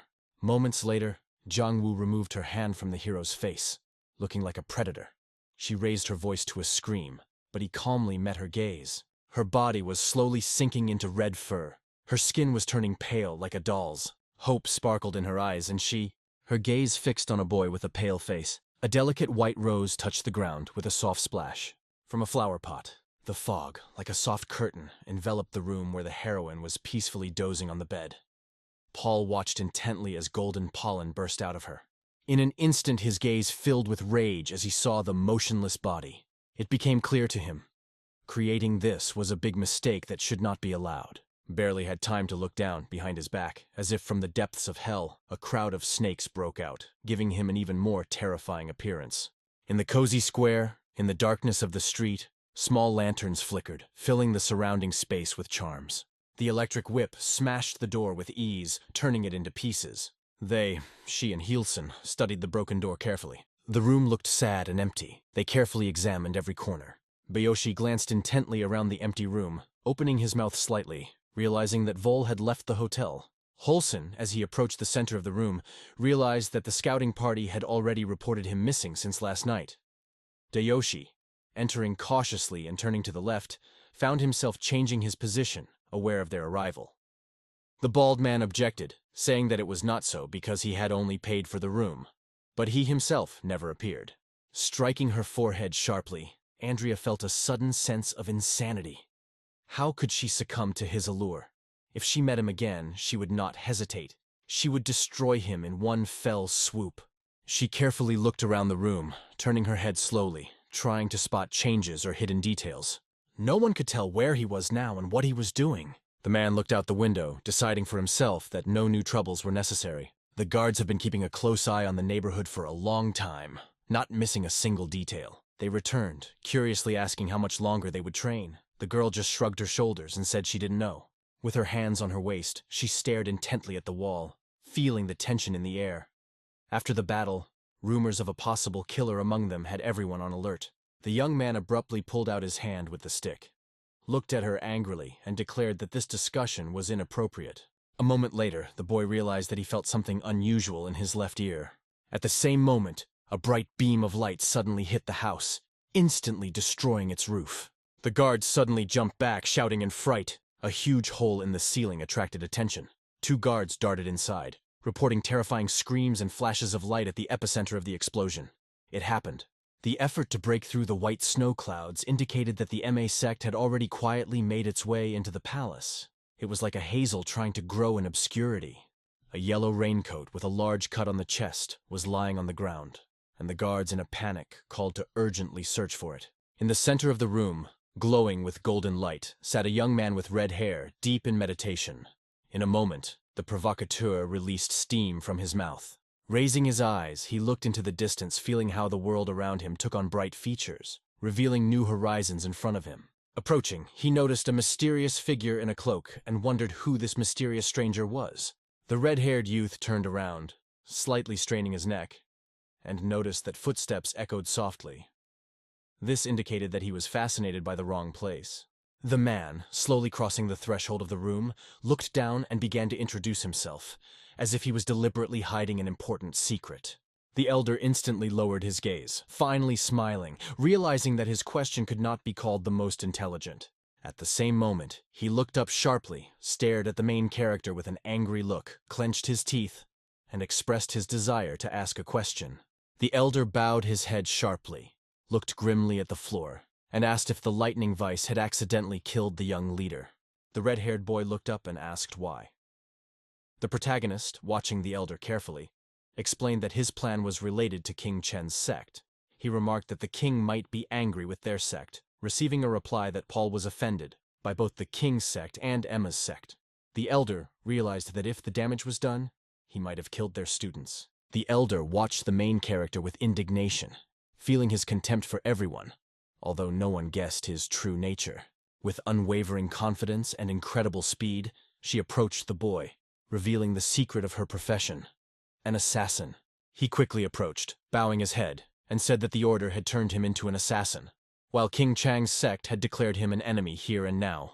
After his words, the grandfather became enraged, exclaiming that Amasek had made him a murderer. It should not have been mentioned that the adventures, 7 years ago, a tragedy occurred that was forever etched in my memory. The unknown took from the world a man named Gongsangha. He threw off his hood sharply, glared at the old man, and confirmed that it was him. An ominous silhouette appeared behind him. The elder instantly grabbed his weapon, and a purple light illuminated him. He realized that the Hordinganist had made a huge mistake today. Suddenly, a huge swan appeared behind the old man. He, holding the sword in front of him, stared at the hero with red eyes and said that he could have saved him if he had not raised his head. The red-haired youth furrowed his eyebrows in anger, turning his head slightly. His eyes sparkled as if ready to explode with a storm of emotions on everything around him. He, in the end, made a decision that would be the finale of this terrible page of his life. The main character focused and confidently looked in his direction and gently bowed his head. Only a short moment, and the older man, with proud indignation in his eyes, rapidly approached the main character. As soon as Paul put on the hood, a conspiracy of huge snakes suddenly began to crawl around, filling the space with an atmosphere of mystery and fear. At the same moment, numerous daggers burst out from his belt, creating a dangerous whirlwind. The old man confidently began to block sword blows, carefully following the main character. He jerked towards him, his teeth clenched against the tension. A powerful pack of blades flared up behind him, swirling like a storm. But he did not stop, trying to get out of this dangerous test game. The blades are approaching the elder's back with incredible speed, jumping up sharply. The boy twisted his face in mockery and looked at the main character in horror. Meanwhile, the red-haired man was swinging his sword, his blade whistling in the air. Pavel sharply stretched out his finger, anxiously looking at the old man with a burning red eye, as if he felt something mysterious and threatening approaching. The majestic swan and the red-haired boy rushed towards the main character, full of anger. Suddenly, a huge white snake appeared from behind him. Long, thin threads, as if dead, wrapped around the elder, giving him new strength, and a red fire lit up in his eyes. Pavlo threw a look at the old man, which was marked by stubbornness, even slightly fierce willpower. A red-haired young man with a bandaged neck, with horror in his eyes, seemed to freeze, staring into the main character with wide-open eyes. He tried to explain that these are martial arts. The main character, full of anger, stared at the elder, his eyes were glowing. He ordered the greetings to be conveyed to a woman named Changhua. The boy, with his eyes wide open, full of surprise, silently asked his management about something. Quite suddenly, a majestic golden wave broke out on the horizon, illuminating the surrounding world with an unusual light. 2 guards rushed to the old man, who had a huge hole in his chest, calling him. His bloody lips slowly parted, and it became quite clear. They were the ones who invented the real monster. The guards stationed themselves nearby, their mouths open to see if they could shout something. The hero witnessed how a man in a yellow robe quickly crossed the square, and then, hiding, shouted that it was a sorcerer. The main character, from under the dark hood, froze in shock, watching how a man takes the life of an elder. The whole group of soldiers raised their hands. Their mouths were open with indignation. They made an oath of revenge because they could not bear it any longer. Paul smiled, feeling the taste of justice for the first time in his life. They had sworn to avenge the elder. The entire squad, clenching their fists, raised them to the sky, loudly proclaiming their determination to avenge the elder. The young man powerfully struck another soldier with his whip, and at the same moment a spark ignited, awakening the legendary fire that everyone whispered about. They had no idea how the outside world could affect them. The main character wandered among the chaos, watching with horror the senseless atrocities. He searched for the meaning of this continuous cruelty. They dreamed of destroying their enemies, fighting ruthlessly with courage and cunning strategy, striving to achieve what they wanted. Bodies were lying on the square. The city turned into ruins, and the ground was saturated with blood. Saul walked between the bloodied bodies, the weight of what he saw weighing on his soul. She quietly lowered her head, closed her eyes, and realized, this is real hell on earth. The girl turned quickly, catching sight of Captain Marion, and began to examine him carefully. Murray bowed his head suddenly, closed his eyes, pondering the grisly details of the recent murders and the mysterious person named Val, about whom he had important news to deliver. All ran, looking in front of her in amazement, uttered the name in amazement. Immersed in her thoughts, she suddenly froze, as if in an icy captivity with her eyes wide open. The woman hit the table with all her might, raising a dust storm. Saturday, full of 9 troubles, looked away angrily, letting through her teeth her disgruntled fear that the young women were taking too much of her attention. She suddenly raised her watery eyes to the hall, clenched her fist, and said angrily that she could not believe that he could kill. Violet flashes of lightning surrounded them as she questioned his words, catching her breath in rapture. The name of this mysterious speaker was Walt. A terrible image arose in the mind of the young heroine. The killer who took Ugon's life 7 years ago remained in the shadows and is now pushing King Chong and Maisky into conflict. The girl opposite was nervous. With her mouth open, she barely uttered, "That's right," although she doubted herself. Abbas gradually calmed down, lowering her gaze, trying to settle into her thoughts as to how this had happened. They were trained in royal martial arts, but how was he to know the Amai sex snow cloud strike? The girl leisurely looked for the book in the kimono, admitting that it was only a guess. But Dongwum, one of the dead in the cave, always had a copy of this technique with him. It is believed that he knew how to use it well. These words struck the woman to the core. Purple flashes of anger escaped from her mouth, and whoever dared to carry a copy of the secret technology found himself under the brunt of its fury. The girl, shocked, pressed her hand to her chest and looked intently at the woman, noting that at the moment this was the only version that came to her mind. She tested her determination, her hands on her chest, and openly expressed her readiness. However, Addis, with a calm look, silently refused, confident that he would manage on his own. After these words, her gaze rested on the girl with golden eyes, and barely opening her mouth, she realized that she herself would become the punishing hand for the grave sin and disrespect of the mighty MANHWA sect. On Kovalivska Street, near the room of the fire dragon, there was a terrible silence, and no one was visible, until suddenly a piercing scream rang out. The hero enthusiastically grabbed the man's hand, then hit him with the palm of his hand. He couldn't hold back his scream, and the sound spread around. He gripped his friend's hand tightly, staring intently ahead. And then his eyes froze. The place remained unchanged, once again preparing the instruments of death. The protagonist looked intently at the boy in the corner, squeezed his hand tighter, realizing that these people had caused suffering. Now fate is in his hands. A man with a bruised face hid in a shadowy corner. Looking up, he meticulously examined the main character, looking for an answer to the question that was swarming in the air. What to do next? His heart flew with happiness at the meeting. After his words, the main character's eyes warmed red in the light, and blue smoke began to trail behind. Pavlo came up, looked at the boy with interest, and realized that it was really incredible. Soon, the hero surprised everyone by deftly twisting the boy's arm. He howled in pain, as if his hand was about to fail. The protagonist carefully and anxiously examined his gaze. Just a moment, and the words hit the young man's head like a sword, filling the space with a bloody splash, and he, holding his breath, froze in horror in the corner. At the same moment, glancing at the hero, he lost himself in loud laughter, and his eyes shone with red fire. An eerie sound pierced the heart on Kovalev Street. From under one of the windows of the house, the main character and his friend were walking down the street, when suddenly blades mercilessly cut off the lives of passers-by around them. The whole street was plunged into a dark fog. Snakes, as if woven from terrible memories, wound around the houses, and the heroes walked through the dead end, passing the piles of the dead. Paul was pacing, looking grimly at his feet, when suddenly there were cries for help. He stopped in surprise, upset at how this could happen to his weapon. She carefully looked at everything that was around. The boy, full of surprise, looked around, struck by an unusual sight. He couldn't fathom how powerful his weapon was. It was truly incredible. Sharply quickly started walking behind the hero, watching closely. Suddenly it dawned on him. It was he who gave him a chance for revenge. After these words, Tang fell to his knees, bowing to the ground. His companion instantly turned around, stunned. He stood up suddenly, his eyes glowing with mad fire. Stretching out his trembling hands, he desperately asked how he could get help. Protagonist's hood fell back a bit, revealing his smiling face. The members of the T clan rushed forward without delay. Their goal was clear, and the chosen path was determined. Suddenly he turned sharply, frozen in horror, looking behind him. Behind him, Mu Jian clenched his fist in concentration, filling it with red energy. The T clan leader watched in horror, his heart pounding in time with the growing tension. The man hit him so hard in the back that blood spurted from his mouth.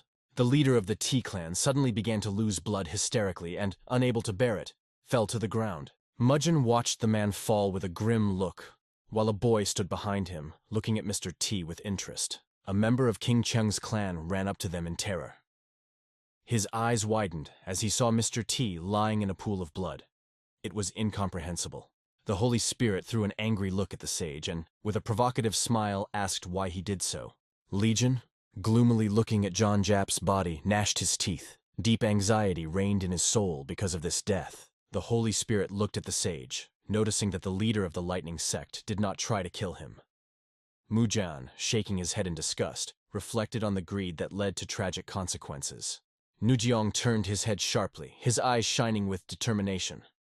He promised to explain everything in detail so that he would realize the truth and would not leave a single culprit alive. The head of King Cheng's clan stared intently at the sage, barely parting his lips.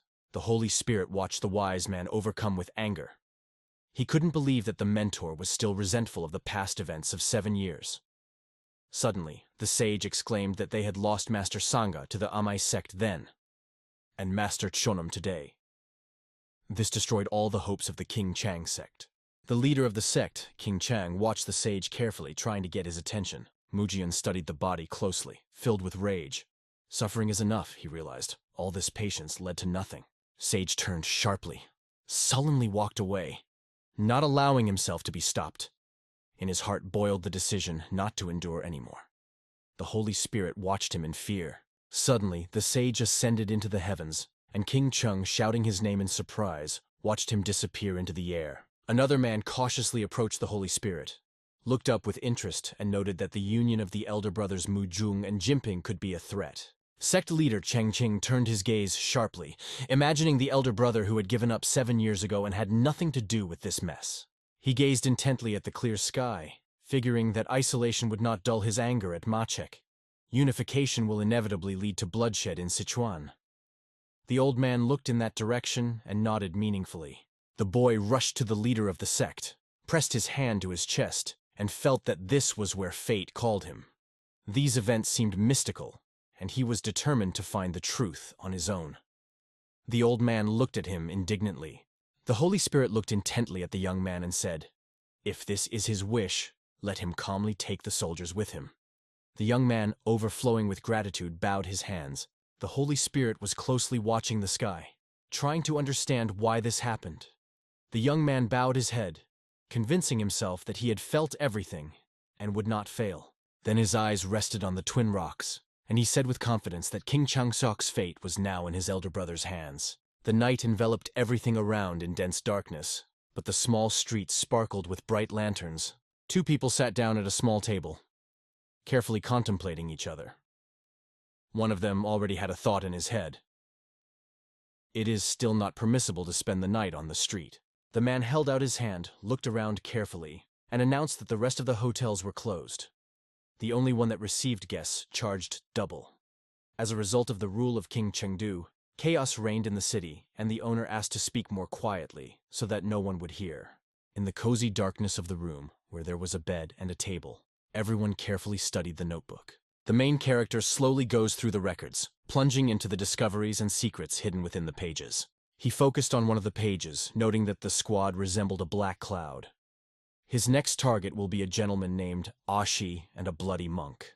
The main character immediately turned the page, looking deep, realizing the need to understand the intelligence of the house sector. Soldiers are scattered all over Chengdu, and this information is extremely important to him. The squirrel instantly turned to the window, and horror was reflected in his eyes. The flames were engulfing half of the city. He looked more closely and realized that many of them had already died, and even more were waiting for the same fate ahead. Pavlo looked intently out the window, turning his head and assuring himself that he did not regret anything. The hero, tension in his emotionless eyes, delved into memories. It all began with that terrible captivity in the cave. Now survival has become his only goal. The hero closed his eyes, exhaling deeply, repeating in his mind, "I can't lose her." Abyss, traveling on horseback under a flowering tree, peered into the distance, not without skepticism. The man was speeding through the sky, staring intently ahead, his anger immediately felt. It seemed that he had no intention of stopping. Sun looked like her soul was crying out for help as she struggled to reach out. Paul, thinking about it, decided firmly, even if they fall, he will definitely see the matter through. Morion, Renju, Dayashi, and Wukun all gathered in a circle, ready to dive into serious discussions of important matters. Pavlo opened his red eyes high, closing his eyes in thought. The inner calm was destroyed by a flash of the feeling that death was waiting for him in the midst of these flames. Surrounded by thoughts, the hero rose and looked thoughtfully at the burning horizon, trying to find answers in its mysterious light. The white flower room was slightly damaged, the streets were engulfed in smoke, and unfamiliar voices echoed in the air. A wounded man in a kimono was being carried on a stretcher when suddenly a cry rang out. "Help!" A girl with green hair, with fear in her eyes, looked ahead as if into an abyss. Her cry is hollow. "There is not enough medicine." Doubts gripped her. Will they be able to last? Songran quickly turned to her, examined her carefully, and assured her that there was no need to worry. The request has already been sent, and the medicine will be there by midnight. Now the main thing is to focus on treatment. Murray turned to her suddenly, gave her a careful glance, and realized how strange it was that she was gaining resources even when outnumbered. Daishi, along with him, emphasized that she is the most talented in Amikta for the last century. In an instant, Song turned sharply, her gaze imbued with formidable power. Daishi, announcing her appointment as the head of the sect, promised to realize her dream of a bright future. Marianne and Dayoshi felt the heavy darkness enveloping them and realized that they should be more careful. She turned suddenly, glancing warily as she felt the skulls fill the air with their mystical energy. Mysterious shadows emerged from the darkness where the purple storm and dust raged. She suddenly sprung out from under the storm, striking the ground with her staff menacingly, and looked at them intently. Marian was peering intently into the darkness, and suddenly she noticed something that resembled a blooming lilac. It was Masectus, their wicked leader. The door creaked open, and dull purple rays burst into the room, soon playing with bright tones. An elderly woman suddenly appeared on the threshold, illuminated by an unusual light. She appeared in front of the people with a mysterious look. She had a spear in her hand, which she slammed loudly as she crossed the threshold. The woman focused her eyes on those around her. She was Masaktu, head of Abbas, and her name was Guna. Everyone whispered, remembering her name. People, concentrating, extended their hands forward, clenched one fist, bowed their heads, respectfully pronouncing the name of Abbas. Everyone, undeniably and immersed in their affairs, sincerely greeted the woman. Wallace, Guol, and Changmurian once again performed the same gesture, but did not sit down. Marian, bowing her head, felt the depth of the moment. Now Abbas was supposed to be here. Something incredibly important had happened. Saul, a little removed from the company, reverently lowered his eyes and politely greeted the lady. She observed the events with questioning and strictness, and a bright light lit up in her eyes, radiating determination and mystery. The hero approached the woman with light and quick steps. Saul quickly moved forward as soon as he noticed a girl on the horizon. She introduced herself as Wu Yongha from the 100 Flower Room and greeted him respectfully. Her eyes lost their luster, and the woman watched the girl's approach with sinister judgment. Song looked at the woman with interest, noticing her sudden, attentive study, and wondered what had attracted her attention. Opening his eyes, Hanwood held his breath, staring into the girl with his burning red eyes. When the woman ordered everyone to go inside, the people calmly moved towards the house, trying to avoid the crowd. Abyss followed a familiar path, but stopped to turn around. In the darkness, her eyes flashed with a bright yellow light. Looking at Taurus and Morion, who were carefully studying the new arrivals, she called them to her. Young Taoist Guo stood in front of the captain with a smile. After hearing the woman's proposal, the captain realized that Guo was trying to push them into a decision. Dallas Gill admitted, He wanted to escape from this situation, but the choice was taken away from him. The couple slowly approached the house, joking with each other. The boy noted that elders always give way. The Taoist quipped, "I'm still too young to die." To which the girl replied, "But you will still be lucky enough to command the Black Cloud Squad." Finally, they crossed the threshold of the room, where 6 people were already waiting for them. They exchanged thoughts on recent events, and Saul explained that they had all the information they knew. She looked down, crossed her arms, and said, slightly upset, "Fee-wall." Suddenly the gaze lingered on Sunsi, causing surprise in the girl. Abbas's eyes shone with joy as she turned to Sunha and asked if she was ready to share something meaningful. Sweat streamed down the girl's face, and confusion reigned in her eyes. Frightened, she apologized to the abyss, as if pretending that she did not understand the old woman's words. The woman stared intently at the frightened girl, endlessly asking Sung Ho about her relationship with Fee-wall. Seyong Ho was confused, feigning surprise and asking what this was supposed to mean. The woman approached the girl, her fiery gaze meeting the sense of confusion in Dasuna's eyes. Pinching her cheeks, she asked her question again, but this time her voice sounded a lot sharper. Gua looked suspiciously at the girl for the first time. A dark shadow appeared on her face. She did not recognize lies, and looking intently into the eyes, demanded the truth. And the old woman thought endlessly, why at the mention of Fee-wall song had become so worried. Tears fell one by one from Sunny's face. She thought idly, not knowing what to say, and her mouth was dry, and she could barely contain her emotions. Kneeling before Gua, she apologized, explaining that she had not expected such an outcome. Her face turned red, and her eyes darted around the room, looking for solace. She suddenly burst into tears, exclaiming that she had longed to take advantage of Fee-wall's abilities, not knowing the consequences. Pressing her hand to her heart, she declared that she could bring Fee-wall if they gave her people, and Sana was ready to fix everything. An expression of pity and compassion for the helpless girl lying at her feet was reflected on her face. The girl gently closed her eyes, confidently declaring that Fio trusted her, so it would be easy to trap him. Gale fell at his feet in tears. He stroked her hair gently, trying to comfort her and support her.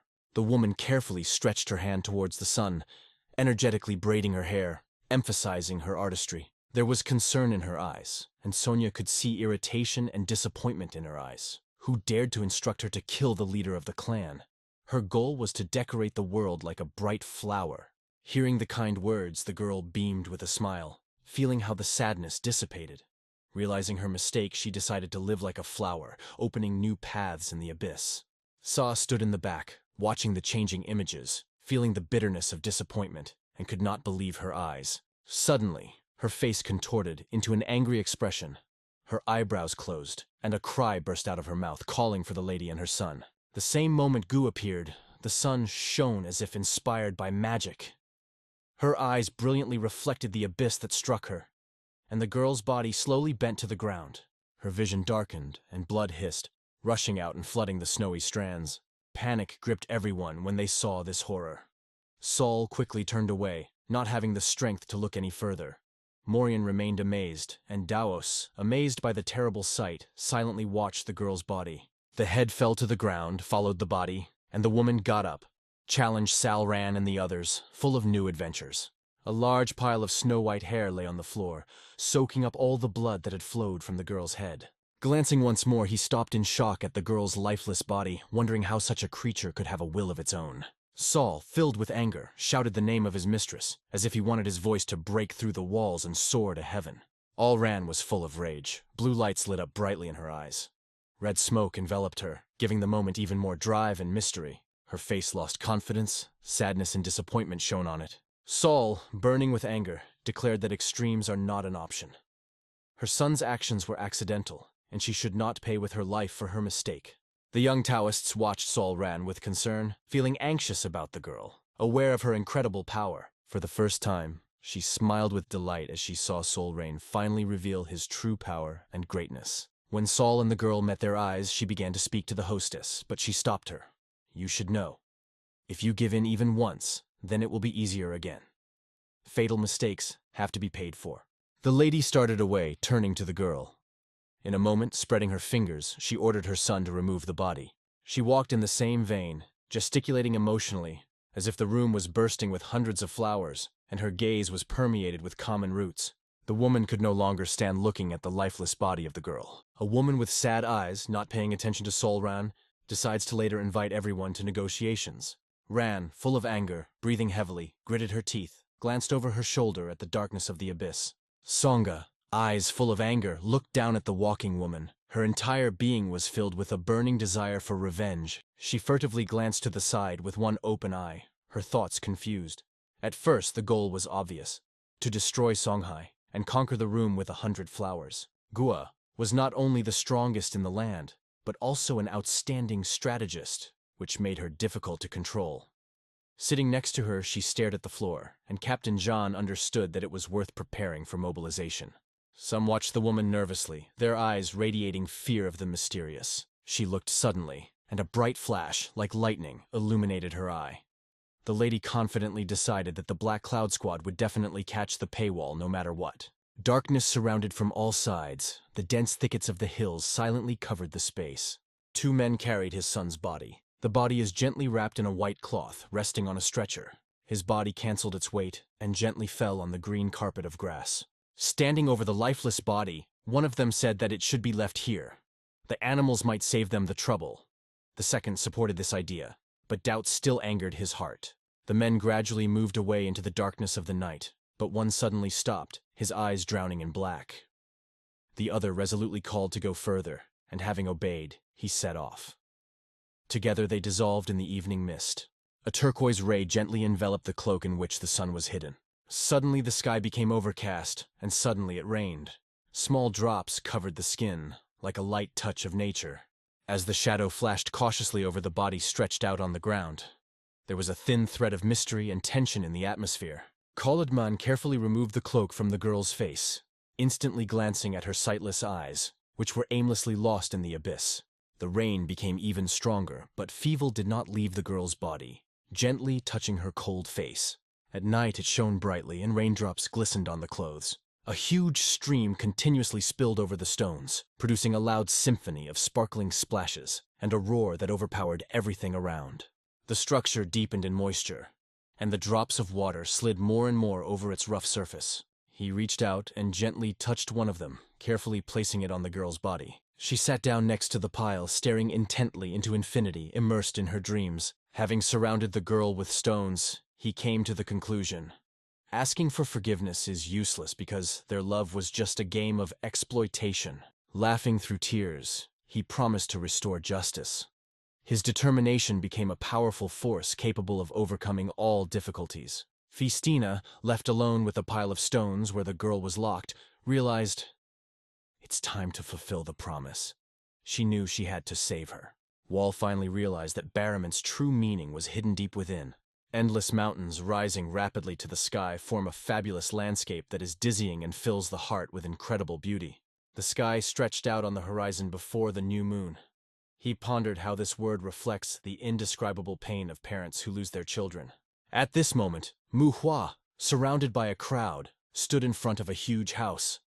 Gathering his strength, he confidently knocked on the door. The door, old and wooden, opened with a soft creak, and the figure of an elderly man appeared in it, looking curiously into the face of the uninvited visitor. HQA smiled broadly, radiating warmth and friendliness, and asked how the man was doing. The old man couldn't believe his eyes when he recognized ManhwaCapped. The visit of such a person at dawn was a real surprise for him. Surprised, he asked what made him come. HWA confidently met the old man's gaze and asked if Jinfeng was at home. With the answer in the affirmative, he added that Jinping is probably still grieving, but now his support is needed more than ever. Manhwa is left alone, stunned by the door closing. His gaze filled with hope, chained to those heavy panels. Thinking about it, he looked around. After Gunson's death, Wuzhen shut himself up in his house, as if this old house had become a reflection of his feelings. The door barely opened, and the dark silhouette of a man sneaking into the house seeped into the crack. Old Wu Jinpyong suddenly appeared in front of Manhwa. His face lit up with a genuine smile as he greeted the man warmly. At the door of his house, Jinpyong watched the man intently when Manhwa asked how he was doing, and apologized sincerely for the rare visits. Jinpyong smiled, thanked him, and assured him that he was better now, but noted that Manhwa still made him wait a bit. Entering the ancient manor, the man found himself in a cozy room sparkling with impeccable cleanliness. When everyone gathered around the round table for tea, Jim Young began the conversation by emphasizing that the killer of the leader of the ThunderClan had mastered 79 sword techniques. These words struck HWA.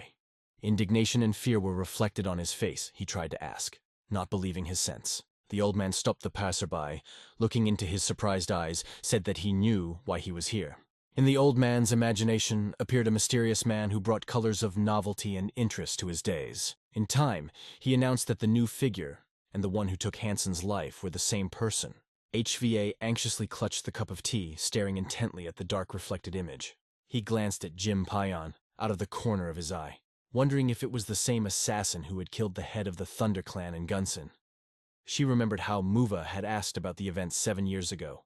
The mustache that barely covered Hang's lips parted as he turned thoughtfully to the young man. John was filled with unbridled rage, seeking revenge for his children. After learning about this, he squeezed the glass in his hand, turning his sadness into boundless rage. Meanwhile, Fee, having prepared for everything, stood by the stone well, looking into the gloomy sky. Suddenly, hundreds of glittering daggers stirred around him, forming a circle near the well he was standing at. The hero looked up and held his breath, staring into infinity.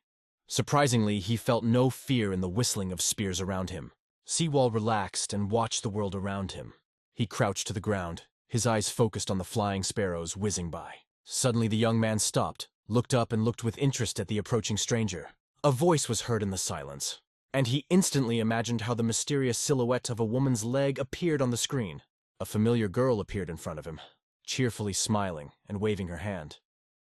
She noticed that he had become even more attractive since the last meeting.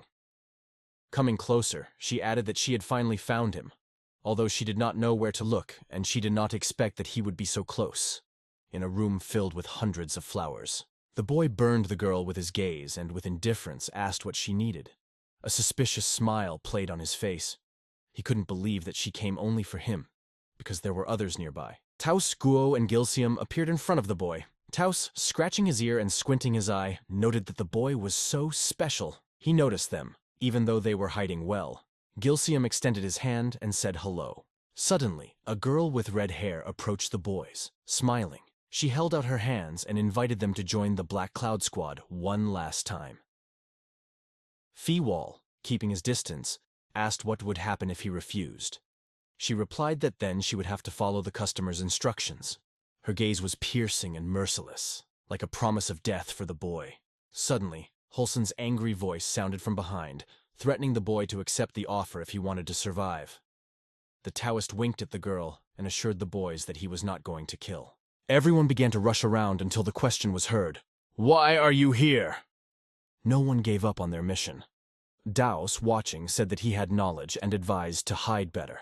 Haw held up a finger, letting it be known that the IMA sect had already been notified of his death. If that fact becomes known, it will be necessary to hide the traces of deception. This made him realize that he needed to improve his skills in order to become invincible. The man emphasized with a warm look that the IMA sect was their client, and it was obvious, hiding in the shadows from competitors. Firewall asked why it was so easy for them to cheat customers. Don't they consider honesty their main principle? The boy just smiled, because no one cares about that in modern Chengdu. The bright light from Daoist Gotz's eyes shocked everyone around, but Fihua felt no hatred towards him. He made an unexpected offer. Instead of killing, join their team. Eval, completely immersed in his thoughts, stared intently at the floor, pondering the team's proposal. He instantly recovered, looked at the company with determination, and declared that he categorically rejected their offer, because honor is priceless for mercenaries. He sank into his thoughts, lowering his head bitterly. Even his thoughts seemed to feel that terrible despair before the inevitable. His thoughts were thrown into chaos when suddenly a charming girl appeared, whose smile he would never feel again. Her image remained bright and unforgettable, like a brief flash in the dark. The young man left his post and, standing next to Talas Gil, turned around, catching the shrill cry of ranges. The girl looked at PZ Evol with irritation, her teeth clenched. Her sharp gaze stopped at the client. Obviously, it is a woman. After all, only she is able to push a man to extremes. The Taoist smiled as he watched Firewall's indifferent face. He understood that complex feelings were hidden behind this emotional mask. Andri looked into the eyes of a confident girl who resolutely held a weapon. Her suspicious questions about which girl hired him made him nervous. Without waiting for an answer, the girl rushed forward, seeing the boy with a burning look, swung her weapon, demanding an instant answer to her question. The fencer did not notice how the girl attacked. With a cocky look, he watched as the fireball whizzed past his head. A strong wind blew his hair like smoke. The guy pursed his lips in concentration and directed his gaze at the girl, filling it with meaning. He stopped her attack by smashing her into bits. In one moment, hundreds of stone projectiles collided with the ground, creating a terrible rumble that brought with it chaos and the power of nature. Rand covered her face with her hands and screamed as hard as she could as debris flew in her direction. Hulson and Dollar rush over to her, anxiously asking if she's okay. The girl nodded, reassuring them.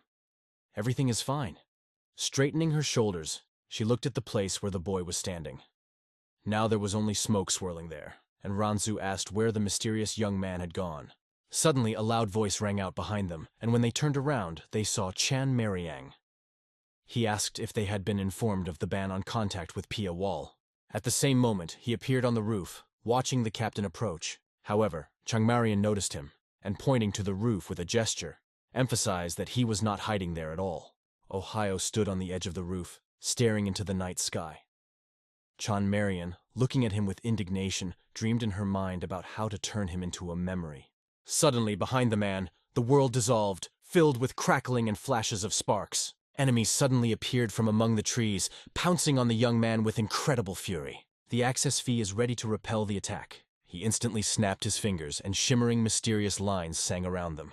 Feewall instantly erects laser barriers in just a few seconds. He masterfully defeated his opponents, impressing with skill and strategic approach. His every step was accurate and decisive, putting opponents in a dead end. The boy watched with a sad look as the debris flew in different directions and realized that the team had gathered a lot of people just to destroy him. Maureen, looking into her opponent's eyes with interest, answered, guessing his intentions to find new reinforcements. Suddenly, a multitude of soldiers appeared in front of the young man, among whom Chan Mirion stood out. But the boy could not make out their faces. Standing on the roof, he watched the army approach. An inner voice suggested that the captain should regret his choice and better stay out of this conflict. Beewall extended his hand to the side, and immediately laser barriers and magical snakes appeared around the soldiers, entwining themselves in a protective net. Two men sat facing each other, with smiles on their lips, having a lively conversation. Their eyes communicate, reflecting deep reconciliations of friendship and joyous moments. Suddenly, a loud crack was heard from behind, as if something big was digging into the ground, and now it was hitting the small house. They trembled with horror. One mask asked with interest what kind of sound it was, and the other wondered what was going on. The man watched as the crowd moved quickly across the roof. One of them thought that a fight had broken out there. In hindsight, some thought the boy was a man of understanding. Everyone present turned around with interest and began to watch the men. As he suddenly turned and rushed towards the men, one of them shouted in panic, asking why he was heading towards them in such a hurry. They took a sudden step, and one of the men fell, killed by their touch. The man suddenly fell to the floor, and tiny crystals of salt swirled around him. There was a man on the ground dripping blood. The other boys, overcome with panic, rushed towards the lifeless body, filled with fear. The boy suddenly turned to Yol in fear, asking who the stranger was who had suddenly appeared and killed a person. It happened suddenly and violently. An invisible hand broke the man's neck. The other man's teeth were grinding from nervous tension, and his gaze was full of numb anxiety. Yuel grabbed the opponent by the head and, full of strength, threw him to the ground. They rose as if they had just survived someone's murder. Frightened boys gathered in front of him, not knowing what to do next. Bursting onto the stage, Ranzu suddenly appeared with his accomplices, instantly turning the tide of events. The angel looked around anxiously at everyone, asking what had happened. Gilsing shouted that the situation was catastrophic, and urgent action was needed. All eyes were riveted, intently watching the event unfolding on the sidelines. One person, looking at them, squeezed out a scream and asked who they were and why they were taking lives again and again. Ranjo flared with anger as she stared at Jolm, her teeth clenched. "Who are you?" she asked. Looking nervously into the distance, he replied that they had been tricked, and now they were prime suspects. Randa's fists were clenched, and the question was spinning in his head. Why did this scoundrel suddenly decide to fearlessly attack everyone? Surrounded by a dark aura, you smiled as the others rushed towards you, shouting that you were allegedly pushing them to fight the humans. Eventually, the surrounding began to grow in strength, and he slowly disappeared, dissolving into the grandeur of the new world. He sighed, unable to contain his indignation, exclaiming that he was missing. Sly as a ghost, where did he go? One of the men stepped forward, staring intently into his eyes. He held out his hand, suggesting that subordinates be dealt with first, as they could be forced to share information. Ranju, shaking with fear, looked ahead and shouted in panic that they were gone. Tascon, interested, also returned to Gulson. Ranju frowned and looked off into the distance with displeasure. Then, speeding up, she and Dayoshi jumped sharply up. Ranju warned Holson uneasily, realizing that this was more than just a request. He looked into the future with a smile, remembering how he followed her orders without question. With a mixture of surprise and determination, Helson prepares for the meeting. Like a storm, they seek to destroy everything in their path, but he remains steadfastly confident despite their anger. A fierce fight broke out on the battlefield. Blows rang out, and everywhere was heard the call to destroy the enemy to the last. No one should have survived. The fiery element raged in the village, igniting the residents' indignation. Some demanded that the Kinshin sect be punished, believing that the MA barbarians should demonstrate their strength. The girl, anxiously looking ahead, realized that a small skirmish had exploded into a large-scale conflict in Chengdu. Who could have imagined that one mercenary would deceive everyone so cunningly? Everyone anxiously watched the fire, which engulfed the village in flames. Some of them asked if Wuvzi understood the consequences of his actions. Gathering near the burning village, witnesses urged all residents, even those who were hiding, to come out into the light. He kept his eyes on the horizon. He added that although the results slightly deviated from the forecasts, they turned out to be even better, and expressed his gratitude for this. They smiled, hoping that this battle would become even more beautiful. Randu, catching her anger, howled her sword, furrowed her brows, and asked the scoundrel what he had just said. A colossal whirlwind of fire suddenly flashed in front of Yol. At the last minute, everyone managed to make a graceful escape. Bayoshi did not take his eyes off Yolan as he struck with his sword. He felt the moment was so important that it was time to end this fierce battle. Suddenly, like lightning, Dayoshi lunged forward with all his might, launching his machinery. A column of fire appeared, tearing the space between you. Thin, entwined, invisible threads that surrounded everyone. He chose one of them to land on. Annie immediately seized up.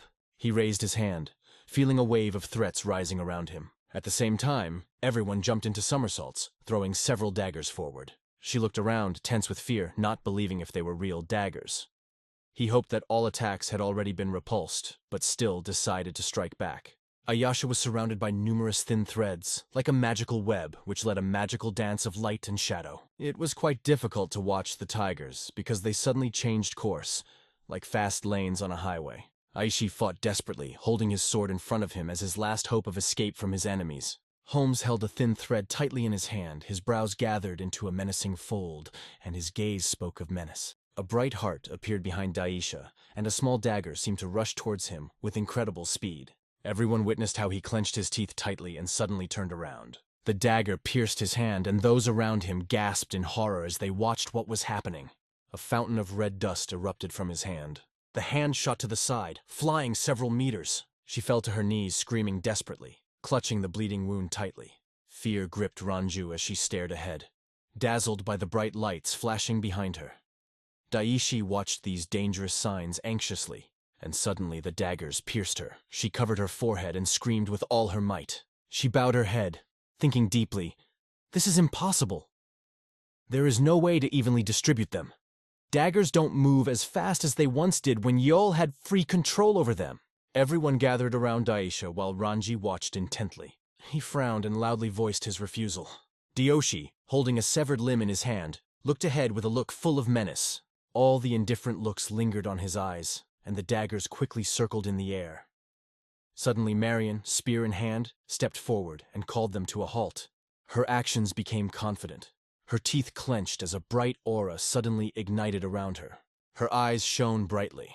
Her gaze was focused and at the same time scary, directed into the unknown. After that, with all her might, she thrust her spear forward. With all the power, the spear was moving at such a pace that it looked almost imperceptible. He tirelessly approached the goal, causing alarm with his frantic speed. She looked at him defiantly. Then he suddenly took Deosha in his arms and lifted him up. Everyone hugged him tightly by the body, holding him in front of them. Dash could only glance forward, and was horrified as the spear cut through the space around him like an arrow. Faced with the terrifying sight, he panicked and couldn't help but scream. Rand, lost in his thoughts, did not know how to act, and Deoshi, closing his eyes, simply smiled. He fell heavily to the ground, and a pool of blood instantly formed around him. Someone suddenly turned to him, asking where Asha was. He was boldly examining his body when suddenly a sharp, desperate cry rang out from outside the window. Later, she planned to apply the technique she had mastered for a long time, avoiding fatigue and drawing inspiration. Ranzu, holding Ashi tightly, assured him with a desperate cry that he would not let him die. Ashi, with a gentle smile, denied that he did not plan to die, so his words should not sound so gloomy at all. Ranju, filled with determination, insisted that the captain quickly catch up with Yol and finish him off. With tears in her eyes and a menacing voice, she declared that he should be captured and destroyed. She watched the world around her with pleasure. Suddenly, she pushed herself off the ground and jerked forward, as if caught by the wind. Ranju, bowing her head, quietly wept. One fine day, a question was raised. Who should visit and wake up Ashina? Suddenly, amid the commotion, the master appeared, as if from thin air. They stood staring at the burning city, wondering how their fates had been completely changed under the relentless onslaught of fire. The master, with furrowed brows and clenched teeth, asked about the news around. The master turned, and Saul, meeting her gaze, understood that it was time to act. It is necessary to save King Ming's ally and sect before the situation gets out of control. The hostess notices how the village is burning and realizes that dreams of safety were in vain. The master, full of anger, tightly pursed her lips and, opening her mouth, announced to everyone, "Quickly to the fire dragon's room!"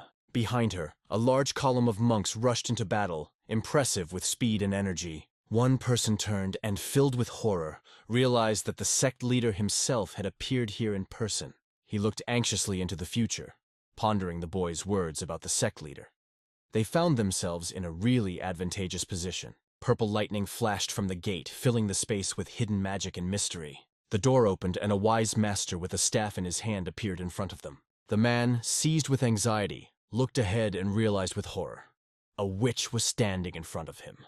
The teacher approached him, full of anger and confidence, with the question, by what miracle did he become so brave, and how did he dare to call her that? The man gritted his teeth and stepped forward decisively, motioning for the master to order his men to retreat. It's about the Fire Dragon Room and the Qingming sect. It's better for the Ma sect to stay away.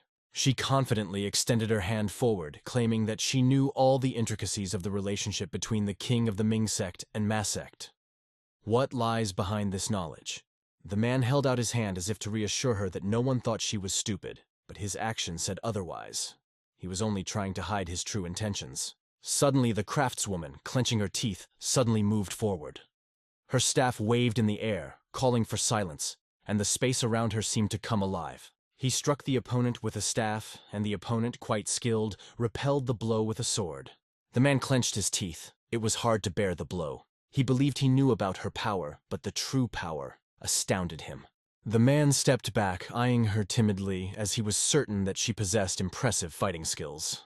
Darkness enveloped the craftswoman, her teeth in her fist, her cane confidently raised upwards. Suddenly, a giant electric discharge bursts from the sky, flashing an incredible light and plunging everyone into a magical wonder. The man suddenly had blood. Rembrandt is a genius of painting, whose talent impresses with immediacy and depth. His paintings embody emotions and everyday life, enriching the world of art with light and shadow. Your eyes will be immersed in his works, where every detail tells a story and colors live their own life, reflecting human nature. Leaving doubt behind him, he leaped forward, waiting for the goal that beckoned like a beacon in a boundless ocean. To be honest, she once again left with a swing with a pick in her hand. She pursed her lips and looked at her husband, deciding it was time to put an end to this chaos. Suddenly there was a spectacular black flash in the sky. One of the warriors, drawing his sword forward, managed to ward off the master's blow. She looked at her with an expression of clear displeasure. After landing on the ground, embarrassment could be seen in her eyes as she stared into the distance, trying to unravel the mystery of how he was able to survive that terrible attack. Seeing him, She was surprised to realize that a lot of time had passed since their last meeting. A man with a luxuriant beard and long hair suddenly appeared in front of her, whom she named Sage Mudgil. He concentrated, looked ahead with a smile. He found it hard to believe that their paths had crossed again. However, he felt a pleasant excitement from her presence. The master approached Muzong, noting that her joy at their meeting was extremely unstable. He waited for her for 7 endless years.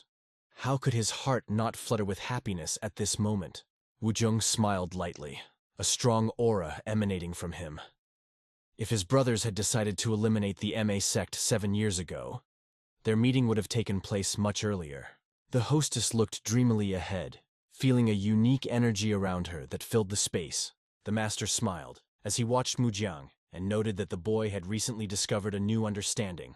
The young man exuded a mysterious energy that had not been there before. Mujiang has only mastered a new martial art.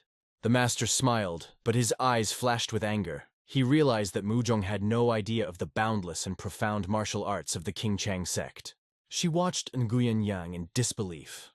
Although her knowledge of the sect was profound, she had never imagined that they had such a powerful secret technique. Muzhong furrowed his brow, displeasedly explaining that her criteria were not suitable for evaluating the Qingchang sect. This sect can accomplish nothing but grandiose feats, far surpassing Ma sect. The craftswoman, having concentrated, looked intently ahead. 2 huge white snakes appeared in the world, embodying the idea that even the greatest person can succumb to simple fraud. Hearing her words, Muzhong rose up like a storm, his anger soaring. Staring intently into the killer's eyes, he couldn't help but ask, "What did you mean?" The master smiled, reflecting on the fact that true wisdom lies in the ability to see beauty even in the mundane and carry it into one's life. The one who was forgotten in the dark cave still breathes. In the flashback, Muzhong came across the boy among the many snakes. He asked her to be honest, but now he is gone. He left this world. The master with an ironic smile invited to examine his body. Mujian concentrated, looking ahead with satisfaction. He turned to the deceased in his mind, recalling exactly how a careless check had led to this chaos. Lu Jin, with a look filled with danger, remembered the young man who had turned his world upside down. Then he began to wonder if he was really alive. The master slowly approached Mujiang, thinking about those responsible for the young man's tragic fate. His heart seemed heavy, filled with uncertainty, and the mystery burned within him, fueling his curiosity. The leader of the Lightning Clan who was in control of the situation, he was the one who took the life of Changhua from their sect, and then transferred to Mujian. Zhejian stared at puzzle and asked what she took to be a rhetorical question. How could one fall into the trap of a common killer? The craftswoman focused her gaze, moving her eyebrows, and realized it was time to solve her own problems, because no one guessed about his thoughts at that moment. John watched the master intently, his eyes shining with admiration, but in the end he decided to give up. The effort around him grew more and more powerful, unfolding like a flame. He met the master's gaze and understood. His enemy was standing right in front of him. How can you miss this opportunity? Muzhong, confident in the power of the 7 swords, gradually approached, ready to drive the evil witches out of Maseku. Several warriors from his sect stood in front of Mujian. Together with him, they gave the master a look full of menace. Faster lowered his head, realizing that this young man was nothing but a staunch Taoist. A powerful energy rages around the master, peering ominously into the distance. She warns, Muzhong took the difficult path, although an easier option was already waiting. Muzhong frowned, gritting his teeth and staring unhappily ahead. It seemed to him that she should pay for what she had done with her life. He met the master's eyes. And so, the master, pushing off the ground, soared into the heights, beginning his impressive ascent. Lightning danced around her, and Mujian, tirelessly, recreated this strange show over and over again, impressing everyone with his incredible energy. The participants quickly flew up, quickly approaching with weapons in their hands. Powerful forces came together in a fight, and a bright flash instantly erased everything around. There was a commotion somewhere nearby. He rushed through the forest without stopping.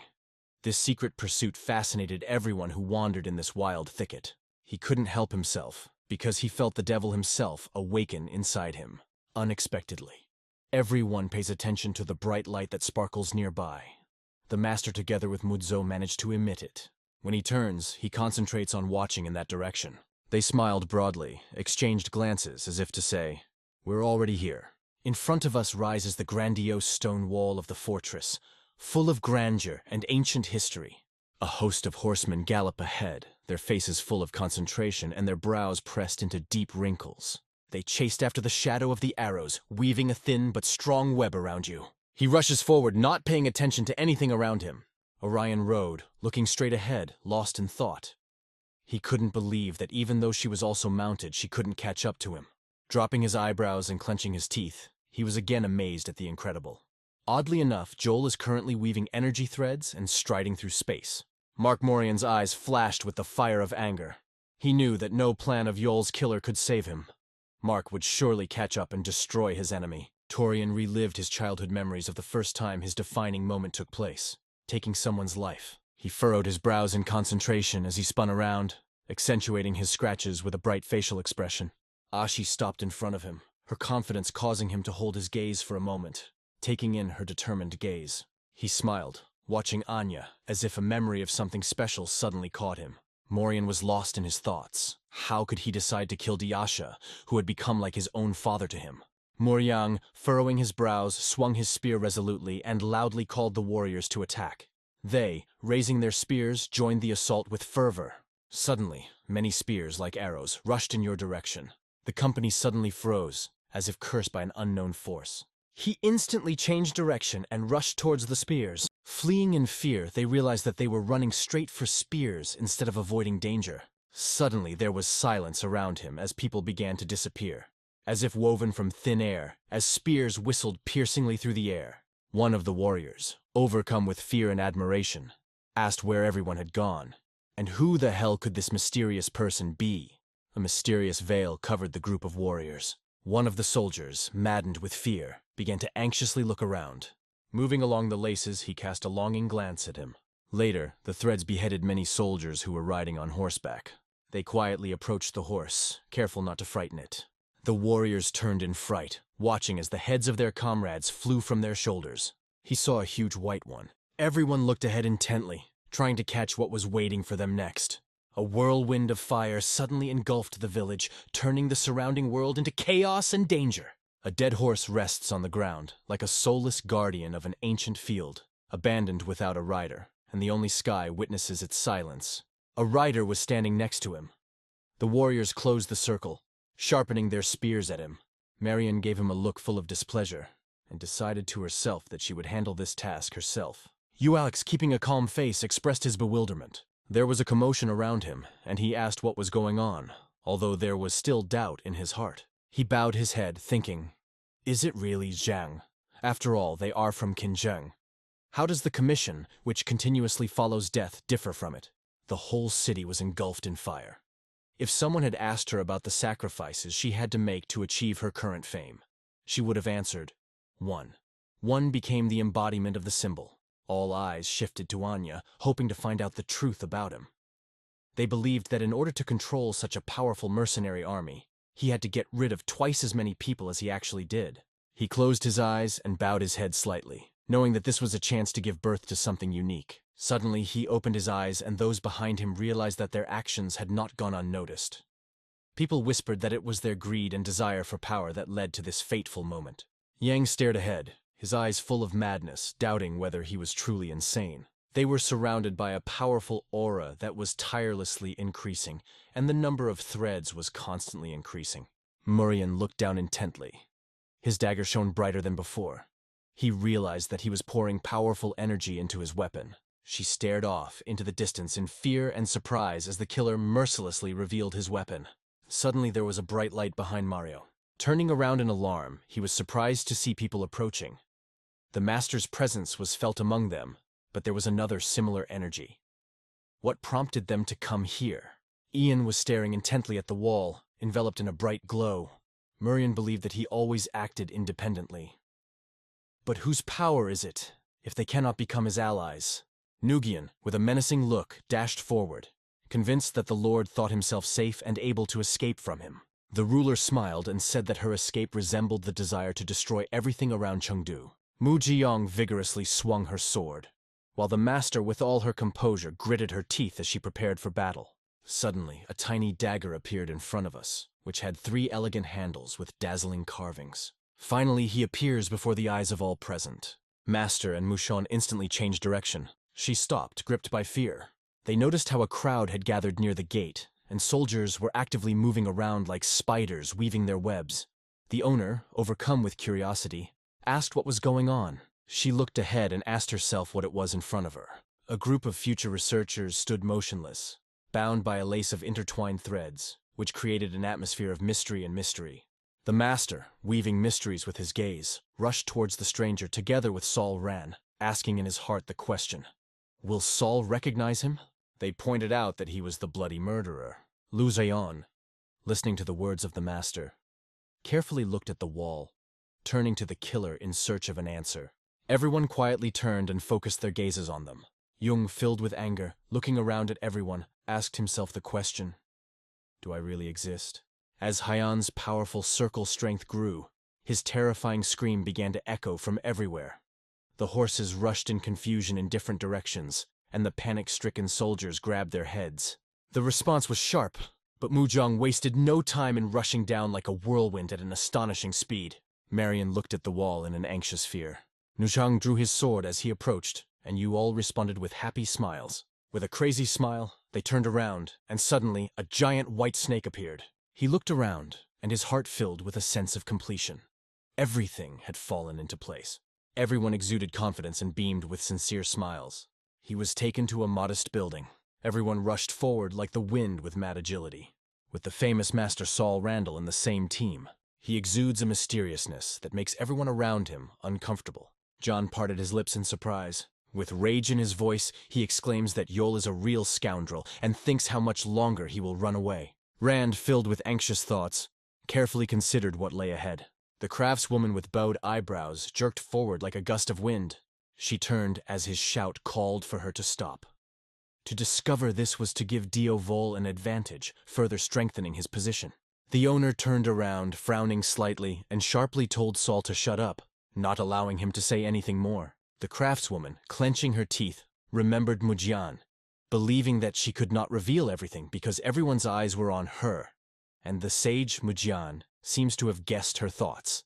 She had no idea what martial arts he had mastered, but the sage instantly calmed her down. The craftswoman, gritting her teeth, looked down angrily. She knew this impudent assassin was only playing with her because he is an Izor. If he remains alive, the trouble will not be delayed. She was breathing heavily, staring angrily into the distance. Has anyone been able to outwit her even for a moment? While she is carefree catching a fly, she arranges a real battle. Taking down a ruthless killer and facing the clever sage Mudio, countless copies rushed forward at high speed, piercing the air with their powerful movement. Several girls standing in the foreground died immediately. The girls turned with trepidation, following the shadows of their fallen friends. Looking into the unknown, they were horrified. Traps awaited them on their way. Murray sprang from his horse and looked carefully beyond. He wondered where he had ended up. Heard rumors that there are traps hidden here. And now, houses appear on the horizon, which look like numerous living creatures, whispering through their windows. Their multitude covers the space with a wave. Planks randomly covered the floor, as if a storm had sounded. William, looking apprehensively into the distance, stopped for a moment. His heart felt, this is not just an abandoned dwelling.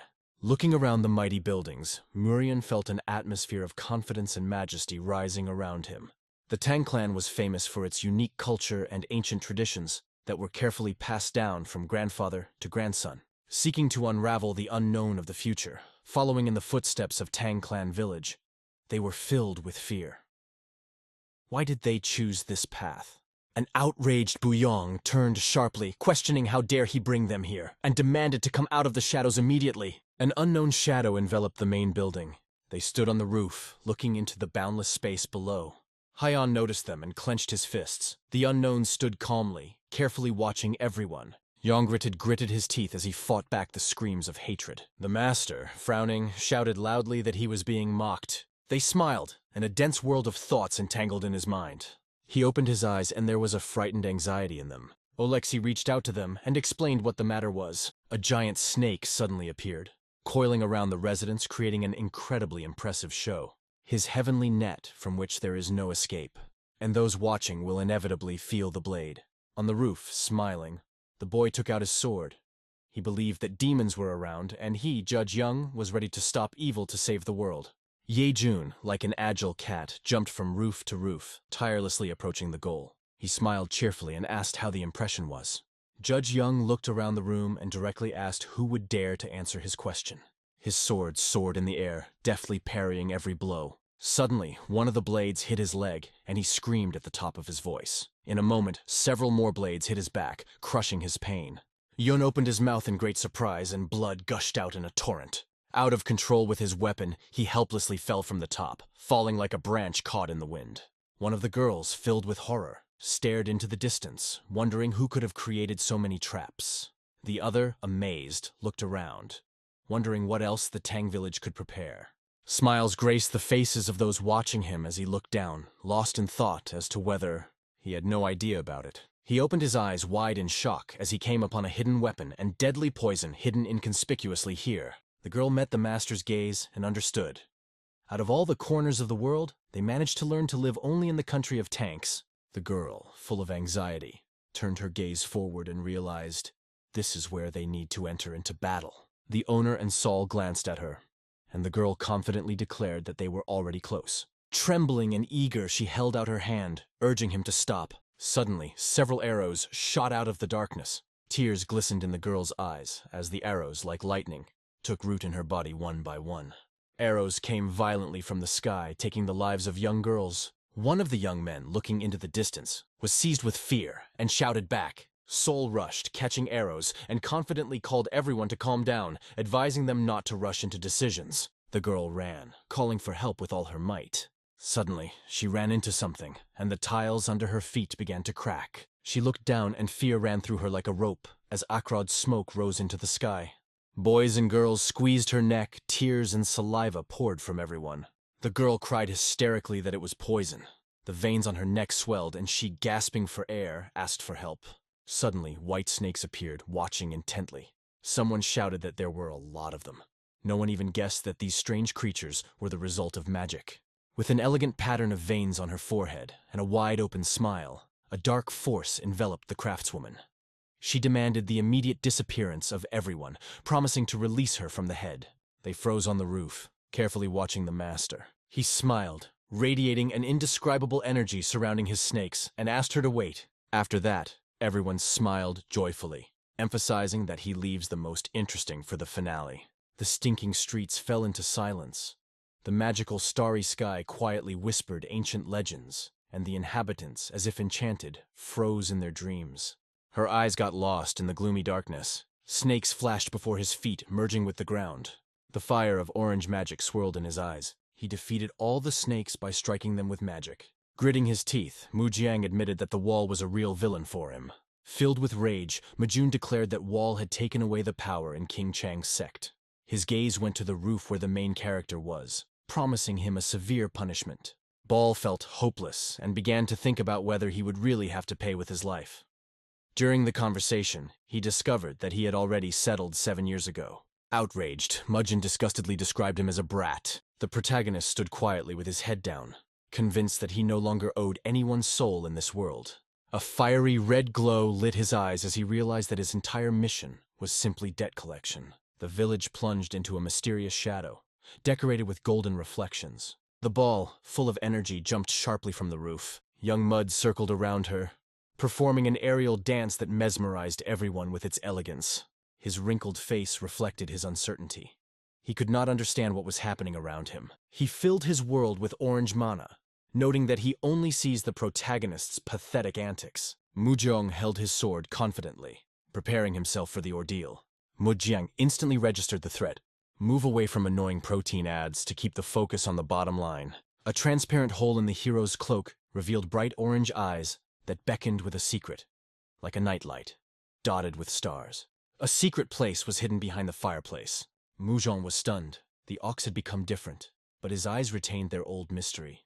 The protagonist was engulfed in red energy, filling every cell with confidence and power. He noticed that it remained unchanged, but the look no longer showed its former clarity. Waltz waited tensely. Nishon, holding his sword at the ready, confidently spoke to the main character. "This time there is no escape." Blows fell on him, sparkling with the blue cloud and red dawn techniques. The hero carefully watched the opponent, breathing to the beat of his heart. The city was lost in a boundless fog, like a snake's skin, which drags the wind from the unknown past, enveloping the present in a mysterious veil. He was steadily heading for the coast of New Zealand, a kaleidoscope of numerous threads and blades unfolded behind him.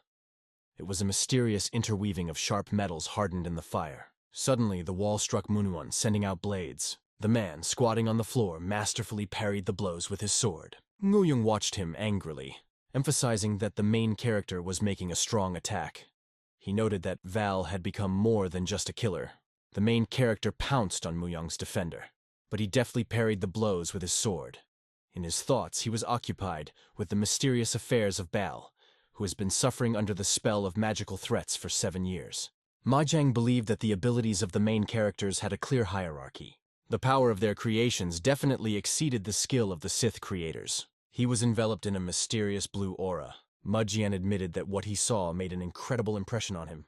He was filled with new energy and realized that he had not felt the taste of victory for a long time. A mountain with a cave loomed behind the hero, and Mudjian remembered how the wall remained in the embrace of darkness for 7 years. The students lit up with orange light. Why stay on the surface of the old versions of the characters, if you can dive into the story, opening new horizons and exciting turns of their fates? John closed his eyes. Holding a magnificent sword, he recognized the rightness of the main character. Mujun dug his weapon into the ground, as if sanctifying his decision to the world around him. Bal was in front of him, closely watching his every move. Red magic bridge crossing. Young Mud, the creator of his destiny, decided to catch the passing moments like clouds in the endless sky. The sword emitted an amazing power, filling the space around it.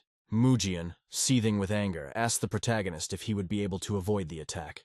He approached the protagonist, preparing to strike. Muji Yang found himself a few steps away from Will, who had a puzzled look on his face. The main character was focused and attentive, as if before a big event. The students are full of charm. On the battlefield, a huge blow shook the main character. Mujan watched with concentration as drops of blood flew off his sword. In the mind of the main character, thoughts flashed like a storm after a brutal blow to the coat of arms. Imagining himself after the 13th cut of the blue cloud, he understood that it was impossible to get out of this hole. His face was covered with blood, and it seemed to him that he had cut the protagonist in half. A red river gushed from her mouth. He carefully held the blade of the magic sword, feeling the invisible power raging in his fingers. Mujin, shocked, could not contain his surprise. His mouth remained open. Gol, holding his sword tightly, stood on the open battlefield. Mujong, confused, could not understand what was happening around him. The shaft filled the space with a blue light that raged as if it had a life of its own. The mysterious magic of the hero surrounded the battlefield, creating a magical atmosphere. Her eyes sparkled with a red glow. The hero unleashed jade destruction on the enemy with all his might. The shards flew, striking Mujan's surprised face. The broken sword clattered to the floor. Muzong, holding the hilt, claimed to have obtained it from the master. His blade always remained perfectly clean without a single scratch. In front of a terrible opponent who roared in rage, the hero remained calm. The enemy puzzled in amazement, not understanding how he was able to resist the impossible. The magic wand suddenly pierced Mujan's stomach, delivering a devastating blow. Val, with surprise, watched the events around him. A fountain of blood gushed from his mouth. A mortally wounded Mujion suffered at her feet, trying to find out if it was real. Val, calmly peering, watched the death of her enemy. Gua watched Mujiang with admiration, her eyes shining with purple magic. Her determination to finish what she started showed a powerful strength and indomitable perseverance. Mujiang, gifted with heartache, spat out blood that stained the floor and, glaring at the Gaos, stepped back, feeling the dull pain of the spear in his back. He was overwhelmed with disappointment because she betrayed his trust with a treacherous act. Her eyes radiated a violet light as she explained with a smile that she wasn't worried. Jung would always remember only those who were victorious. She looked at him, thinking that it was his own fault. He couldn't avoid it. Face covered in blood, he declared that no strongest Amasek warrior was capable of such a thing. Vors watched the battle closely, memorizing every movement in the frenzied chaos. Salarin suddenly became cold. His surprise was unbelievable. Thurian gave the impression of an aggressive personality. As mana filled the space, it was obvious that Muchan was overconfident. The power of the MA sect over Seton proved to be inevitable. It was said that there would be no more witnesses. With a feigned look, she insisted that Mu Jiang openly share his impressions of that mysterious world. Aggression flared in his eyes as he focused on her. Mujan, not restraining her emotions, lashed out at her with an insult, calling her a stupid old woman. Limitless horizons opened up before her, but her mind constantly flashed through her mind. If she took this step, everything would be different forever. In connection with the increasingly serious situation, he told her that under such conditions, the MA sect risks falling. Duo, gathering all the wisdom of Mana, asked him if his story was finished. Pulling out a staff from behind her back, she immediately reminded him of the threat of the Qincheng sect. Holding a stick, Gua spoke confidently about the strength of the MA sect. She charged at him with determination, assuring him that the Qincheng sect would perish without his help. The village was immersed in her magic, which enveloped all residents, filling their hearts with warmth. Lile found himself at the epicenter of the scandal, his mystery revealed. The soldiers were deeply disappointed by what happened on the battlefield. She glanced at him and the young man with an expression of displeasure. The hero looked intently into his eyes, her eyes filled with crimson imagery, like a new mantra that was constantly resounding. She looked at him gratefully. Her thoughts traveled further, and she noted that despite the losses, they would find an incredible opportunity. With a loud thud, she hit the staff on the ground. He used purple magic for his attack. She looked as if she had lost her mind, but she claimed that even after death she would leave deep, indelible traces in the hero's soul. From her powerful blow, everything on the battlefield flies in different directions, filling the air with chaos and tension. They all gathered around her, saying that if it weren't for their ambitions, things could have turned out differently, and their dreams would have already been a reality. His existence has lost its meaning. Depression came over him when he noticed the color red, and he decided it was best not to change anything. Immersed in the depths of blue mana, he thought back to the moment when his ambition had pushed him down the path of an assassin. His steps swirled into pulsing energy woven into golden threads that stretched across the surrounding world. He went to Guaha hoping that she could see him, feel his thoughts and emotions. Val, noticing her sadness, spoke again about the monster that arose from his own hands. The heroine blade entered the duel with her own wand. His eyes sparkled with energy as he emphatically declared that the monster had grown.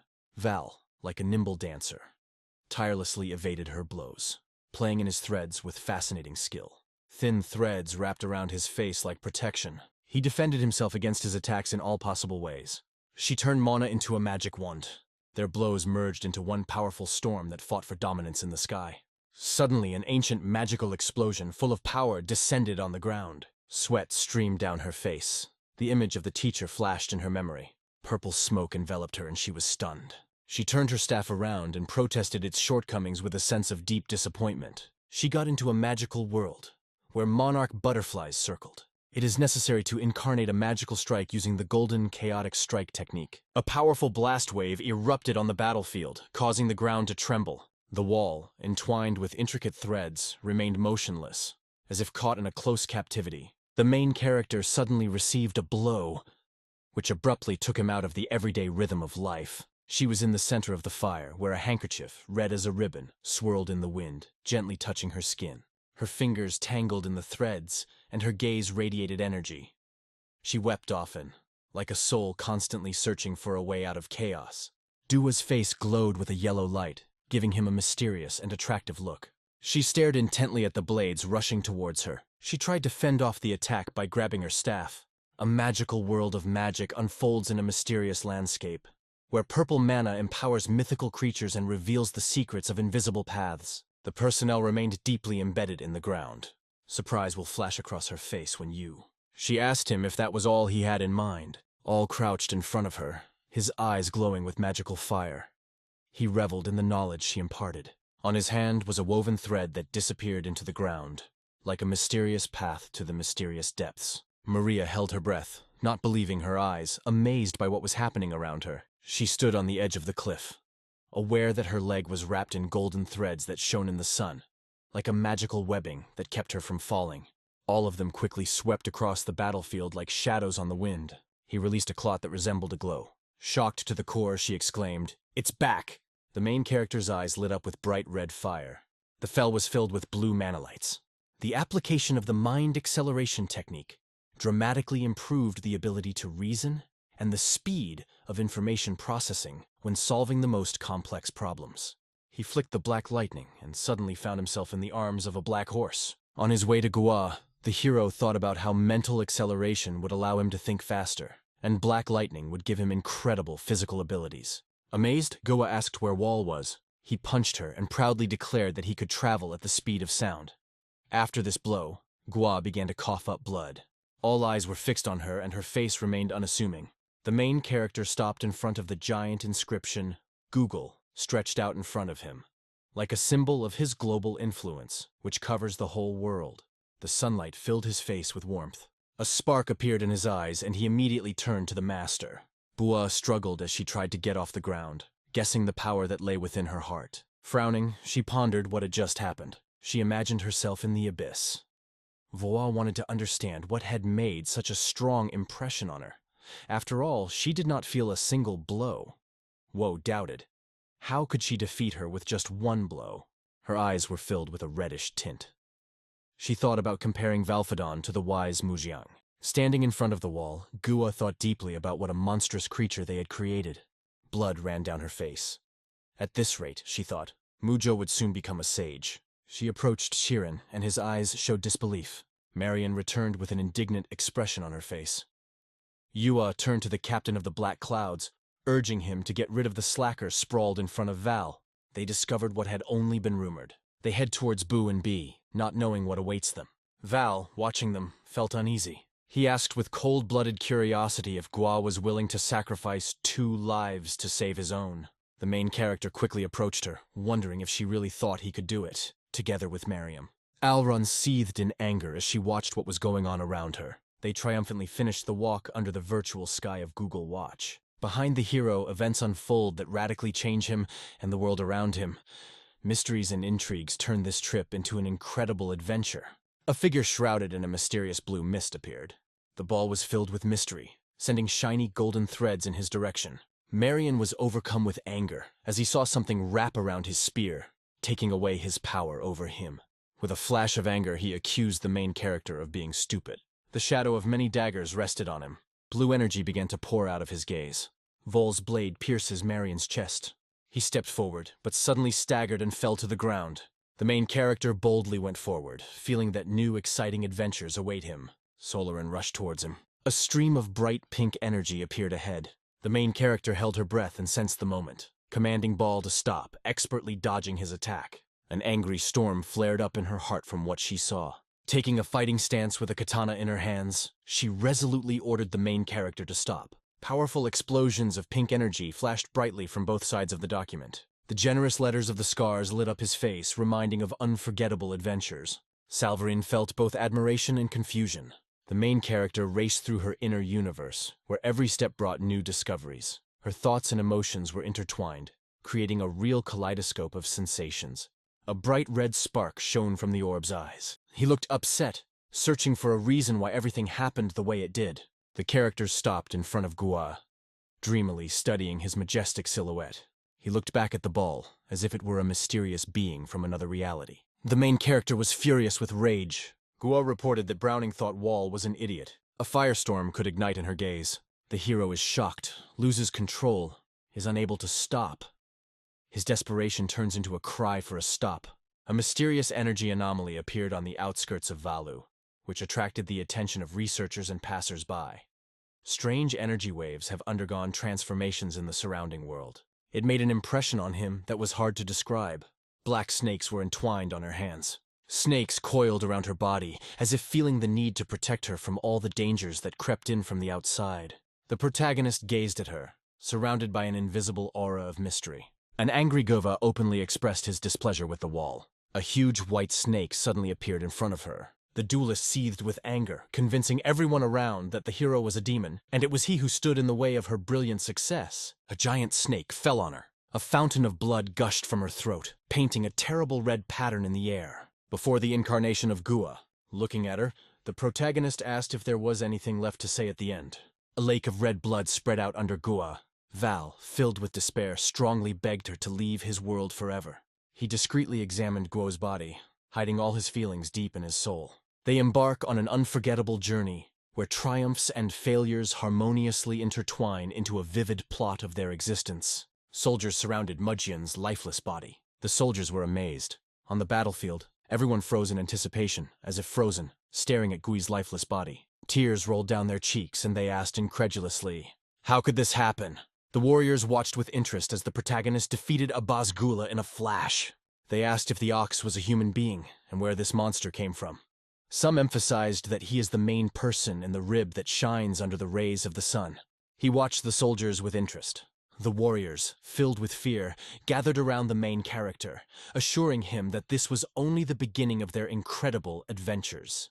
They will not be able to defeat him with anyone and anything. Bolz's face loomed with undeniable seriousness. The soldier ran into a red light and was overcome with trembling panic. There was real horror in his eyes. He glanced at the situation and, feeling fear, screamed as he ran away from the battlefield. The other soldiers continued to keep a watchful eye on Val. Solren, trapped in a cloud of dust, felt that the end had come. A white snake was blowing coldly on the hero's shoulder. He noticed that the people around him were overcome with fear. The snake seemed to emphasize, "You are the same hateful killer."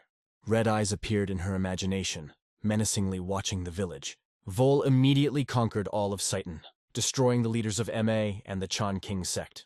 Steam swirled around the hero, creating an atmosphere of mystery and mysticism. Closing her eyes, Solver thought about her next move. Holding a blade in her hands, she dreamed of the future of her sect. She remembered how their master was always wise and foresight in difficulties. His gaze lingered on Siren, striking things. "Take a look at everything we have." Mijung suddenly let out a loud scream. Red light sparkled from his eyes, creating a mystical aura of mysterious power and mystery. Powerful gusts of wind erupted from him, seemingly uncontrollable, filling the space with uncontrollable energy. I watched him with admiration, not missing any of his gestures.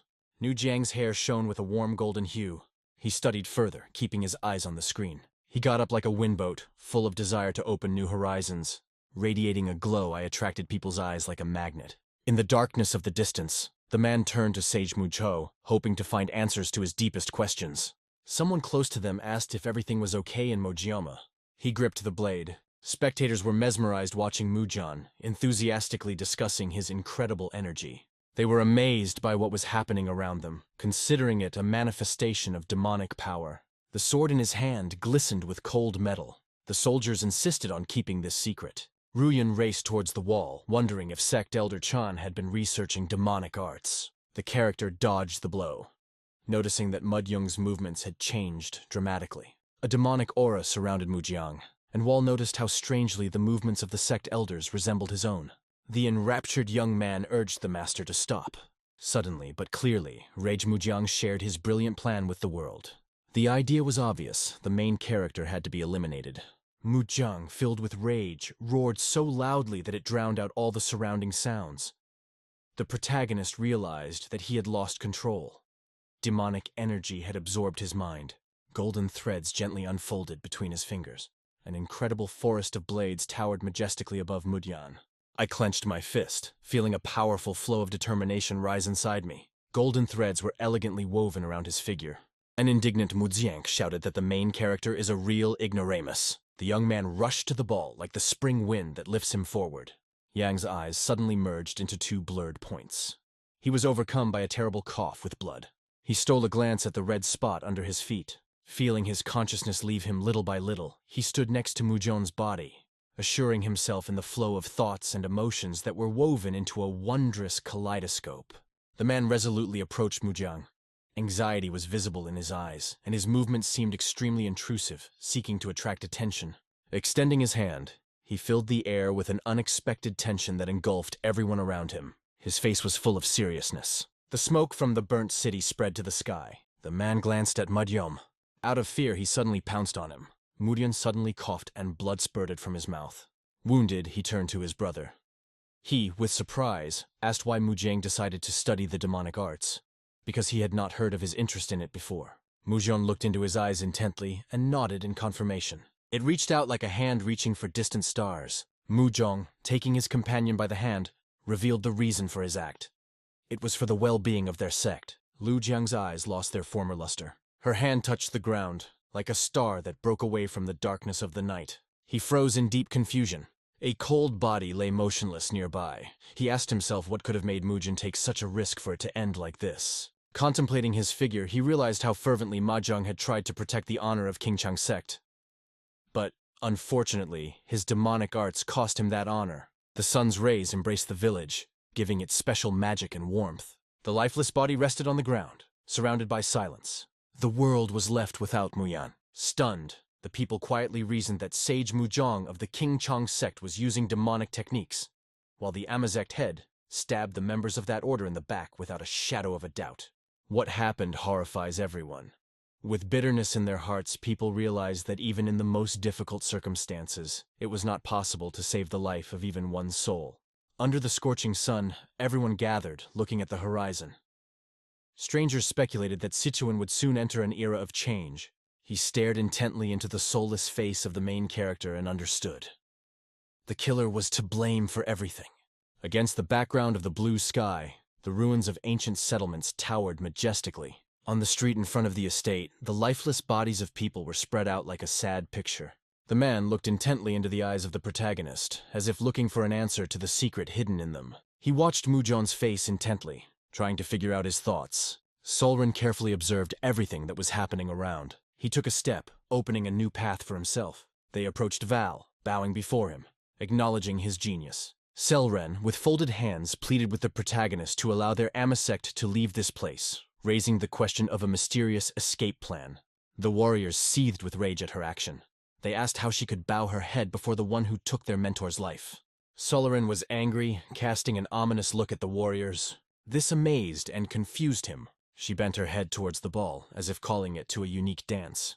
Ball watched her calmly, steadfastness in his eyes. The men's side led an active defense. The hero learned that King Changsok wanted to capture the bodies of Sage Meijan and List. The man proudly asked if Walla allowed their plan. His admiration was so strong that he could not hide his excitement. The soldiers were stunned as the leaders of the two powerful sects surrendered peacefully. They realized that further continuation of the fight could endanger the lives of King Chang and Mei. People surrounded Mujong's body, wondering if this monster could receive even an ounce of sympathy. Light shone from the hero's eyes. He was sure that if they were given a chance to break free, the world would change for the better. A painful anger seized Bull, and he swore to take revenge on the enemy in the most cruel way. Solren, lowering her head, swore in the name of Masect that there would be no revenge. The man, watching with folded hands, assured them that they were leaving revenge in the past, and offered to let go of all grudges. Vaughn, with considerable emotion, asked if they could really be relied upon. Sauron looked up, agreeing that this was indeed the case, and assured them that they would certainly do as promised. Watching the hero, the man confidently proclaimed that it was promised. She looked at them with interest. The crowd gathered in humility, bowing their heads before the hero, radiating respect and admiration. Contemplating the scene, I saw a variety of colors and sounds harmoniously intertwined, creating a magical atmosphere. The young man's reflection seemed to freeze in his eyes. Watching the playful rays of the sun, the hero realized that the time had come, and politely invited everyone to come out. A small body lay missing on the ruins of the destroyed settlement. The story unfolds the drama of the disaster that almost destroyed Sichuan. The mountains and estate glistened under the bright rays of the sun. This story tells how Qin Chang and Masek finished their business, while others in their lands began to recover their losses. Events unfolded against the background of destroyed landscapes, and every step left a mark in the souls of those who were not bypassed by this chaos. There were so many white snakes near Vala that it was hard to even imagine revenge against the legendary Scythe Lord Will. Leaving the tops of the trees in the embrace of semi-darkness, the boat raced through the river expanses, cutting waves and raising spirits with each new bend. The sunlight reflected off the water in blinding bursts, creating the illusion of flickering mirrors that played with many colors with their rays. There are a lot of leaves hanging in the air, dancing like a colorful storm of trees. The guy from the shore raised his hand and, turning around, told the main character that he was already near him. He smiled widely and waved his hand cheerfully. The young man carefully removed the dark veil that hid his face, revealing the mysterious world around him. A mysterious smile shone on his face. The plot demonstrates how time brings changes, and life in the place is once again filled with energy and activity. At the table is a stranger in a bright orange cape. He asks if the killer actually turned the city into chaos on his own. When he woke up, he realized that he had to go to Chengdu in person. A slight smile played lightly on his face. The blue sky lit up with bright colors. The boy, watching from the cliff, comforted the little one that they would soon get there. If you are interested in what lies ahead, pay attention to the opportunities around you. Every dawn gives a chance for new discoveries. People floated down the street like a river. In the store, right next to the cash register, a man shouted that in honor of the end of the restoration, all goods are now discounted by 50%. Joyful emotions overwhelmed the girl because they were discovered again. At the distribution of goods, the young man claimed that their products are of the highest quality and have a wide variety of accessories. The stranger was walking down the street, and with every step he took, the city came alive with bright colors. She boldly stepped towards the entrance of the building, feeling her heart thump with the promise of new adventures. With a smile on her face, she greeted him and asked how she could help. Coming closer, the stranger said that he wanted to meet the owner of the place. The girl was stunned and remarked that it would not be easy to deal with it without a record. The boy cautiously extended his hand to her face, looking for an answer to the question of whether she would agree with his plan. Fear flashed in her eyes as she fixed her gaze on his hand. The girl proudly showed the medal. Emotions simply overwhelmed her. She spoke about its significance, delving into the memories associated with this important award. Watching the young man, she realized that he was in charge of the inspection squad. So we meet the leader of the Hao clan, Hong Yushin. He glanced at the girl, who was frozen in the middle of the boundless spatial natural volumes. Heng, pressing a finger to her lips, told her to shut up and call the owner. He asked to take all the documents related to the events in Chengdu. Quickly retreating, the girl showed that she understood everything. Hong looked at her without hiding a smile. A bright white light shone in his eyes.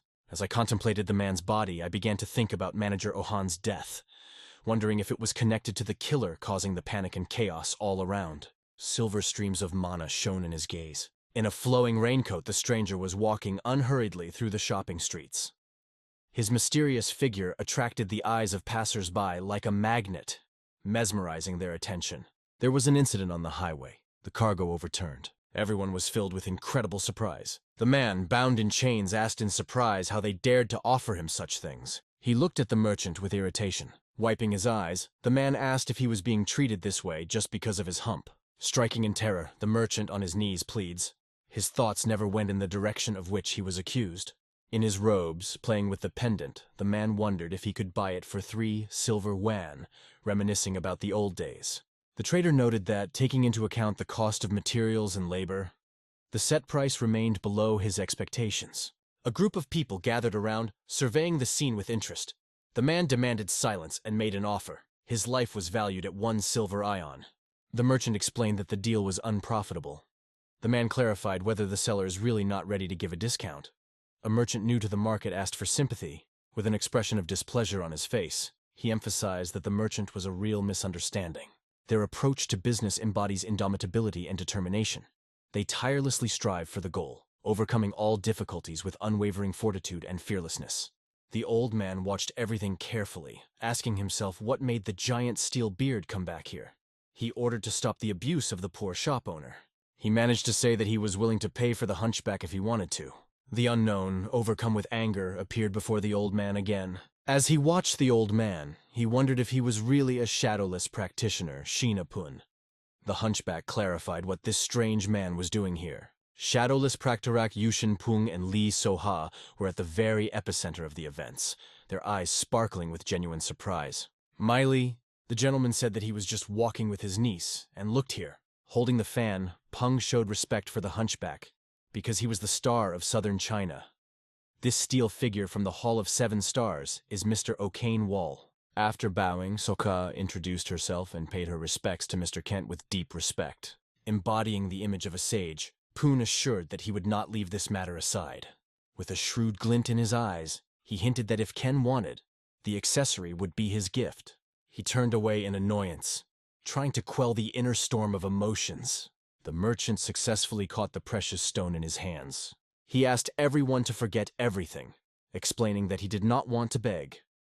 As he walked, he asked what the passers-by were paying attention to, noting that the show was over. Watching him, Poon realized that the other 6 stars would soon appear with Ken. Stopping on the street, he realized that there are always interesting events happening here.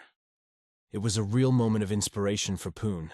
The sun played on the blue water, as if turning it into a precious stone. She sat on the shore, watching in fascination as the waves, rustling, hit the sand and went into the unknown horizon. They watched with admiration how the storks soared in the sky. He narrowed his eyes slightly, focusing his attention on something important. A group of young men suddenly fell into the water, startling the fish, which were casually splashing around. The main character stood up from the log, feeling a surge of energy after a moment of rest. He touched the hat lightly, adding elegance to his gesture. After swimming away from the shore, he felt how a new chapter of his life was beginning. The heart was filled with trepidation and excitement before the unknown, which brought new opportunities. The blue sky covers the city, filling it with a feeling of infinite freedom and lightness. She sat down at the table, plunged into the world of her thoughts. She looked intently into his eyes without looking away. She should have sat opposite and asked if this was the real Mr. Wall. The hero, continuously devouring food, eloquently noted that this is absolutely fair. Geng thought that Wool was considerably more handsome than Rue, and his face radiated a unique beauty. Pulling back his chair, Hyung apologized, saying that he was so surprised that he forgot about the acquaintance. He shared how hard he worked in search of Wool.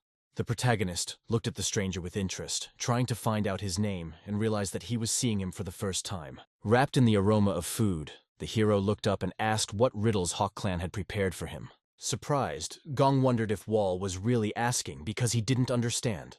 The charming pencil sketch of San Juan impressed with its detail, as if inviting without words into the world of artistic magic. Hong decided to explain everything clearly. He asked the hero if he had really taken the life of Sunjin, the ruler of Chengdu of Haoklan. He nodded as he enjoyed his meal, noting that it was him if that clansman was really to blame. Gon was shocked at what he heard. The protagonist sat motionless, listening intently as his opponent quietly asked why he chose the path of murder. Bringing the food to his mouth, he will inform that he did so because he was collecting and selling data about himself. Han was stunned. He asked if that was the only reason, and if Vol understood the meaning of the word clan. Above all, the hero saw crowds with shining eyes. Gong wondered if he would be able to maintain his peaceful lifestyle as he made his way through them. Hong smiled and said that if he gave the order, the entire Haoklan in Chengdu would attack him. Val placed the chopsticks on the clean plate, looking indifferent. Looking at Han, the hero imagined how his head would fly to the ground, followed by the head of the clan leader. Hung laughed, a bitter look on his face. Blue fire flashed in his eyes. He wondered, shouldn't we just destroy this idiot here and now? A red shimmer appeared from under the protagonist's eyelids. Numerous golden threads entwined around Gang's body, emitting a magical glow. A cut mark appeared on his face. With serious thought on his face, Wall firmly stated to Gong that it was not his place to show his desire to kill in his presence. The main character realized that he shows acute sensitivity to the situation. Khan stared at the gash on his face in shock, feeling a slight itch and the realization of what had happened. Wall, getting up from the table, involuntarily realized he did not care who Hawkland was. It doesn't matter to him at all. Returning, the hero noted, if they do not forget about the limit, his patience will run out. Smoke hung thickly from the roofs. The blacksmith produced a fiery blade. Lowering her oars into the water, she rowed slowly, allowing the boat to slide freely along the calm river. The blacksmith, wiping the sweat from his forehead, took a deep breath. He asked if there were many orders coming in. Amazed, he missed the eyes on the central figure. Koval, smiling, noted that one should not forget about the presence of Val. Without further ado, the protagonist stated that he did not want to distract anyone from an important matter. Examining the blades, Val remarked that they were truly impressive. The blacksmith sighed happily, realizing that there were significantly more orders. With a smile, he thanked Val, because it was his efforts that helped open the forge. With surprise, he asked what brought the hero to his workshop. The blacksmith wondered if the phantom blades had dulled. Closing his eyes, he realized that he wanted to make the order himself. The main character, reaching out his hand, realized that he really needed something to protect his brush. Looking at Val's hand, Koval thought about defense. He felt that the main character found peace at this very moment. Koval bowed his head thoughtfully, drowning in his thoughts. Val watched him intently, absorbing every gesture as if trying to unravel the mystery of his reasoning. With a master's smile, he decided to create something both light and reliable for his hero. Thick smoke rose from the forge. The main character realized that everything would take 5 days. The blacksmith believed that his skill was enough to cope. The blacksmith crossed the threshold of the room, firmly holding the lantern in his hands. Looking around, he decided that he would definitely study the surroundings. He pondered whether he should really wait for the big competition. The blacksmith's face became more and more serious as he studied the fragments intently. Grabbing the stone, he realized that the materials had been selected. His gaze fell on the dark bag lying silently in the corner. He carefully opened the secret with a pushed bag, trying to guess who was hiding inside. The frightened boy hid his face in his hands. The boy, having received a kick from the company, began to wonder if he was behaving like a carefree child. The blacksmith went to the door, determined to open it. He placed the tray of food right on the doorstep. In a cozy corner of the barn, hidden under a rough sack, sat the same child again. The door closed firmly, and the spirit of a delicious dinner resonated in the atmosphere. The child cautiously peeked out from behind, anxiously waiting for something new and mysterious. The frightened boy looked at the food, hesitating whether to trust her. They enter Wall's room. He sits nonchalantly by the window, and the blacksmith, full of determination, addresses him. He was holding a bag and said that he had brought the bracelets that one had ordered earlier.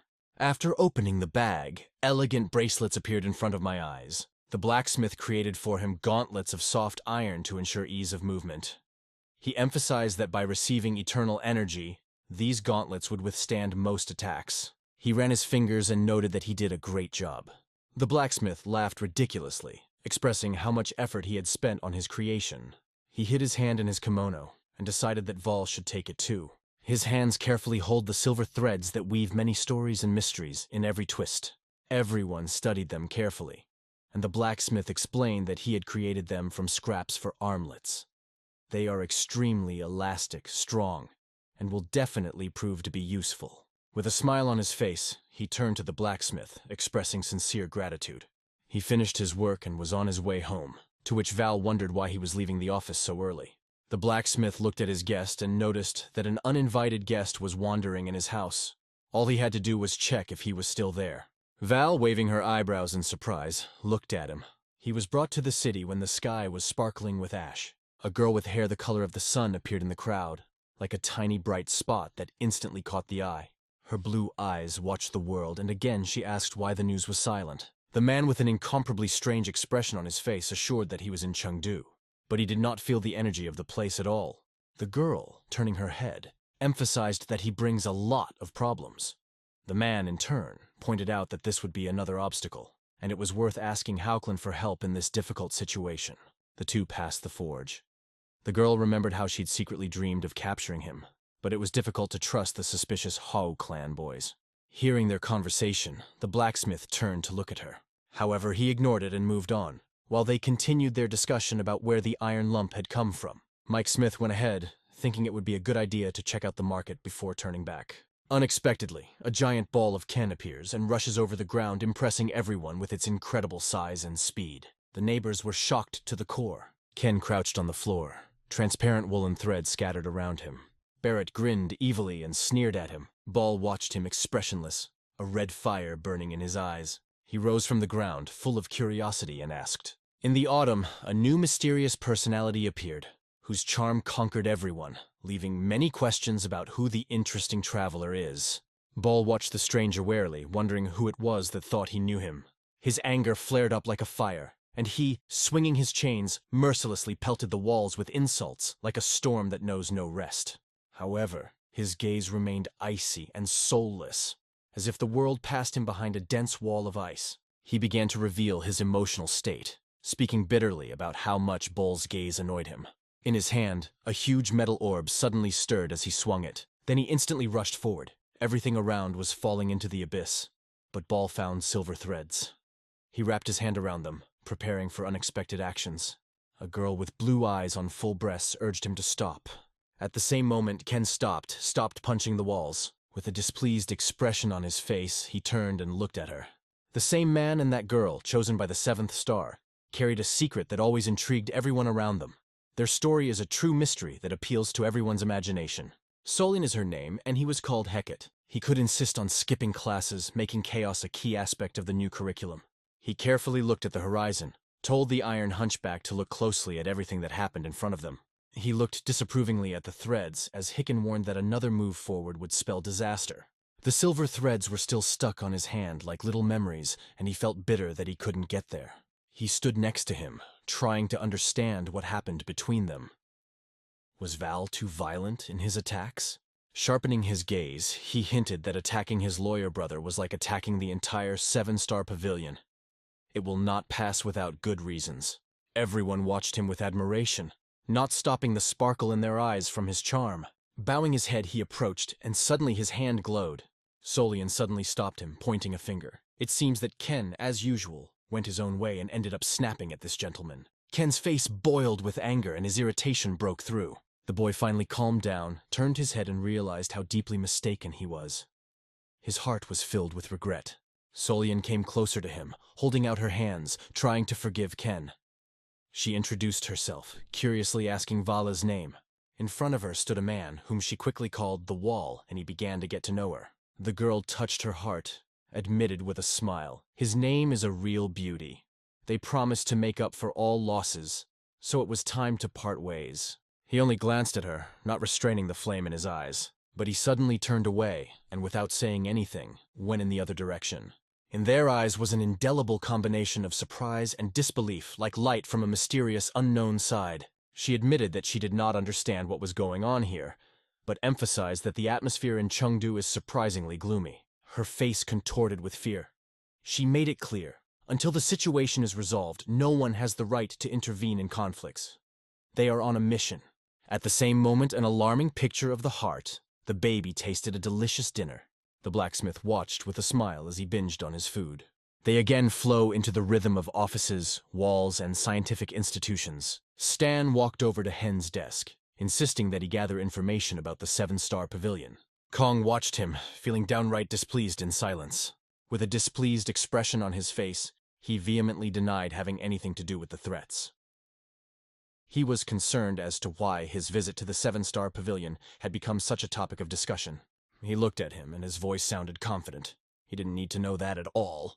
With his eyelids half closed, he declared that he would not be able to talk about it. A steely gaze pierced him like an axe, and asked him if he had any last wish left. He smiled and said that Wall's answer would reveal something important about them to him. Ball's eyes twinkled with curiosity at the suggestion, and it couldn't go unnoticed. He met Heng's gaze, signaling that it was time for questions. Kong held up a finger, surprised by Walter's quick reaction. Then he asked what was really bothering him. Val didn't have much of a choice. An accident led him to the world of martial arts. Although on the outside he looked indifferent to the goals, in his heart secretly burned the desire to achieve them. Gong tilted his head forward in surprise. He thought about how to become the ruler of Situa. Wall became engrossed in reading, recalling how he mastered martial arts to survive and achieve revenge. Long, supporting his head with his hand, sank into thought. He couldn't believe it, but considered it a real blessing that Wall didn't have grandiose aspirations. Although he admitted that the idea of revenge looked tempting. He folded his arms across his chest and decided that since they were both busy, he would listen to this story next time. He stared at Vogel intently, trying to unravel the mystery of the mysterious 7-star pavilion. He met them with a direct and ardent gaze, and sought to understand the reason for their coming. Wall rose from his chair, and Heng promised to look into the situation, and they both wondered why they were here for no good reason. Hong let him go with a warm smile on his face. He was sitting engrossed in books, while next to him the girl was diligently peeling fruit, filling the space with peace and harmony. The boy ventured into the magical world of books, while the girl seemed to enjoy a leisurely ritual with the apple, removing the skin from it. She carefully brought a piece of apple to his lips on a fork, invited him to enjoy the taste, without taking his eyes off the book. She wondered if she had managed to experience that special taste, because she had personally ordered it from the merchant. Suddenly, her eyes welled up and she began to roll down, remembering how fresh and delicious that fruit was. His surprise peaked when he realized she was beginning to pass out. As soon as she started to fall, he quickly ran up and caught her, preventing failure. As he held her in his arms, someone noticed that the woman had given Phil a veritable room of memories. He left the thing on the bed, and then a man came up, wondering how it was possible to spend the whole day in such a room. The bald man, with a confident laugh, announced his victory. But he emphasized that what is bliss for some may seem dull and boring to others. He looked at Volley and asked if he knew who the man was. Everyone surrounded him, claiming that he did not understand anything. But his calmness was impressive, and it did not seem to bother him at all. The bullet revolved around his head like an invisible sign. If hostility had appeared in its movement, then he would not have lived. The man, crossing his arms behind his back, remarked with a smile that he considered himself a rather unusual person. He finally understands why Mu Cheng is so attached to him. Wall, remembering his origin, looked from under his eyebrows and understood that it must be so, because he is from the clan of King Chang. He closed his eyes and imagined himself as Goep, Mochong's teacher. Wall, standing opposite, said that he was not looking for revenge. But if so, why is he here? He constantly recalled all the events that had happened, and convinced himself that the Kanchong clan was completely destroyed by no accident. Wool, with his arms crossed, tried to understand how he had been accused of the crime. He did not deny his actions, but claimed that the reputation of the clan was undermined by his fellow tribesmen. Mochong chose the path of studying demonic arts on his own, and no one forced him. The old man glanced at him without showing any emotion and fell silent. Looking at Val, he realized that he was an immoral person, not worthy of forgiveness. But he did not sense any hostile energy from him. He painted an image of the rift behind Baal, picturing it as a boulder, solid, mysterious as the night, and powerful as a flash of lightning. Not all who shine are righteous, and not all darkness hides evil. These words made a strong impression on her. He absorbed an entire city attacked by a monster. The two pillars of Sityuan, Chengchen, and Amy clans stopped their business. Others seek to take their positions, but if they do, Sityuan and the entire world may experience disaster. Clasping his hands behind his back, he hoped Wool wouldn't do it. Walt turned, closed his eyes, leaving the promises behind. Opening his eyes, he whispered that he had no right to deny his actions. The old man, smiling, hoped that Vol would become a man who avoided crime, despised evil, and felt compassion for those who deserved it. He disappeared instantly, leaving the room empty. Wall, leaning against the window, pondered the promise. Would fate bring them together again? Looking down, Ball declared with the utmost confidence that he could hardly feel sorry for anyone.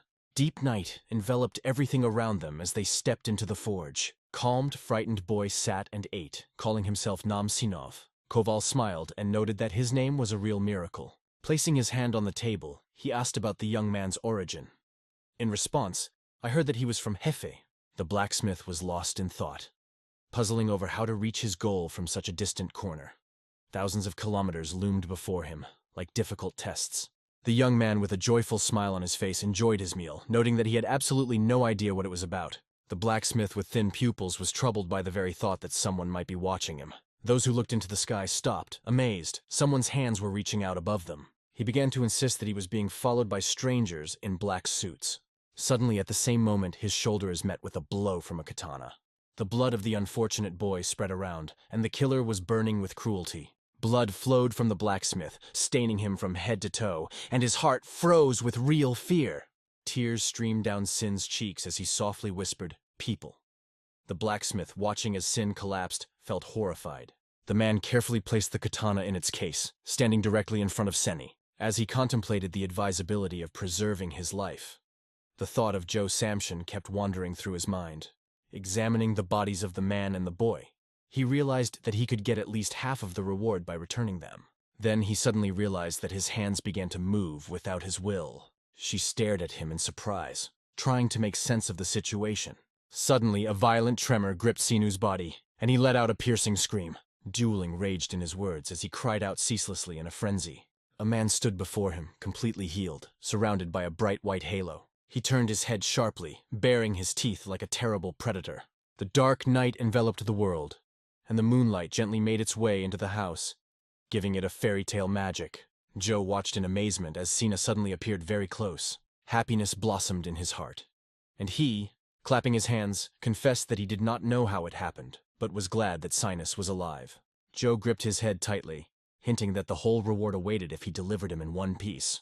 Sim's vision seemed to blur as Joe held his hair. A glint in one of his eyes instantly caught his attention, and without hesitation he pawed at Joe's hand. He hugged her tightly, squeezing with all his might. After he firmly grasped his hand, he raised it up and slammed it down on the ground with all his might. The blow was so intense that blood poured from the skull's mouth, raising black dust into the air. Complete surprise was reflected in his eyes. Joe rose, straightened his hat, and remained deep in thought, not realizing what had just happened. He resembled a dead man.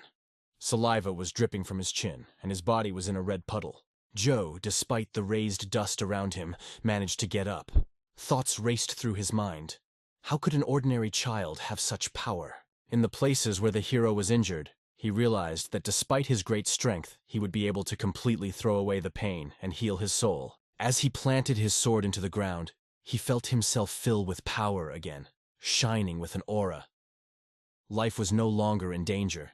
He gained incredible power, free from restrictions. Joe smiled widely, showing all his teeth, and cheered, because in the fight they would find out if he could stand losing his limbs. And suddenly, right behind him, a blacksmith appeared. He grabbed Joe, yelled at Sina, and told her to run. Hearing a piercing scream, the sinner suddenly opens his eyes and realizes what has happened. Joe, scowling, glares at him, demanding immediate release. The sinner found himself in deep confusion, not knowing where to go next. The blacksmith urged him with fervent zeal to leave his place, and not to remain immovable like a soulless pillar. Jill was fiercely angry with the blacksmith, inventing insulting nicknames for him and not sparing violent insults. The blacksmith could still inflict so much force that the blacksmith would fly far away. He only turned his head when he saw that Senum had fled. Jill, adjusting her hat, pointed out to Lee that the situation had turned out to be more difficult than he thought. The heavy blow hit the blacksmith so powerfully that the wall beneath him cracked and fell, leaving behind ruins. His pupils seemed to sink into the abyss, and he slowly turned back to Sina. The reader again plunges into the mysterious walls of Wall's chambers. There are rumors here that the 7-star pavilion is looking for one child, shrouding everything in a mysterious atmosphere of anticipation. Ball looked away from the book in surprise, trying to figure out which boy it was. Hong was standing nearby, and noticed that they were looking for a guy about 15 years old, thin. This interested him, and the question arose in his mind, what is it for? Suddenly the door was filled with numerous knocks, and voices aggressively demanded to open it. Bal turned his head and began to recognize a familiar voice. A girl with black hair suddenly appeared in the room. She announced that a guest named Tang Sachi was trying to sneak in on their quest. His words were hanging in the air when suddenly Bal noticed a figure in the doorway. He collects his thoughts, clears his face, and opens the door. 2 guards were carrying a blacksmith named Tang Sachi. She looked at Val, a pleading glow in her eyes as if looking for support in him. Vala was interested in what happened to him, so they decided to release him. Tan dropped to his knees, trying to feel the walls with his touch. Although he is filled with fear, he falls to his knees and pleads with Val for help. He had been waiting for this moment all his life. Now, concentrating, he compiled a detailed list of tools and materials necessary for the realization of a masterpiece. He came again asking for help, hoping that he would finally receive support. With sparks in his eyes, he looked at him with admiration, dreaming that if he had the chance, he would definitely come to help. The tacksmith mentioned Joe, claiming that there was a baby hiding in his closet that he didn't pay any taxes on. During the master class, martial arts masters suddenly appeared and tried to steal him. He remembered Sina standing up and telling him that the child had been seriously wounded in the shoulder by a sword. The wound was deep, almost to the bone. But instead of dying, the baby suddenly began to squirm strangely, and then immediately jumped to his feet as if nothing had happened. He stood quietly behind the wall, listening, and realized that the youngest battle master in the 7-star pavilion was Jo Samkok, the Bloodstorm warrior. Khan, amazed, realized that he had miraculously survived a sword blow to the shoulder. This thought led him to the idea that maybe he really had risen. Imagine a gigantic demon king looming ominously over carefree runners like a dark shadow of their fates, suggesting that his presence is somehow intimately connected to their lives.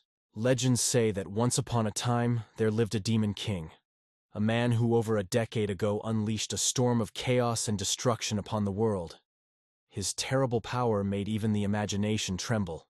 Jianu had an incredible power of regeneration, mysterious to all who tried to understand his miracle. Watching the Demon King in fascination among the dead, the story continues. No matter how strong his enemies are, even with the most terrible wounds, he always finds a way to survive. They say that whoever learns its secret will gain immortality. A picture opened before them, many hands reaching out for help, symbolizing hope, support, and mutual understanding in these difficult times. Sina was in a state of panic, and rumors of the Demon King only added to the anxiety.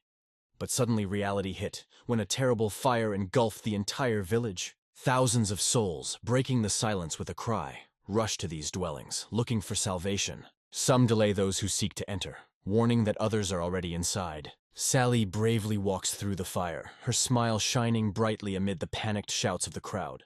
With a smile on her lips, she plunged into the search, wondering where he could have disappeared to. She stared intently into the distance, aware that their time here was limited. This was not their land. If Hawkland had come to help, he would have been caught by now. She found it hard to believe that their surveillance had failed. And suddenly, from behind, a man with a white strand of hair appeared, calling her by his voice. He looked at her curiously and asked what brought her here. It was Ian Penn. She looked at him with a twinkle of cunning in her eyes and said she was trying to find a rat. Both watched the burning house.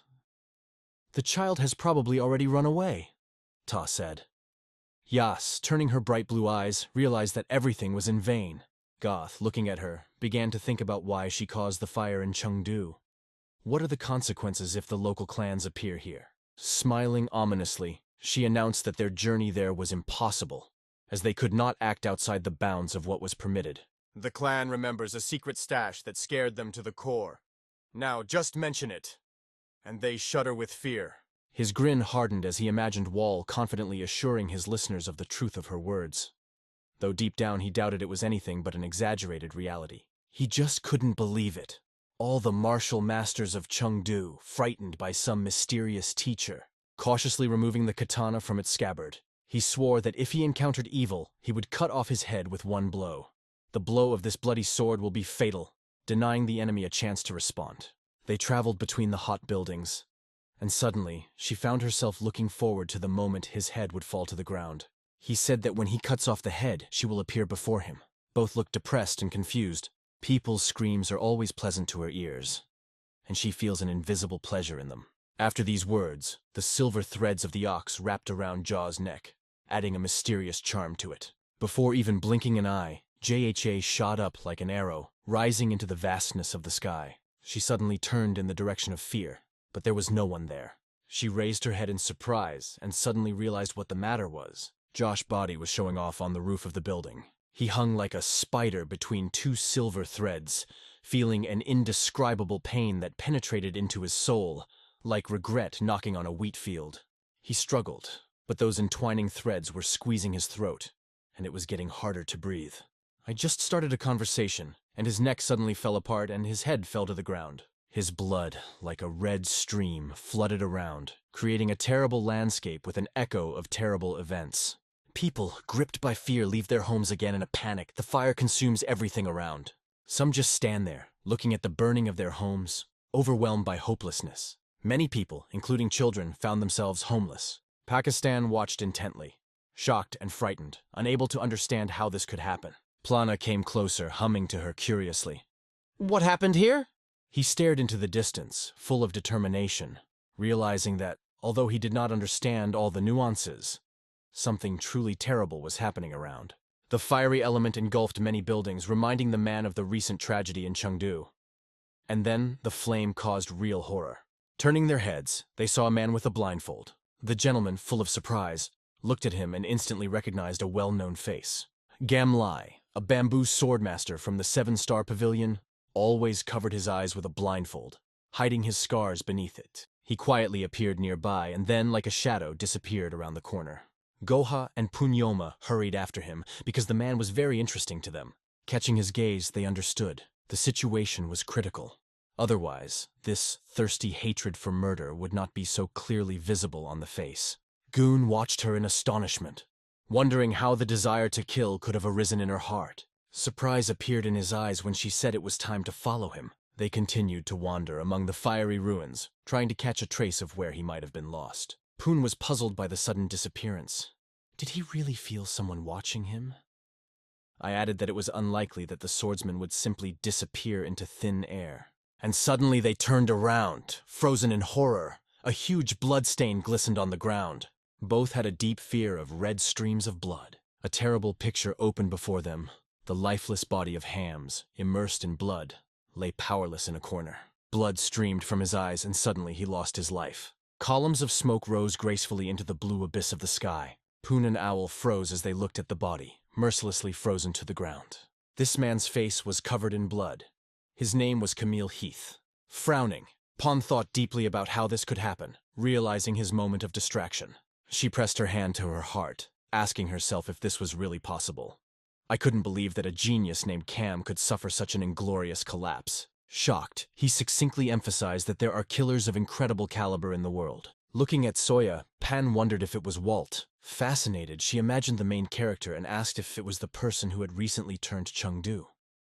The name of the assassin who had single-handedly destroyed the elite of Sityuan flashed through her mind. Poon, looking at the body, realized that he had previously thought it was just a rumor. But now, after what he had seen, he could not deny the truth of the event. His eyes focused on Kem's bloodshot eyes, portending a terrible disaster for this province. Some were lucky enough to fill the city with light. Leaves flew into the sky, dancing from the trees. The bark, perched on the branches, watched this action. Who held the earth in their hands? His clothes were soaked in blood. He passed under the weight, a trail of blood trailing behind him, like the shadow of a memory that would never let go. The stranger following the trail sought to unravel the mystery of his essence. He said with a smile that it was a real miracle. He was fascinated by how people could do such incredible things. A man with brown hair carefully held several blades in his hands. Blood splattered across the forest, and a howling scream echoed in the air. He thoughtfully reviewed the records of the wounded and persistently asked to pay attention to them. A red aura spread from the unknown. He understood. Regardless of their skills, they would not be able to survive with such a loss of blood. Now it became clear to him why the boy was brought in so urgently. With surprise, he looked at the wounded man as if he could not believe what he was seeing. Tears streamed down his face. He realized his mistake and asked for salvation. The leaves waltzed around him like thoughts in his head. He felt that Zhonghu was a place where death could strike suddenly, even for the innocent. The man looked at the scene thoughtfully, wondering how he came to own this body. His client sought to take him apart, studying every sinew and marrow. The dark-haired stranger remarked that even if theirs lived and were immortal, it would still end in death. With a smile, the stranger said that immortality is a dream illusion of many. He emphasized how multitudes of people are sacrificing their lives in this fruitless pursuit. A strong wind was swirling strongly in the region. The leaves rustled quietly, swirling under the touch of the wind. With horror in his heart, a man suddenly appeared and informed his elder brother about the terrible misfortune that was approaching. He turned to ask again. The next time Guy brought sad news, his sick brother had passed away. A dark-haired figure with furrowed brows listened, disagreeing with the words. A strong wind was blowing around the young man. He noted that they had managed to preserve what they had recently found, the body of a Chattalist practitioner. Ash gently fell on the roofs of the houses, giving them a mysterious and magical aura. Olya walked slowly down the street, savoring the coolness of the morning air. Her steps were light, like dancing on a stone pavement. A smile was shining on his face, but in his soul there was a threat of serious difficulties. There was a spark of displeasure in his eyes as soon as he turned away. Vol's face flashed in his mind, and he couldn't help but think, how dare this boy humiliate him in front of Solayan? He decided that during the next meeting he would definitely punish him severely. She jumped off the roof like a carefree ball, bouncing easily to the neighboring yard. Electron waves spilled between the buildings. He looked up and was shocked. She was in front of him. He asked in shock if it was really Solian. Ken watched with interest where she was rushing. She jumped from roof to roof, as if hiding from the eyes of passers-by. Her mysterious posture captured his attention. Ken was amazed and began to wonder if something extraordinary had happened. Leaving her, he insisted that he had to hurry to the meeting. A blue flow of aura blooms on Ken's shoulders, surrounding him with mysterious energy. Blue threads gently caressed his neck. Features that revealed his soul began to be reflected on his face. Grabbing the chain, he listened to each breath, trying to find peace in the storm of his thoughts and events. A path is made through a steel ball. Fragments of the old building are haphazardly scattered around. Winds kicked up dust near the ball, creating elegant trails. After reading the text, he turned to the main character. Autumn reached out her hand to the black chain, changing the nature around. He stopped in front of Kent, scrutinizing his eyes as if trying to find the answers to all his questions. An outraged Ken shouted that this young man was playing the main role. Her face exuded calmness, like the sea on a windless day. Smokes, like majestic towers, rise into the sky, cutting the spaces. Currents of air rushed fiercely between the houses, and Ken's bloody body rested mercilessly on the ground. The sky was covered with a red shade, like a bloody veil. Sokka turned to his uncle, pointing back, excitedly hinting at a surprise discovery worth noting. Sokka pointed to the body with her hand, talking about this person. When friends found Ken's body, there was a terrifying tension all around. They were seized with a sense of fear because something irreparable had happened. Holding the fan, Poon asked if it was a steel hunchback. The horrible scene of Cam and Ken's death unfolded before him. Poon wondered if the same killer had something to do with their misfortune as well as Cam's murder. Poon believed that an invisible assassin was striking at 7 stars, and this led him to think about the connection between Cam and Steel Hunchback. When I asked Poon if she thought anyone was offended, her answer was cryptic. Maybe it's just a mysterious alliance of ghosts playing their game in the shadows. From the peaks of observation, Pun noticed that the salience of the 100th did not work even once on the spot. He guessed that the reason might lie with the killer who was still terrorizing this province without a trace. Pung, watching Ken's body, wondered if anyone could feel such powerful hatred. It was incredible, as if beyond the understanding of an ordinary killer. Sokka presented a hideous image of the monster and asked who it was and where its deadly style came from. Her words sounded like calling him an undoubtedly evil creature. Poon, one of the supporters, was shocked to learn that according to the evidence, the killer looked young and had good looks. Her words sounded astonishment. How could such a beautiful person commit such a heinous crime? He watched her invisibly, carefully recording every movement. He stepped forward, beckoning her to come with him, for the killer was not going to stop. Sokka asked with quivering lips if they were bothering anyone else. Poon noted that he leads a happy life thanks to his power and chivalry. But how to deal with these troubles? He emphasized that, despite the eccentricity of the members of 7 stars, they should not be underestimated. Closing her eyes, Socket confidently hurried to declare that she understood everything. Watching the flames dance ahead, Poon wondered about its speed. A group of people quickly raced through the green walls of the forest. Heck urged everyone to be careful, noting how risky it is to not know where and when danger may strike. He changed his mind about the wall again and realized that it was his fault. And the young man who fought with the Iron Hunchback was a notorious criminal in this area.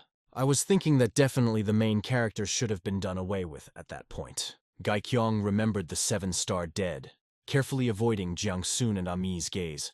Such silence led to the loss of 2 brothers. He felt that the 3rd brother was also in trouble. In the chaos around him, Sam tried to understand why the vault had decided to attack now.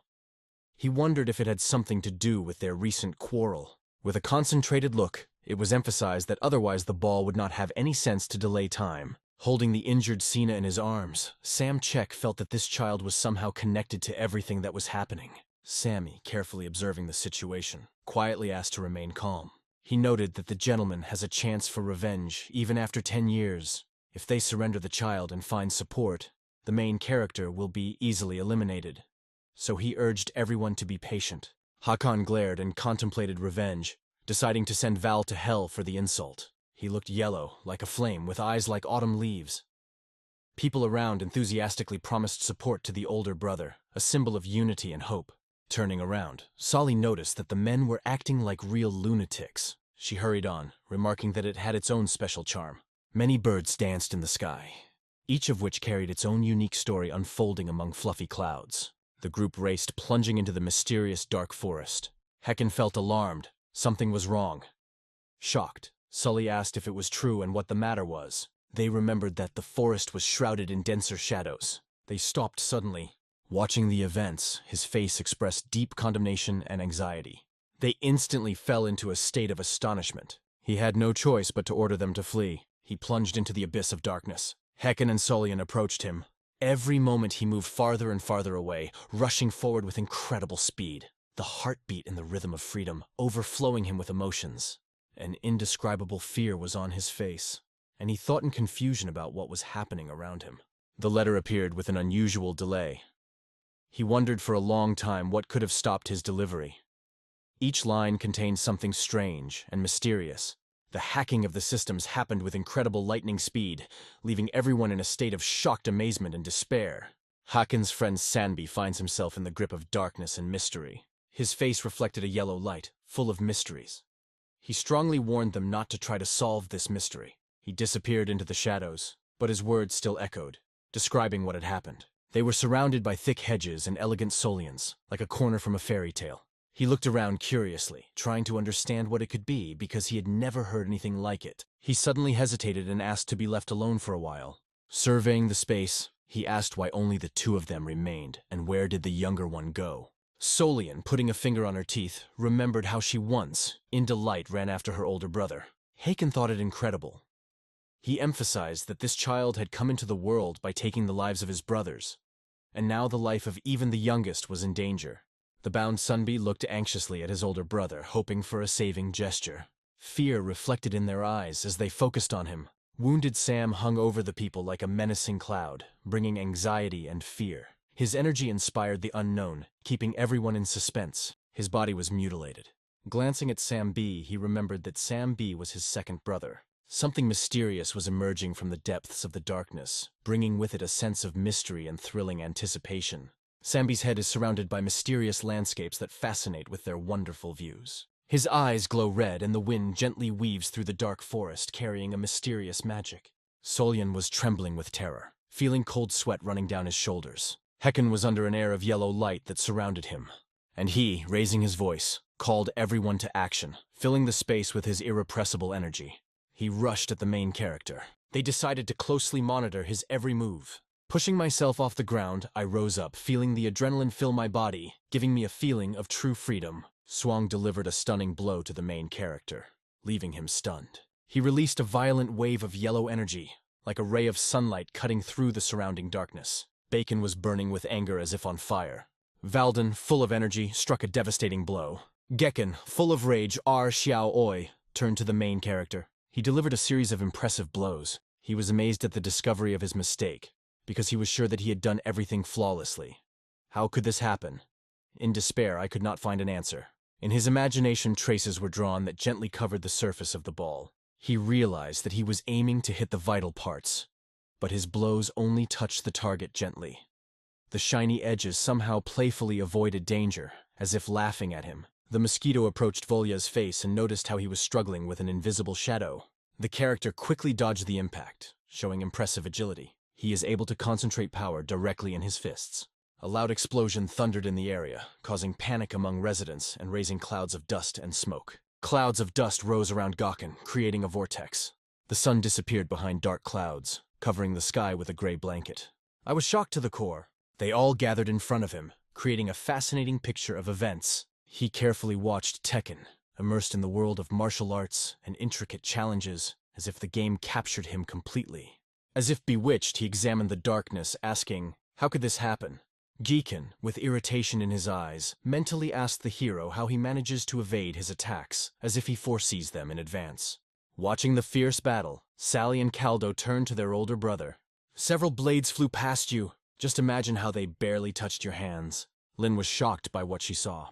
She hid her face in her hands. Solian disappeared into the boundless depths of the Blue Mother. She rushed towards the protagonist.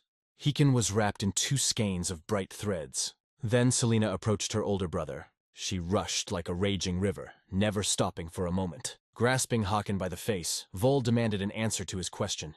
He wondered why they had chosen this particular child to kidnap. Stepping back a little, Solian thought about the boy and realized Wall had come through him, as expected. Everything fell into place. Without any hesitation, the main character ordered Hexen to open his mouth. Stunned, Haken admitted that he had no answer, having just received a similar request. With a relaxed expression on his face, he was deeply immersed in his thoughts, pressing his head with new ideas.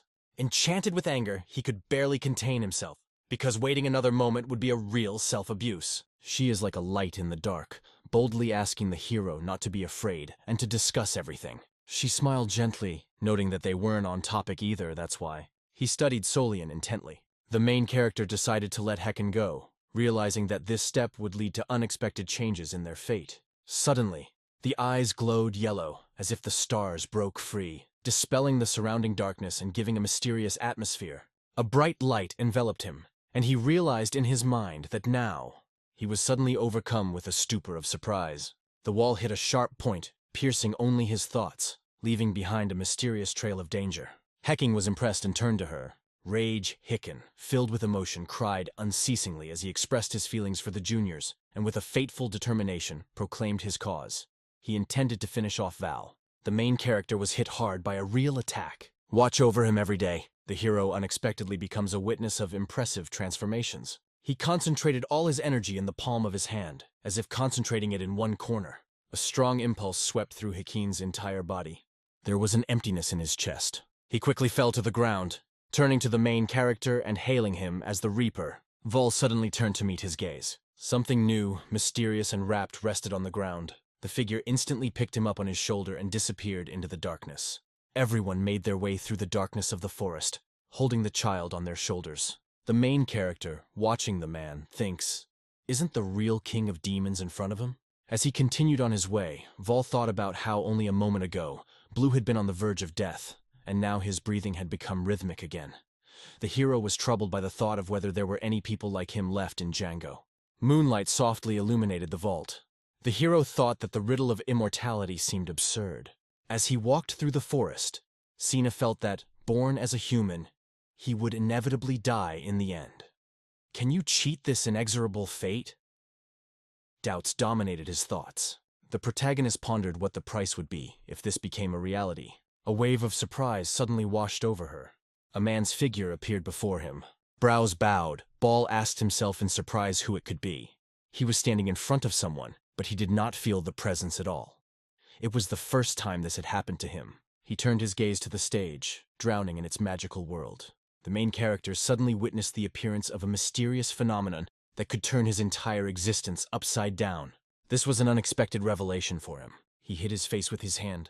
Bright energy escaped from the hero, and Val realized that this wind was different, not like the usual one. The main character imagined a dragon hovering above him. In the wind, he felt strong and gentle like a powerful yet gentle dragon. A magical gleam flashed in his eyes.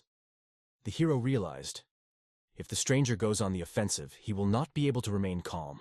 The white snakes soared into the sky like real masters, striking with their majestic flight next to the dragons. The snakes crawled closer to the man. The ball, filled with thoughts, forced him to reveal himself and show the world his true essence. A green aura flared around the stranger, mysteriously emphasizing his presence. The man, without regret, destroyed the squirrel and the snake, moving on. The ball was burning with rage at this. The stranger's eyes radiated seriousness as he clarified that it was only a copy of a more valuable device. The majestic dragon spread its wings as it floated over the man. The wall is perceived as a silent, ignorant being. The hero, wading into the depths of his own thoughts, suddenly realized, a stranger is not just a strong person. Vol held out his hand, emphasizing that he would either destroy the enemy or die himself. Golden rays of energy rushed towards him, filling him with power. That stranger possessed a power capable of energizing everything around him. The man smiled, holding out his hand to me. A ball of green energy swirled above him like a magical vortex. Monosheet printing became popular throughout the territory. This provoked unexpected surprise in him. An internal storm consumed the main character. Rage filled him to the brim. He felt powerful surges of energy that captured him, like an invisible force that smashed all the barriers on the way. Strange scratches appeared on Vol's hand as if leaving behind many secrets of an unknown event. The main character's face was scratched. It shone gold and radiated incredible energy. Get ready for a big breakthrough. Ideas come to life under the influence of an indomitable will. Changes are inevitable. All pieces of the puzzle are gradually finding their place. The plot reveals the protagonist's physical metamorphosis, demonstrating how the changes in his body shape his path. The man asked with a smile if Wall was confident in his abilities. In an instant, the main character turned from a defenseless creature into a real predator. He kept a close eye on Val, sure that everything would happen quickly. The main character radiated a warm energy, like the sun piercing the gloomy sky. His aura glowed, mesmerizing everyone around him. The stranger, smiling, asked if he managed to reveal the young man's potential. The red sky gently illuminated the village, and the hero plunged into the magic of the moment. His palms seemed to be filled with invisible power. The ball seemed simply extremely angry. A loud voice rang out, breaking the silence of the battlefield. The unknown was closely watching this scene unfolding around him. The restless spirit of green fashion appeared in front of him, unleashing a raging energy around him. He feels how the energy beating in rhythm fills the space around him, charging everything around him with an invisible force. The heroine distanced herself from the wind magic that surrounded her every day. The stranger, pressing 2 fingers to his face, mysteriously repeated. The more time passed, the more interesting it became. Were there deep truths hidden in these gestures, or was it just verbal play? She held up 2 fingers, clearly emphasizing her important message. The magic dragon lowered itself, approaching the stranger's head. The young men shone under the green light. One felt that if he delayed a little longer, hunger would consume him.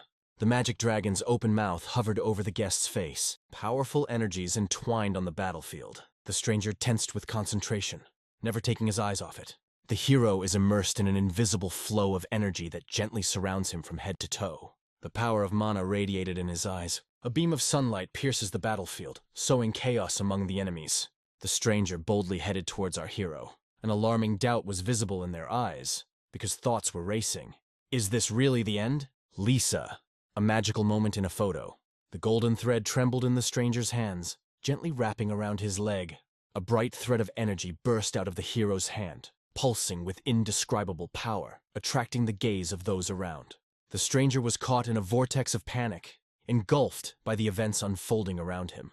A sudden gust of wind lifted the stranger up, as if an invisible force was playing with him, dragging him to the heavens. After the main character's blow, he looked up like a toy soldier caught in a gust of wind. On Earth, he was told that he was a real hero. All of them lay in the middle of the battlefield, completely devastated. The space around was soaked in blood, like a picture created on the canvas of life.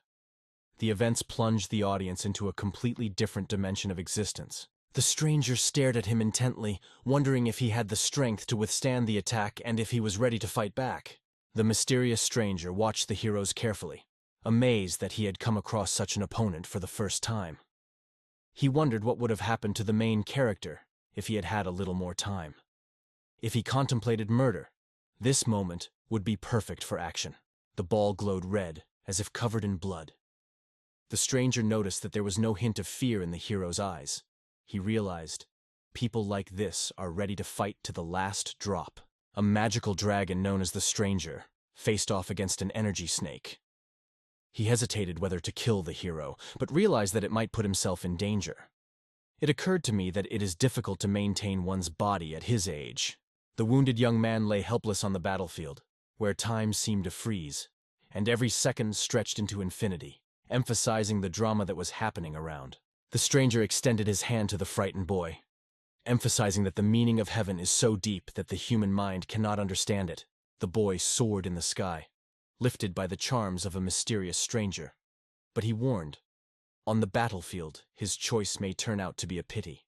Her wild anger filled her heart, and she firmly told him to stop. He hit the ground with all his might. The main character, overcome with anger, looked at the floor with distaste, trying to understand why a stranger would take away his child. A stranger appeared before him, holding the child in his arms, assuring that he intended to save her. Everything was permeated with blood, and the question arose, why exactly is it worth defending his salvation? The main character looked sadly at the stranger. He could not explain why he decided to save the child. This act seemed senseless to him. Gritting his teeth, he insisted that the stranger did not take the child without a trace, demanding to understand what was going on in this hidden chaos. The kid and his friends laughed heartily, thinking they didn't need to ask permission from the main character. The child slept peacefully in his arms, and the stranger, staring into the distance, said, "She should not be on the battlefield. She is completely superfluous here." An explosion rang out. An unknown caveat. If the child stays, Situin will pay dearly. He recognized the hero's skill, but doubted whether he could save this world. Cox gritted his teeth and looked at the stranger, realizing that he didn't have to trust him. The stranger turned his back on the hero, assuring him that he did not need his trust. He emphasized that he does not avoid his abilities, because they do not put any pressure on him. The stranger, having made sure of his acquaintance, addressed him by name. Val, suffering from his wounds, insisted that he must first learn his name. The stranger carefully held the baby in his arms, introducing himself as Poonjon. His face reflected anger as he spoke his name. Yoonjong rose into the sky, holding the baby in his arms. The face disappeared in the glow of the golden gate, leaving behind a plume of mysterious energy. On the battlefield, under the red sunset sky, everyone was silent. He thought that this star was a symbol of the bloody sky that would unfold in the near future. It seemed to him that it was he who would be watched from the other side. The metal hand on the ground looked like a lost echo of the future, hoping for a second chance. The large crater from the explosion became his refuge, like a magnet, beckoning with its mysterious and dangerous magnetism. His face was covered in blood, and deep in his soul he felt that he had become a victim of deception. The unearthly blue of the sky filled everything around with light. Looking at the bodies, I felt a deep sadness. The faces of all the deceased appeared before her eyes, and she realized that no one could have predicted how the seven would fall into the vortex of nothingness in one night. Under the cloudless sky, she said that these 7 fading stars were once great martial artists. Their fame in the sex was well-deserved. The ball was impressive with its magical abilities. She recognized his talents, but always emphasized that there was a greater master somewhere. The fan, with his eyes directed to the blue sky, realized, great personalities are always capable of changing the world. The assistant stood quietly behind her as she invited them to examine the bodies and find out what skills had been used. Along with him, she got to know the main character's story more deeply. The assistant told her he was in the workshop. She rushed there to find out all the details. The assistant informed her that the workshop was overseen by the heir of the Tang family. In the garden, among the trees, a conversation started about controlling the hero. Sheen expressed her doubts about success and called for the information, promising that she could sell it profitably. The assistant did not object. The sun extinguished all negative influences. A stranger sat in front of him who said that Pu Yun had hidden Shenwu to protect him. He looked at it and said quietly that it seemed to be true. Cao, holding the newspaper in his hands, realized that the madness had started yesterday. The fire consumed a third of the village, and the capital was covered in chaos. Panic and anxiety clearly echoed in the air because everything around breathed tension. Shenwu found himself in the hands of the Reds, and Tang Sachi blamed him for the death of the 7 stars. Wu continued to be targeted because of his secret, next to the magical dragon. The main character, with a puzzled look on his face, internally asked if he had any information about him. Satsa sat on a chair staring at him, and could not understand how it was possible not to know such a person. Changchong stood, waving his hand slightly. Tan Sachi noted that his incredible strength was recognized by many factions, and even children knew about him. Sachi was amazed because he did not have enough knowledge on this matter, so he began to think about where to start his research. He emphasized that these groups included people such as Gua Yanyumon and Qin Yujak, known for their courage and strategic thinking. Starlight flooded the building, illuminating it in the darkness. Sachi pointed out that it was a sect of determined fanatics that ended the Heavenly Blood War. During his reign, it reached the greatest heights. At that time, the sect was headed by Lai Chong, Lai Kwok's son. Already in the morning, the building radiated sunlight. Tongsak knew that this was the Heavenly Martial Power sect led by Zhang Qinghua, who had put an end to the sinister Demon Alliance. Thanks to generous finances, the sect became powerful and attracted everyone around. 3 magic orbs pierced through the western star mist. Kang Sachi discovered that the Shale, Wuting, and Huaxin sects, which had once been the foundation of the Heavenly Bloody War, were lurking over the factions. The 3 magic spheres gently circled in the night sky. Kang Satiu believed in 3 great estates, Numun, Spirit Sword, and Rain Sword Mountain Castle.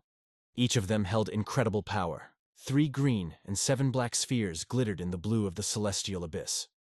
These are the sentinels of the 3 remaining clans: the Heavenly Dragon Valley, the Battlesword Union, and the Heavenly Guardian Association.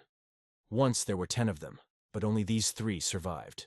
The sad look and melodies of the owners of those 11 images that controlled Django thickly shrouded the atmosphere in mystery.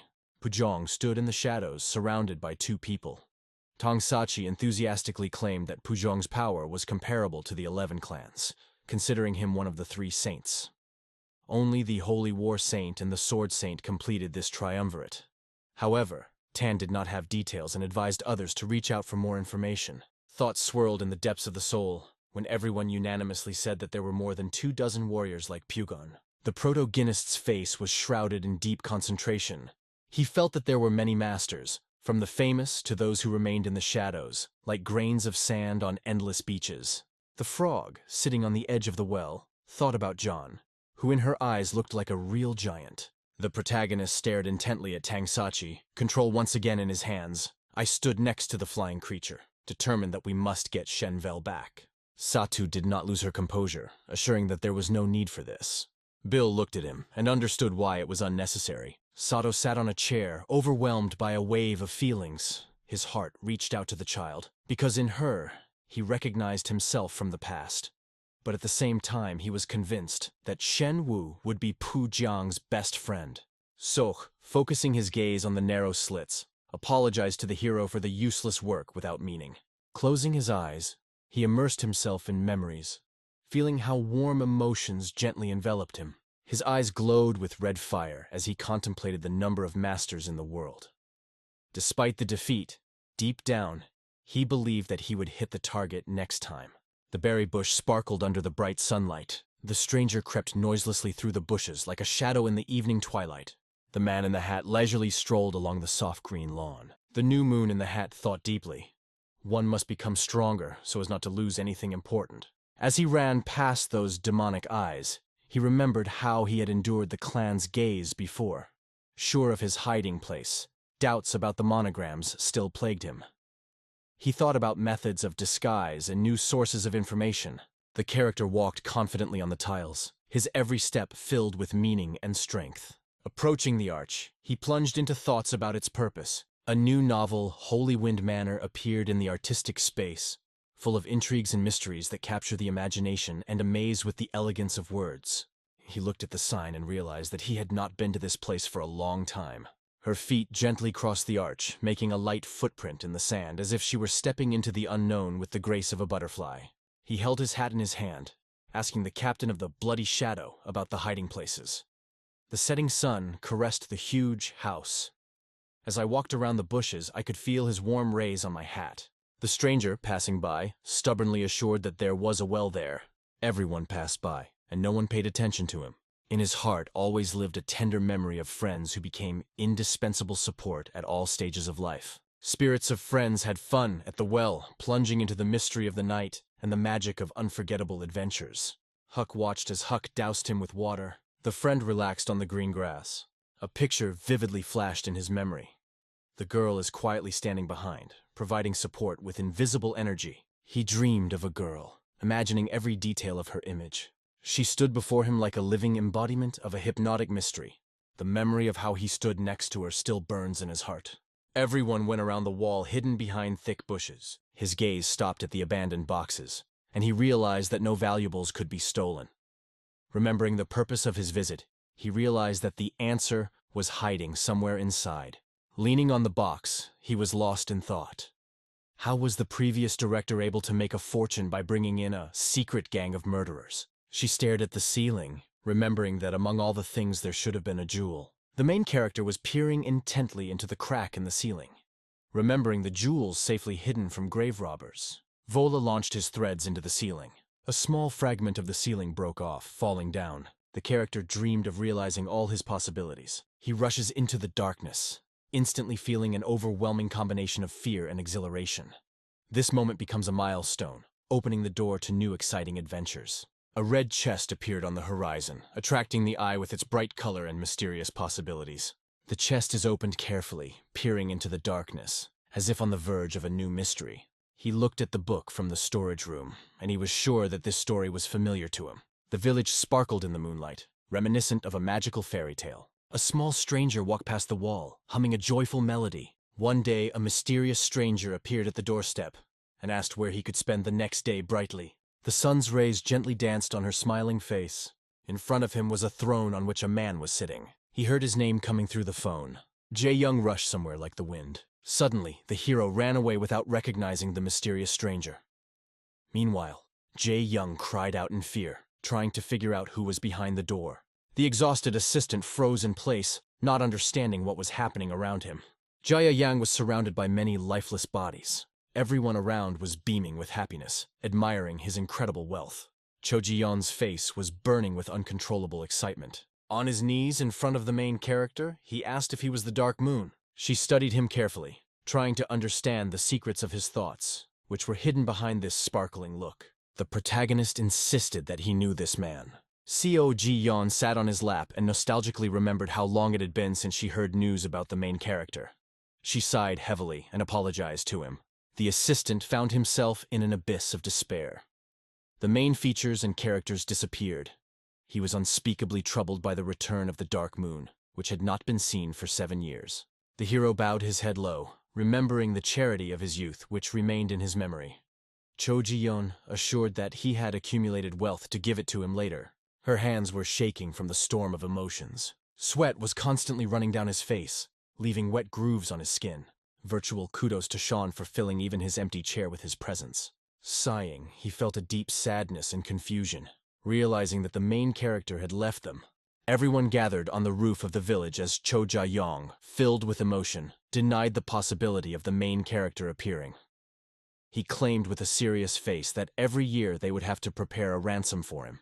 The main character, hugging a bag of money, fondly mentioned the tricks of the hare with 3 kidneys. A constant refrain echoed in his thoughts. Gujuan had placed everyone in their places. He stared at the twinkling lights of the night city, reminding himself that there were many exciting places ahead, so he wouldn't have to be bored. Sokastad assured the old man that he was not guilty. She explained that fighting the 7 stars is difficult when their plans are unclear. It became clear to him that she was aware of the great dignity of her uncle and the truthfulness of the old man. He felt grateful to her. Behind them, a commotion raged incessantly, because the workers diligently performed their duties. Pun watched the workers intently as he reiterated his decision to stay in Chengdu. He wanted to study the main character's abilities and see if he could harm Zhang Guo. Surprise flashed across her face when he offered to come home. She stared at him, not believing why he was making her go. The gray-haired mentor advised her to carefully listen to his advice. Her facial expression left no doubt. Pickiness is unnecessary here, because the main character was simply dangerous. Sokka joked that he couldn't let her down, but anxiety pressed inside him because he understood. She would still listen to him. The old man stood before her, expressing his gratitude. He apologized for not being able to reveal the beauty of the jungle to her. She looked at him and understood. She should be more careful next time. Sokka said he was going back home but would come back later. He looked intently into her eyes and spoke her name softly. Before leaving, she earnestly asked him to take care of her while she was gone. It became clear when I heard her words. Sokka, with a confident stare, said that he knows how to take care of himself. The stairs to the village, hidden in the thickets, were mesmerizing, full of mysteries and promises of adventure, beckoning everyone who could spot them among the greenery.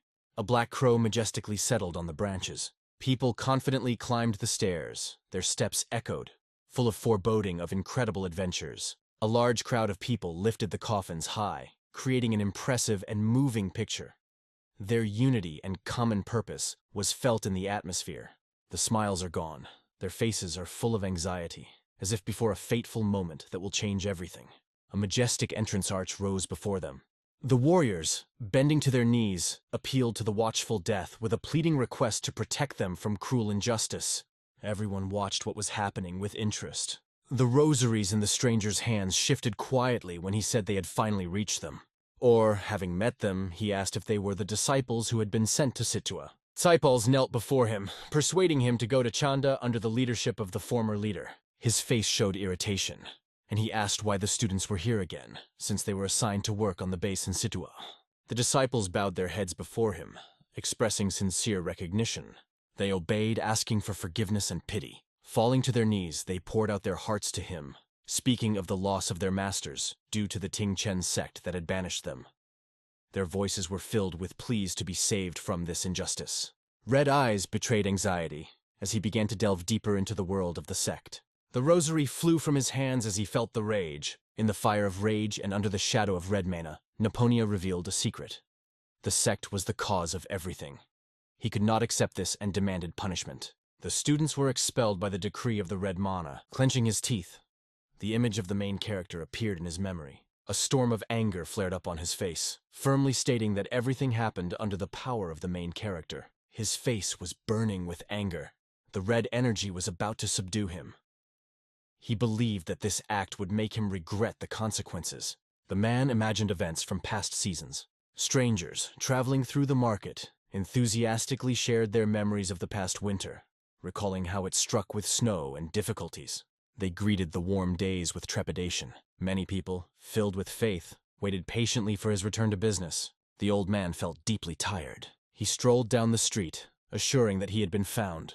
As he passed by passers-by, he wondered, did the main character leave Chengdu because of this silence? Red eyes, full of mysterious tension, stared intently at him. The car raced along the road, erasing the traces of time on the asphalt, bursting into the boundless horizon with its iron agility. A cart was passing by, and an old man was resting in it. There was a serious expression on her face. Someone called him. Sokka, like an arrow, appeared around the corner, like a gust of wind that broke free from its bonds. She suddenly rushed to him, hugging him with all her might. She was impressed and actively asked about my affairs. Laka smiled and took him in her arms, noticing how he delayed his return. So I decided to come to him myself. She was relieved to know that he was all right. Mark, sitting down next to his uncle, asked how she had overcome the snowy path. She admitted with a smile that she was with a friend. They left their car. The girls appeared in front of the old man, joyfully introducing themselves. She admitted that this meeting is a great honor for her. He watched her uncertainly, wondering how this mysterious girl was related to his niece. Thoughts in my head got confused. Could she be a swordsman's apprentice? She stopped looking at her uncle and confidently said that she had known his niece for a long time. She added that this time was the first such a long trip. She came out in front of them and told about the location through her niece. He apologized for the inconvenience, but she assured him that it was not a problem for her. She was supposed to be here. A black flag fluttered behind her, marking the moment's importance. She knew that it was here, in this atmosphere, that the meeting of the Golden Sky clan would take place. One man was amazed when he heard about the heavenly gold. He noted that a lot of young practitioners will gather in Chengdu. She hugged her friend warmly and said that there would not be many of them, so she would not be able to sit down with him for dinner. Her uncle advised her to visit him after the meeting. Sakai decided to return to a familiar place, to freely discuss everything that happened during the meeting. Sunlight gently flooded the village. A child is a real miracle that brings joy and inexhaustible energy, impressing others with its curiosity and sincerity. The scientist, admiring his old friend, noted how long they had not met. One of them suddenly wondered if he had visited the house of debauchery. He gazed painfully at his beloved, his mind returning to the beautiful girls of Chengdu. She, feeling this, asked him to stop because such references did not comfort her. He looked around uncertainly, trying to understand where the others were, until it suddenly dawned on him. He understood where they had disappeared. The friends were already approaching, and Montpion insisted that they should enter first. Sitting down at the table, he announced that the rest were already here. Friends approached their table, bringing with them joy and ease, which gave the evening a special atmosphere. These melodies, gently weaving into calm sounds, enchanted the listeners, giving an atmosphere of boundless carefreeness and peace. When his eyes rested on the table, he realized that it had been a long time since their last meeting. Everyone gathered at the table. The brothers noticed that they were late, but the girls reassured them, saying that they had just arrived. She fixed her gaze on him again and asked what had happened. He admitted that he felt someone looking at him. Montpion felt everyone's eyes on him as he laughed merrily. Sound realized that after the laugh he did not change. He remained the same as he was. The unknown calmly sat down at the table. A warm mug of green tea was in her hand. The gentle rising steam carried a feeling of coziness, peace, and pacification. The main character plunged into his thoughts, realizing that a meeting in the golden heavens is taking place at this very moment. The group entered the market where the noise and bustle was at its peak. Carcasses hung in the meat market, tempting with the aroma of freshness and promising a delicious lunch. One man gently stroked the cow, and she felt happy with a contented roar. A boy named Strockturn studied the MDI with concentration. He looked completely lost in thought. The old uncle approached him and proudly shared that he had never been late. The old man gently stroked the cow, lost in thought. There were a lot of things planned for today, and the man doubted whether the boy would be able to cope with everything. The old man smiled mysteriously as he reasoned, "If this is my last day, it's sad." Then he asked with interest if anything unpleasant had happened. The young man assured that nothing critical had happened. The older man was happy and decided not to ask because everyone has their own reasons. The young man watched the cow intently while the old man shared his memories. At first he thought that the boy was just extremely strong, but no one could have predicted that he could so gently transfer the cows into eternity without any pain. The old man's hands glowed with a red aura, as if indicating his hidden predatory instincts. The old man, walking away, emphasized that he would always be glad to see him again if he decided to return to work. This promise added joy to the farewell. As the cow licked her lips, he realized that, although a long time had passed, he had learned an important truth during the slaughter. He painted the image of lightning piercing the human body, believing that by hitting the key points of life, damage can be done instantly. Every living thing carries these moving marks. Concentrating his energy in his fist, he waved and suddenly realized that today was the end of this rule. Before striking, he quietly apologized. He struck the poor cow with one flash of lightning. She carefully closed her eyes, bracing herself for the blow. The boy with a burnt face stood in front of the body of his furry friend. His heart was torn by deep grief and hopelessness.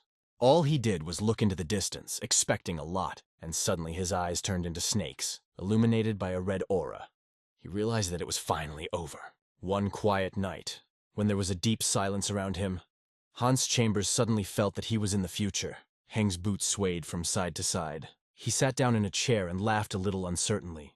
Raising his head, he wondered why he ended up in Chengdu without success. It was starting to annoy him because he didn't want to waste time. Suddenly, voices were heard calling to him from outside the door. The girl standing nearby noticed that someone was still trying to find the head of the department, but this candidate turned out to be too difficult for the new chief. Suddenly, he was overcome with surprise as he recognized the brutal martial master Jinji Omu. A bonsai rose proudly on the shelf next to him. Jin stood casually in the doorway, his eyes seeming to penetrate into the soul. Pong smiled sincerely, apologized for the delay, and introduced himself as the head of the Haoklin branch. He approached Hong, his white eyes glowing with mystery. There was a bright fire in his eyes. These words struck him to the core, because Jin had always believed that he should be a leader. Long smiled gently, wondering what was behind his words. There was a glimmer of surprise in his eyes, as he said that the energy of this Howlin branch manager was radically different from anyone he had met before. He smiled gently, believing that his gaze could destroy in a moment. Further in his thoughts, he understood that everyone around him looked no less powerful than himself. He gazed fixedly at him, with a dark, fearful expression on his face, as if trying to guess his thoughts or plans. Memories of that terrible fire did not give peace. A real scandal broke out in Chengdu last year. King Qing's clan and the Flawless Plant Commission were hit so hard that they were forced to retreat into the shadows.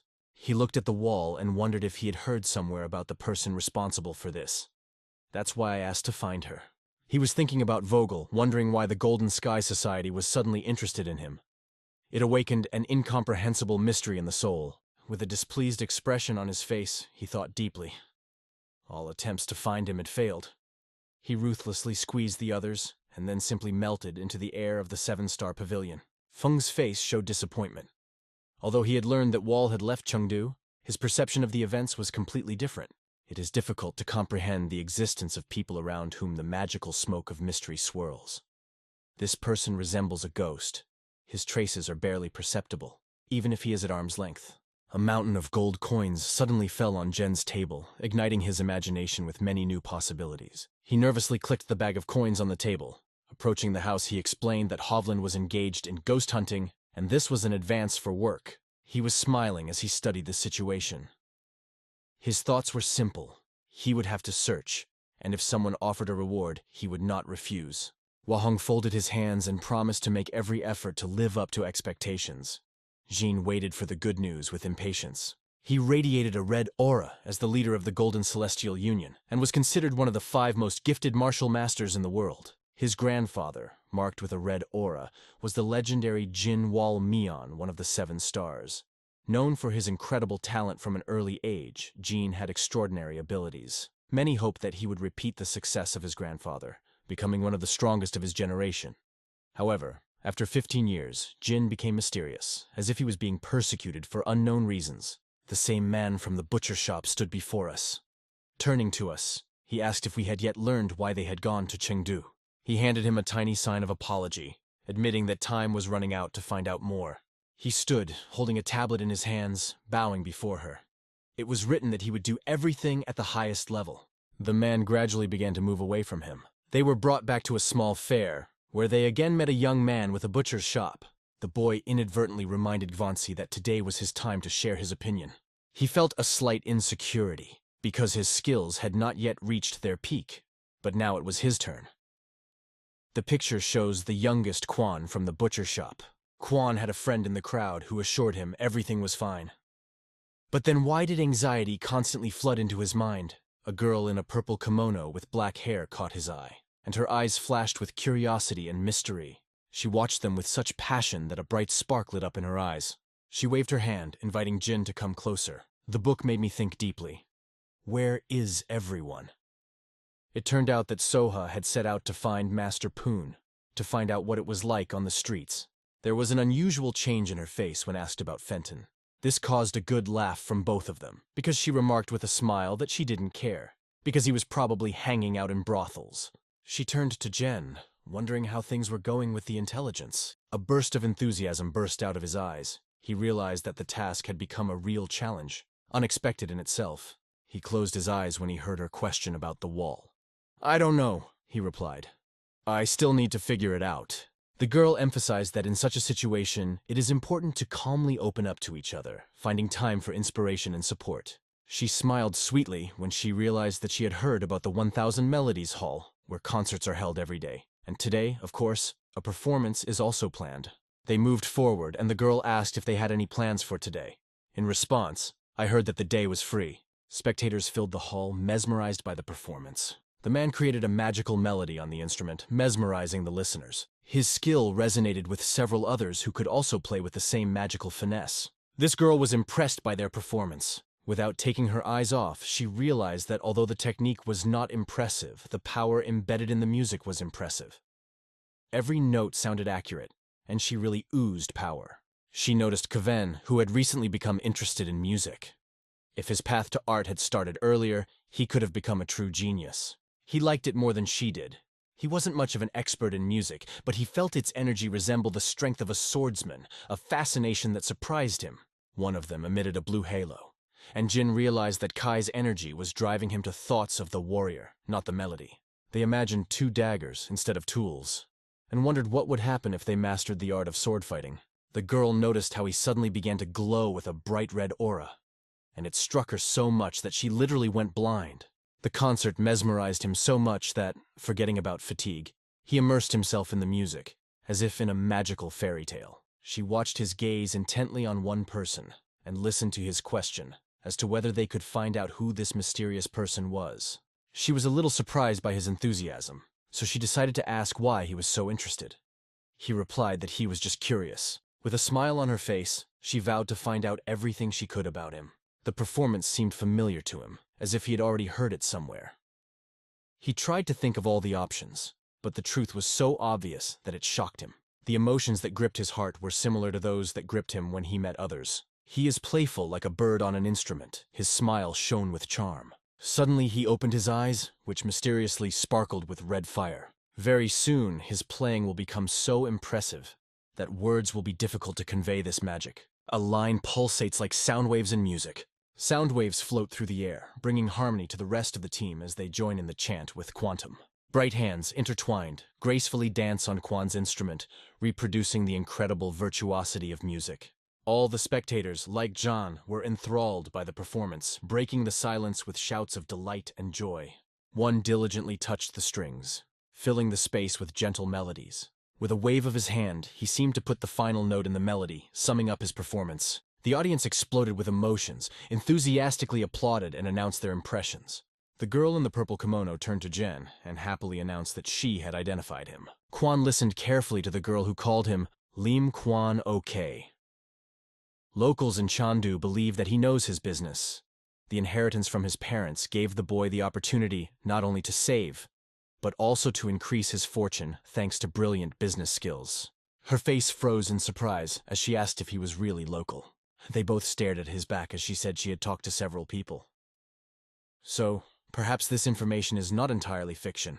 He began to walk forward, realizing that he would learn everything by talking to him. The girl wondered why there was a sudden desire to talk. She tried hopelessly to wake him up, but he, not hearing her words, kept walking on. Approaching one of the audience, he clapped his hand, emphasizing how impressive the performance was, and introduced himself. She was slightly embarrassed, smiled, congratulated him, and sincerely thanked him for the nice compliment. He smiled and admitted that he was impressed by the performance, apologizing for his unexpected appearance. With a twinkle in his eye, he asked with a smile if she would mind sharing a cup of tea with him. She was just amazed. He looked up and thought of Jim. Although they spoke only a few words, he could not forget to feel his piercing gaze. Quinn passed through the column that had become a wall, and still reasoned that the invitation here, supposedly in the role of a fan of the show, was only a smokescreen. A glow seemed to emanate from his eyes, and the man could not understand why he was so drawn to this person. He was deeply immersed in thinking about those words about the joy of communication, and dreamed of a new meeting, waiting for his chance. After hearing these words, Val understood. He had another chance to find out what he was capable of. He smiled as he looked into the distance and realized that he should hold him closer. She was heading for the gate. When he arrived, the first thing he did was open the door that led inside. The old man held a stone slab in his hands, studying it carefully. as if seeking to unravel its ancient mystery. He approached the city manager and asked what had happened. He gave Val a tablet, and he realized that ThunderClam had detected suspicious activity. He remembered how he had put an end to the chieftains, and he was certain that ThunderClan had already collapsed. But why, by all logic, are they on their feet again, forcing him to watch their movements? His gaze sparkled with fire as he studied the sign closely. A shining full moon rose above the exquisite building, surrounding the world with an aura of mystery. Everyone gathered with torches, staring intently into the sky. The guide, with a bandage on his head, reasoned that the clan might never be able to turn back. Before you stood the leader of the Thunder Clan, Okuma. He kept his hand firmly on his belt, squeezing it until the veins pulsated, as if they were about to burst. A burning dream burned in his heart to see King Chung's clan kneel down. He remembered the past and realized he did not hold the funeral of the clan head. Prison in Kinshin left scars in the soul, and the worst thing is that no one apologized. Disdainful facial expression, clenched teeth. He barely held back tears, forging revenge plans in his mind. Looking away, he understood why he had invited this man to Changho. A strange man named Gekum appeared in front of him, smashing armor, and his eyes played with all the colors of the rainbow. The man stared at Kayonghu and said that he would need to appear at King Chang Mountain in 3 days. With an excited look, she turned to him with a request to stay here together. When he set foot on the road, behind him there was a roar of voices begging him to open up and share even a drop of his thoughts. But he cut him off, saying that they shouldn't know. Another comrade ran up after Kungui and began to accuse Heknot of frivolity. Their common goal in the Thunder Temple demanded action. Beck flashed with anger. A storm flashed in his eyes, and a dark shadow of bloody rage stretched over him. Every moment Matt jumped like a fading shadow in the twilight. Suddenly, a loud, angry voice was heard from behind. It was the one who was shouting with furrowed brows. Like lightning, he instantly grabbed his head, leaving a mark that looked like a piercing gaze. Holding his head in his hands, he looked passionately into his eyes, filling the atmosphere with tension and inevitable anticipation. The boy could no longer hold back his tears. He was overcome with fear. Later, his lens suddenly started twitching convulsively, and the capillaries in his eyes suddenly filled and protruded. He fell to the ground, filled with despair, and screamed as if he was ready to tear the sky apart. After Huck looked into his eyes, he suddenly went berserk, frantically scratching his face and eyes. He leaned closer, emphasizing that by insulting him, you are insulting the elder. A vast hotel complex filled with people leisurely wandering the streets, exploring unknown corners. A man in a bright green suit taps his glass imploringly on the table, exclaiming one last time that it tastes too good to be true. 2 new players joined the table, intently plunging into the world of the board game. The young man in green clothes, with a smile on his lips, was convinced that the most effective remedy for fatigue after a long journey is a fun rest. In a gray kimono, raising his glass, he thoughtfully asked himself what had brought him to this place. He tirelessly plays the board game, sharing the story of his profit to the camp because only today he has the opportunity to enjoy it. A man in a gray kimono notes with quiet sadness that parting with him will be difficult. Suddenly, a girl in a red dress brightly walked past the boy in a green suit. Her bright colors and mysterious appearance instantly captured his attention. Her beauty was impressive, and the aroma was magically pleasant. The man in the green suit watched her in surprise, silently combining his thoughts. And the bald man added that it was Shi Jung. She is simply beautiful today. Then he asked if he had met her before, because she manages the pavilion of 1,000 fragrances. The boy suddenly jumped up. His face had a mysterious and surprised expression. Seon suddenly felt someone's hand grab her tightly. Fear flared up in my heart.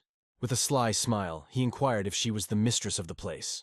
Still shaking with fear, Yon nodded, his heart pounding in his chest. He came closer and noticed that there was something unique and charming about her that set her apart from everyone else.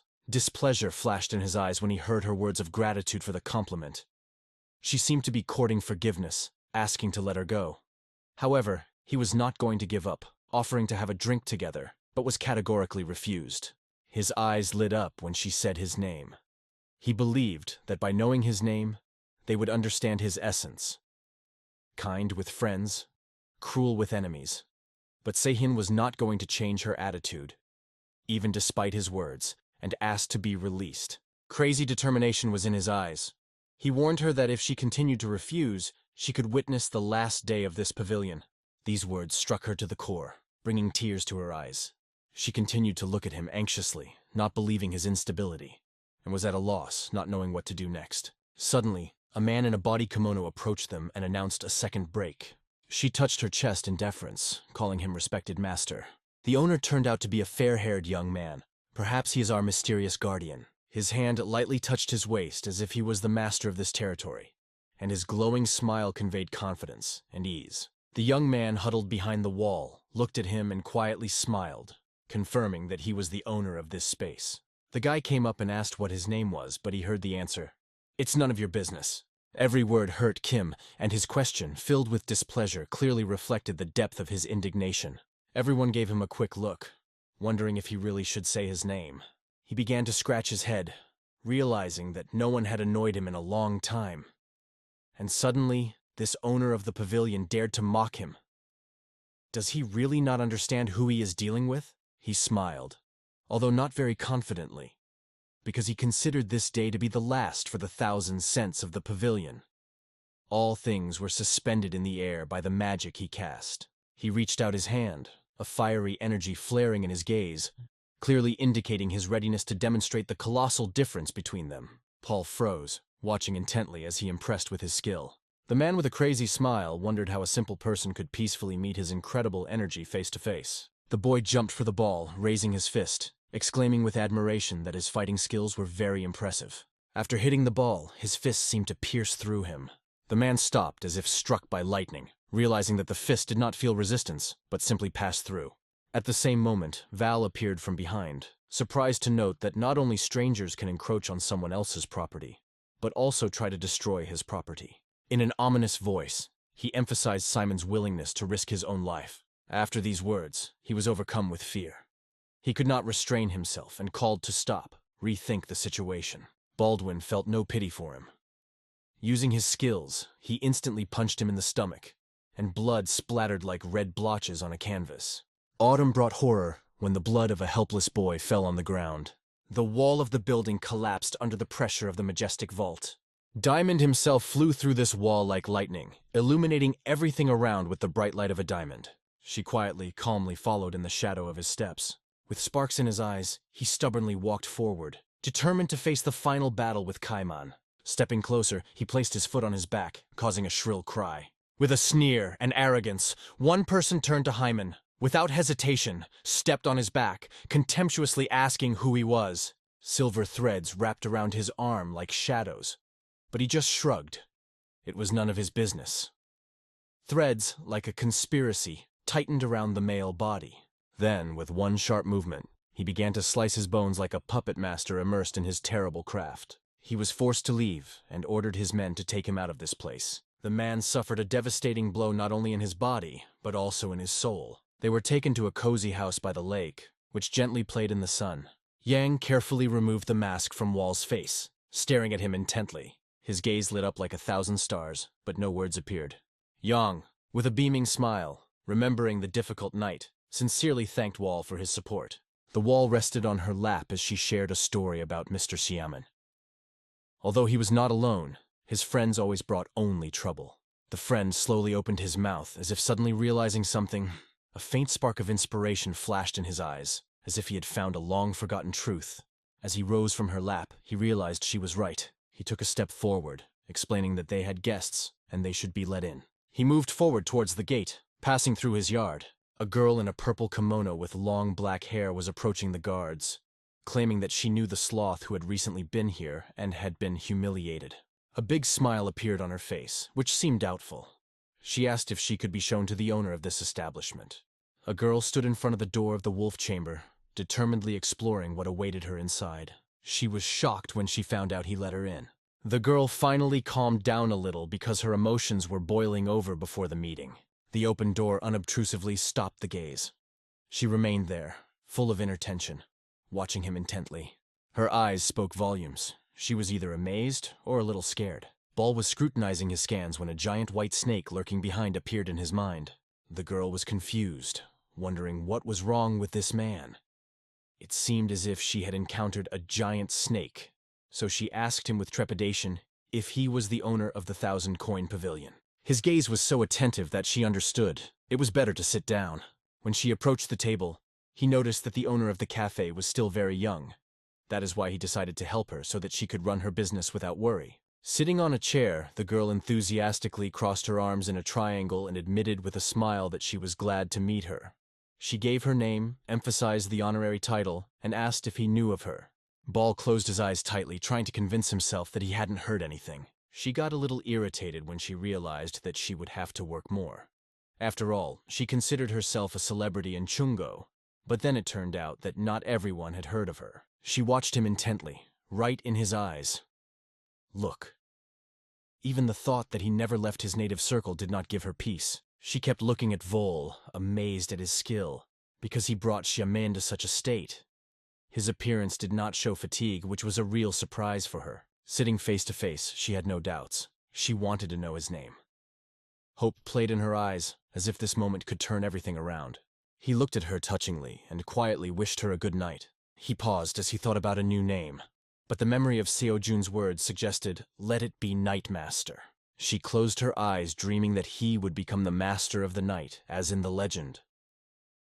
She explained that she came not only because of her disbelief, but for the sake of the entire company. Looking at the wall, she plunged into memories of the past. She wondered, was this the same killer who had caused that terrible tragedy in that place that year? Looking into her eyes, barely closing his eyelids, he asked why she was looking for him among all. Bright sunlight reigned in the room. The girl wanted to ask Val something. This interested him, but she noted that she would reveal her question only during a personal meeting. With a bright gleam in her eyes, she said, "If it's not him, there's no point in her talking." Closing his eyelids, all realized that he had run out of words. While Walt drifted off to sleep with his eyes closed, she studied him quietly and intently. Before leaving, she faintly threw up the idea that they might meet again someday. Suddenly they found themselves at the top of the mountain where the gentle sun caressed its rays. He burst into the hall full of panic and shouts about the terrible disaster. Clan leader Chan was enjoying tea at the table with his mentor, pondering ancient knowledge and fresh trials. His face showed surprise, and he asked why there was such a fuss. The frightened young man whispered in fear that the street was inhabited by ominous funders. These words struck the two so much that they, being frightened, immediately ran out of the hall. A huge crowd in uniforms tirelessly moved towards them. Saki Yong Wu came before King Chung and his clan, bowing low, showing his respect and devotion. All the team members gathered around as he confidently announced himself as the new leader of the Thunderclap. The elder, introducing himself as Mu Ren, the leader of the Chen clan, wished him a happy life despite his illness. The moon, wrapped in the shadow of uncertainty and fear, wandered in search of ways forward. At the moment when the elder inquired about his well-being, everything around him seemed to blur and disappear, becoming uncertain and trembling. The trace of the murder of these two people left a deep imprint on the memory. His eyes trembled, and sweat poured down his face like rain. He could feel the thunder approaching, like the oppressive breath of a storm. He found himself in a confusing situation, and forcefully announced that he had come for answers from King Cheng's clan due to the death of their previous leader. The elder advisor wasted no time in noting that the real culprit had long since left this world. The elder looked at him, and noticed that they considered themselves responsible for this. Everyone was full of anxiety, stressing that after losing their leader, they needed compensation. The life of someone important from the Kanchung clan. They looked into each other's eyes, his words causing the King Chen clan leader to curl up in the shadows. After these words, the elder felt uneasy, and began to think about whether he should really take such a bold step. The people of the Kanchang clan in a rage burst out shouting, outraged by the insulting words directed at their elder. Fear and doubt arose in the person from the negativity pouring from the mouths of others. He was really excited, because Hayek had promised to take over the rest as long as they were making a fuss in the clan. What to do now? Suddenly, one of the members of the Funder clan came forward, gesturing vigorously, and called everyone to stop. Wang Bo looked down and shared a secret. He was Li Payne, the master of Martial High Heaven Academy. He made his way to Kun Wu and the elder, who were watching his movements closely. The old man with shining eyes looked at him intently, wondering why Mr. Leo was here. It seemed that his presence was an inconvenient coincidence because he witnessed an unpleasant scene. He contemplated Liu, wondering how the Chain King clan and High Heaven Academy had maintained their ties for a century. His eagerness to participate may have been motivated by a desire not to witness them being oppressed by the demands, even if indeed they were guilty. With an ironic smile on his lips, he began to sound, uttering cryptic phrases. The words they heard so impressed the elders that they remained speechless. From the depths of the crowd came a man's voice, urging people to separate to reach the goal. He stepped forward, proudly saying, "I am Joe Gulio from the True Warrior clan." As before, he gradually began to formulate his thoughts.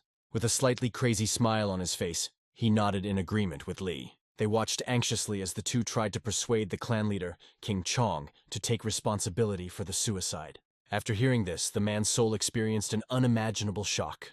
Under the scorching sun stood abandoned ruins, from which windows looked out, like silent eyes lost in time. Khan and the monk in black kimono watched in amazement. Long just opened his mouth, slightly annoyed, trying to understand how this could happen. A man with white hair and two monks intently studied the ruined village where time seemed to have stopped. Bodies hung around them, revealing the horrors that had taken place here. The main street was packed with people, and the ground was ominously soaked in blood. Scattered objects along the path nearby. A lifeless body. Ron bent down, touching the body to check for a pulse. He asked about the survivors, but the monk in black with frightened eyes replied, "There is no one left." The young man in a red kimono studied the man's body with scratches on his chest. He asked when it happened, and who was behind it. A man in a black kimono was staring intently at the picture. Narrowing his eyes, he remembered that the artifact had been found this morning, and the culprit had still not been identified. He lowered his head sharply, closed his eyes, dreaming that he would remain unnoticed. But suddenly a purple light of rage flashed in Heng's gaze. Sankey looked intently at the red kimono, noting that all the maidens were holding swords. Chains, clubs, and picks are securely clamped in their hands. Han, hearing this, cautiously looked around and straightened up. As I looked at the man whose body was covered with claw marks, I realized that the scars were silent witnesses of his experiences. Carefully examining the devastated village, the squad came to the conclusion. The inhabitants themselves seemed to have become victims of attacks on each other. The black monk only confirmed this with his deep, thoughtful look.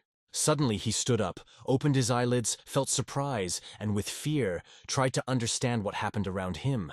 A clear day unfolded on the street, where the sun gently hugged the buildings, giving them a unique charm. Yong watched intently ahead, aware that King Changsektu's leader must obey their decision. Another representative of the Thunder Clan with mad, burning eyes confidently looked ahead and said that he would have to pay for everything. The third, also full of obsession, recalled the past, hinting at a tragic end. Ren looked curiously at the three men who were staring at him with interest. Behind him stood a dark-haired man who watched as if he had gone mad, asking his brother to pay attention to the sect leaders. A strange man in a bright hat peered intently into the crowd. People around seemed to have lost their minds, and even King Chang Luk, the leader of the sect, shared his astonishment. Kronjon, breaking through the crowd, called out that he had an important message. This mysterious man was staring intently at him, as if trying to guess something elusive. King Chang, the ruler of the tribe, looked menacingly at his interlocutor and boldly asked what had happened. Bongjing's whole body trembled, and Ren, watching this, barely showed surprise as he opened his mouth. She barely had time to retreat when the man lowered his head and pulled out a shiny, sharp knife from his sleeve. Suddenly he raised his hand, adding more power to the grip as he twirled the knife. Charmjin delivered a crushing punch to the sect leader's gut. Ren, bewildered, spat blood, eyes filled with fear. The mustached man swiftly caught him as he collapsed, yelling for help. All his clothes were soaked, and his eyes flashed with rage. Looking straight ahead, he slowly pulled out the knife. King Chang, the second of the rulers, began to tremble as the amazing man raised his hands in a clarion call to his brother. Suddenly stopping the old man, angrily flashing his eyes at the young man, he asked what he was doing. Saliva was running from his face, and his eyes were burning with madness. Looking at them, he said that the retribution for the mistake would be inexorable. The armed band of monks with maddened looks prepared for battle, tirelessly whispering one single word: price. The old monk gently laid the injured brother on the ground, his eyes shining with shock and anxiety. The other monks gathered nearby, determinedly ready to defend themselves. The enchanted crowd with red eyes raised a cry and rushed into battle. The young monk stood with a sword in front of the mad uncle, asking why he was threatening, because the leader had to be protected. King Chang was slowly losing consciousness. The leader of the rival sect closely watched the fight, never taking his eyes off the backs of his opponents. The leader of the High Heaven sect, his eyes blazing with anger, ordered his disciples to attack King Cheng. At the same time, the Jinsong sect leader drove his followers after him with a stern look. In a moment, they were joined by an armed, emotional crowd. John shook his head in alarm, first to one side, then to the other, not believing his eyes. With outrage in his eyes, he turned to the side, trying to understand how this had all happened, and why the situation had gotten to this point. A terrible picture loomed before him, and he realized why he had hesitated for so long. Now it was necessary to act decisively, without any hesitation. He suddenly saw a dark silhouette in front of him. He was sitting on the roof and watching him intently. On the roof, he tilted his head slightly, and the wind playfully played with his hair, blowing it to the side. Suddenly raising his insane red eye, he watched the Thunder members. He realized how internal strife destroys even the strongest sects, affecting King Chan as well. He and his brother stood amid the roar of the machines, carefully watching the maddened energy of the engines. Soon, Zom blossomed over humanity, illuminating everything around with purple energy. Clan leader Brother Ching Chang opens his eyes, gently letting go of his brother. It is not known from where, behind the sprawling trees, a colossal rock appeared. The warriors, alertly raising their heads, peered intently at the ravens circling in the sky.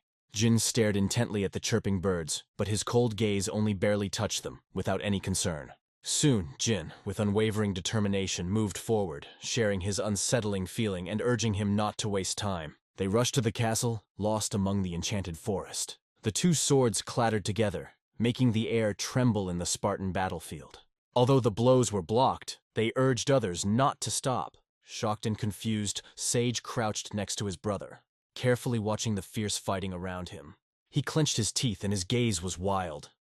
Apparently he was wrong, believing that only women behave strangely. Or maybe they are under some spell. Their children do not even know what it means to risk their lives in fights. They watched with concentration as the monks waged a fierce battle for life and death. After brushing his teeth, he felt alarmed when a boy suddenly appeared, circling above him as if in mid-air. The blow turned out to be indescribably strong. The tiles under his feet cracked, crumbling into pieces and pushing away everyone who happened to be nearby. Age raised a hand to his face to shield himself and his brother from the airborne dust storm. A squad of knights suddenly found themselves in the midst of events, carefully observing the conduct of the battle, peering into every step of the leader of the Kanchong sect. Instead of proudly holding the sword in hand and looking ahead, he slowly turned his head to the sect leader's brother, studying him intently. 3 people, suddenly appearing, bowed their heads, paying respect to the spirit from the heavenly hall. Everything looked unusual, and he, with a slight sadness, apologized for his frank intervention. Sage, with trepidation and timidity, watched him, her mouth slightly open. He realized how difficult it was for both of them, and felt deep gratitude for the support. He looked at him more carefully and asked what happened.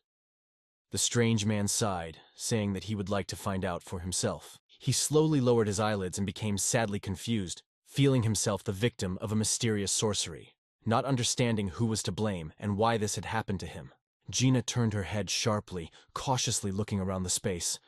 A thought about witchcraft flashed faintly, and suspicion appeared in the eyes of those around her. They thought she was hiding some secret. After looking at the unsure expression on her face, she carefully examined the floor and decided to share this observation with the others. Suddenly she sharply turned to her friends and realized it was really poison. Sharply twisted his face, looked at the girl in shock, not holding back the horror, and with his mouth open, rushed in with a question. "What's going on?" The dead rose, their eyes glowing a bright violet, insisting they were victims of poison. "The tune will focus on those surrounding the main bodyguard." He suddenly opened his eyes, his face pale with shock, his thoughts cursing the poison that changed everything. Uma suddenly turned away, shocked. Jin, noticing this, glared at her. The head of the Golden Skies Society looked at the young man intently. Standing up, he carefully examined the floor. If it really was him, then someone nearby was controlling him. It was necessary to find this threat and neutralize it. Suddenly she turned to the boy, saying that they should take care of this place and find the wizard. Jin confidently raised 2 fingers to his face, closing his eyes as a sign of agreement with the girl. Energy erupted from his palms, creating an aura of magic and power around him. Everything around began to absorb energy, turning into dark shades. Gradually but relentlessly, they enveloped every corner of the city. Immediately after his cry, he jumped so high that it seemed as if he had taken off. The company followed his flight with delight. The genie was speeding through the sky, passing the dense thickets. Suddenly he froze over a small clearing, intently studying everything that surrounded him. He instantly grabbed his sword, his face burning red, and his angry gaze fixed on the ground. The leader of the Golden Sky instantly rose up, his sword cutting the tops of the trees as if they were paper. He focused on the darkness that opened before him. Red, bright eyes and a silhouette similar to Zona appeared. Zahn suddenly lowered himself directly in front of the young man, who slowly bowed to the ground. The masked man suddenly focused his red eye on the shoulder, asking how he managed to find it. Jin, holding his sword in sight and with a grim face, asked what prompted such an act. He held his gaze, smiling, and said that he did not have an exact answer to this question. The genie flashed red. His eye flirted with flame, and he realized it was time to act, so as not to be left without a response. Jean suddenly spread his arms to his sides, and a furious wind rose around him. A fusion of evil views revealed to him that the only way out was to stop the curse by force. He gripped the glowing sword tightly, staring intently at the boy with the mask and red eye. He straightened up suddenly and, concentrating, raised the sword behind his back. After making a powerful blow, he formed a colossal red wall. Zahn watched the approach of the wall intently, remaining absolutely still. The masked boy opened his eyes wide, which played with the red light from the wall, creating an aura of mystery around him. A huge rock behind Zoma hit the powerful pillar of energy. He looked in front of him, puzzled, and barely opened his mouth. Suddenly, a silhouette appeared from behind. His gaze flashed with mist. He understood. This is not bad. Jin's eyes widened as he looked ahead in shock. In the next moment, the leader of the Golden Sky turned sharply, and Zahn, like a ghost, flew into the heights. Jin dropped his hands, realizing that he didn't have time to stop him. He turned his head, watching the grass longingly, knowing he couldn't destroy it. Meanwhile, black smoke rose rapidly into the sky. He suddenly looked away. A feeling of confidence appeared inside him, and he realized that his actions had become clear. He absorbed the view of the city, and Kama flashed in his memory. Tension gripped him, and his teeth clenched. There was a feeling of incompleteness. Flocks of birds quickly circled over the city as a thin smoke rose in the air. The gray-haired man was intently examining the bound figure on the canvas. And behind him, 3 warriors with katanas were at the ready to meet any danger. Rage seized Mustashudman. He gritted his teeth as he realized that this potion contained poison that seemed to mock his stunned mind. Sweat streamed down his face, and his eyes, full of fear, were fixed on the ground. Staring ominously at the prisoner's back, he ordered him to confess who was behind it. After the community leader's words, the boy suddenly opened his mouth, staring at the floor in horror, and shouted that he didn't even know who it was. Jean quickly walked around him, leaning closer, eager to unravel the secret he was trying to hide. Conway clenched his teeth, fear echoing inside him. Visions appeared in his mind, pointing to the way to the Temple of Thunder. Sage anxiously began to watch him, trying to guess the reason for his silence. He suddenly had the urge to stand up, and as he lowered his thoughtful gaze to the ground, he realized that the warrior resorting to the poison curse was probably from the Temple of Thunder. Jin studied him intently, trying to understand his true form. Asen suddenly turned to her, remembering the image of Zom. However, he explained that it was difficult to determine his appearance, because the body was completely hidden under a black cloth. The leader of the community, slowly lowering his shoulders, took a careful look at the old man and understood. He was definitely a warrior of the Temple of Thunder. Kanva, a moment later, opened his eyes. The temporal vein pulsed purple, and the eyes swelled, flashing a bright light. Suddenly his mouth opened wide, he stretched out and screamed at the top of his lungs. The girls behind watched in horror.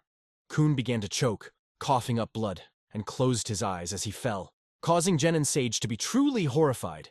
The clansman warrior from Grom, in the middle of a storm of feelings, tearfully asked the mustachioed man for help. After his words, he fell to the ground, raising a cloud of dust into the air. Suddenly, she threw the katana at her friend and ran to the boy. She instantly pressed her fingers to her neck, feeling the throbbing. Soon she looked up, shocked and with her mouth wide open, and realized that he had already gone to the world of nothingness. He carefully examined the boy from the Thunder Clan, noticing how the little one did not trust even his own. This promised considerable difficulties in the search for the killer. The girl looked to the side as she weighed her thoughts, and finally said that she should first confirm if he was indeed a Thunder Temple warrior. Only then should you ask for help. Looking closely at the man's dead body, Sage realized that the sect was no longer able to resist. The monks who entered the battle lay unconscious on the ground. Rumors said that those who survived were badly injured and would take a long time to recover. A man with shiny hair, sharply tilting his head and narrowing his eyes, began to apologize frankly, promising not to interfere.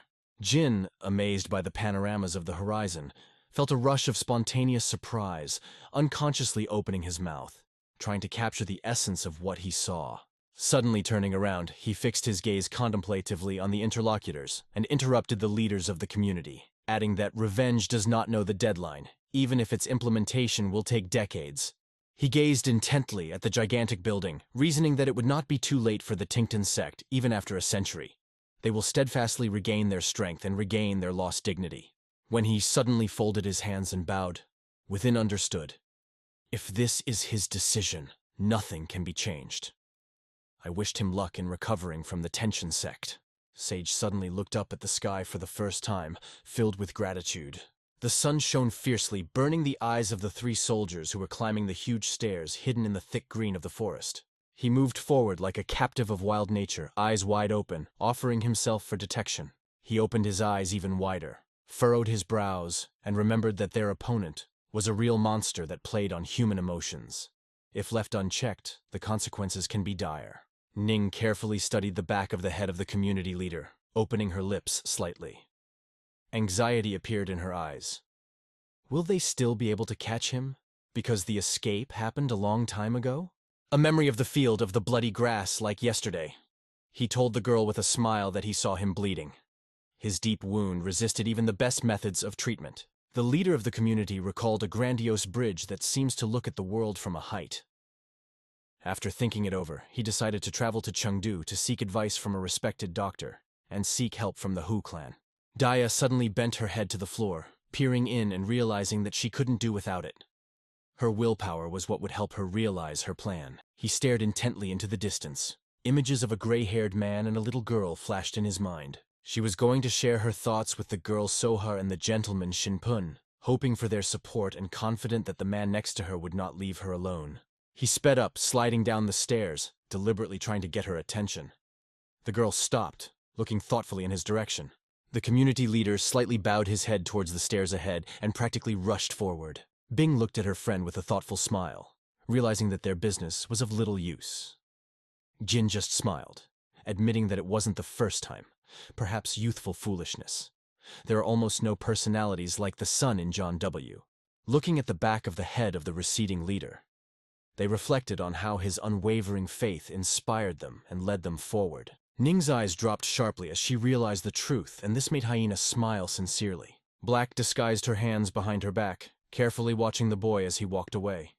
She realized that they should hurry, and her friend hurried after her, ready to support her. The lantern hanging from the roof dazzled the streets around. Soen looked ahead, smiled warmly, emphasizing the importance of self-care. The protagonist slightly moved the cloak away from the helmet, looking at the girl with interest, and realized that this was only the beginning. Sayan suddenly blushed, looking intently into his eyes. Raising a finger to her chin, she realized that in a pinched moment, his silent presence always brought comfort.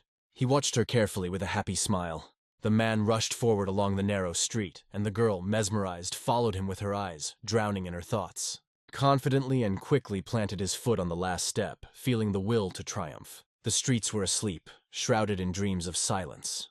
The main character slowly walked along the peaceful street, feeling the light breeze and watching the shadows that circled under the lights of the lanterns. He instantly gritted his teeth as a stranger appeared in front of him. Suddenly, suspicion flashed in his eyes. Looking at the protagonist, he scrunched up his face in embarrassment. The protagonist looked intently at him and instantly recognized him. Jin suddenly crossed his arms, lowered his head, and smiled, drawing in his mind the figure of Aja, the master of the Divine Aroma Pavilion. Paul squinted, trying to figure out his true purpose. He stumbled in a bit, his eyes wide open and full of surprise. Without hiding his excitement, he admitted that he was looking for help. A second later, his gaze became more penetrating, and his pupils closed. Suddenly, the hero's eyes lit up with red fire, and the leader of the community said in a mysterious tone that he had seen them before, although their faces looked completely different then. He looked at the main character with slight anger, turning his head a little.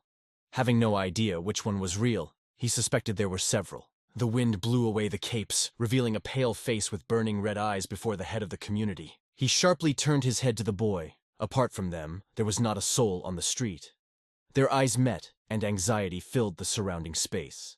The protagonist looked at him resolutely and asked who he thought he was. Jin, clenching his teeth and looking carefully into the eyes of the main character, admitted that he had heard a story about one person on his way. He didn't even think that there was a young man with pale locks walking among the remnants of the sea. A lone assassin who had destroyed all the clans of Sichuan province. It seemed impossible. The image of a man with a lowered head appeared in the hero's mind. Paul asked why he was trying to find him. John looked at him carefully, confirming his guesses. The hero glared at the community leader, asking about his importance.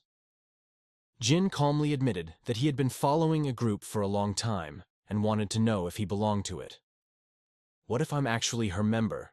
A thought crept into Paul's head.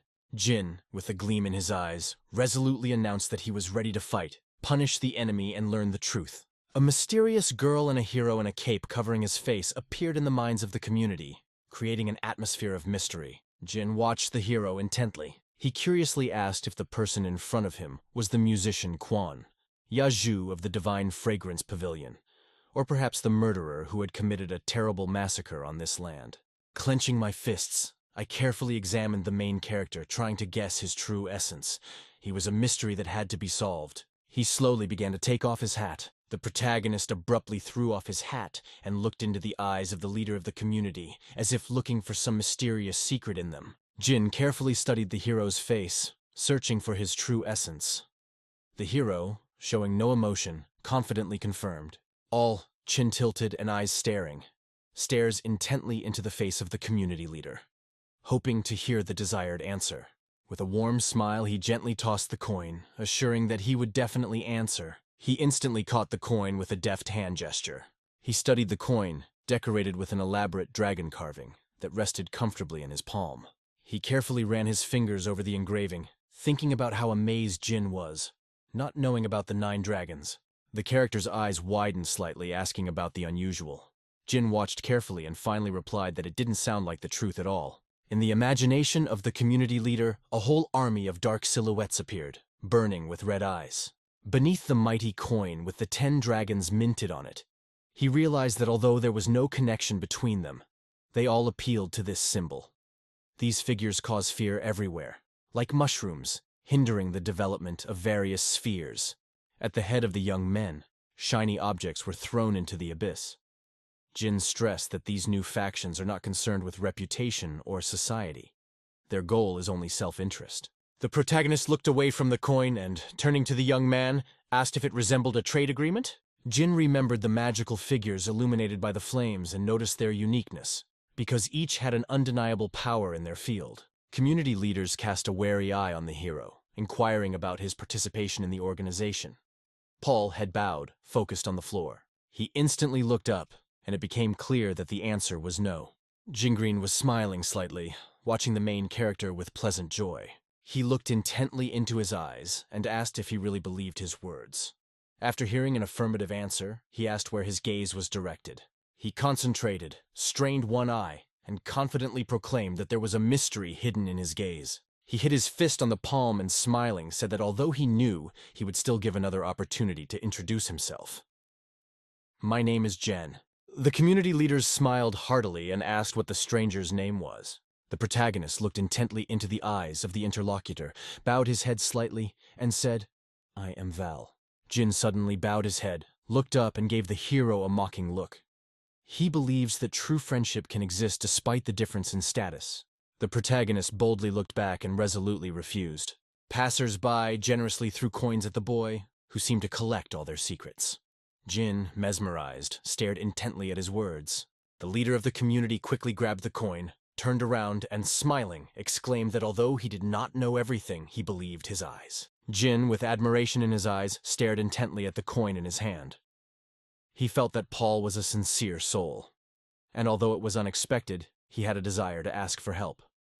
The hero stopped and slightly bowed his head. His gaze focused on the floor, recalling Songbin's words about a dangerous person hiding in the capital. Rumors said it was a person from Cerulean Temple, and if no action was taken, danger was imminent. Suddenly, returning to the main character, he begged for help in finding the criminal. Jin turned, tossed the coin lightly with his fingers, and smiling, offered a leisurely conversation, distracting himself from everything. Paul bowed his head with a slight smile, picked up the coin, and, glancing back, noticed that it was nothing more than empty words. Jin, with a tired look, stared at the protein. The quiet streets of the city were gently illuminated by the bright moon, and Jin assured himself that somewhere inside he was not so evil.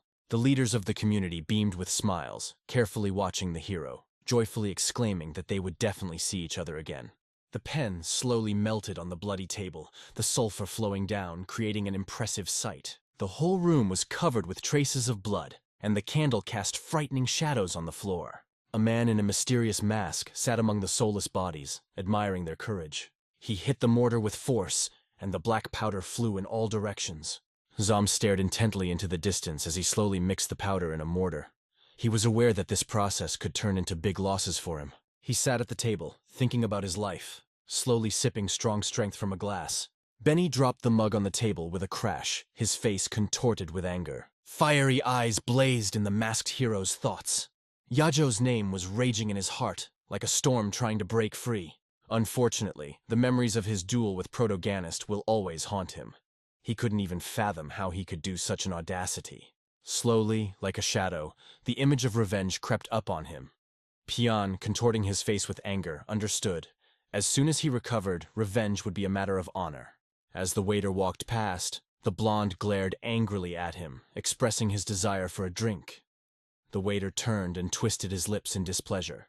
The waiter jumped up like a spring and rushed with a shout to obey Pyong's instructions, which instructed him to act without delay. The Bond boy turned away indignantly and pursed his lips again. Suddenly, Zomb appeared, rolling his eyes. The man in the mask firmly grabbed the fair-haired man's forehead.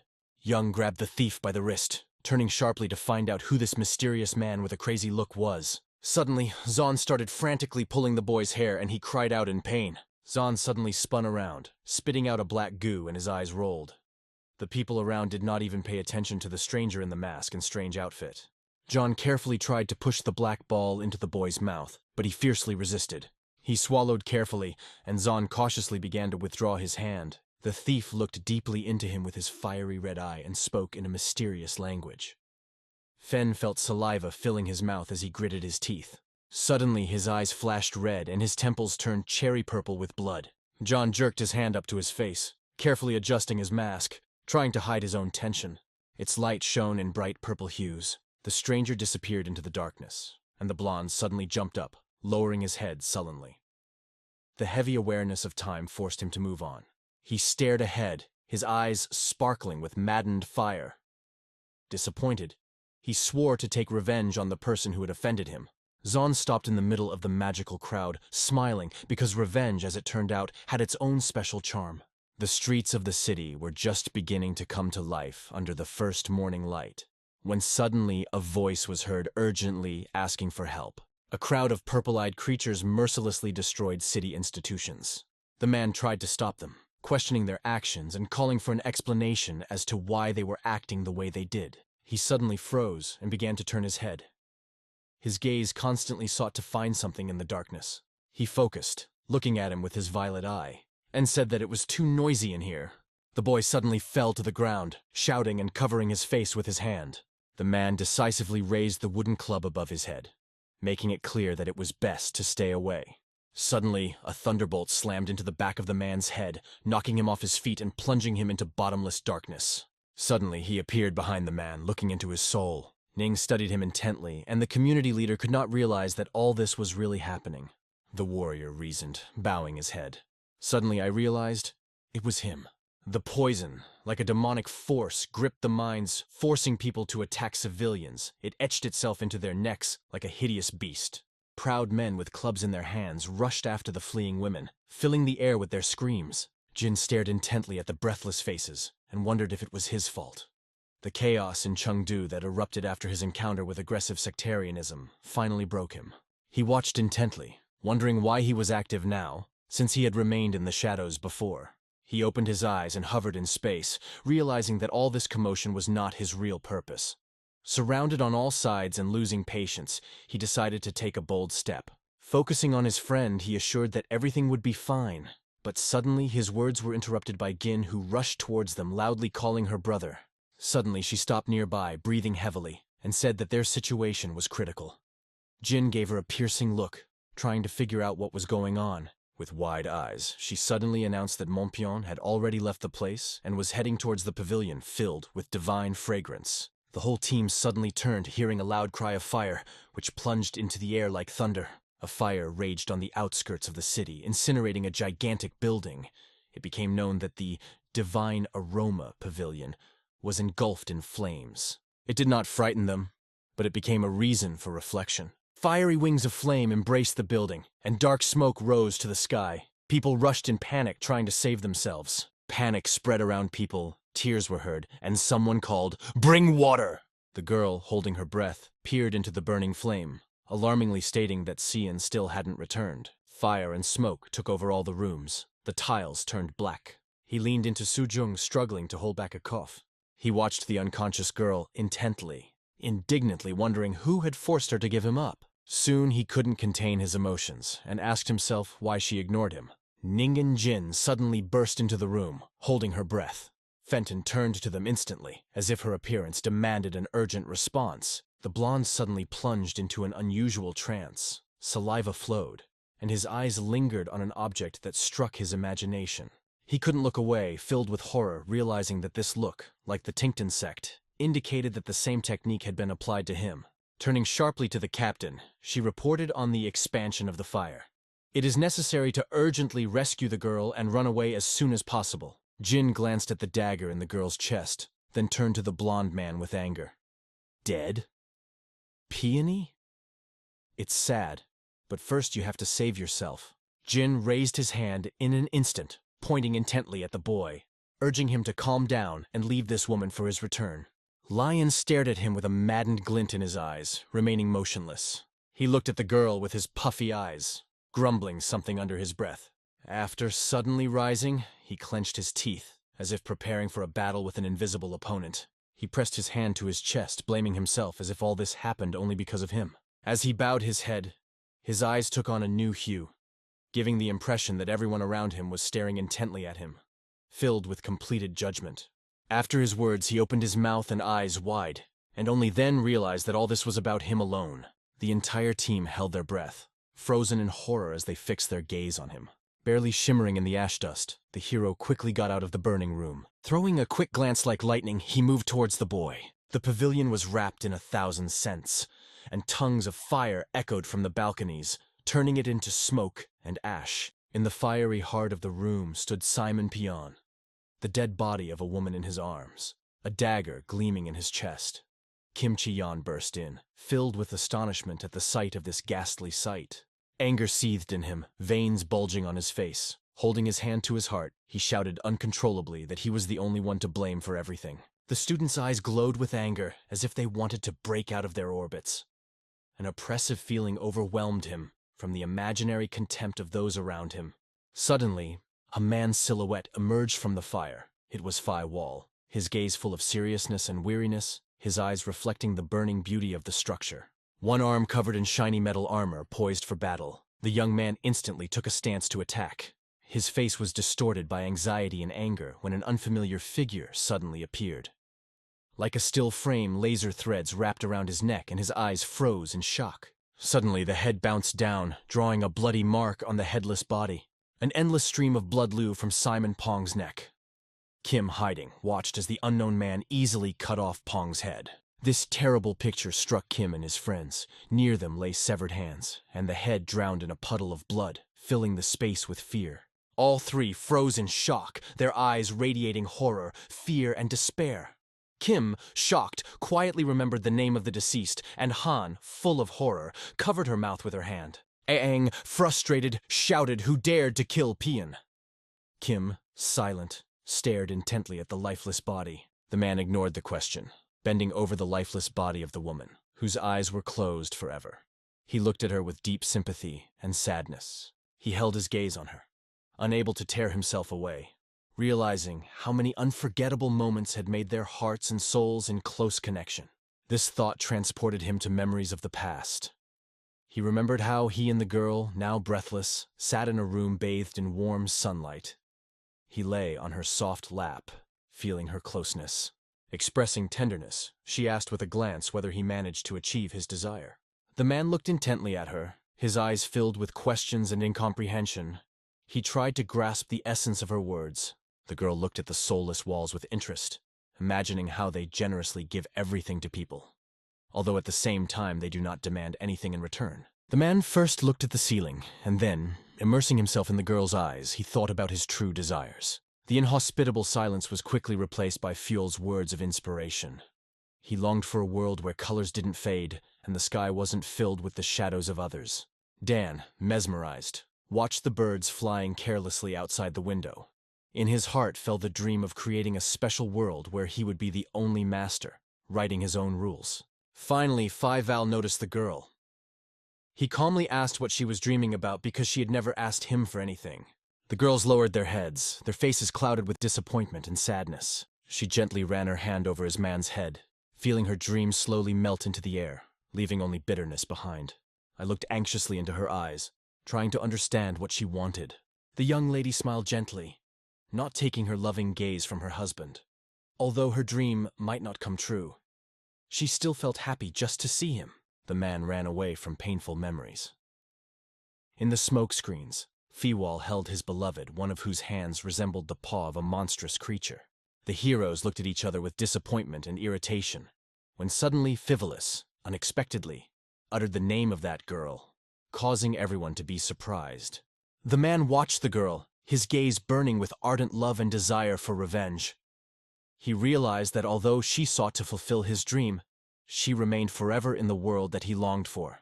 The man, angrily glancing at the heroes, angrily assured that the girl would not be left alone. The heroes stood silently, immersed in indifference and irritation. Only Kim panicked, while Nying watched the events unfold mercilessly, as if it was no one's business. Vulnerably, Ning drew out 2 katanas, his arms outstretched, pointing the blades upward, an undeniable symbol of his determination. With his sword drawn horizontally, he signaled his readiness for battle. Fiwal, full of indignation, stared at the boy who was preparing to attack. Inspired by the new power of the 18 strikes of the white moon, the hero watched as one of his swords gently glowed. Fiwal reacted with lightning speed to the attack, releasing many blades towards Nagai. They flew at cosmic speed, accompanying their path with a whistle. The wall rose into the air, hugging the girl, and the metal climbed on the enemy, who was clearly waiting for a fight. The blade of the sword accidentally hit the fluid of the engine, and he, like a flash, rushed straight to the enemy. The man's fiery eyes radiated determination. He relentlessly overcame all available obstacles, striving for victory. The sharp blades almost touched the hero's back. He managed to dodge, grabbing only 2 but continued on his way to the goal, not stopping at a single thing. Seizing the momentary impulse, Ewan rushed to help his friend, forgetting about Kim, who was still without a shirt, who was left behind. The girl warmly thanked Gina for her support, and then together they boldly rushed into battle against the enemy. Her face blazed with rage and indignation as she slashed hatefully at everything in her path. Meanwhile, Yang, with sparkling eyes, was rushing towards the Fivol, which had already successfully caught shots more than once. One of the Gaians studied the blades intently, feeling confused. It seemed to him that their flight was directed by human energy. Dean carefully watched the trajectory of the blades, which twisted like snakes. An impressive image of this snake, which unexpectedly crept into her consciousness, appeared in her imagination. Sweat ran down Gaines's face as she clenched her teeth with all her might, watching the blades closely with a worried expression. Dunn admitted that she was unable to guess their movements. Fiwal sat in the center of the burning room, holding the girl tenderly in his arms. A special energy emanated from him. The hero, overcome with zeal, suddenly jumped at the enemy, swords drawn in both hands, ready for battle. Fire flashed in his eyes, fear gripped his chest. He realized this is the end. Ning turned around, and the wind gently enveloped him, taking his breath away. Everyone froze, immersed in saying goodbye to the girl, holding on to moments as if time was trying to stop. At the same time, Ning's powerful blows continued to rain down on him, and he masterfully parried each of them. In the air, full of energy, the virus tried to attack the man, but his efforts were in vain. Fuel possessed a powerful defense. He was seized with panic fear, and he could not comprehend what had happened. Surprise froze on his face, and Jin was already rushing to help, throwing a dagger in the direction of the enemy. Mayang turned pale with fear, realizing that this man was powerless. She urged everyone to leave the premises immediately. She relentlessly parried the blows of the blades, flawlessly wielding her weapon. Suddenly, she turned around, and in her look there was a slight alarm and an indescribable anxiety. The blood had its way, flying in all directions. Drops slid to the floor, and smaller drops of blood scattered in different directions, drawing strange patterns. Blood gushing from her shoulder brought wild pain that escaped her lips in a scream that sounded like a frenzy. Suddenly, the thread wrapped tightly around Niang's neck.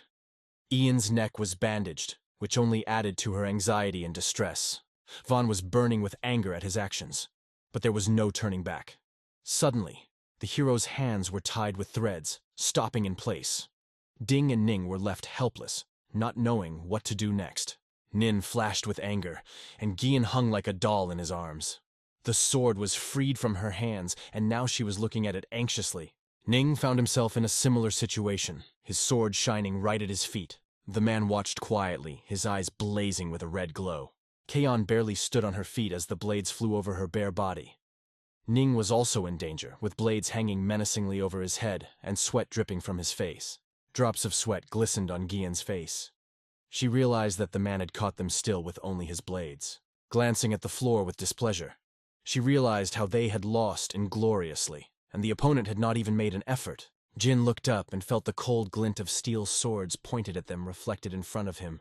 He did not accumulate movements, concentrated all his strength to preserve this state. The fire of his eyes burned bright red, captivating everyone around. The blade was approaching Nin's face, almost touching his eye, ready to penetrate its depths. God was as close to Gaines as he was to the new moon hanging around. He pulled the flute out of Hamwick's mouth, causing him to clench his teeth as hard as he could. Kim released red vibrations as he drew his sword. His eyes were burning with fire, and Zhang was already preparing to activate the Nine Rings' heavenly power. The activation of the third movement dealt a blow that bound the souls, plunging them into the abyss of the inner being. Boba jerked forward like an arrow shot by Jamba headed for the man. Scorching heat poured from the beam, making Gaon wince, and the wound on her shoulder burned, adding to her agony.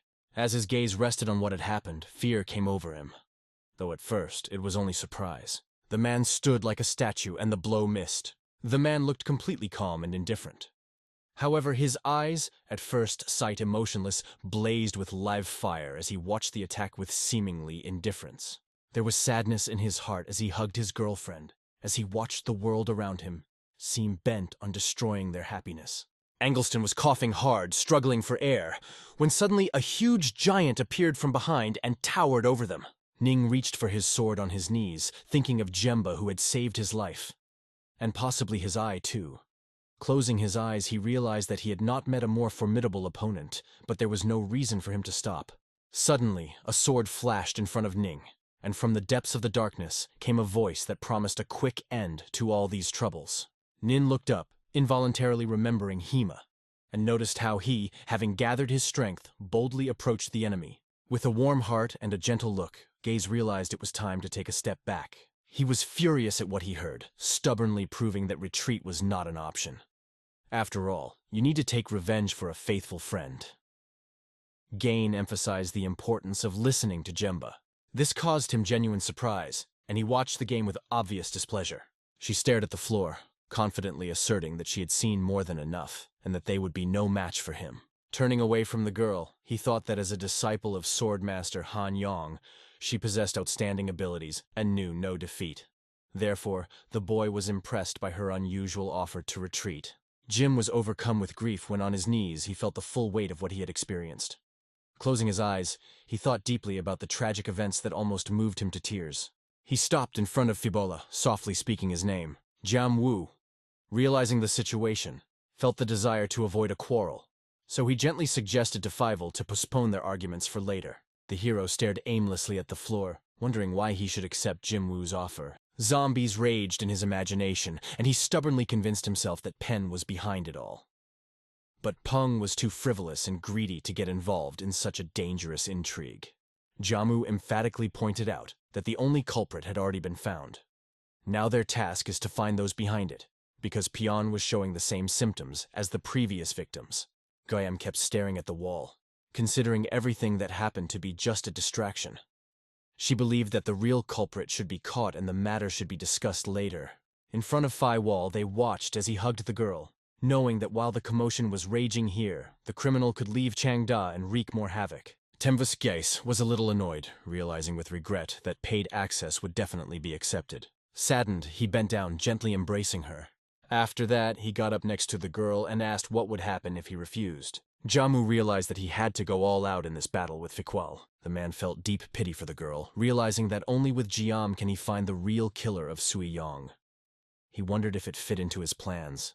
Su Yang took in the amazing closeness to Fei Wul, closing her eyes as she felt the warmth of his body beneath her.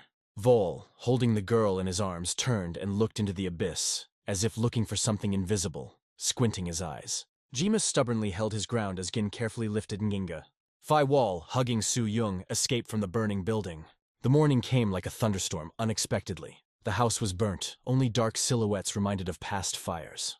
Su Yun sat on a piece of cloth, her chest pierced by a wound, and people stood around her, choking back tears. He froze from the tragedy. Tears flowed unceasingly, and her name echoed on his lips. A crowd formed around Su Yuan, and Figuahua watched intently from the edge. Fai Wal approached one girl and said that he would soon disappear, instructing her to take care of the Pavilion of 1,000 cents. She nodded, confirming that she understood all his words. The changed appearance of the walls filled them with sadness, and they decided to bury Su Yong in a cozy, sunny corner. The girl assured him that there was no reason for stress, because she would take everything under control. Sighing, Biwal walked away quietly, not looking up from the floor.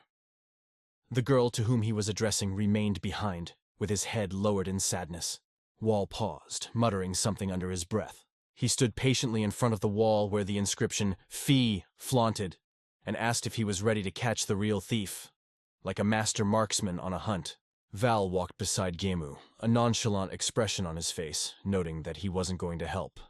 But Hema firmly believed that it would be easy to find him. People in the crowd spoke indignantly about paywalls, stressing how important it is to find out who is really behind all this chaos. They stood in a fighting stance, holding a sword in their right hand. Jim, his gaze full of mystery, hinted that Fai Wall might be referring to the little temple flash of lightning. The street was empty. Only a narrow corridor leading into the depths remained. Suddenly, a girl appeared among the buildings. She walked confidently, completely absorbed in her thoughts. His mind wandered to the future, where his meeting with Piavol awaited, while Suyin tried to deal with the troubles Zeman Pyong had left behind. She walked forward without looking back, and an unknown man was walking beside her. Thoughts about how difficult it was for Jemvut to overcome the fee barrier were swirling in her head. Maybe you should ask for help. Her thoughts were momentarily interrupted when her shoulder touched a man walking by. The girl turned around with a slight shame on her face. She apologized for being deep in thought and not paying attention to the road. The guy met her in real life, and this unexpected moment turned an ordinary day into a real adventure, full of bright impressions. She froze, mouth agape, marveling at what she had just seen. He glanced quickly at her with his languid eye. Using his magical powers, he stretched out his hand to lead the girl into the world of dreams. Suddenly, Gain was captured by zombies, who incredibly charmed him with their terrible wailing, and he was knocked to the ground. He picked up the girl with a beautiful smile and, like a light feather, threw her over his shoulder. The teleportation took them into the unknown. Black smoke surrounded them. And so, Hayek expressed his desire to see Jinyom's unexpected reaction. The mighty wooden door, enveloped in moonlight, beckoned with its magical aura. They seemed to guard the ineffable mysteries hidden in their depths. The two men stood side by side, their shadows dancing playfully on the asphalt as they vigorously debated something important. One of them, throwing off the blanket from his shoulders, turned to his friend. He needed to go to a certain place, so he asked his subordinates to bring things. Tan Sauchi, amazed, opened his mouth and, with surprise, asked Faival where he was in a hurry. Koval suddenly could not understand what he heard, looking deeply into the boy. Suddenly, he quietly said that if Fai Wall went to Tibet, he would have to cross the western mountain peaks. The boy pondered, imagining grandiose snow peaks, noting that the journey would take a whole month. Tang Sachi, holding a box in one hand and a clenched fist in the other, asked the man what prompted him to come, since it was related to the events at the Thousand Fragrance Pavilion. Bowing his head and closing his eyes, he silently agreed with the young man's opinion. The blacksmith froze in surprise. Instead of a refusal, he was struck by an affirmative answer, and a cold sweat rolled down his forehead. Finally, Tan watched as you handed the suitcase to the man, adding with a little doubt that it contained a windbreaker. The blacksmith handed the boy a small brown suitcase, which Fiwatch looked at in amazement. Tan Sachi added that he treated the windbreaker with a special oil that makes it waterproof and fireproof. The blacksmith smiled awkwardly, and Fiwall, looking into his eyes, realized that these objects would agree. He decided to grab a few more hidden swords, just in case. Kang Sachi cautiously reached out to the item hanging nearby. Fiwatch watched with admiration, and the blacksmith, catching the wave, also reached for him, making a long sound. A picture suddenly appeared in front of Fi. A small purse tied with a string lying in her palm. Fiwall held the packet between her forefinger and thumb, looked at it with interest, and asked, "What is it?" Tang Sashu revealed the secret of white phosphorus. By regularly sprinkling a candle, you can keep it burning forever. Fivalis had a vivid image of a burning candle. The blacksmith noted that the Tang clan once possessed this secret, but the recipe had been lost. Tang Sashu is making efforts to find the formula again. He stood in front of Fiwall, one arm at his side, the other hanging freely. The blacksmith warned that the bag was low on supplies, so be careful and avoid using them if possible. Seawall realized the importance of the gift and thanked the blacksmith from the bottom of his heart. The young man, bending his arm slightly at the elbow, tightly gripped the bag and resolutely turned away from Tang Sachu. The dawn began its magic. The roofs lit up with an orange glow and the walls took a deep breath, realizing that the night was behind them. The blacksmith looked in despair, sweat streaming down his face. He shouted angrily that it was Gin who had inflicted Fiwall's wounds, as they never disappear for long. The wall, with a stern physiognomy, looked at Tan reproachfully, and Tan, indignant, threw a fiery look at the young man. Paivol, as if in despair, admitted that he had no idea where Hain had gone, and that he had not seen her since their last meeting. The man did not want to accuse the young man of theft, but he was convinced that it was he who witnessed this crime. Anger filled the blacksmith. Images of Gon and Simon Fian flashed in his mind. He believed that he was masterfully manipulating Fian to break the peace between Gon and Tansachu for his revenge. In the smithy where the hammers were pounding, Fi stopped when he felt a look. Turning around, he saw Tang, whose fist with clenched fingers showed an urgent need for help. Wall, with an angry look behind her, gritted her teeth, announced that she had taken Zyman's life and was trying to eliminate Tang Sachu's other comrades, not wanting to help them. The Smiths alarmedly asserted that Pion had destroyed their property and left a trail of blood on their men, and Tan South's friends were the first aggressors. They emphasized that time was short and suggested that detailed discussions be postponed until later. They were walking in line, and the blacksmith was worried whether they would find the unfortunate Morian. He remembered, reminding himself that Tang Sachi had planned to stay close and not interfere. A huge web of bright blue appeared behind Phi Val's back, and the red pupils revealed the boundless rage that was burning inside. No one would dare to run away from him. The morning sun embraced the city, and the mountains rose majestically on the horizon, dressed in snow and a soft pink glow.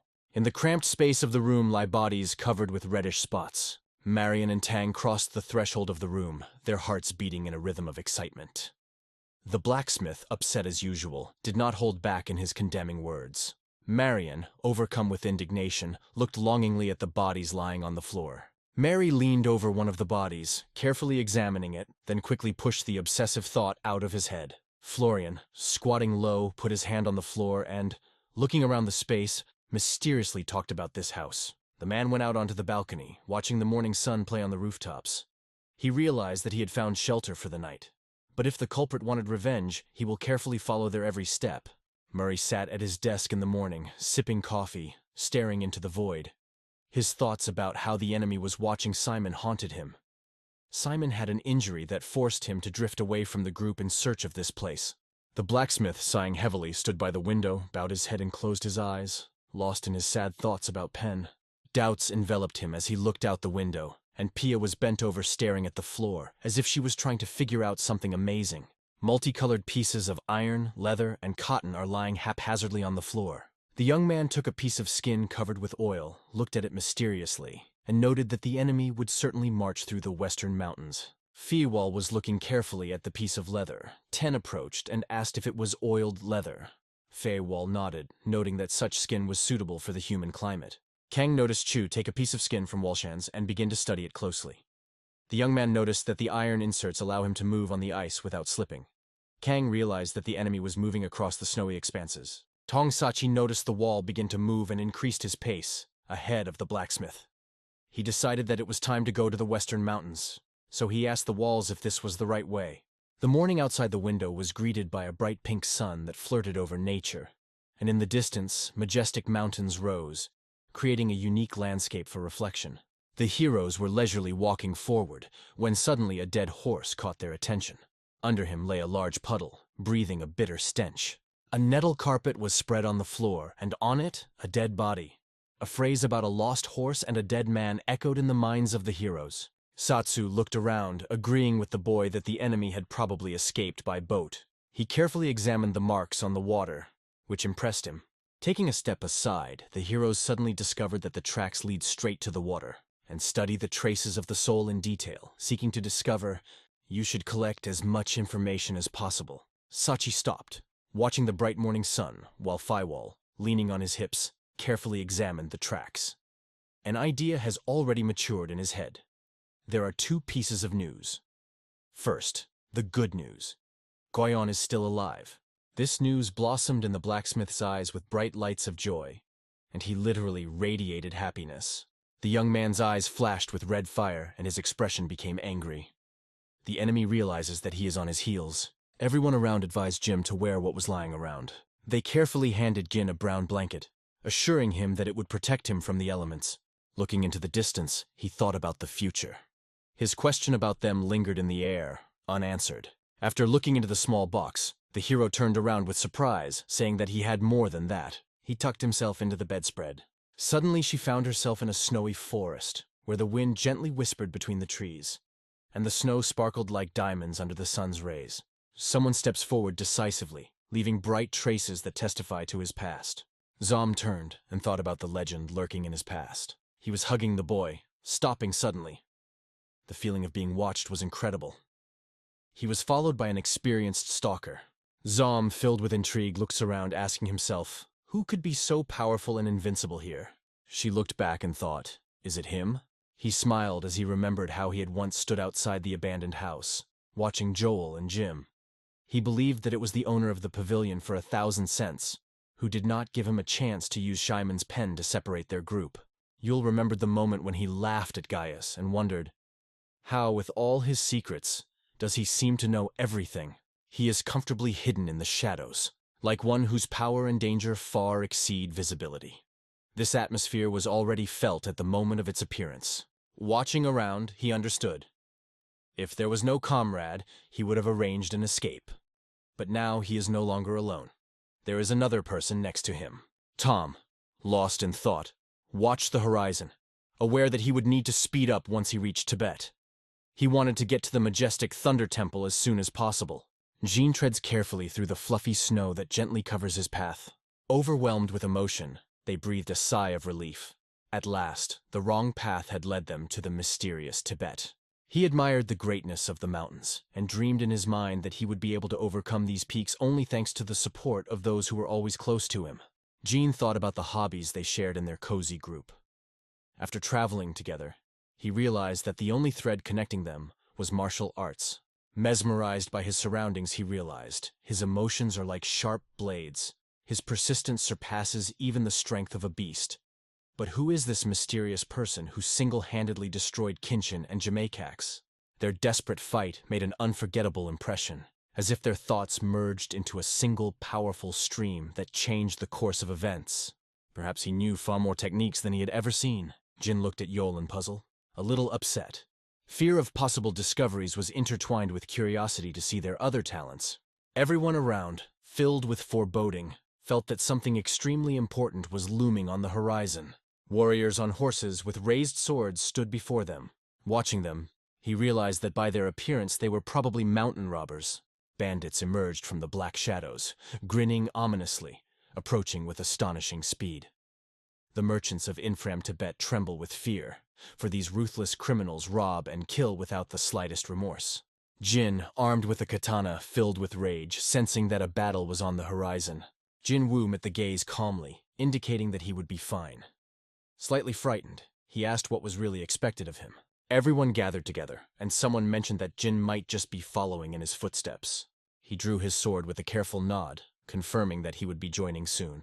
They pushed off the ground and rushed forward like the wind in flight. She hesitantly approached the bandits, preparing for a surprise attack. Amid the bustling crowd, the city whispers its secrets, inviting you to delve into its unique rhythm. Sitting on the edge of the bed, the creature with furrowed brows is lost in deep thought. Brits remembers his struggle with all of you when his teeth caused a lot of trouble. He was convinced that all his attempts no longer had strength. Suddenly, Ning returns after hearing a voice outside the door, asking if he can come in. Looking at the door with surprise, she makes a gesture, inviting her inside. Poon enters the room, along with Soya. Both, smiling, contemplate Ning. Poon asks how he is feeling, and So emphasizes that they came to support him. As he gets out of bed, he touches his shoulder in relief. Poon, alarmed, warns him to be more careful. Suddenly, Poon turns around and says that he is actually here to introduce Ning to someone. A man in a bright red kimono enters the room, bows low and introduces himself as Hong Yosheng. Pung clarifies that Mr. Hong is a member of the Hawk clan and oversees the clan's representatives in Chengdu. With a slight tilt of his head, he admits with a smile that he is glad to meet Mr. Han, feeling a little nervous about the new meeting. Yol, with a mysterious look, admitted that he had important news that needed to be conveyed urgently, which is why he called at night. Stunned, Ning tried to guess what it was all about. Khan noted that this was about Paiwal's killer, who now accompanies Mr. Jin on his travels. Hong looked at Ning carefully, thinking of everyone he knew. He considered himself a real threat. Others did not dare to dig into his secrets, remaining in the dark. They gathered to discuss how to protect Ning. The threat that it could become dangerous forced them to look for a solution. Looking down, he said that he was ready to help them, although he doubted his usefulness. Ning looked at him and asked what he meant. He looked at them, and the thought did not leave him. How could I lose to this opponent? The sun slowly rose above the mountain horizon. The girl with a bandaged mouth carefully looked ahead, thinking about her mistakes and ways to give an answer now. She watched Yola with wide-open eyes, feeling tension. She watched him with admiration, because she had never seen such people before. The girl cast an ominous look at the man. In her thoughts, he resembled embodied silence. The girl raised her eyebrows in surprise, not knowing why he was here. Suddenly, Zom stopped, his head down, deep in thought. Then he spun around slowly, as if listening to a mysterious call coming from behind him. He took her aside and looked into her eyes. The girl seemed to feel something. What happened? Zon looked around the space, and suddenly her breath and heart beat faster. It seemed to him that he simply did not pay attention to him. Everything around was imbued with mystery, because the only sign of life remained the plain. Tom looked around in surprise, looking around fearfully. He had a desire to understand what was going on and whether he had missed something important. Suddenly Zon stopped, looked down, and walked quietly into the distance. He let out a deep breath as he looked into the distance and added, "Let's see if you have the courage to try to catch up with me again after this." Four raised his eyebrows in surprise, glaring at him, trying to get the point. Numerous scenes where Zom carefully held the girl appeared before his eyes.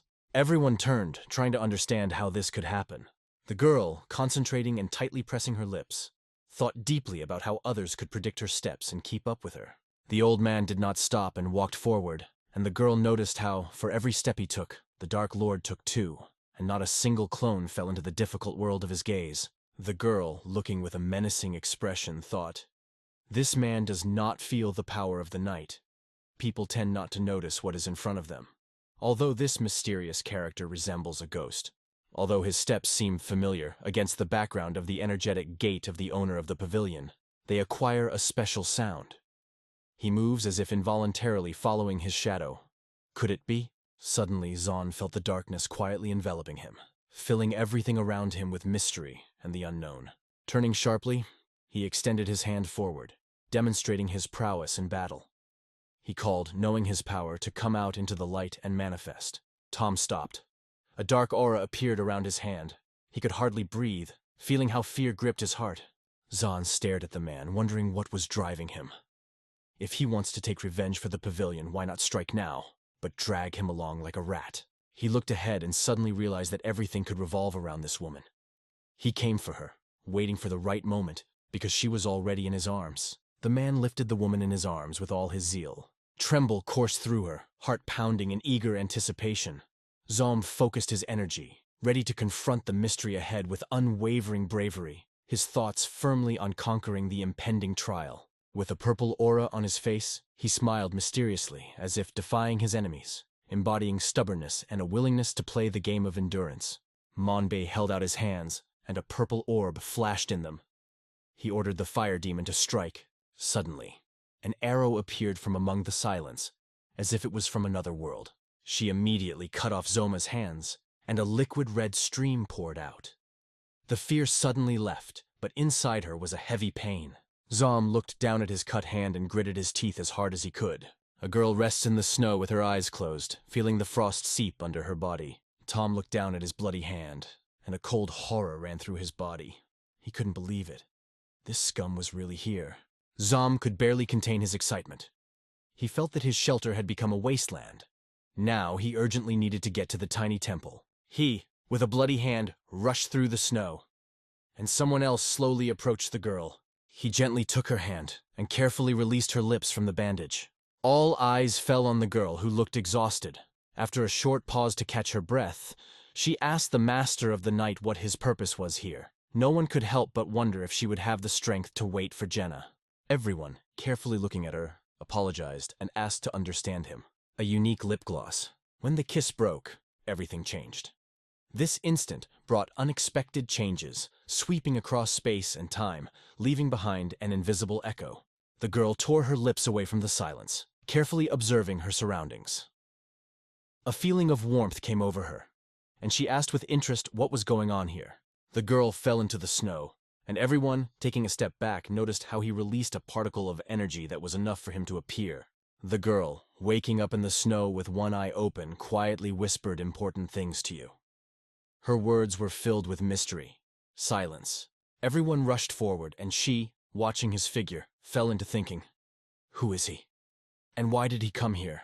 He walked towards the majestic tower, which rose like a stone giant, beckoning to reveal its endless secrets. When he came to the gate, he raised his head because he heard a voice from beyond it. He asked himself who could be there. He was a messenger from the small Temple of Thunder, bringing important news to the master of the tower, who was impatiently waiting for this sign. The gates of the tower slowly opened. A girl in a luxurious dress, her neck decorated with a precious pendant, approached him. Smiling, she wondered if it was true that he had come from the cozy Thunder Temple. Mocha folded her legs and looked at Zona with a smile. Leaning slightly, he confirmed, "Yes, that's my name." She smiled continuously, studying him with surprised eyes. Stories about him came to mind, especially about a wonderful hunting dog that grew up under the supervision of a senior monk. She felt that he was being quietly watched by an unusual enemy who would soon enter the arena.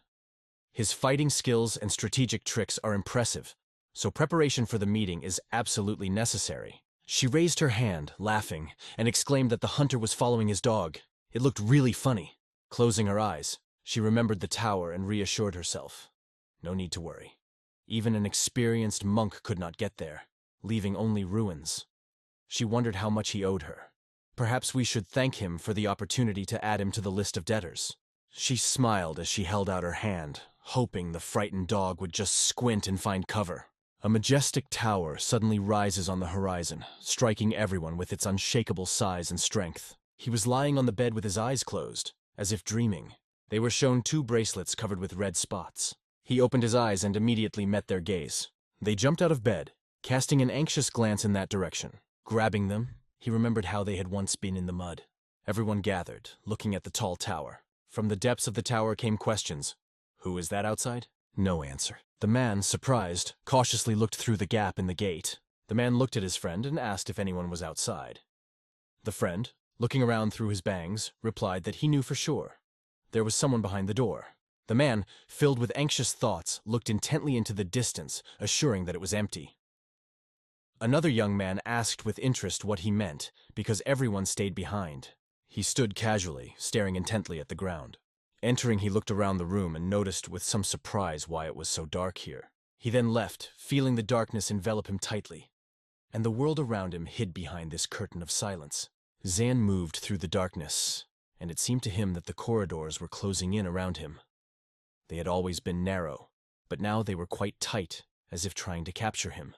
The grandson took a step forward, clutching the bloody bracelet in his hands. But his thoughts turned to concern. What about Mocha, the owner of this mysterious artifact? Suddenly, Zom, overcome with fear, looked into the unknown. He opened his eyes filled with fear.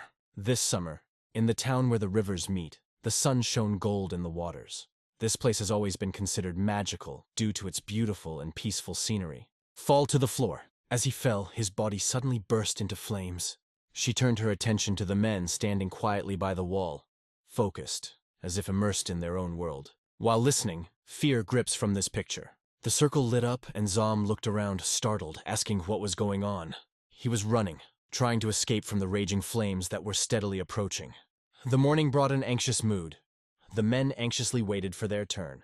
He was clearly aware that they were sitting both there and here. With fear, he drew a tower in his imagination, fearing that they would all fall. His eyes widened in surprise as he lunged forward, trying to figure out what was going on. He passed here, wondering what this place was hiding. The bloody bracelets slipped from his hand and fell heavily to the floor with a thud. Samika's bloody body stretched out in front of him, filling everything around with a terrible atmosphere. She sat majestically on the throne, but a huge pool of blood spilled around her, filling the atmosphere with fear and mystery. Zon approached, looked at her with fear, and began to wonder why he had destroyed everyone in the Red Tower, leaving only Makas's bracelets. What are these games for if you could just take his life? John took to the sky, jumping from the tower. The fire was devouring the space around him, and in his heart he felt that the Crimson Tower had finally fallen. They flew from the towers like a whirlwind, filled with excitement and confidence. He reached out, letting the dagger fly freely. She shot out of the tower like an arrow, incredibly fast. He raced towards the Zonda at an incredible speed, feeling the adrenaline fill the free space of his mind. The dagger struck the shoulder like lightning with incredible speed. Zon, despite his wounds, rushed forward as if hunting for his destiny. He understood. The only way to salvation was to get to the tiny Temple of Lightning. He stood erratically on the tower, watching his Zongba try to escape from the raging typhoon. They are sent to the forest to immerse themselves in the wild nature, to feel the breath of secrets that hide under green robes and whispering leaves.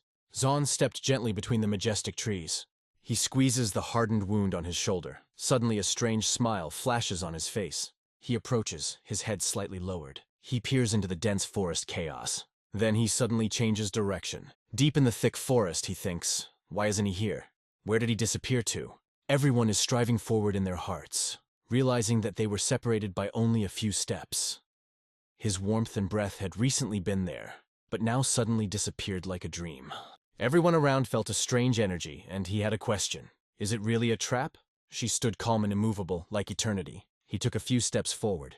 He looked up at the sky with curiosity. He wondered if he had passed this place before, looking into the distance. Only after looking around, everyone understood. He had lost his mind. Everyone gathered near the darkness of the dense forest. He began to avoid his presence. Watching the branches of the trees, he felt that the forest was hostile, trying to drive him out of this place. Looking deep into the forest, he felt a dark aura enveloping him. An awareness has arisen. A labyrinth spell has been placed on him, which distorts all the senses of the traveler. The old man felt a powerful energy emanating from the temple. It seemed to disguise the true location of the small Thunder Temple. His power is so great that it is extremely difficult to find him. Everyone, leaving the forest, thought about what had happened, realizing the eternal truth. Nature has its own immutable laws. She found herself in a cozy town where every street kept the secrets of local residents. An incredible experience awaited her here. A stream of oil flows down the street, leaving behind a trail. He was convinced that this city was hiding a secret about a small temple that was not being talked about. He came here in search of clues, because the temple is very close. He was impressed by this mystical atmosphere. He lowered his head as he stepped forward, feeling the human breath around him. People's looks could have ignited the fire, but no one dared to come out. The city scared travelers, even when the everyday was in full swing. A young man came up from behind, holding a pebble firmly in his hand. Suddenly he appeared from around the corner, launching the slingshot with all his might. But the target, without turning, calmly caught the stone. She turned sharply, throwing an angry look, and brought her eyes sadly to the boy. They looked into the distance with fear, furrowed their brows, and loudly called everyone to leave their city urgently. He stopped for a moment. It became difficult for him to breathe. The heart beat in the rhythm of fear, and the legs treacherously trembled. But, taking himself in his hands, he dashed shamefully forward, leaving behind hollow voices calling him back. With his head bowed, he bent down to apologize for his son. His voice touched the very depths of the soul, awakening a storm of feelings in everyone present. People, instead of begging for forgiveness, bowed their knees to you. The boy with his head proudly raised frowned, showing that he was not afraid of either them or their threats. He continued to study it intently, his eyebrows furrowed in concentration. The man, whose face was covered with fear, approached the boy and quietly admitted that he dreamed of becoming like his brother, begging him to calm down. The young man, with tears in his eyes, bit his lips, sure that fear would grip them, even if his brother had become a terrible monster. Gritting his teeth, he looked at the young man with horror. The young man suddenly jumped up, fists clenched, and shouted that he had no idea that his kind came from the small Thunder Temple. A light flickered in Walsh's eyes, and he casually noticed that there was a bit of lightning flickering in the temple. The boy suddenly turned pale and, as if under the blows of fate, fell to his knees. Everyone turned to him with wary looks, as if urging him to continue. He cried out loudly in despair, because taking his brother and all the children of the town seemed not enough. Now they decided to take it too? Well, let them take it. The group approached the boy, looking intently into his eyes, assuring him that he was not up to it. Clenching his fist, he exclaimed indignantly that it was a lie. The man looked at them with worry in his eyes, wondering if they were really from the Temple of Little Thunder. They stood motionless in front of the townspeople, slightly shaking their heads. He raised his head, his face turned white, and there was a sense of anxiety in his voice. "You're really not from Thunder Temple?" When they were looked at, one answer made them ask again. "I beat them." The men immediately buried their heads in the sand. One of them, in despair, began to beg for forgiveness, admitting that he had lost a lot because of some unlucky person. Lowering his head and clenching his teeth, he felt all the neglect of this place, which until recently was full of life. The Thunder Temple stood nearby, but their paths did not cross. I remember those golden days when the streets were free and fear did not prevail. People rejoiced because even the mountain robbers trembled at the power of the local temple guards. The man recalled how the monks of the Temple of Thunder suddenly captured the city and took away the children. Then, in tense silence, their tragic story began. The man sadly remembered his son, who could not hold back his tears. They were told that they had taken everyone without explanation, leaving only the son, as he was out of town that day. Years later, their children returned to town and the old friends reunited. This meeting filled them with emotions, awakened old memories, and strengthened family ties. The man once again remembered how they had learned about the horrors committed by the people of the Temple of Thunder. A man appeared in front of the children. He plunged his sword into the ground and called them to battle. With a smile on his face, he incited them to fight, hinting that if they refused, he threatened to kill their parents, and the loser would not escape a terrible fate either. He smiled, and the children squealed happily, picking up the freckle, as if inviting spring into the world of their fairy tales and dreams. The man thought, "Let them fight if it is about the lives of their loved ones." The man in the spotlight shared a harrowing story of how they were forced to fight each other, deciding winners and losers, taking not only their lives but also their parents. A spring boy appears on the horizon, covered in blood. He shares a story about a small temple of thunder that forces children to compete, turning them into creatures forgotten by their own parents. The picture of an empty city is spinning in everyone's head. And the question is, why didn't its inhabitants flee? The man was so happy that tears ran down his face from laughter, asking how this was possible. The men, bent on their knees, tried to hold back tears. He went on to say that despite the danger, their children stay by their side. The inhabitants of the city, bent on their knees, anxiously looked at Yola. Fear for the fate of their children restrained them, and even the thought of escaping did not give them peace. After all, the children no longer recognized their parents. The man desperately looked over the faces, trying to understand why everyone was eager to find the Temple of Little Thunder. All eyes turned to the man, feeling threatened. His presence was undeniable. The youth and the grown man looked around anxiously. Their looks said one thing. They were ready to destroy anything in their path. The man wiped away a tear, lowered his head, plunged into a whirlpool of memories and thoughts. He got up from his knees, clenching his teeth, put his hand on his chest, and with a serious expression on his face declared his determination in this matter. The man mentioned the Temple of Thunder, claiming that all the secrets were kept there. In his imagination appeared a monk with a red aura, Halbal himself, whose power and wisdom, according to legends, reached the heavens. The man thought for a moment and moved into a fighting stance, realizing that his hands possessed the perfection of the temple art, the heavenly dragon technique. He did not get tired of talking, painting a picture of numerous monks who were sincerely involved in the life of the community. It is said that more than a dozen individuals have become servants of hell, carrying out dark orders and wreaking havoc among the people. They are called 10 bloody monasteries. 300 monks imbued with demonic power operate under their leadership.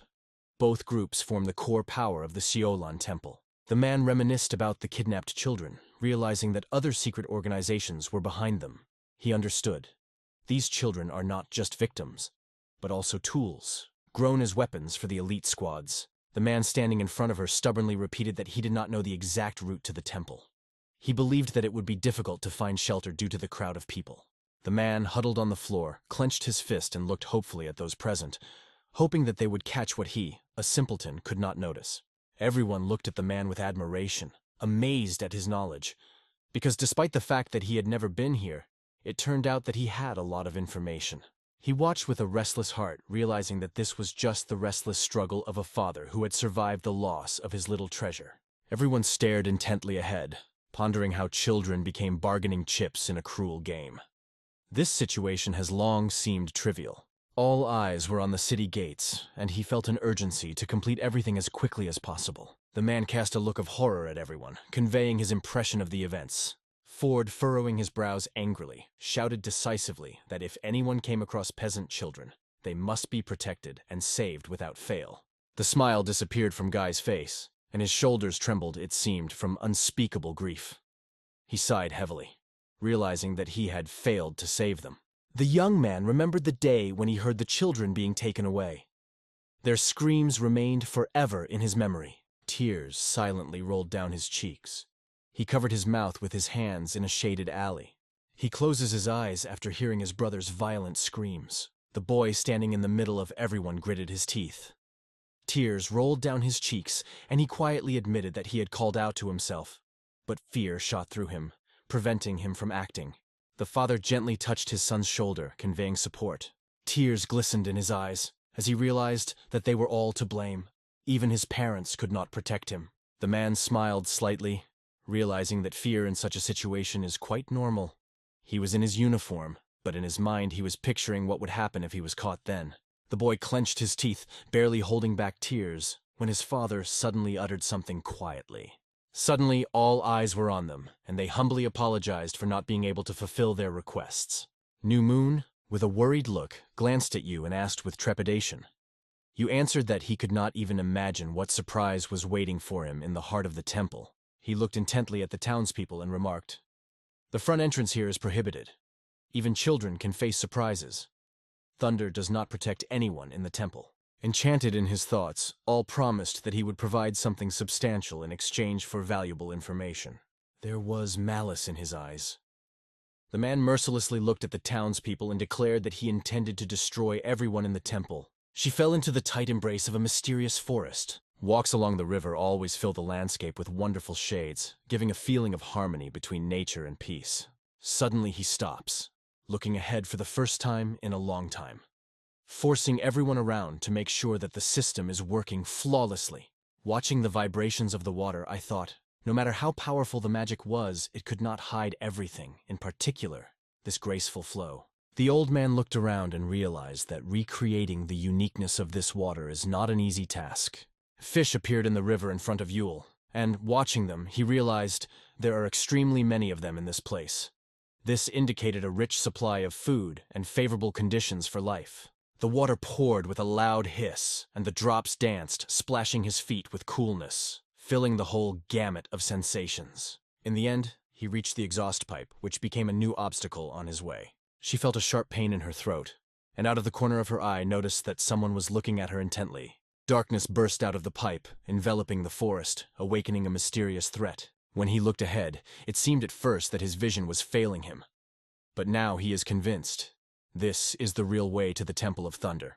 People took some decisive steps, deciding not to trust their own eyes anymore. Now they are only waiting for the deceptive feeling under their feet when they touch the water. The darkness quietly covered the forest like a soft blanket, carefully wrapping the trees in its dark arms, filling the space with an atmosphere of mystery and mystery. Stealing a moment, he walked slowly along the stream, enjoying the wonders of nature around him. Suddenly, his eyes fell on something in front of him. A large figure appeared before him, surrounded by darkness, like a herald of mysterious events. The Temple of Lightning appeared in the background, and he realized that he might have reached the edge of their base. He moves forward, overcoming a strong current, in a cozy bar. Then everything seemed to vanish into thin air, leaving a light aura still fluttering in the atmosphere. Approaching the wall, he heard a comment that no one would dare to hide in the headquarters.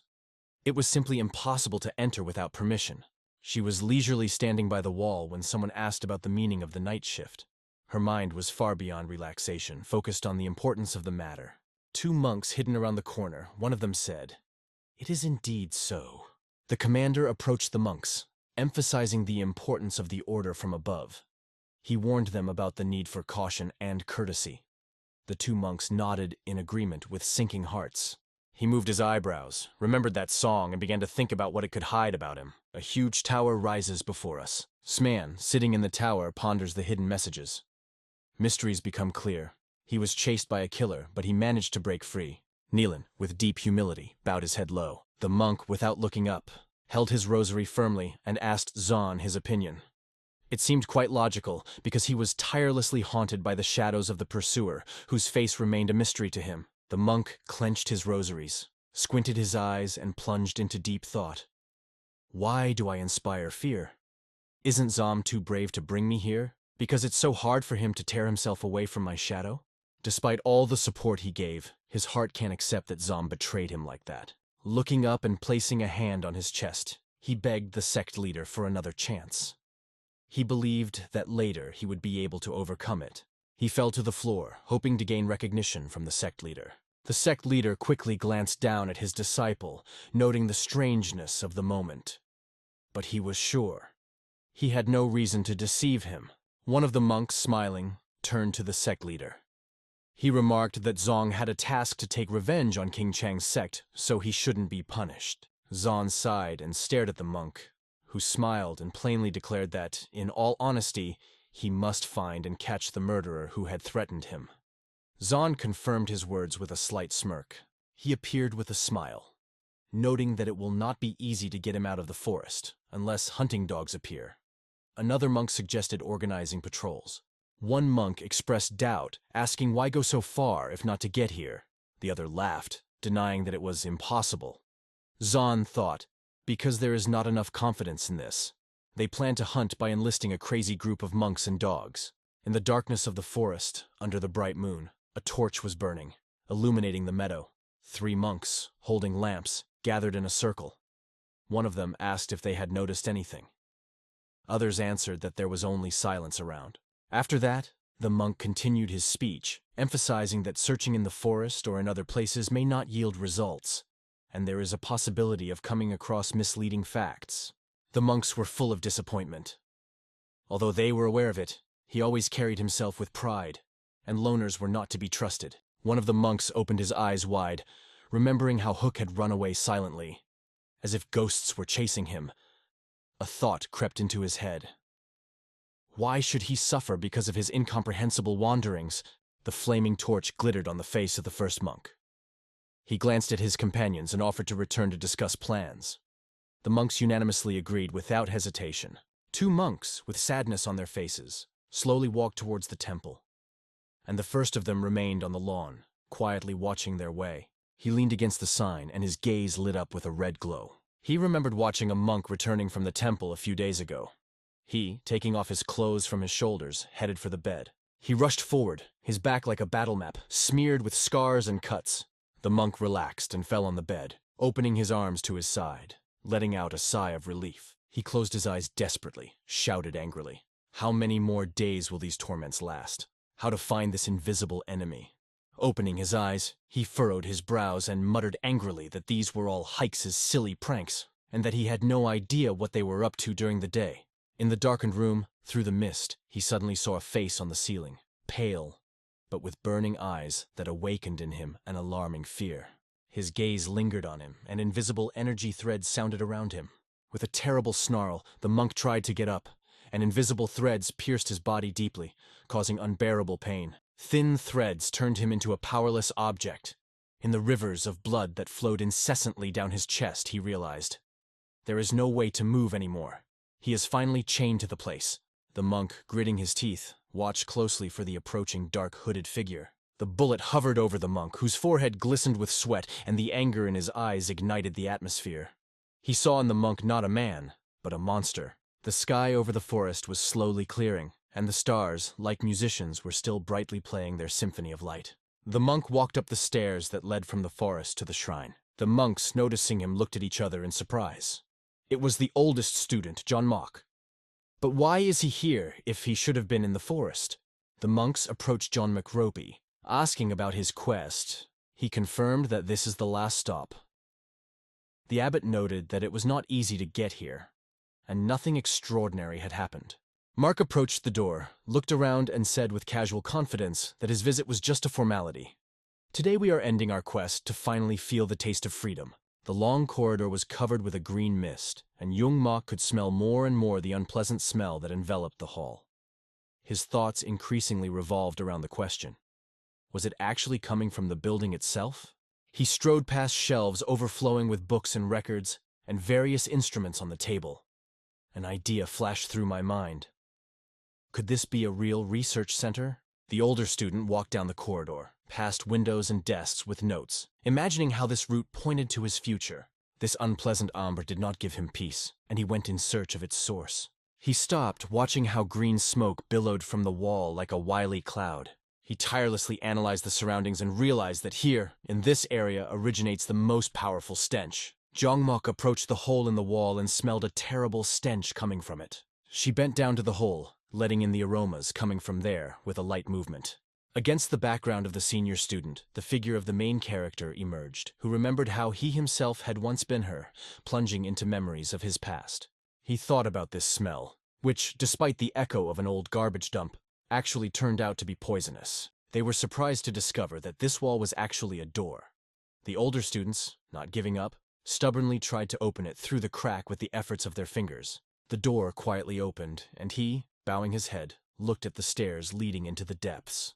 A soft green mist hung in the air. Behind the bars of the laboratory sits a man, chained to a chair, with his head down. With his back to him, at the table, stands a gray-haired man engrossed in his affairs. A man was found, tied and suffocating, in the remains of his outer clothing, compressed with a gag. Ray Herdman turned around with a happy smile and asked the prisoner how long he had been waiting.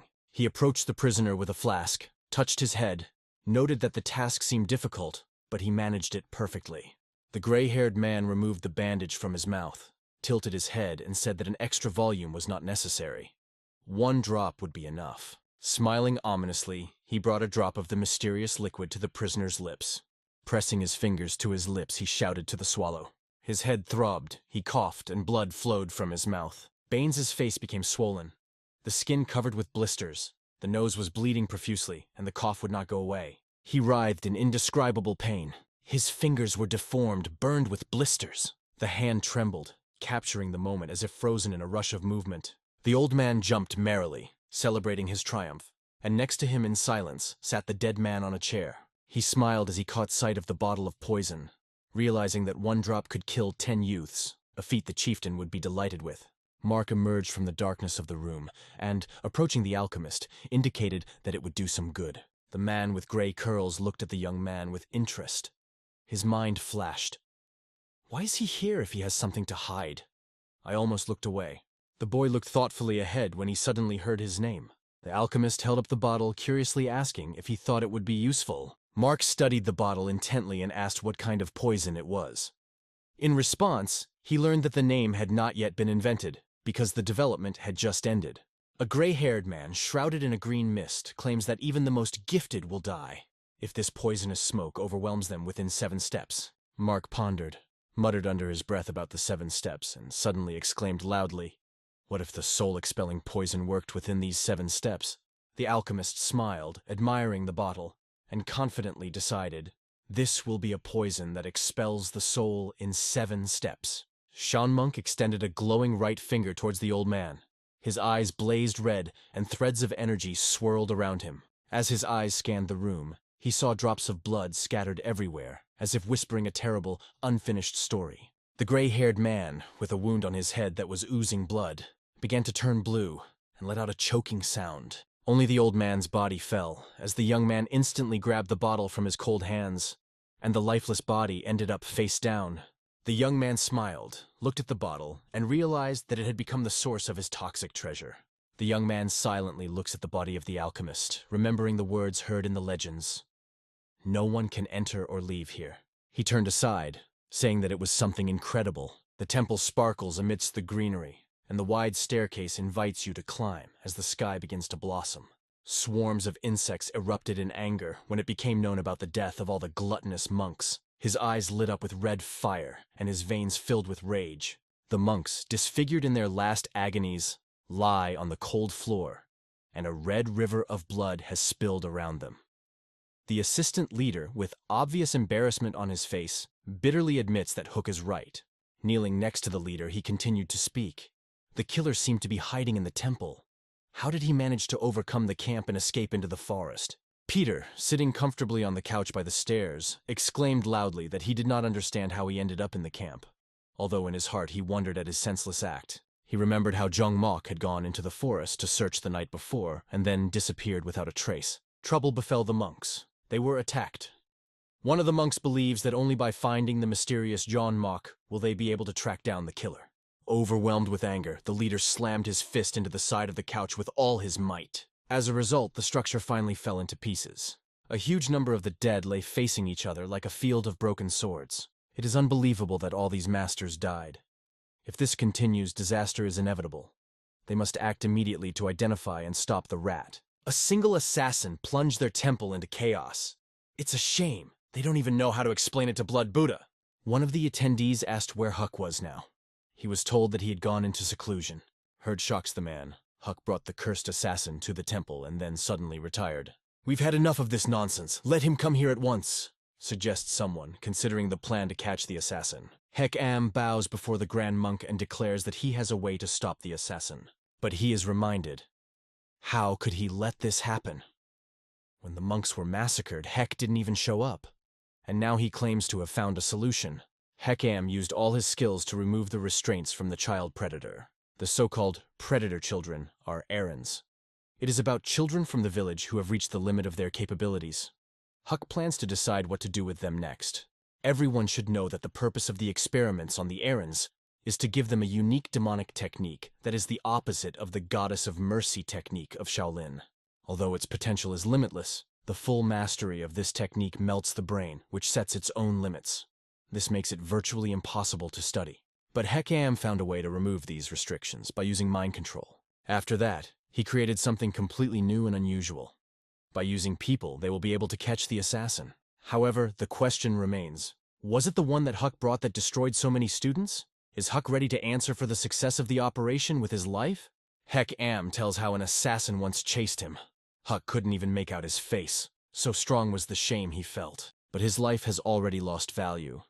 And now he risks everything. He will either succeed or perish. Huck asks to gather everyone in one place for a decisive event. The commander immediately orders all students to be summoned to the Full Moon Pavilion. After a while, they all gather in this pavilion. Silence prevailed in one of the halls, where the door was closed.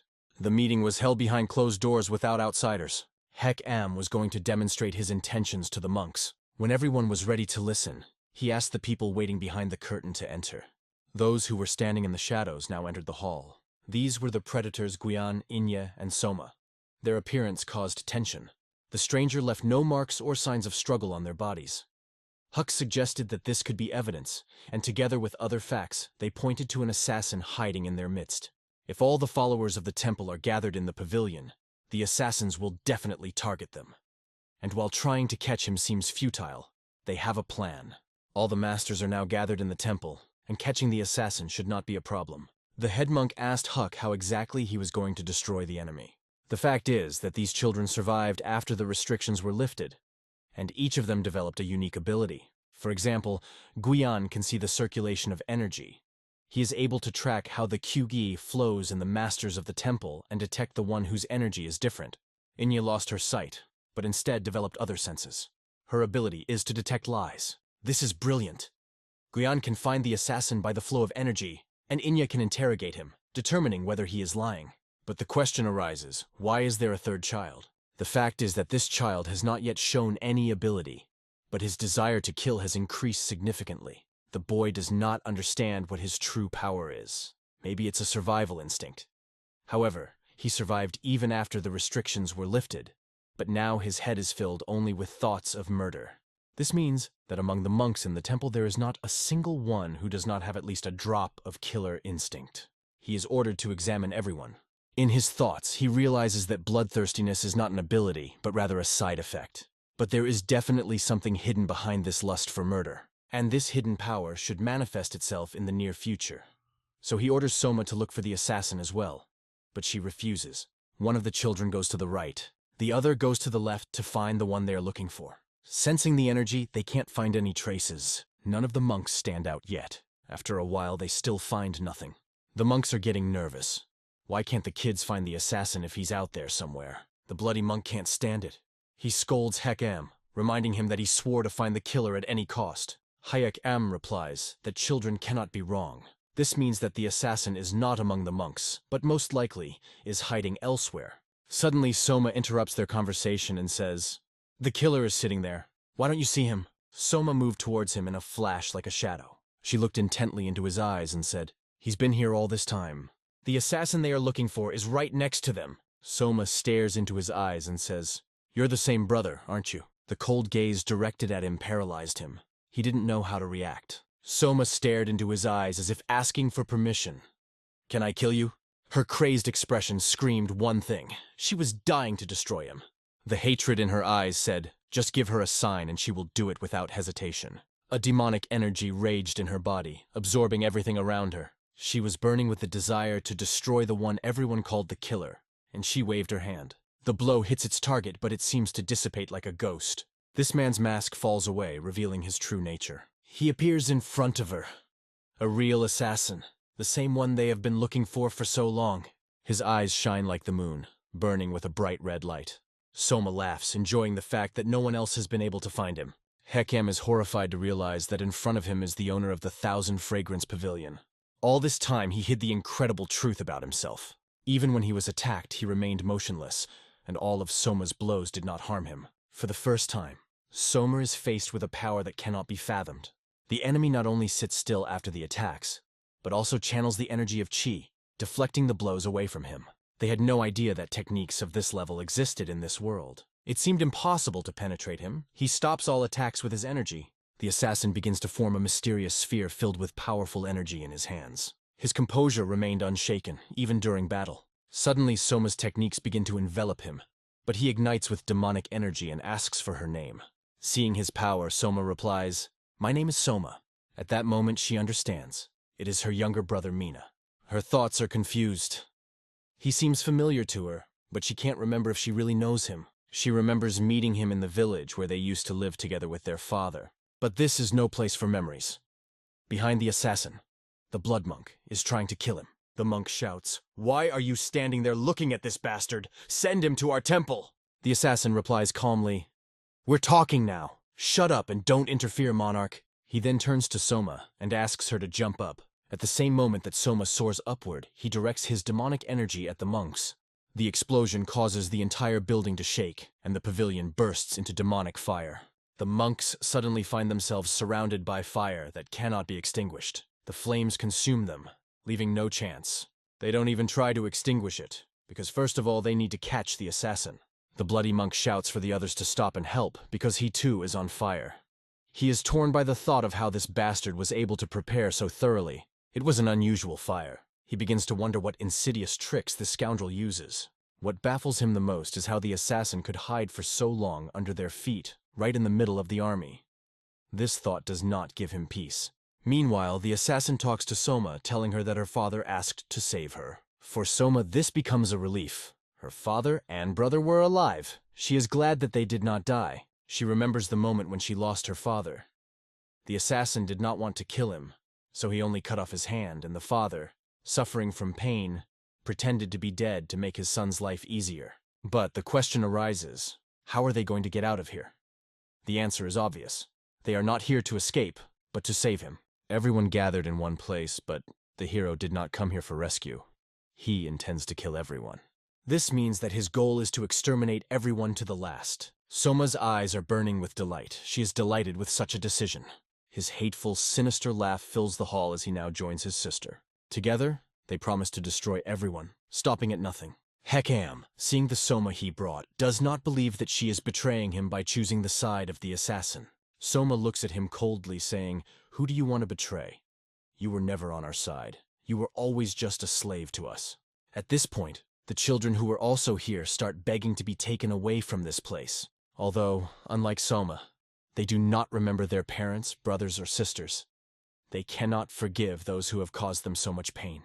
Hekam sees that all these freaks want to betray him and decides to destroy them using his chakra. But the hero blocks his hand with his energy, not allowing him to even touch the children. Hekam realizes that he can't move his hand and is lost in guessing what kind of power it is. The young master looks at him with a demonic look and says, "Your turn will not come soon." The affairs of the monks were extremely bad. The fire engulfed the entire house and spread rapidly. It seemed that someone had deliberately set everyone on fire in this blaze. The monks could not cope with the fire because it was unnatural and unusual. They realized that something was wrong with this flame and decided to run as fast as possible. But if they escape, they will effectively admit defeat to the assassin who tricked them and killed many students. However, staying meant taking a risk, because the flames of hell would consume them all. The monks decided to retreat first, and then return to get even with the enemy. But the sage could not tolerate such mockery of himself and his people. He was seething with anger because this brazen Hawk Am claimed to have taken control of the situation, even though the disciples themselves had betrayed them and opposed them.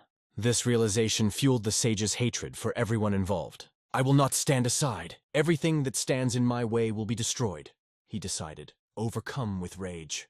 Using his power, the monk energized the entire perimeter, turning it into a threat zone. This energy gradually moved towards the young hero, ready to absorb him. Seeing the wave of power moving towards him, the hero did not hesitate. He united with his inner strength and began to resolutely oppose it. The building, which had stood strong for years, was crumbling, plunging into chaos and destruction.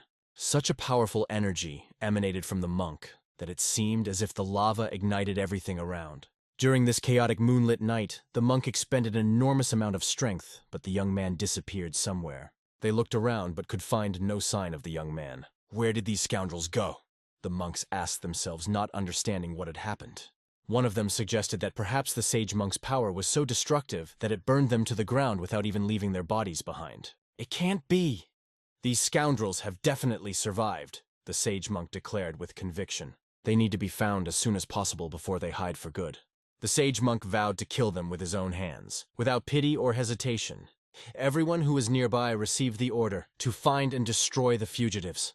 The ground that night was stained red from the spilled blood of the monks. But the place where these scoundrels were hiding remained a mystery. Blood trails led in a direction that needed to be investigated. The advance party had already set out, and it seemed that their capture was only a matter of time. The wise monk decided to take everything into his own hands so as not to leave anything to chance. He was staring intently towards the pavilion of all being, the place that seemed to be the key to this mystery. But why did they go to the pavilion of everything? This question troubled him. Something dangerous could be hidden in the basement of the pavilion of everything. Did he really dare to go there? A.K. Young warned, "Don't go there. This place is extremely dangerous. Duguay and his disciples left poisons there. Once inside, their eyes will fall on the green, poisonous water." This water caused mortal pain in the monks who were the first to cross the threshold. The poison was so strong that even experienced warriors could not cope with it. Seeing what was happening, the sage monk immediately stopped. He ordered everyone to hold their breath until a solution was found. Putting his foot on the ground, he began to concentrate his energy. Focusing the chakra in his hands, he began to gather poison from the air and water. Finally, the atmosphere cleared, and everyone was able to breathe clean air.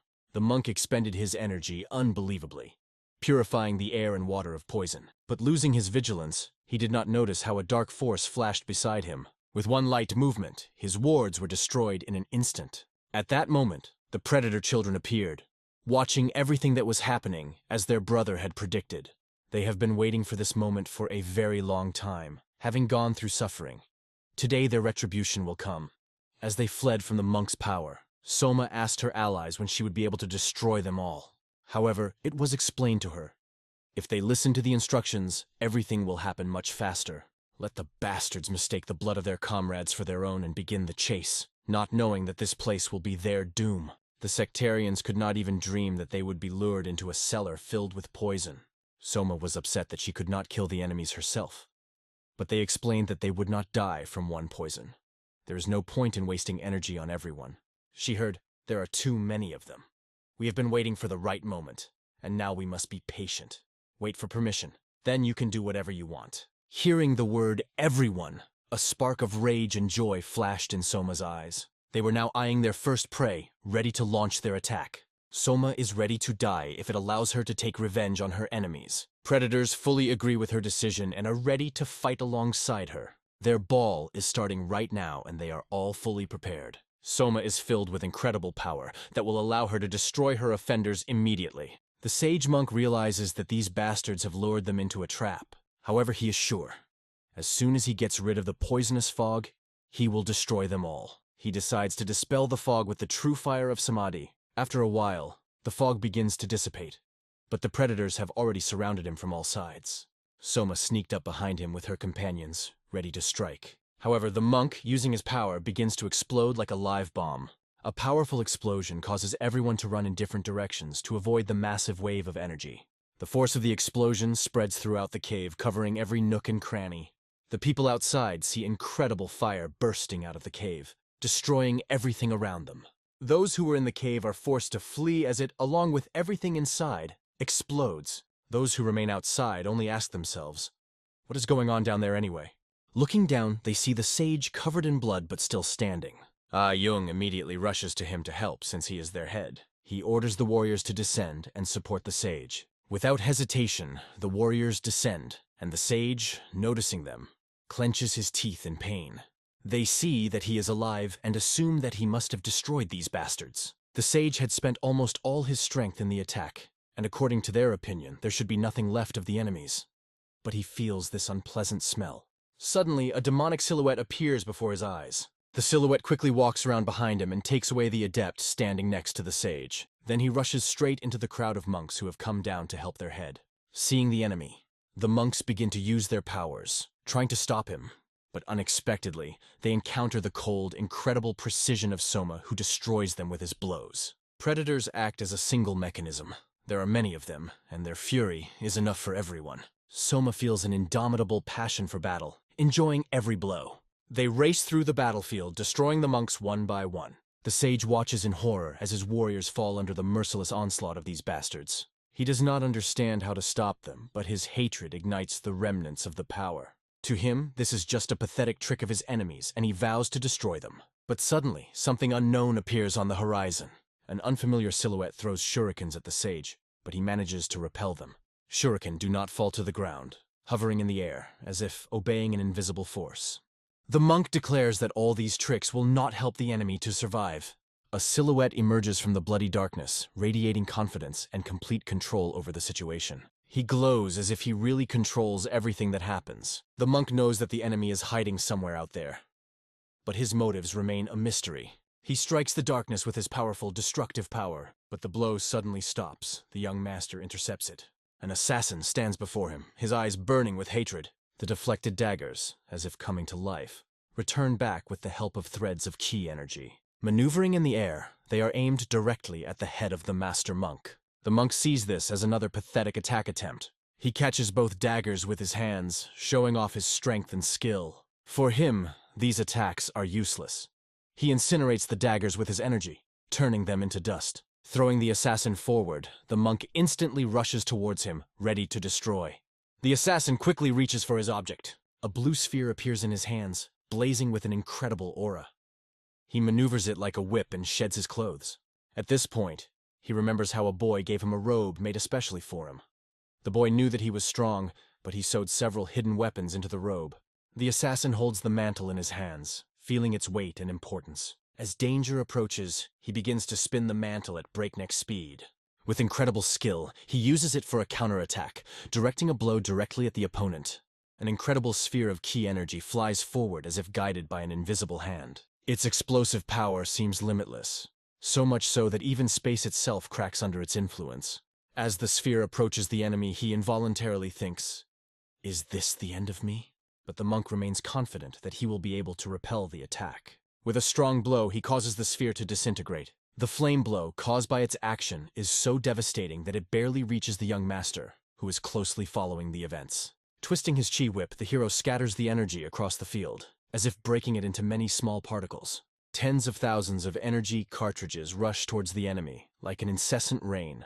It was Chinchin's secret technique, a blow like a wave of destruction. A stream of energy fills everything around, turning the battlefield into a dangerous zone. The technique falls on the monk like a huge wave of water, capturing him in its flow.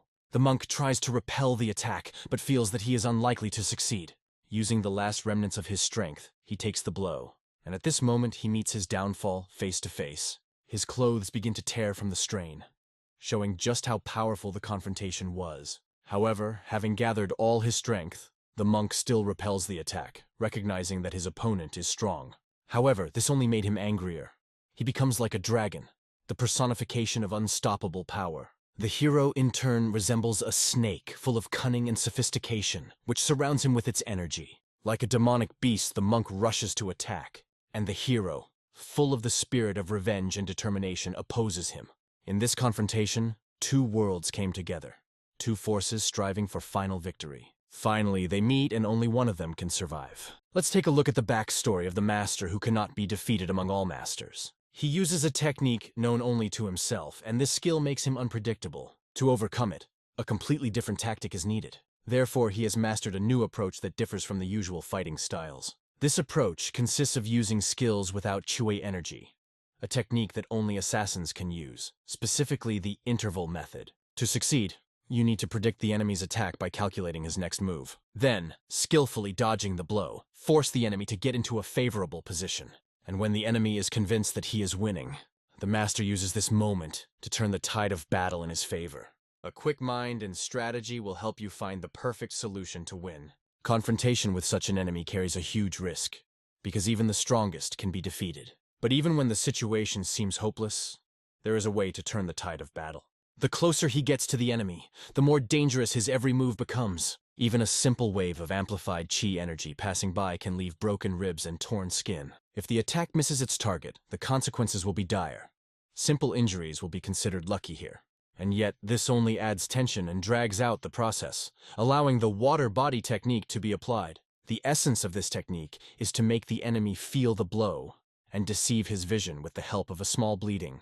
But an experienced opponent will not succumb to this deception so easily. A monk is not a fool who will buy into such primitive tricks. As a master, he instantly senses any inconsistency in combat. He is worried when things don't go according to plan.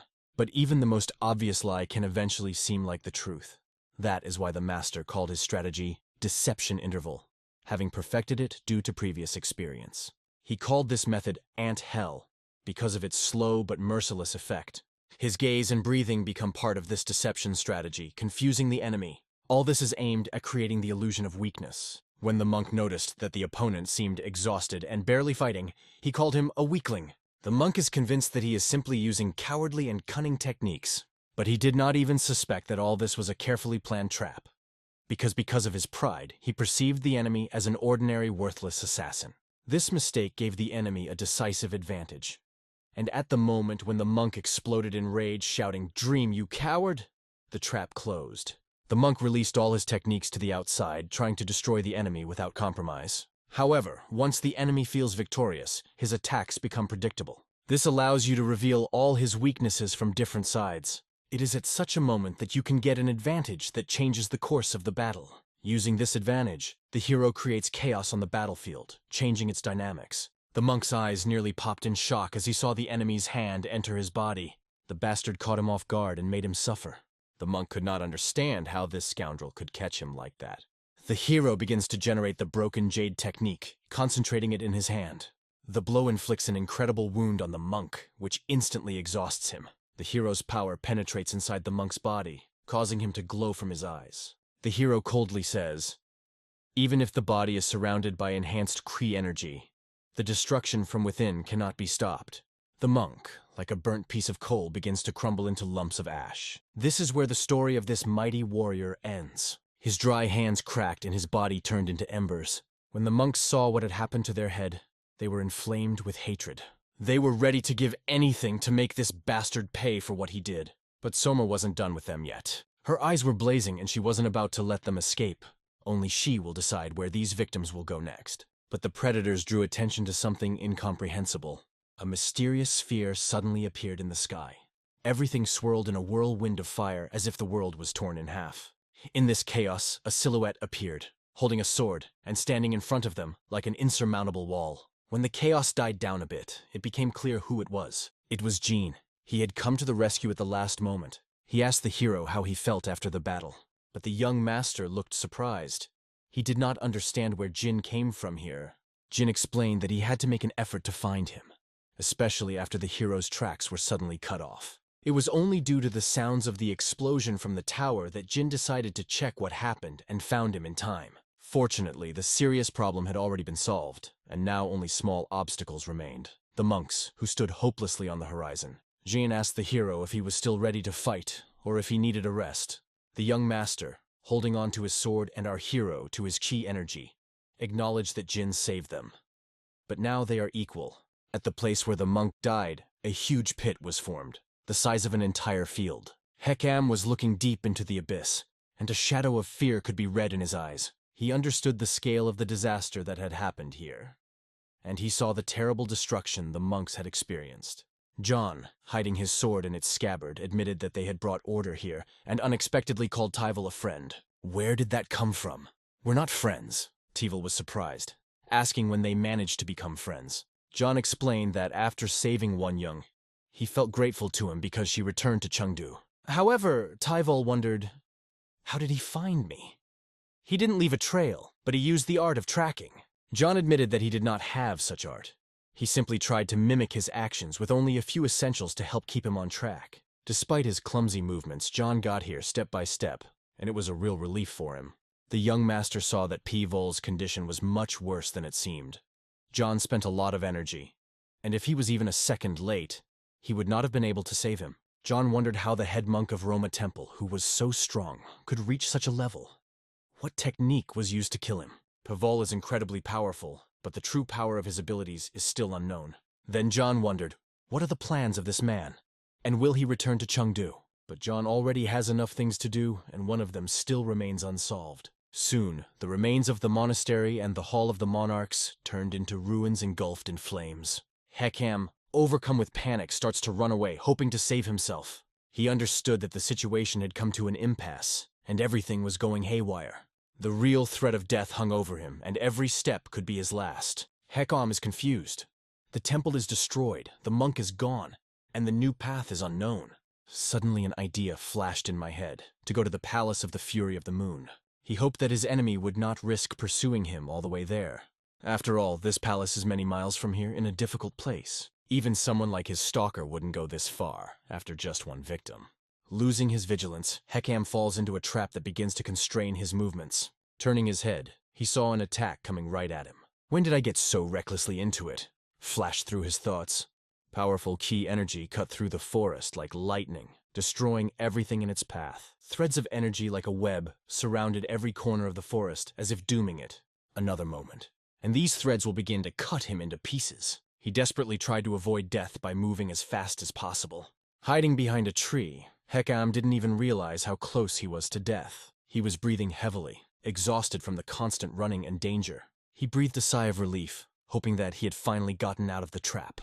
But suddenly the threads wrapped around him by surprise, not giving him time to escape. They pressed him against the tree, began to squeeze with incredible force. The threads tightened around his neck, blocking his breathing, and he was suffocating. I made a mistake. Now I'm done, Hekam thought. In desperation, he urged his opponent to kill him to end it. His words were heard, but the answer was merciless. The threads were stretched to the limit, and his body was crushed to a pulp. Before his death, he understood. Now all hopes for freedom have disappeared. At dawn, the sun rose above the horizon, illuminating everything around. Predators and children watched the sunrise, feeling the long-awaited freedom. They only wondered who would win the next battle, but they did not doubt their brother's indisputable victory. The brother demonstrated a power that amazed them and the world around them. However, the uncle from the Iron Tower also turned out to be a difficult opponent. One of them was sharp as a needle, fast and accurate. The other resembled a hammer that breaks everything in its path. They finished their preparations and the energy flows were almost restored. The hero said that he feels great and is ready for the next step. This is great news for the hero. It doesn't matter who wins or loses, he is ready to forget the grudge over the death of Shimen Plechin. However, the young master remains indifferent to all this. John notes that his words are true. He is not prone to deception and does not tolerate debts, because unpaid debts eat away at the soul. But John himself only complicates the situation. He thanks the hero for helping him get rid of the grudge that tormented his heart for a long time. The hero asks John not to scatter words of gratitude, explaining that he acts this way because he wants to clarify everything. Children watch this carefully and feel the approach of autumn. An incredible flash of light makes them exclaim only one word: wow! The beautiful city lived its life, enjoying the warmth of the day. One man finds a book in his box and immediately calls it a fake. His son asks for this book to be given to him. Obviously, it means something to him. The man thanks for the help, offering to rest after a long journey, because he has a house in the very center of Chengdu. The guests refuse, but the young man, standing behind the wall, admits that it is incredibly boring. He would rather they go to the Kisen house than listen to empty chatter. Unable to bear it, he decides to go to Kaisen's house so as not to waste time on someone else's pettiness. Maybe I'll even find a place to have fun with the local courtesans, he thought as he walked down the street. Walking down a narrow street, he notices a familiar silhouette in the crowd. The person seemed very familiar to him, although he was not sure yet. The young man decides to follow this mysterious figure to find out who it is. Entering the depths of the dark alley, the boy continued to chase the silhouette. That person went forward, not stopping and not paying attention to obstacles. The boy could not catch up with her or understand where she was going. Eventually, he found himself in front of a temple that seemed to have been closed for a long time. As soon as he approached, the doors of the temple began to slowly open. Overcoming his curiosity, the boy decided to enter, although he felt anxious. His desire to find out who lived in each house spurred him into action. Dismissing his doubts, he decided to take a chance and said to himself, "Whatever happens." The boy jumped over the fence that separated the temple from the rest of the world. It was quiet inside and there didn't seem to be any security here, but suddenly, Sora noticed a person on the horizon who wasn't supposed to be here. Standing behind him, she sternly asked, "Who are you?" He shuddered in surprise, noticing a child in front of him who appeared out of nowhere. A moment ago it was quiet and empty, so her appearance seemed impossible. He asked her if she lived here, and the girl calmly answered, "Yes." Distracted by her crazed gaze, he didn't notice how she longed for his death. He was sure that some noble maiden lived here, but a demonic energy began to emanate from the child, which covered the space. She said angrily, "As soon as I go outside, a crowd of people immediately comes, and it annoys me." This beautiful area was suddenly filled with tension and danger. Finally, Sora satisfied her hidden desire by fully revealing her true nature. The boy who dared to cross the fence was destroyed by Sora himself. Now they were burying his body. Meanwhile, the young master waited for the food to be cooked and asked Sora about her life lately. Sora admitted that she liked it here. This is the best home for her and her brothers, because they have nowhere to return. She remembered how difficult it was for her to live with her family, but now everything is different. However, she admits that Uncle Governor is the best of them. In addition, she received a letter from her brother from the Iron Tower. He is strong and skilled in battle, but why does he text her so often?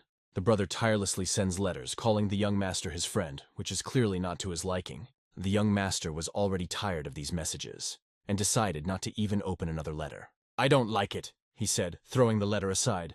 But Sora reminded him that she had heard that his family lived on Mount Jeonju. She asked if he wanted to visit them.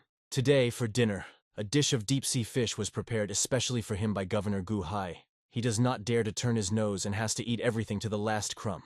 But Sora decides to take it under his control by acting uncompromisingly. Feeling insufficient joy from the atmosphere, she goes to call her brothers. Suddenly, Sora remembers an important fact that emerges from the depths of her memory. She turns to her brother, sincerely thanking him for his help. "Thank you for getting us out of that place," she said, with tears of gratitude in her eyes. Now he understands why he trusts and respects his brother from the Iron Tower so much. The young master remained pensive, silently considering the situation. His gaze lingered on the letter lying on the table for a long time, as if it hid some important answer. "How tired of all these conversations with fools," he thought, turning his gaze to the sunset. An ancient saying claims that if the wind does not whistle from the blades in Murim, then is this world worthy to be called the land of martial arts, and do its warriors have the right to be called true masters. In Murim, death by sword is not a tragedy at all. but a daily reality where blood is spilled on the cobblestones as often as rainwater flows from the roofs after a downpour. But the real question is always only one. Who will raise the blade for battle today, and who will fall under its cold edge without having time to say a single word? In a quiet, remote corner of the city was located the Red Pine Hall, hidden from prying eyes and the noise of the streets, like a peaceful island amid the darkness of Murim. The boy sat by the window, bent over a sheet, carefully rereading each line as if trying to catch the hidden meaning between the words lying before his gaze. Before him was a postcard that he held in his hands, and his eyes slid over the text, which began with a too familiar address capable of immediately spoiling the mood. The first words of the letter sounded like the banal, "Dear friend," as if the author did not even try to come up with something else, repeating an old template without any imagination. This address slightly irritated him, as he muttered mentally that he had enough of these senseless greetings, and every time he asked himself who this strange invented friend was.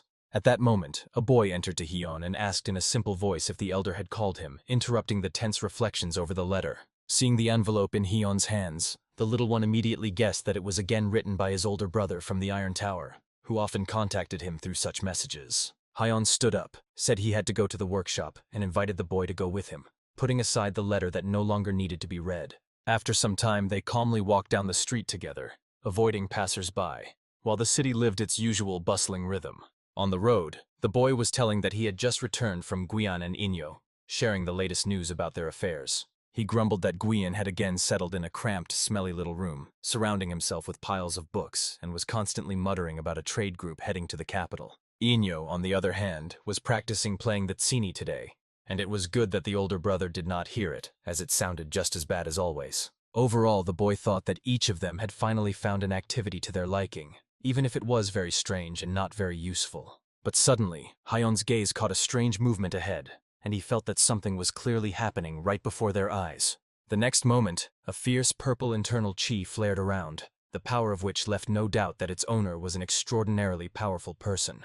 Nearby, a boy named Sucho from the Tan clan writhed in pain as a foreign iron hand squeezed his throat, not allowing him to breathe or scream. He was being forced to reveal the secret book of the Tan clan, threatened with death and given no chance to escape. Even under such unbearable pressure, Sucho tried to find out who needed the book and who was behind this order. The assassin coldly replied that he did not allow questions to be asked, not intending to engage in any conversation. He had already opened his mouth to order a response again when suddenly something happened that he did not expect at all. A needle suddenly pierced his ear from Hyun's hand, who out of pure curiosity wanted to check how quickly the hired killer would react. Not even a few minutes had passed when Sucho stood with his head down, pondering the fact that his workshop constantly gets into dangerous troubles. He, a descendant of the clan, did not expect such a turn of events and was genuinely perplexed. Sucho admitted that he could not even imagine that the Tan clan branch would hire someone to kill him along with the 100 Ghosts gang, probably considering him long cut off from the family. He understood that as soon as the failure of the first attempt became known, the clan would without hesitation send a new assassin to finish the job. But the boy was even amused by this, and he thought that staying here might turn out to be much more fun than an ordinary quiet life. Hyun calmly warned Sucho not to worry, since now the situation was already under his control. Hyun silently thought that he would find out what to do next, only when he saw the continuation of this strange and troubling story with his own eyes. Suddenly, the sound of hurried footsteps reached them, and it became clear that someone was running towards them, not even trying to hide their excitement. It was Guian, who, out of breath and emotional, immediately addressed his older brother, not hiding his agitation. He quickly said that it would be better to just go to Inyo, as if that was the place to get answers to all the questions that had piled on them. After some time, they were already in a guest house called Heavenly Aroma, where there was a marked silence and restrained coziness. Having just arrived, Hyun immediately asked the maid about Inyo, and she calmly replied that the girl was currently in a special VIP room. Soon they ascended the corridor and approached directly the door of the very room where Inyo was already waiting for them.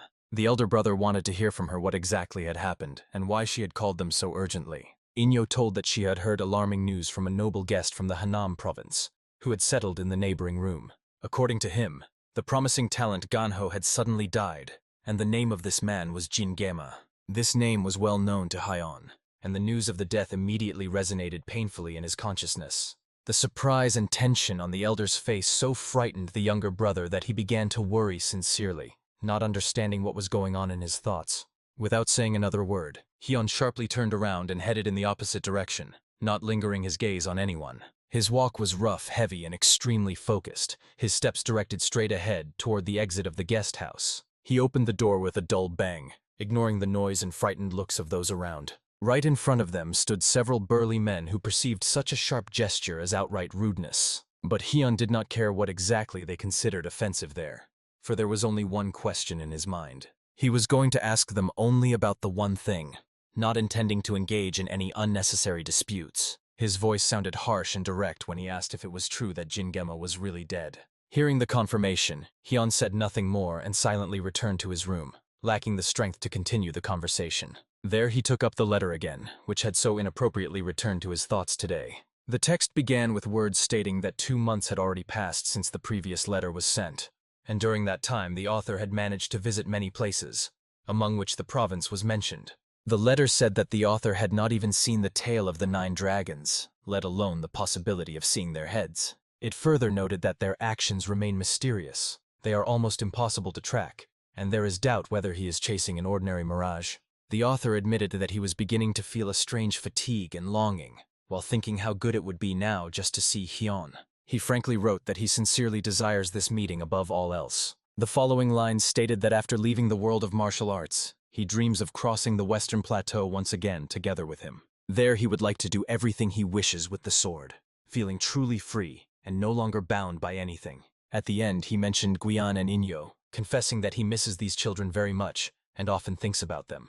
Having finished reading this letter, Hyun barely held back tears that welled up in his eyes, as everything read seemed at once unexpected, painful, and so senseless. Even Hyun himself believed that one day he would become the man to whom he could fully open his heart, without fearing to say a single unnecessary word. He thought the day would come when he would proudly call him his dear friend, without doubts or hesitations in his own feelings. But now it seemed that he really talked too much and allowed himself to live in these memories for too long, without actually changing anything. Hyun exhaled heavily, and the next moment a wave of rage completely overwhelmed him, destroying everything around as he smashed the room where he stood into pieces. He resolutely declared that the one who killed Jingemu would definitely pay for it, regardless of who he was. They would learn the true price for killing his dear friend, and the guilty would not escape deserved retribution. The next day the air already felt different, as if before the beginning of a new, dangerous stage of the journey. The 3 of them stood together, and Hyun received an Amryeon Po, a special belt or gear bag, which Sujo handed to him. It was dyed with a special pigment, could change color under the influence of internal energy, and Sujo explained these properties in detail. Inside it was also packed with various hidden weapons, for which Hyun sincerely thanked, noting the care and preparedness of his ally. The little one immediately began to demand something for himself, to which Sujo smiled and suggested he look inside his own Amryeon Po. Inside everything was generously stuffed with dried meat, as the cook had prepared several special treats for him on the road.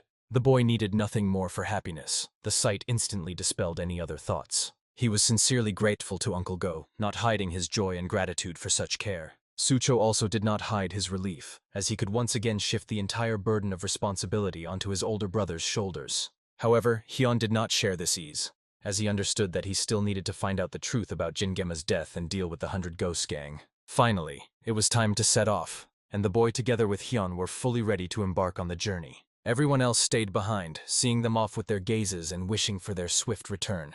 This is how they took the first step on the path of a new chapter in their lives, filled with dangers and trials. Soon both confidently moved forward, not looking back. Meanwhile, Jang Rak from the Seolochang trading group sat astride a horse, thoughtfully gripping the reins in his hands. In his mind, he constantly replayed the thought that their task was merely to deliver the Buddhist scripture to the Shaolin temple. He could not understand how they ended up in such dangerous company with those people moving behind them. After all, among them was Hyun, a man feared by every warrior in Chengdu, and the little devil who constantly followed him. Just from this thought, Rak was covered in cold sweat, feeling an anxious tremor in his chest. The little one was filled with curiosity, and he wanted to find out from his brother what the world of Jianghu really is. In a moment he heard the confession that even the older brother did not have a complete understanding of this changeable and dangerous world. But this did not upset the boy at all. On the contrary, he was fired up with optimism to learn everything directly on the road. Very soon they were confidently beginning to explore Jianghu in practice,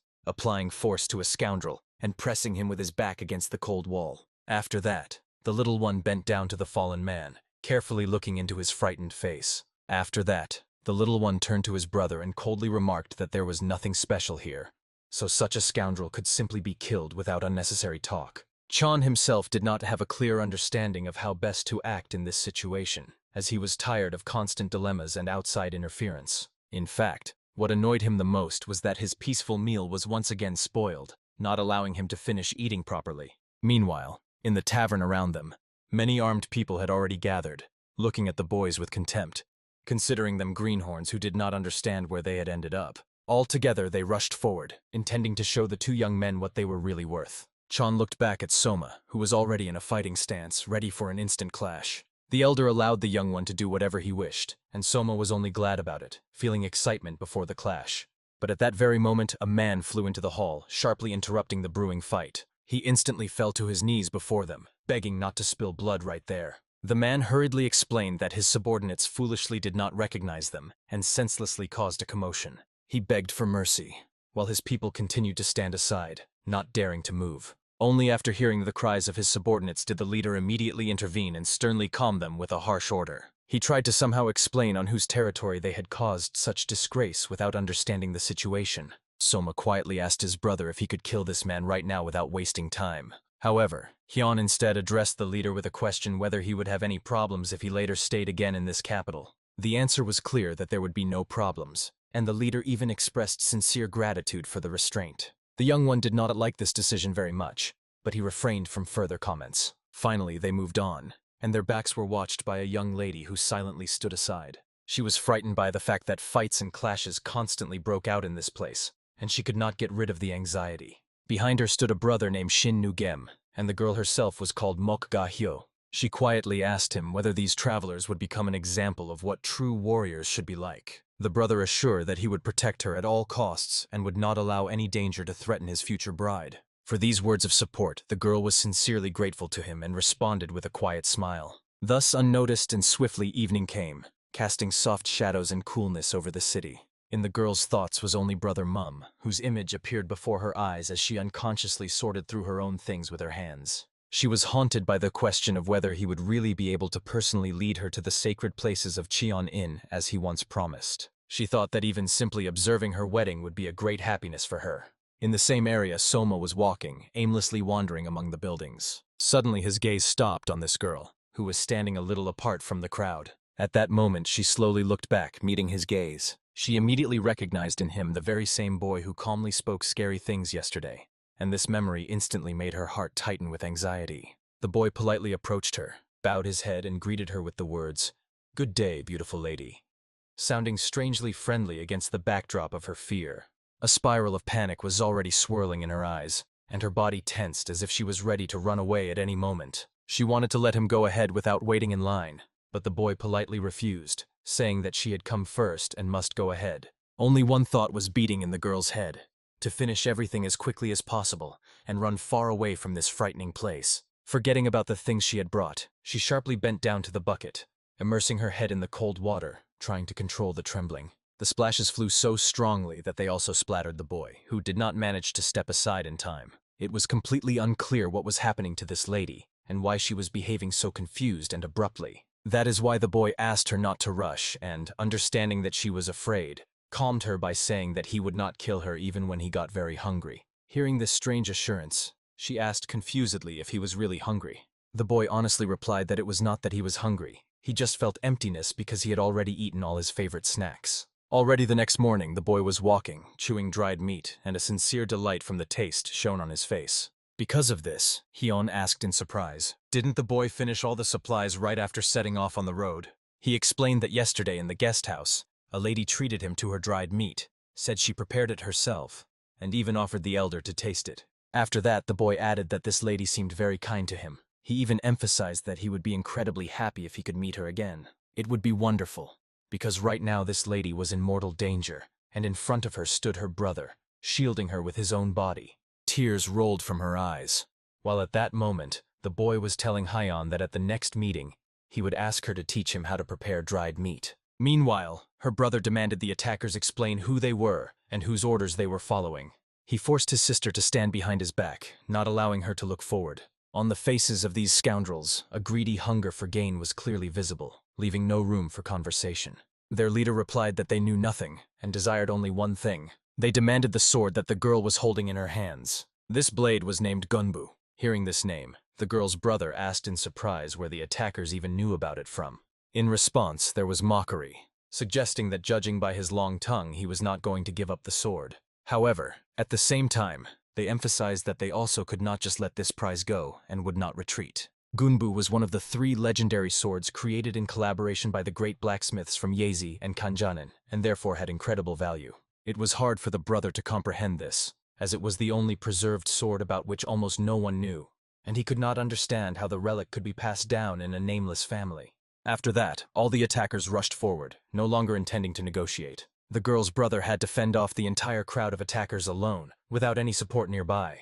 Of course, the advantage was on the side of the numerous group, and every movement of the boy required incredible concentration and endurance from him. But suddenly a dazzling flash strike erupted, and the enemies scattered in different directions, not even managing to understand what had happened. It was then that their leader assessed the situation and realized that before him was a fighter capable of defeating all his men together. At the same time, he decided that he personally might have enough strength to fight this warrior, and took a fighting stance. Revealing his true power, the commander swiftly lunged toward the boy, closing the distance with a sharp jerk. His sword traced a deadly horizontal arc, slicing through the air right at the opponent's neck level. His sister watched this scene before her in horror, unable to even scream out of fear. She did not even manage to realize that no blood appeared on her brother's neck as he dodged the deadly blow. This moment ignited a fire in his chest, which pushed him to even greater determination and strength. He was seized by a fighting fervor, and he was ready to tear apart anyone standing around, leaving no chance to the enemies. He showed his true power and flawless swordsmanship in every swift movement. The black-haired impudent fellow, who just seconds ago considered himself the strongest in the world, was now thrown back by a powerful strike.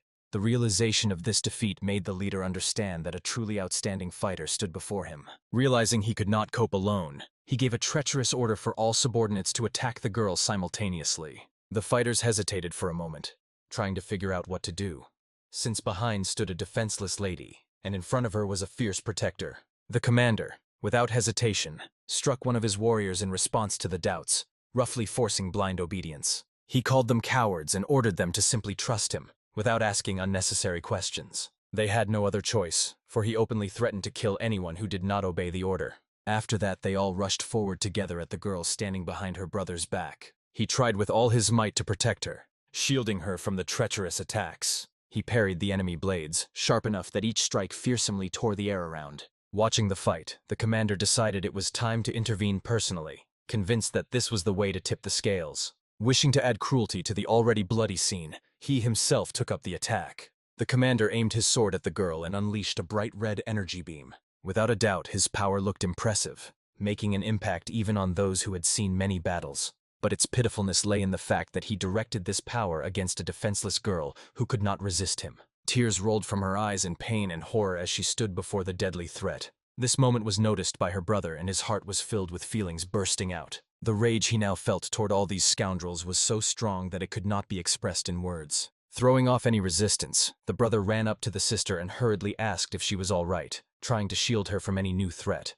And the vile leader with a hard chest rasped again, ordering to immediately hand over the sword, regardless of everything around. The tearful girl suddenly heard a strange sound that sharply stood out among the clatter of battle. The birds around raised a frantic noise, as if something had scared them so much that they lost their calm. And along with this, a familiar voice clearly cut through the noise. Raising her eyes, she saw a small boy before her, who smiled and said, "Sister, you again?" Hope flashed in her gaze, and the tears now rolled not from fear, but from sudden joy.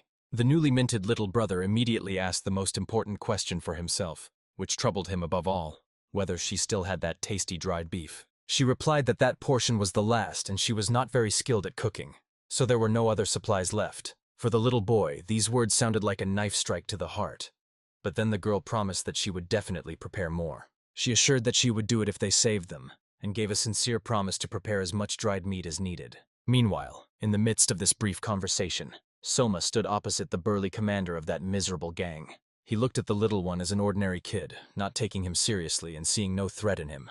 But suddenly he noticed something strange on his neck that caught his attention only for a moment. That was the last thing he saw in his life before everything ended for him. For the leader, it was the end.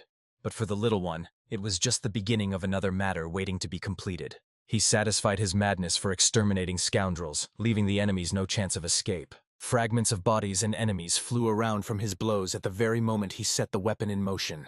The little one only laughed and rushed forward amid the terrifying sounds of the battle. His laughter merged with the splatter of blood from fallen enemies spraying underfoot. After the slaughter, he calmly returned his weapon back to his hands as if finishing an ordinary task. Then he turned to the girl and solemnly declared that now she owed him a lot of dried meat. At that moment, her brother could not believe his own eyes, as he witnessed the entire fight being decided by a single instant press. In his perception, this little one resembled a demon more than an ordinary child from the human world. Behind the boy appeared his older brother Hyeon, quietly approaching closer to the place of battle. But Hyeon's attention was interested not in what he saw, but in the heard name of the legendary sword Gunbu. He stepped up to the girl, who instantly recognized him among the others and shuddered with excitement. Hyeon calmly asked for permission to look at the sword she was holding. The girl was overwhelmed with doubts and worries. She did not understand their intentions, but the younger one seemed kind to her, though frightening, and most importantly, these two brothers had saved her life. After all they had been through, the boys sincerely thanked the brothers, for it was their actions that saved their lives, and without exaggeration deserved deep gratitude. They admitted that if it were not for this help, the situation would have ended tragically for them, and they simply had no chance to save themselves by their own strength. The girl told the brother that they definitely would not have coped with the attackers themselves, acknowledging complete helplessness before that threat. He understood that she was right, so he gave permission to hand the sword to Hyeon for inspection.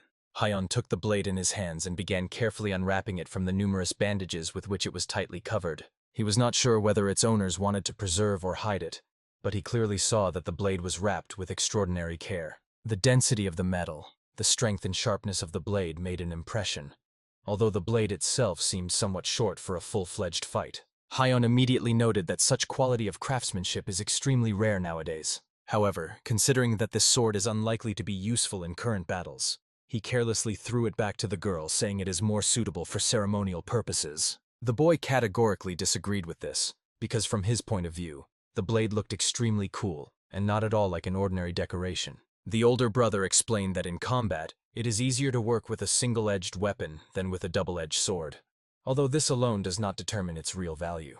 Hearing these words, the girl added that since ancient times, swords have been considered a link between heaven and people. That is why many blades were given their own names and revered as true sacred relics. She also said that she sees no reason to consider their sword an exception to this rule. Meanwhile, her brother sank into thought, realizing how many misfortunes had already happened because of this blade, and he was frightened by the thought of what might await his sister next. These reflections were interrupted by Hyeon, who asked where exactly they were heading with this sword. The girl replied that their path leads to the Cheon estate. The brother was immediately seized by anxiety, because he understood that his sister should not tell too much to outsiders. However, she, despite his warnings, explained that the blade is a wedding relic of their family and the only one preserved, since she is marrying Hua Yucheon, the lord of this estate. Thus, some time passed, and eventually they all arrived at their destination. At the gates they were met by Punno-san, lord of the outer hall of the Cheon estate. He was sincerely glad that they had arrived safe and sound after the dangerous journey.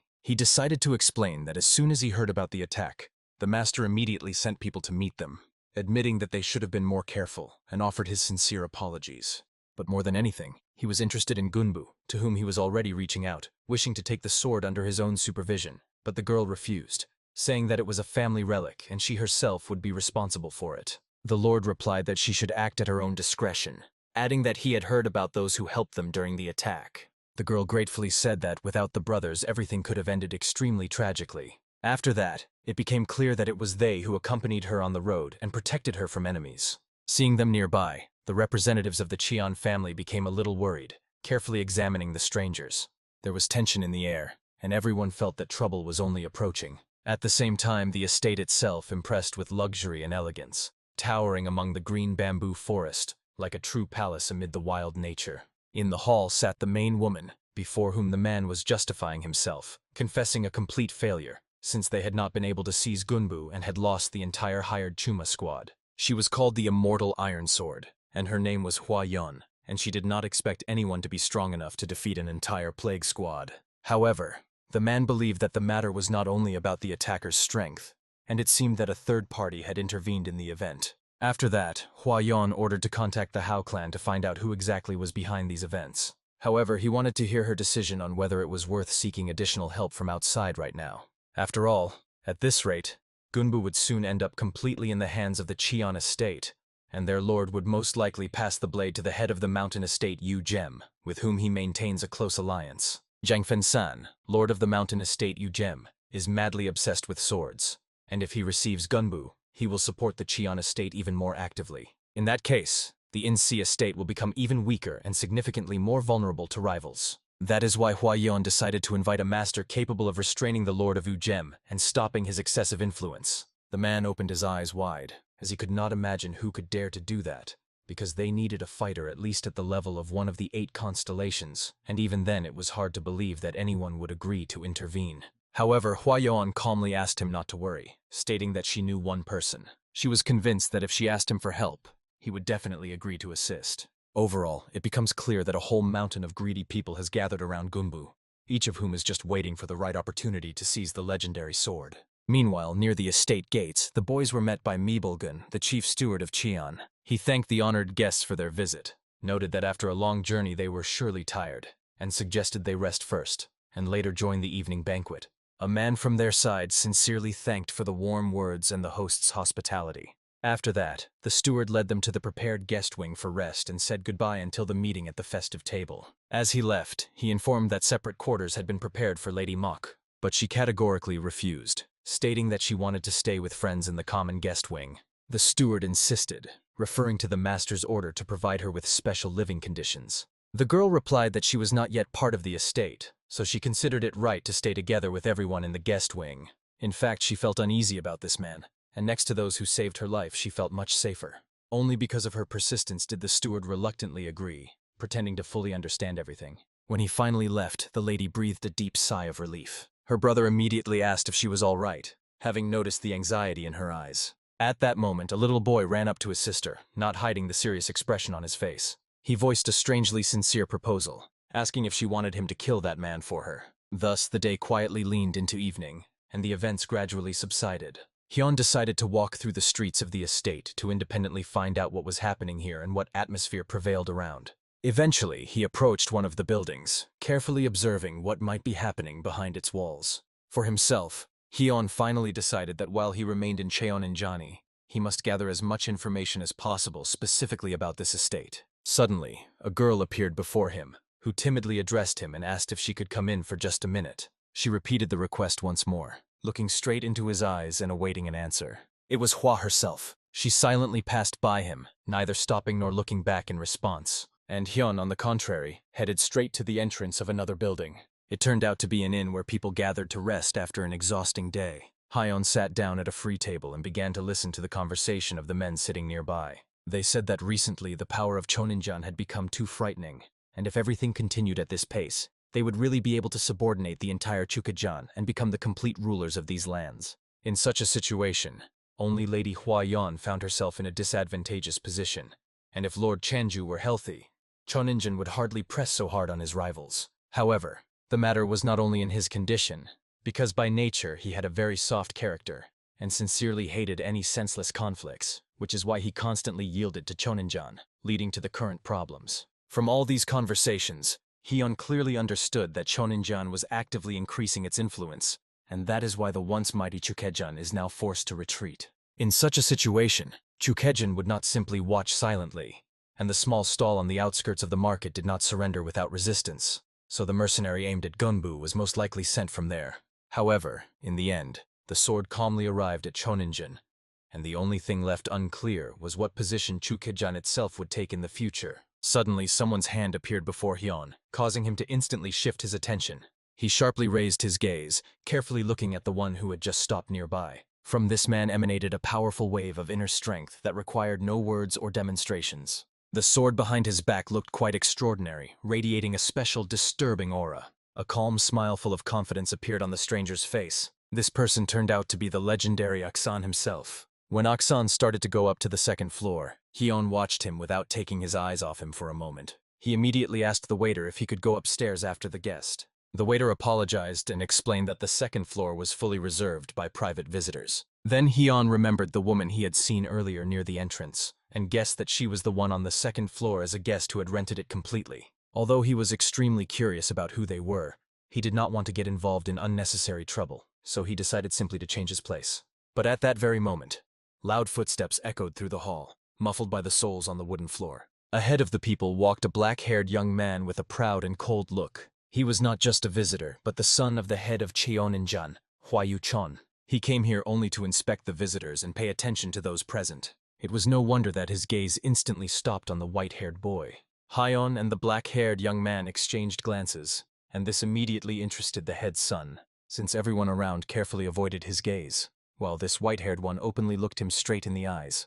At that very moment, Aksan and Hua were standing on the stairs, silently observing what was happening below. The heir politely greeted her, observing all formalities. In response, she became extremely curious about how he even found out about her being in this particular place. He explained that he came here as soon as he heard that Lady Yo herself was here. But Hua Yo could not understand where he got that from, since she had told no one about her whereabouts. And at that moment, Hyun was overwhelmed by another question. How many people had actually been recruited by Cheoninjang when he looked around the hall? Then the heir declared that he had an urgent matter and had to speak with the lady right now. However, she replied coldly that she had nothing to talk about with him. At that very moment, her path was blocked. It was one of the Lord's guards who said that the heir had not yet finished saying everything he wanted to express. She raised her gaze and saw before her a large warrior, Hwanbo, about whom she had already heard that he refused the previous offer and joined Cheoninjang. Hwanbo himself calmly said that the offer he accepted was much more advantageous for him. For Hua Yo, it was also painful to hear this, as she could not believe that the great master did not think about honor at all. He replied that he had long understood one truth. Honor will not feed the family, and a vagabond forced to support relatives cannot live forever by principles alone. That is why, until the master gives permission, she cannot go further. Hua Yo was filled with anger at what she heard, which she barely restrained. But there was another great master nearby, Aksan. He approached the burly warrior and suggested he show off his strength before a worthy opponent. His gaze was icy, piercing to the very bones, without a shadow of hesitation. Hwanbo, hearing this proposal, mockingly asked if some old man was included in such a definition. With these words, he seemed to trample on Aksan's honor right in front of everyone present. That was how it seemed from the outside, but not to Aksan himself, who coldly replied that it all depended on which old man it was. After that, he directly asked Hwanbo to attack and show his true strength. If you looked closely at this old man, it became obvious that a true martial arts master stood before everyone. Hwanbo understood this well, so he clenched his palm into a fist, called himself junior in rank, and politely asked for permission to learn his name. The old warrior proudly replied, "My name is Aksan." Hwanbo knew this name well, because he had heard about it more than once. Legends circulated about Aksan, glorifying him as the Lion's Fang. Then Aksan briefly explained that he ended up here due to a certain connection with the mentor of that boy. But even he did not expect such a turn of events. Hwanbo wanted to apologize for his sharpness and rudeness, realizing that he had already gone too far with words. And the heir addressed the elder, stating that this matter should be resolved personally together with Lady Hua Yo. To these words, Aksan only replied coldly, calling such an approach a common display of cowardice. He reproached that the other had brought a crowd of people with him, and now claimed that he could handle everything alone with just the two of them. The young master fell silent, confused and unable to find the right words to respond. But among his retinue, there was a brave one who began to insult Aksan, calling him a scoundrel and stating that he had no right to speak to the young master that way. He accused the old man of a complete lack of restraint and control over his own tongue.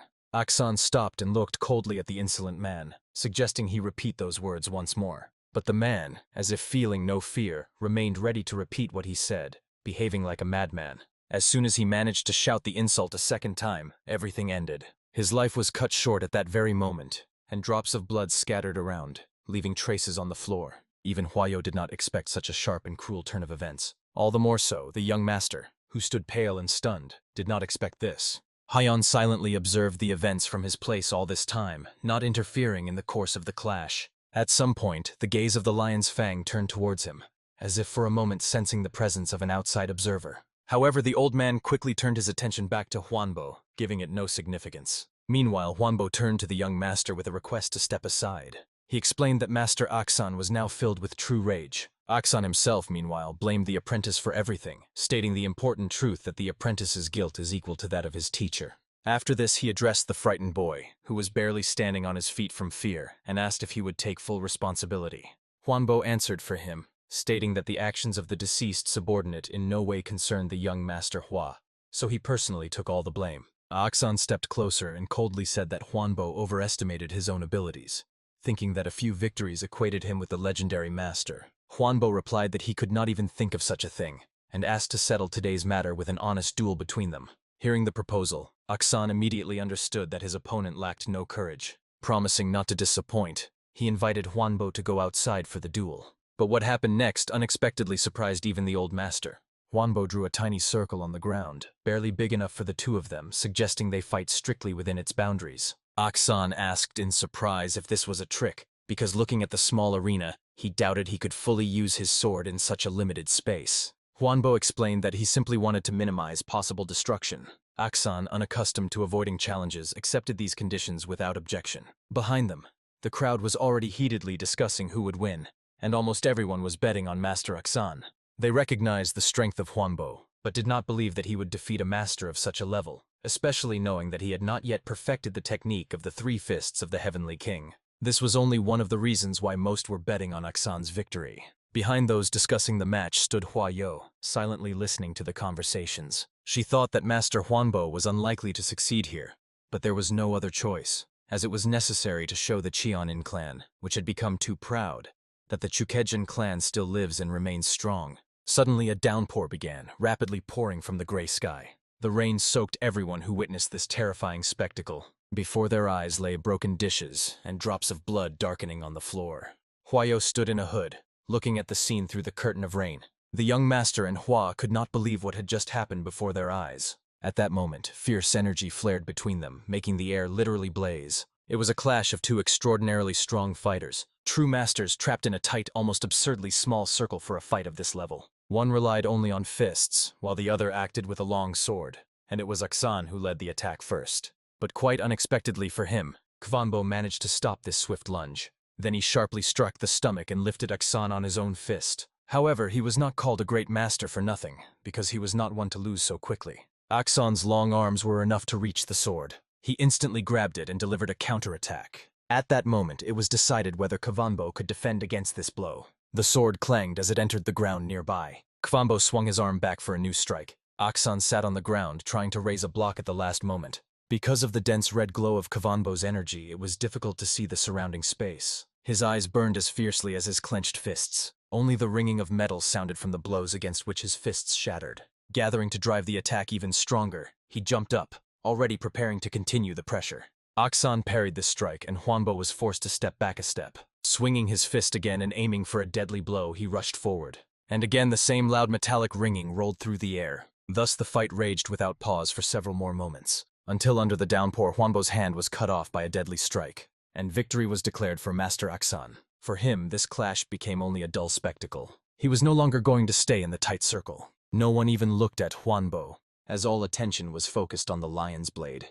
Huanbo hoarsely shouted that if he had managed to complete the Heavenly King's 3-fist technique, the result would have been completely different. He repeated that without this flaw, the course of the battle would have been completely different. He shouted about it already in complete solitude, until Hyon came up beside him and calmly asked if he really believed it himself. And he added in a firm voice, asking directly if Huanbo really intended to surrender so easily.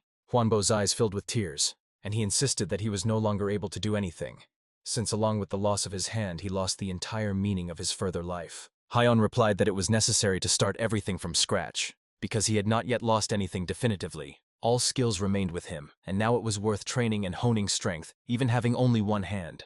But in Huanbo's words, only the pain of loss blazed, and no words of support could drown out this despair. Then Hyon presented him with a choice, to remain locked in his own cave of fear, or to climb out alive with all his might, emphasizing that the decision depended only on him. At first these words caused only bitter laughter in Huanbo, but in a moment his heart began to beat wildly, and he fell to his knees before Hyon. He began to beg for help, convinced that he knew a way to save him if he was able to speak with such confidence. Under the noise of the cold rain he repeated the same word again and again. Help! Some time passed, and finally the sun rose over the street, illuminating the place of the terrible clash and human repentance. In the same house, the man slammed his fist on the table with a bang. It was none other than the father of the estate's heir. He was filled with rage because he learned about his son who left Huanbo just because of a lost hand. He ordered him to consider how such actions look in the eyes of others, and asked who needs a man who easily betrays his comrades. In response, the frightened son managed to say only that he was sorry. After that, even the father could not look at him and ordered him to leave and not return until he found Huanbo. The son immediately turned around and, without hesitation, rushed to run to the exit. Then the master addressed the steward Ma, who stood behind his back. He noted that his worthless descendant would need a lot of time to find Huanbo. The lord instructed to inform the guests that the banquet was postponed and ordered to ensure they were well taken care of during the wait. Meanwhile, Hyun sat on the roof, who heard the entire conversation and understood that Hwa Ok-gi would never be able to find Huanbo again. After all, he had already stepped onto his own chosen path and had no intention of turning back. Hyun helped him and bandaged the wounds, stopping the bleeding. He blocked the flow of chi directed to the lost arm. This was done to concentrate all of Huanbo's internal strength in his left arm. The pain was unbearable, but the warrior endured without making a sound. Above all, he wanted to repay the rescue, now considering his debt to Hyun boundless. Although Hyun had no reason to help a person like Huanbo. But seeing his desperate desire to live on, he remembered someone's face from his distant past. This memory was enough to extend a helping hand. After that, Hyun remained to wait and see what would eventually grow from the seeds of the new path he had sown. After some time, the meeting had already begun in the hall, where all the invited guests gradually gathered. In Tai Moon from the Shindo Temple addressed the Honorable Jongnak. He did not hide that it was a great honor for him to personally meet the Master Wu and express his respect. Mr. Wu asked to clarify details about the temple and its activities. The young man began to talk at length about Shindo, explaining that the temple adheres to the principles of the Shinbi sect, although Mr. Wu himself knew that its followers deliberately avoid publicity. During this story, Hyun was passing nearby with the little one, not drawing unnecessary attention to themselves, but soon the guests' gaze stopped exactly on these two strangers. Mr. Wu, with a slightly twisted expression on his face, explained the situation. He said that these two accompanied him during the journey to the province of Dingju.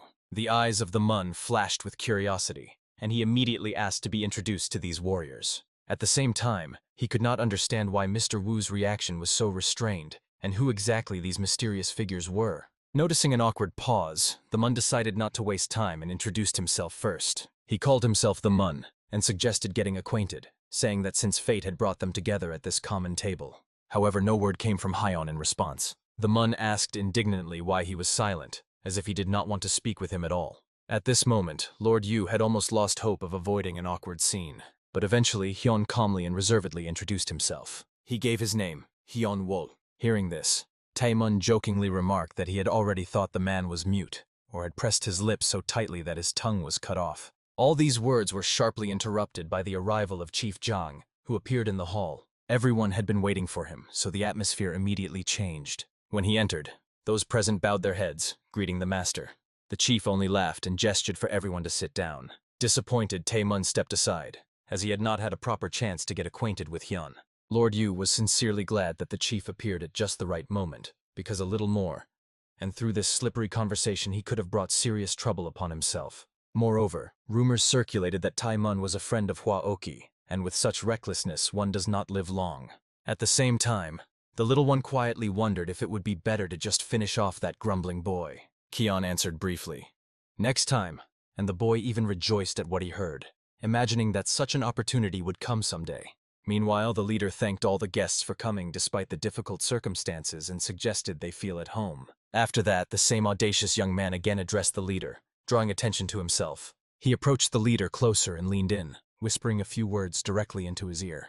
What was said was so shocking that the host's eyes instantly reddened with rage. It was right after this that he immediately ordered to seize that girl and forcibly bring her right here. The sky that night blazed incredibly red, like a premonition of great trouble. The gentle girl ran with all her might, trying to escape the pursuit. Her brother pulled her along, fully understanding the danger looming over both of them. At one point, he suggested stopping to catch their breath, but she bravely refused. She knew that even if she fell from exhaustion, she could not allow herself to stop. The bitter truth was clear to her. Hua Yu-chan desired not her, but only the Gunbu sword, and she had long realized this truth and was ready for it.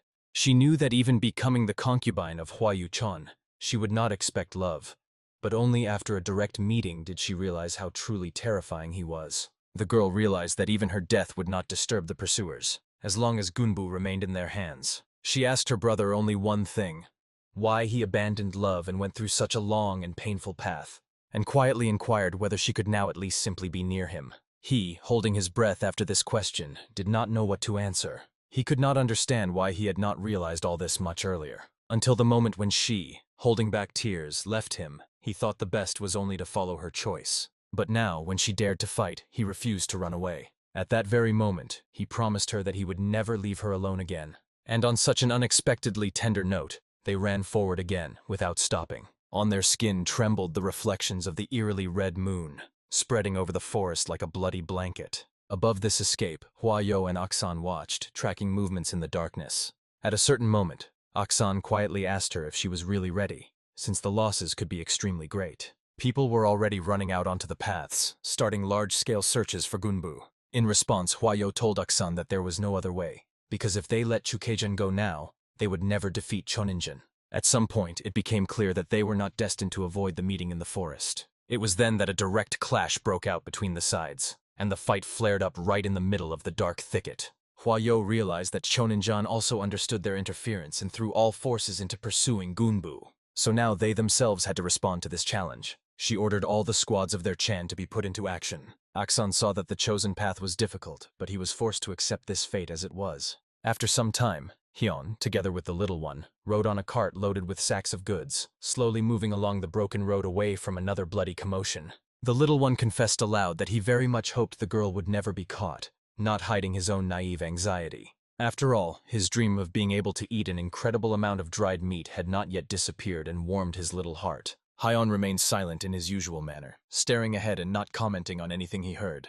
But suddenly one of the companions approached him, breaking the silence with an unexpected appearance. He apologized for having to leave the place so suddenly without any warnings. Hyun calmly replied that it was all right, since now, with a war raging between the estates of Chan and Chukejin, it would be wiser to get away from the future battlefield as soon as possible. At the same time, the man warned that the path to the river crossing would be difficult and exhausting for everyone. But Hyun saw no problem in this, and replied that everything would be fine as long as this man led them on the right path. He even gave him a sincere compliment, calling him a good guide. From these unexpectedly warm words, something in the man's soul gently melted, and his tension noticeably decreased. After that, the guide began to explain the next route along the border of Hubei province, within which they were currently located.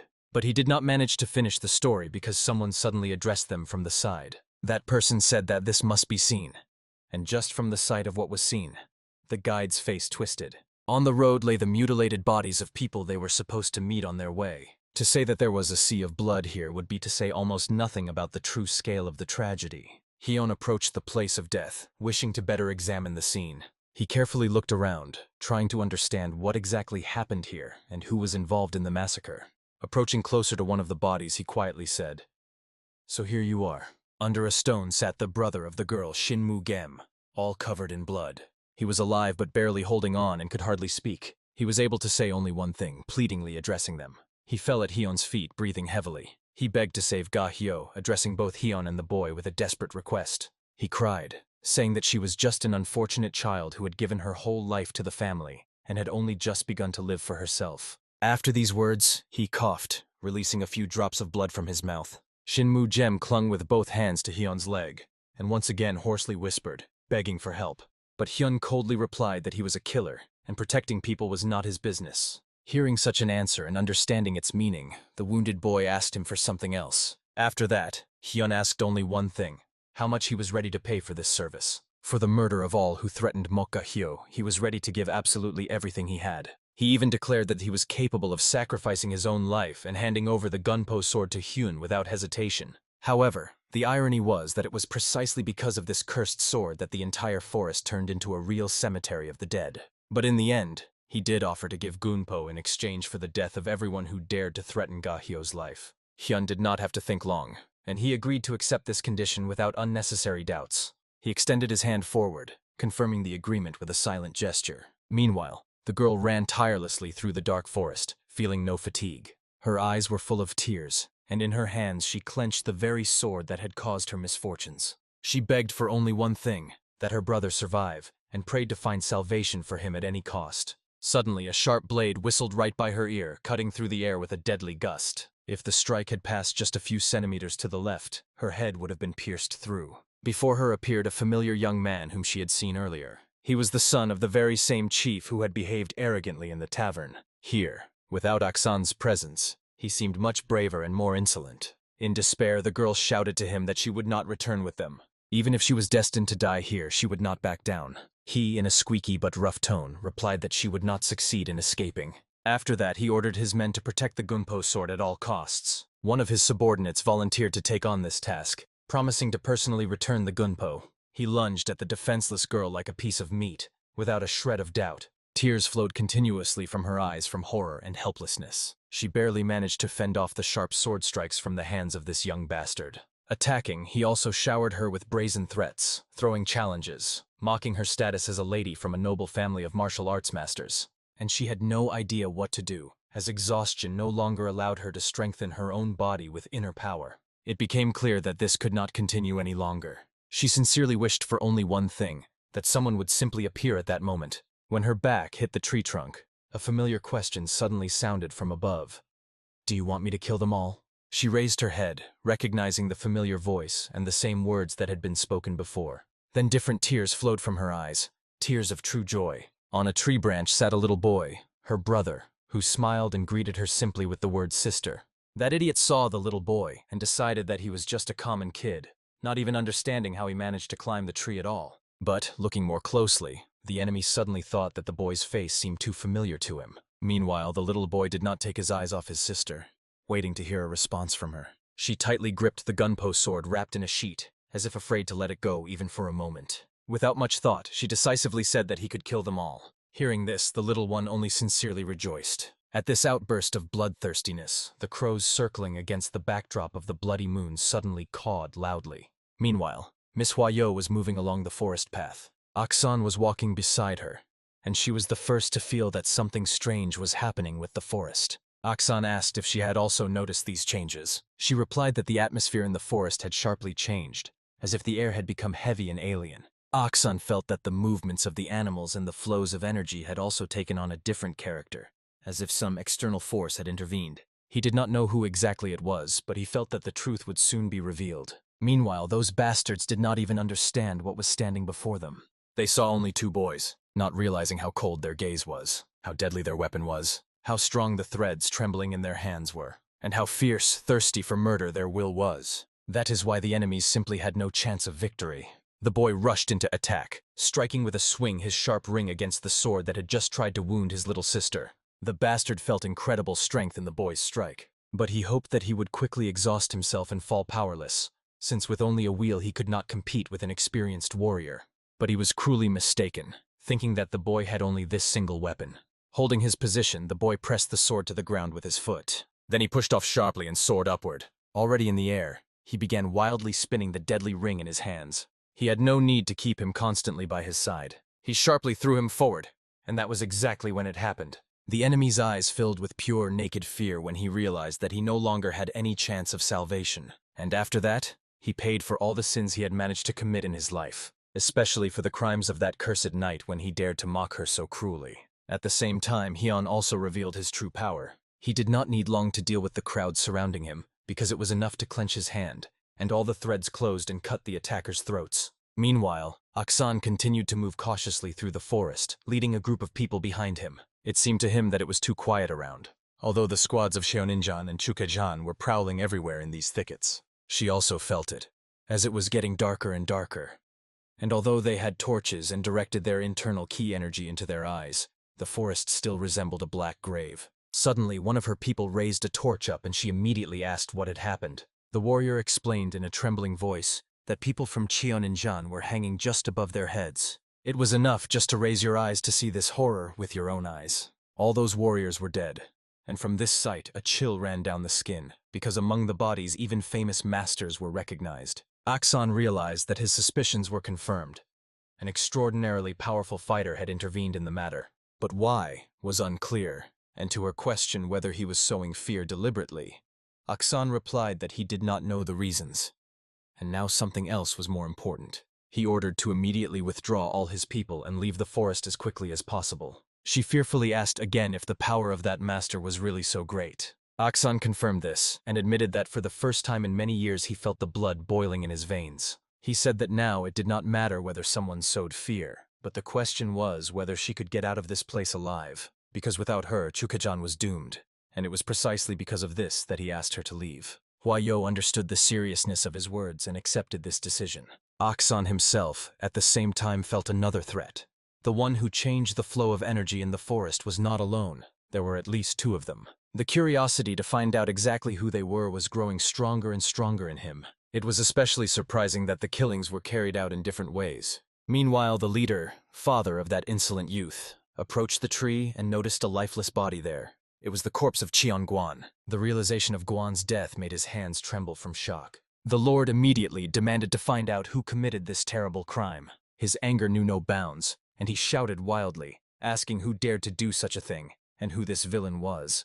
At that moment he swore that whoever the killer was, when he got his hands on him, he would beg for a quick death. Filled with rage, the leader ordered his men not to delay and to move forward as quickly as possible. After that, he looked around and saw one of his warriors standing alone among the torch flames. The warrior addressed the leader, not knowing how to properly say what he was about to say. But something incomprehensible suddenly happened to the warrior, and although he begged for mercy, his own body no longer obeyed him. In his hands, he gripped a blazing torch that trembled along with his fingers. The leader himself could not understand what was happening. Staring in shock at this terrifying scene, darkness stood before his eyes until he raised his gaze upward. There hung countless legs, swaying among the branches like shadows of the dead. He shouted, asking who dared to encroach on his life, blaming all the people of Chukajan. The Lord cried out that he would pay 3 times more than any reward, offering to come out of the darkness immediately and show himself. It was with such desperate cries that the forest was filled, and at that moment, Hyon appeared right behind him, quietly saying that there was no need for bargaining, because all of this already belonged to him.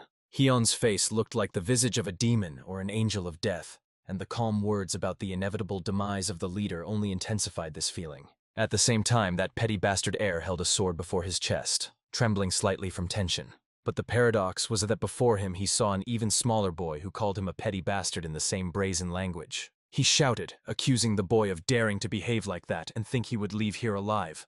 But Soma paid no attention to these senseless shouts, only calmly asking his sister if she was all right and calling her to follow him. He told her that Mu Gom was already waiting for her, and that this was supposed to change everything. The girl could not believe what she heard, could not comprehend that he was really alive. Her eyes filled with tears again, this time from hope and relief. The boy added another shocking fact, saying that in exchange for the sword she was holding, Gunpo would be handed over to his brother.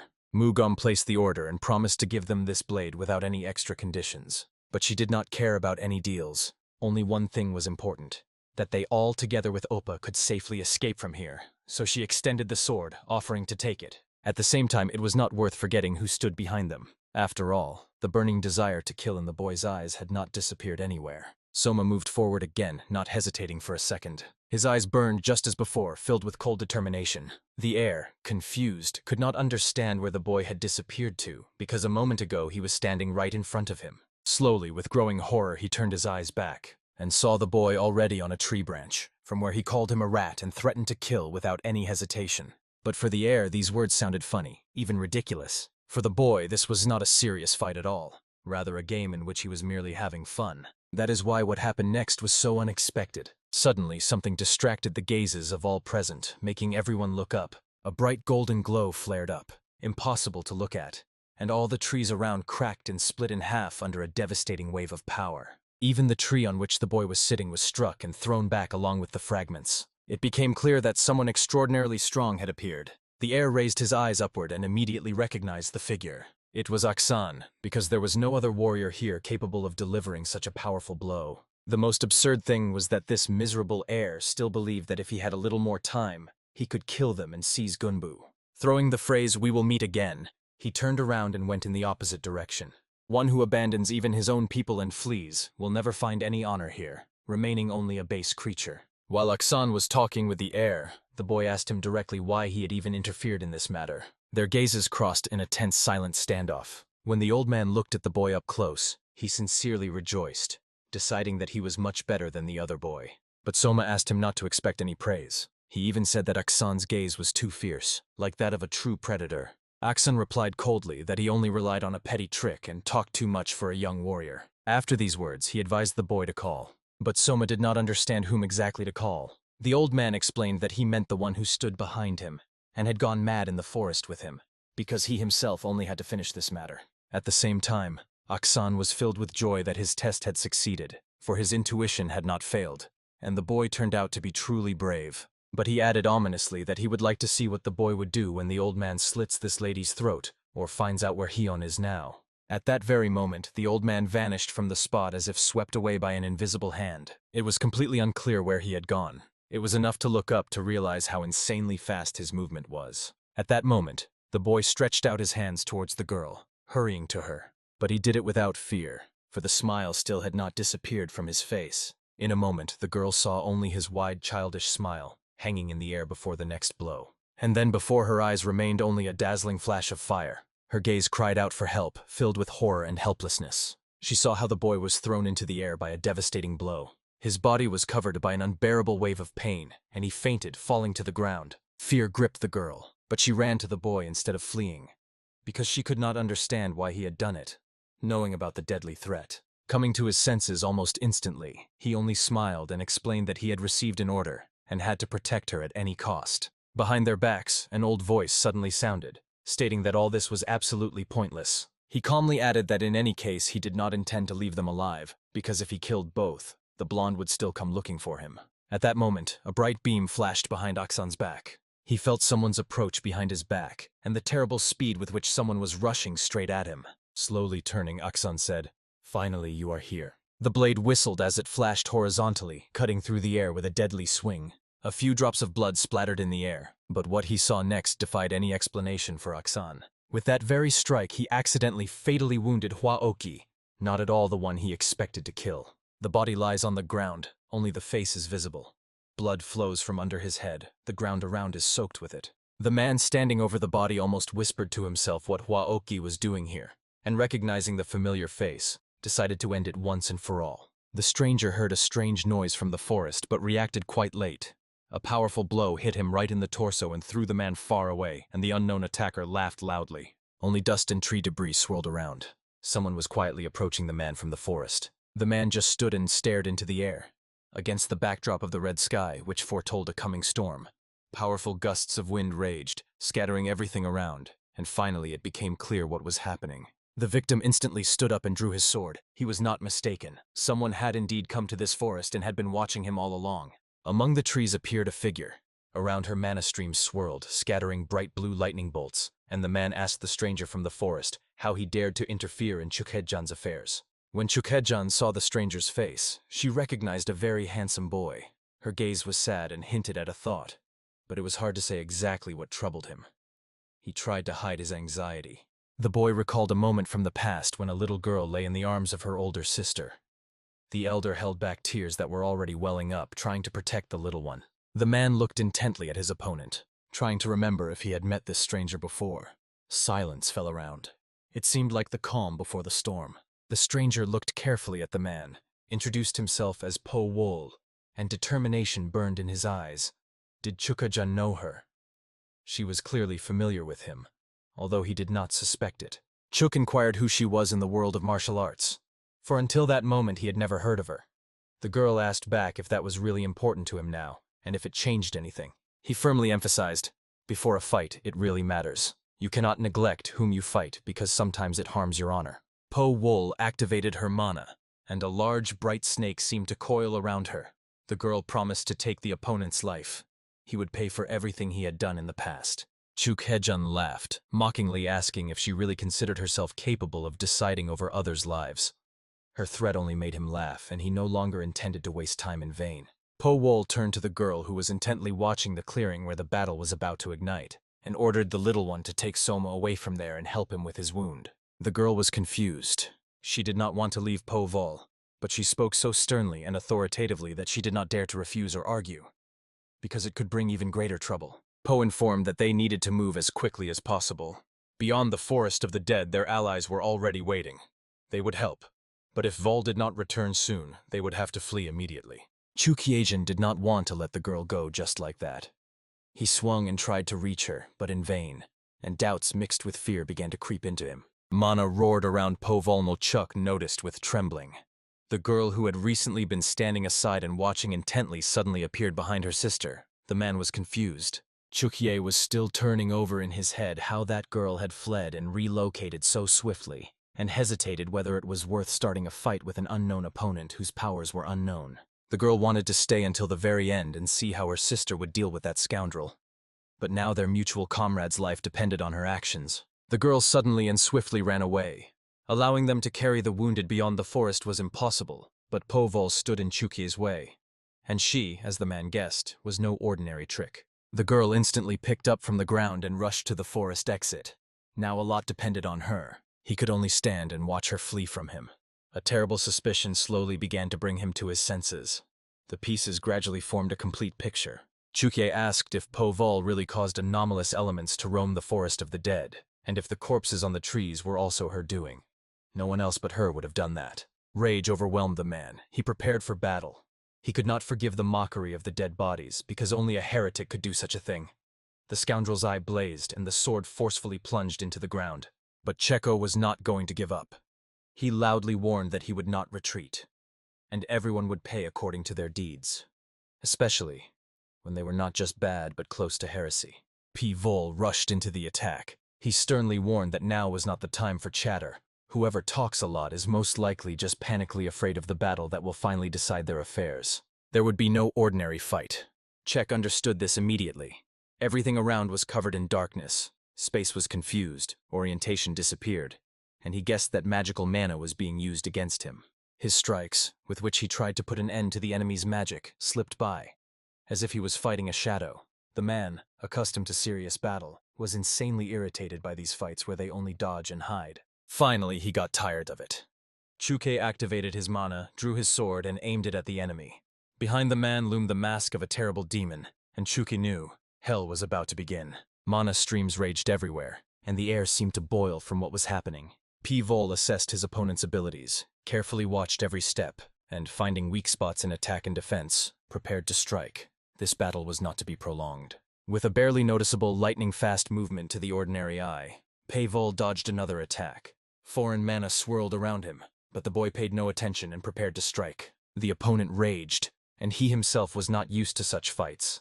His strength began to fade because he simply could not reach the adversary to attack, so he decided to mock him to anger him and make him lose control. Finally, he succeeded.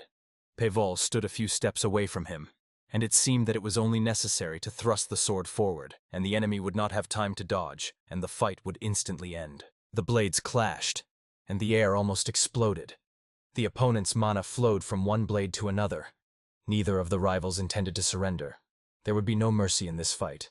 The one who loses will die. Po-Vol dodged another attack, already knowing what to do next. His eyes noticed every detail, and the experienced warrior instantly devised a plan to disable the opponent as quickly as possible. Chukye could not understand how it happened that he failed to cut off his opponent with the sword. The stronger one tried again and again to reach the opponent. The strikes became even sharper and more aggressive, but none hit the target. Two warriors stood facing each other in a clearing that crackled with tension. Chukye seemed carved from stone, but blood was already showing on his clothes, and it was hard for him to believe that the fight was lost and he would soon die. Chukye in despair throws himself at the enemy. His blows are heavy and powerful, but they do not reach the target. Even the support of the fire demon gives him no chance of victory, while Po-Vol watches the enemy with an indifferent look. The man is delighted with his own attack. Faith in himself returns, and his strikes and movements are filled with determination and confidence. He attacks the youth again, trying to confuse him and catch him off guard. Chukye's strike is incredibly powerful. Po-Vol dodges the sword, and where the blade strikes the ground, the surface simply explodes from the excess mana and its accumulation, and the youth imagines what would have happened to him if he had not fled. The enemy continues to pursue Po-Vol, but finally the youth stops. He simply raises his head and looks at the storm of mana and stench approaching, and inside that storm hides his enemy, who is already celebrating his triumph. A strange feeling overwhelms the youth. Suddenly he realizes that he might die, and by some foreign force his body is seized. For a moment he loses control over himself. An incomprehensible power pierces him, and it seems that now nothing is impossible. Po-Vol in a new form stands in the path of the storm. He does not move, trying to stand firmly to meet the onslaught of the element. Chukye sees his opponent before him and thinks that he is desperately exposing himself to his strike. But the youth at the last moment jumps high and rushes toward the enemy, delivering a series of blows to push him away, gain space for the next maneuver, and finish off the scoundrel. The boy's gaze was truly determined. The enemy, looking into his eyes, had to realize that the best thing was simply to run away and get out of here, but it was already too late. Paywall had decided everything. In an instant he was behind the man. At first he understood nothing, and as if nothing had happened, but in a moment Chukajan felt that he was dying. Paywall pierced his body with a lightning-fast strike. He stood on his feet, blood appeared on his lips, and panic began to choke him. A terrible realization slowly crept into his brain. Behind him stood an enemy who turned out to be stronger than him. With his last strength, Chukajan turned to the enemy and looked at him. And in his last words, the defeated glorified Paywall, for he was convinced that he had a worthy opponent, and that he was truly an outstanding person among the masters. The man's body fell onto the trampled ground, clouds of dust rising around. Paywall did not move from his place. He knew he deserved this victory, and once again acted correctly by punishing the scoundrel. The girl, with eyes shining with hope and expectation, asked again if she could really take that thing she had been thinking about for so long, and inquired if anyone would punish her later for this act. Paywall and the little girl looked attentively at the little one. Their silent support was obvious and required no explanation. The little girl sincerely thanked for the help, not knowing how to repay such a favor. She was ready for anything to keep the warrior satisfied, while Paywall simply remained silent and carefully watched the children playing. P said that the girl should actually be grateful to Somi, because if he had not pleased Paywall, he would hardly have agreed to help. The conversation was not going well, and both understood that it could not last long. Paywall asked the girl where she intended to go next. The little one quietly admitted that she really did not know where to head, but one thing was clear. They needed to find a place where no one knew her and her brother, and would not discover their secret. The girl added that now her life belonged to her brother. After all, he risked his own life for her, and she considered it her duty to do the same for him. The boy's face was tired and serious. A sudden noise from the forest stopped her joy at the thought that all problems were behind, and nothing threatened her. It was clear that someone was coming, and many people at that. A squad of soldiers led by a blonde emerged from the forest. They were clearly approaching the girl and her companions, their intentions obvious, but none of those present showed any emotion. They just watched the guests attentively. The newcomers, offended, began to shout loudly. They wanted to know who dared to act so against their lord. Only now did Paywall begin to guess whom he had to deal with. But he was not worried at all. The white-haired girl, who was most likely the commander of this squad, explained that until recently they were people of the great Chukajan, and now everyone was talking about his death, and the clan's well-being depended on it. The commander looked closely at Paywall and directly asked if this was really his doing. He, as always, tried to remain silent. He did not want to talk about such things with strangers. The lady commander asked what had happened to Akko and his men, and the answer shocked her. Paywall assured that only he and his interlocutor with the escort soldiers came out of the forest alive. The others simply perished. The commander felt unwell, and one of her subordinates ran up to her, asking how she was feeling. The lady assured that everything was fine, and only asked for permission to take the body of Mr. Akko. Permission was granted to her. Paywall coldly warned, his permission and goodwill apply only to the enemy's body.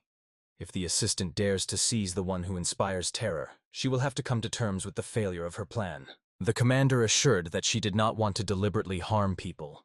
It was enough for her that the body of her lord did not fall into enemy hands, and she was even ready to pay compensation to the Diva Mok. Finally, the lady commander warned, the great martial arts master Chang Fenson will not give up the idea of seizing the one who inspires terror, so Master Paywall needs to be very careful. With that, the conversation ended. The commander left, leaving the girl and the warrior who watched her closely and still hesitated whether an ambush would await them at night when they broke camp.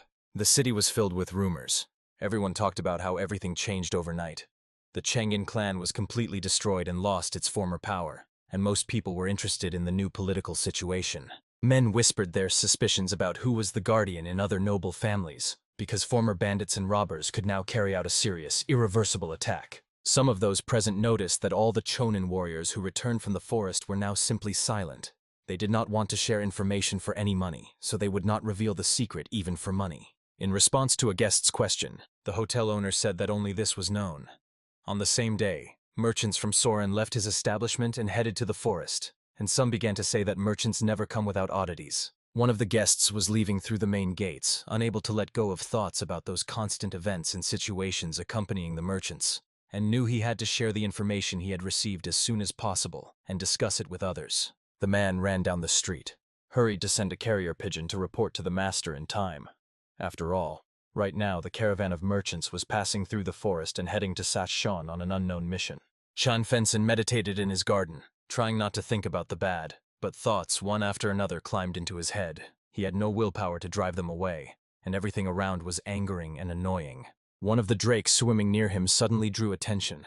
Something scared the birds, and Chan knew. Their unrest was caused by his own wife. He grabbed a brush and began to write something with it. In response to her question, he assured that he asked her not to disturb the creation of the painting he had been working on for a long time, and that if he were not disturbed, the masterpiece would be ready.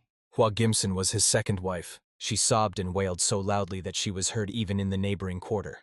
The woman looked pleadingly at her husband, and he understood that it would not pass without consequences. Chan got angry and asked angrily what could have happened for his wife to dare to distract him from meditation and work, and Gimson told him that almost the entire clan and guild were almost completely destroyed. Hua quietly added that all her relatives, even the elder brother, had died. She had no one left, and she could not even imagine how to live further without the care and protection of someone powerful and influential. Angry Chan asked his assistant why he had not reported to him what had happened to the guild. The assistant admitted that he had received a letter with such information and had been checking all the time whether it was true. The man also told his master that Choi did not have the power to defeat the guild, so there was definitely interference from a third party. In addition, information about the one who inspires fear was added. The spy said that he was also taken by the mysterious third party that intervened in the conflict and tipped the scales in favor of Chan's opponent. It was hard for the master to hear this. He was getting angrier and angrier. Chan was still holding his wife close, trying to calm her, and at the same time gave the order to his eldest son to go in search of the one who inspires terror. For this, they could cover themselves with gossip about revenge for the dead relatives. When the servant left, Chan raised his eyes to the sky and looked at his garden. He did not want to believe until the last moment that something had disturbed his integral plan. Someone had appeared who brought chaos and disorder into his affairs and sought to destroy Jianghu. Piwol was walking down the city street. There were almost no people, and he and his little brother were the only ones wandering the city. The little one looked with hope. Would the elder brother take him and show him the city? The boy babbled all the way about the scoundrels who looked respectable. Merchants from Soren. They were drinking alcohol and playing games all the time, and the boy was tormented by the question, why do people drink at all and what is it for? Two men were approaching them. The elder angrily reproached his companion because he did not want to simply meet and talk about business. In fact, he intended to get drunk at his friend's expense in some cheap tavern. The younger asked why the old man was angry with him. After all, he himself had heard with his own ears that in his youth that man was also not against having a little drink. The old man ordered him to be silent and go quietly. The old man said he would settle the matter with the elder. For that man he had a good gift, namely a collection of unique folk songs that he liked, and the young man agreed with his companion. While they were chatting about the elder who loved to collect antique things, the two did not notice a young man accompanied by a small boy walking towards them.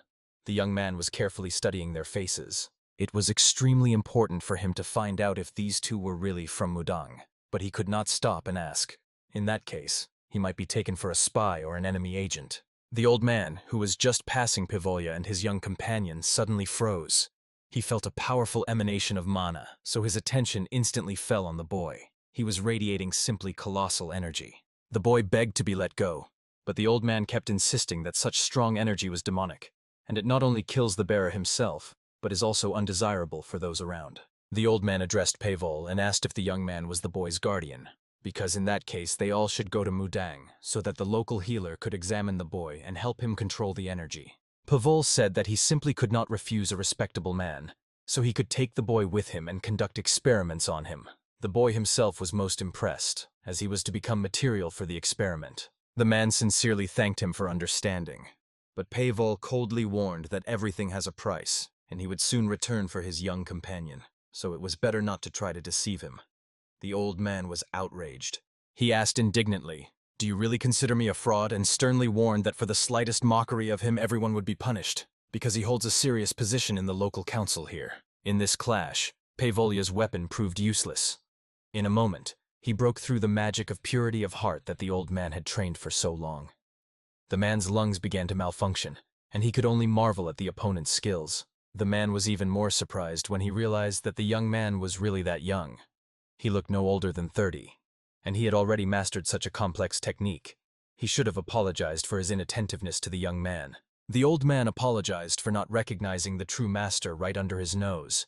He introduced himself as Wu Peng and asked the young man's name, but the latter was in no hurry to get acquainted with the respectable gentleman. Such a turn of the conversation did not please P. Volyu. He asked if they were really trying to drag him into another adventure at such a pace, and in general, he did not want to be under the leadership of such people. A young comrade Yu Pen interrupted the conversation and said that his teacher's character was indeed complex, sometimes too kind and sensitive, and sometimes openly hostile, and this time he also did not expect guests. The young man begged his teacher for forgiveness. He had lived alone in the mountains for a long time in search of wisdom, so sometimes he found it difficult to communicate with people. The boy was called Taquan. He was the second disciple of the great Mutang. Taquan asked if he could find out the names of his interlocutors. After all, he would have to remember them and report to his masters, so the boy immediately, without hesitation, gave his surname and told about a few related details. The young man bent down to the little one and pleaded to forgive his master, because he is really having a hard time right now, and added that his teacher can sometimes be very harsh. Old Yu Pen asked to forgive him, saying that some black energy had misled him. More likely it still dwells in the sick man's body. Moreover, earlier he had suggested going to some establishment to have a bite and talk about the matter. Soon the men were already sitting in the tavern chatting. Tay was talking with Pei Vol, and the young man, simply enchanted by the master's beauty, was asking if he was popular with women. For him, it simply could not be otherwise. Master Wu Pen asked his student to behave more simply, because such behavior and similar conversations are not at all fitting for someone studying the laws of Tao and calling himself a future monk and novice. It was clear that an old quarrel smoldered between these two. The young man stubbornly said that if the master had not forced him to take the vow then, he would now be enjoying the company of beautiful women and drinking wine somewhere in a cozy corner. The man did not lose his composure. He gathered himself and acted. He kept repeating that it was precisely thanks to the young man's efforts that his cause was saved from destruction, and he owed his life to Master Wu Pen. The master was certain none of the women would have fallen for Tay. Suddenly they realized that it was inappropriate to quarrel in front of guests, but Pei Wol smiled and assured that they were a funny pair of teacher and student, and the old man inquired if he could find out which sect his young companion belonged to. When Pi replied that he did not belong to any of the known sects, the master immediately did not believe him and asked him to at least whisper in his ear which sect he belonged to, because he could not understand how skills could be so honed outside the system. When he heard complete silence in response, he began to ask with a trembling voice how Pi managed to achieve such mastery. Student Tay asked his mentor not to ask so many questions during breakfast. The quarrel between teacher and student flared up again. They blamed each other for all the troubles that had befallen them since they met. Pi watched them with pleasure.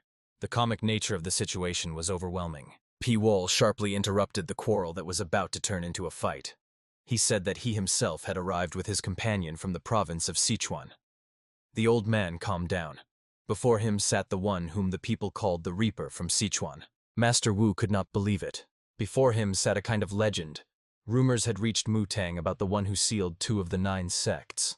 Allegedly, he defeated a bunch of enemies for his faithful cause. Meanwhile, the investigation continued into who was behind the murders and tragic events that had been occurring more frequently in the provinces lately, but for various reasons no one wanted to talk about the suspect. Out of fear of one person, everyone fell silent. It was hard to believe that one individual could cause such things, but the facts pointed exactly to this. Agents of the Chang House still gleaned several traits of the new warrior. He was a lone traveler, and for a large sum of money they were told the truth about his unusual beauty, which could rival the beauty of a woman. The teacher also knew this, so now he looked intently at the boy who called himself Pi Wol. The old man could hardly believe who was sitting before him, but there were no other options left. Pi Wol only smiled. The old man's guess turned out to be correct. He did not intend to hide, because he came to the city not just like that, and his fame was now supposed to work for him to bring the right people. The Ami and Chonsun sects were never weak. Their power was on par with Mutang. Yet both sects closed and sealed their gates for the same person.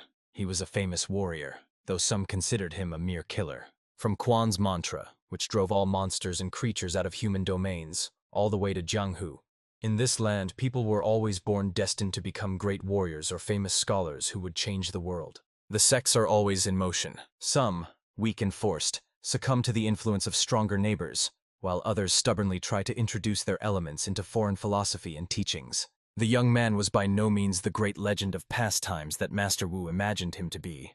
But that was only at first glance. He had to be feared, keep data about his temporary stay safe, and stay away from the Peewol sect. The old master felt to his bones. Arguing with such a warrior was pointless. You cannot defeat time or development, so it was necessary to lure Peewol to his side by tempting him with something truly important. The old man quietly and cunningly asked, so that the young man would not catch his true intent and understand where he was heading now, because he was gnawed by the thought that after the first two sects, the next could be his own creation. Instead, Tay asked where the boy would go after all this. He replied that he was heading to Mount Juzhong, and both watched him closely. Soon their plan was to come to fruition. The old man was tormented by curiosity. Why was the young man going to the mountains to the Jin family? The young man tried to hide the truth, but the old man still guessed. He asked the young man one last time to abandon this idea and rest at home. Master Wu sadly recounted that the family had recently buried an important man.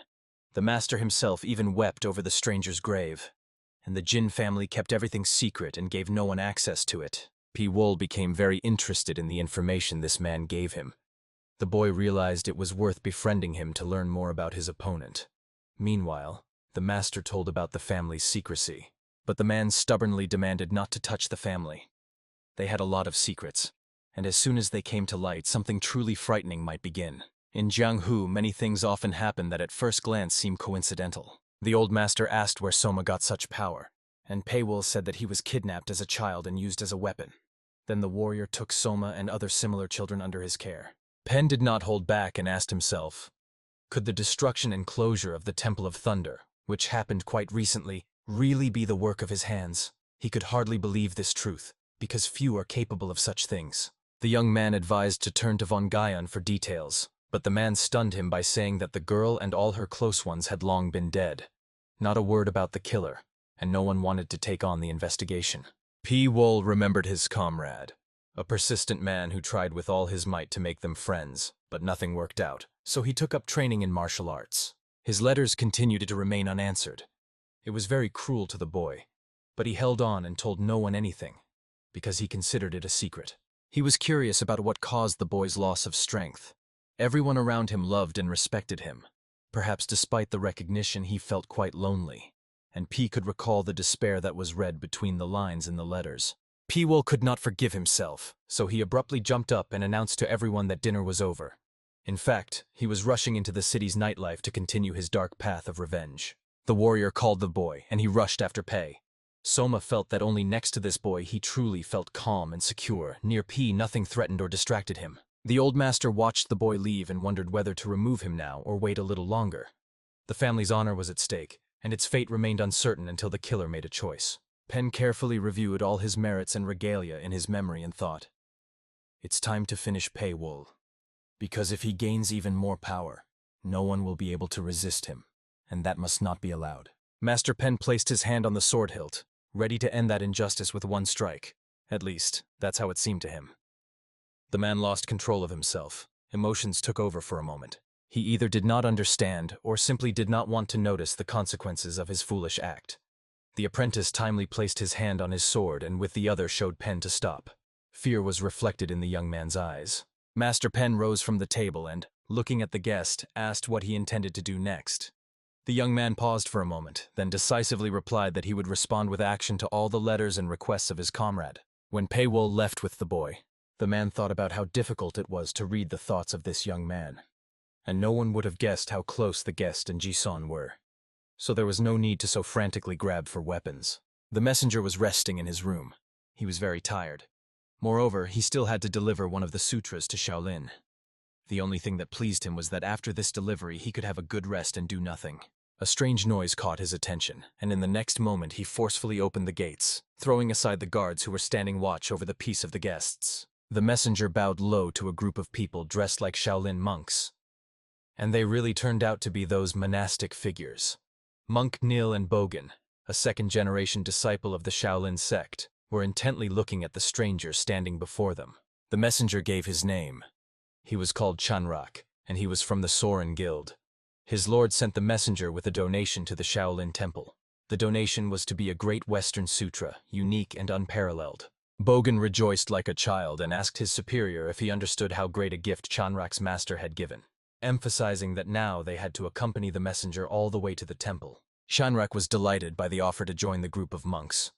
He insisted that there was no safer place than among the Shaolin monks. Yunel nodded and replied that he could generally join. But before heading to the monastery, they would have to visit the head of the Mutang sect and congratulate him on his anniversary. This would take about 2 days. Pawol was walking down the hotel corridor. He had already met the messenger and the Shaolin monks, but now the boy's attention was caught by Ji-Sam. No information about him could be found. In the morning, Master Pen approached Pawol. He asked for help with a very delicate matter that only a hired assassin or a true martial arts master could handle or advise on. They were assigned to investigate the case of a 10-year-old boy from the Mutang sect. So Yol was remarkably talented. Everyone admired him. But one morning he was found in a puddle of his own blood. The man said that the investigation found nothing, but everyone understood.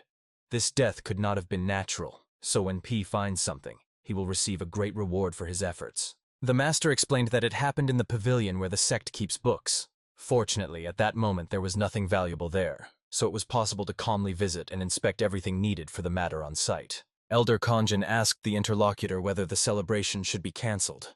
After all, after the boy's murder, many might not come, and those who do come will not be in the mood to celebrate. The comrade reassured him. It was already too late to cancel anything. Invitations had been sent out. Some guests had already arrived. Others could appear at any moment, so panic before the celebration could not be allowed. Some advisors hinted that canceling the celebration would mean admitting the clan is weakened and no longer able to resist, so under no circumstances could weakness or incompetence be shown. Pen abruptly interrupted the meeting and said that he had found a person in the city who could shed light on what happened to the boy and take up the investigation. Everyone around froze in complete silence. The elder, puzzled, asked who this mysterious guest was, since even the best masters could not give a clear answer. Pen, with a bitter smile, said that he was a reaper from Sichuan, a case they had once dealt with. Some whispered angrily, outraged that a young man who had already finished and sealed 2 sects had stepped onto their territory. The hall was divided into supporters and opponents of such methods. Master Sajin was the fiercest opponent of Pawol. He firmly said that such a dangerous type could not be trusted, because 2 sects had been closed because of him, and such a dangerous type could not be kept here. The elder asked why Pen trusted the killer. Pen assured that no one except the killer himself could reveal the secret of the young disciple's death, so even Master Sajin could not worry and should remain silent. Pen firmly assured that Pawol would not attack anyone unless he himself was betrayed and attacked. Until then, everyone around would be completely safe, and the elder added that the responsibility would be on Pen's hands. The elder resigned himself to what had happened. He believed that before the young disciple's death, Mutang's pride no longer mattered. It was necessary to find the guilty and deliver justice, to punish the killer. Pen and his guests sat at the table. The boy was having breakfast, but he did not like the breakfast. He complained that there was no meat, and in the dish there was only some kind of herb, and the man asked to wait until the start of the big banquet, where there would be plenty of everything. Resolute Pawol sharply put an end to the conversations. He insisted that it was time to start the investigation. Pen endured the pressure from his 2 comrades, who were furious because a corpse of a boy recently killed was brought into the sacred hall. He explained that for the investigation it was necessary to recreate everything as it was initially. Pawol sat over the boy's body and examined it closely. There were no signs of wounds or poisoning on the body, which seemed even stranger because someone had clearly tried to hide everything. The young man placed his hand on the boy's body. Dark mana swirled around. An image of death with a skull instead of a face appeared in the air, and Pawol addressed the spirit, asking it to show and tell everything it saw. Soon P was already holding a silver head in his hands, thin as a hair, belonging to a high-level master, because mastering such a technique was very difficult, and it was with this that the boy was struck in the neck. Only one option came to my mind, one guy or a whole group who could use such a technique. People from the White Lotus, highest-class assassins and famous martial arts masters in the service of evil. However, it was not worth judging by just one piece of evidence. Someone else besides the renowned White Lotus masters could possess such a technique. P could consider that he had established the cause of death, but not the killer. His gaze tirelessly wandered among the library shelves. Among numerous books were true gems of knowledge about martial arts from all over the world, so someone could have sneaked in here precisely for them. The senior mentor Sanjin arrived at the building, in front of which Pen and other brothers were heatedly discussing P-Wool's actions. Sanjin became angry and immediately asked where the killer who was summoned for help was now. P-Wool just appeared in the doorway, and Sanjin became even angrier. He promised that if it were not for the help in the investigation, the Reaper would no longer be in the world, and he would have paid for all his sins and faults. The young man calmly descended the stairs, as if no one was addressing him and he was not involved. P-Wool turned to Master Pen, completely ignoring the elder, who became even angrier and shouted louder. P-Wool no longer wanted to endure accusations and threats. He asked, could it be that all guests of the Mutang sect are treated with such contempt, and all are met this way? In that case, the attitude should be reconsidered. Sanjin did not calm down, and the young man got tired of it. He ordered not to chatter, but to go on the attack. The boy himself did not want to fight and would simply avoid the attack, and the sect would ultimately earn the reputation of being ungrateful and treacherous. The man had already reached for his sword, and at that moment Master Pen stood in his way, reminding him of the leader's orders and the mission with which Master P-Wool was here, because too much depended on it. Sanjin turned around and walked away, throwing over his shoulder that he was restrained only by the elder's order, but that did not mean he would not watch P-Wool while he was on the sect's territory. Master Pen asked the guest not to be angry at him or the entire Mutang sect. Everyone was already on edge and broken because of the child's death, and Sanjin had never been distinguished by a pleasant character or a gentle temper. P-Wool assured that everything was fine and showed the needle, the very one with which the boy was probably killed. Pen understood. Not everyone could do that. It was impossible without preparation. The man could not believe that such a thin needle could kill. P-Wool assured that he himself could do such a thing, so surely there would be other masters with similar techniques. He decided not to reveal his suspicions immediately. The man began to respect the guest even more, despite his bad reputation. In front of the sect temple gates, a huge crowd gathered. The herald asked those with invitations to go right, and those without, left. The crowd stirred and murmured, and some were clearly dissatisfied. Someone among the people was offended. They had also come here from afar to congratulate on the anniversary, but they were treated like cattle. Master Sanguan from the Jade Cavalry Hall proudly strode to the entrance, followed by a group of devoted followers. Their appearance was not warlike, but that seemed so only at first glance to an ordinary simpleton. The elder and his assistants carefully examined the guests, and suddenly their attention was drawn to a group of people in identical clothes, marching in straight ranks. The rows parted, and a man came out of them. It was clear that he was the leader of this group. The man's name was Chan Guion from the Ogomsan Guild. His words and behavior showed no respect for the guests, and he himself declared that although he did not have an invitation, he would still go to congratulate the sect leader on the anniversary, and no one would say anything to him. People were walking on the city streets. Life had become a continuous carnival, and everyone gave themselves to it fully, because everyone wanted to feel the taste of existence without conscience and pangs of guilt. In the hall, men and women enjoyed the harp playing of the invited guest. Everyone was mesmerized, and no one dared to utter a word. The men especially listened to the words of the song about love and suffering. When the girl finished, the hall erupted in applause. People chanted her name and asked her to sing that beautiful song again, but she modestly explained that the performance was already over and important matters awaited her. Among the guests, P-Wool made his way to the stage accompanied by his young comrade, and everyone around parted to avoid blocking their path. The young man was intently watching the harpist. The girl also could not take her eyes off him. She felt with her whole body that he was not an ordinary warrior, and her only question was what he wanted from her, since he walked so confidently and purposefully. The messenger approached Pei and warned him to be cautious.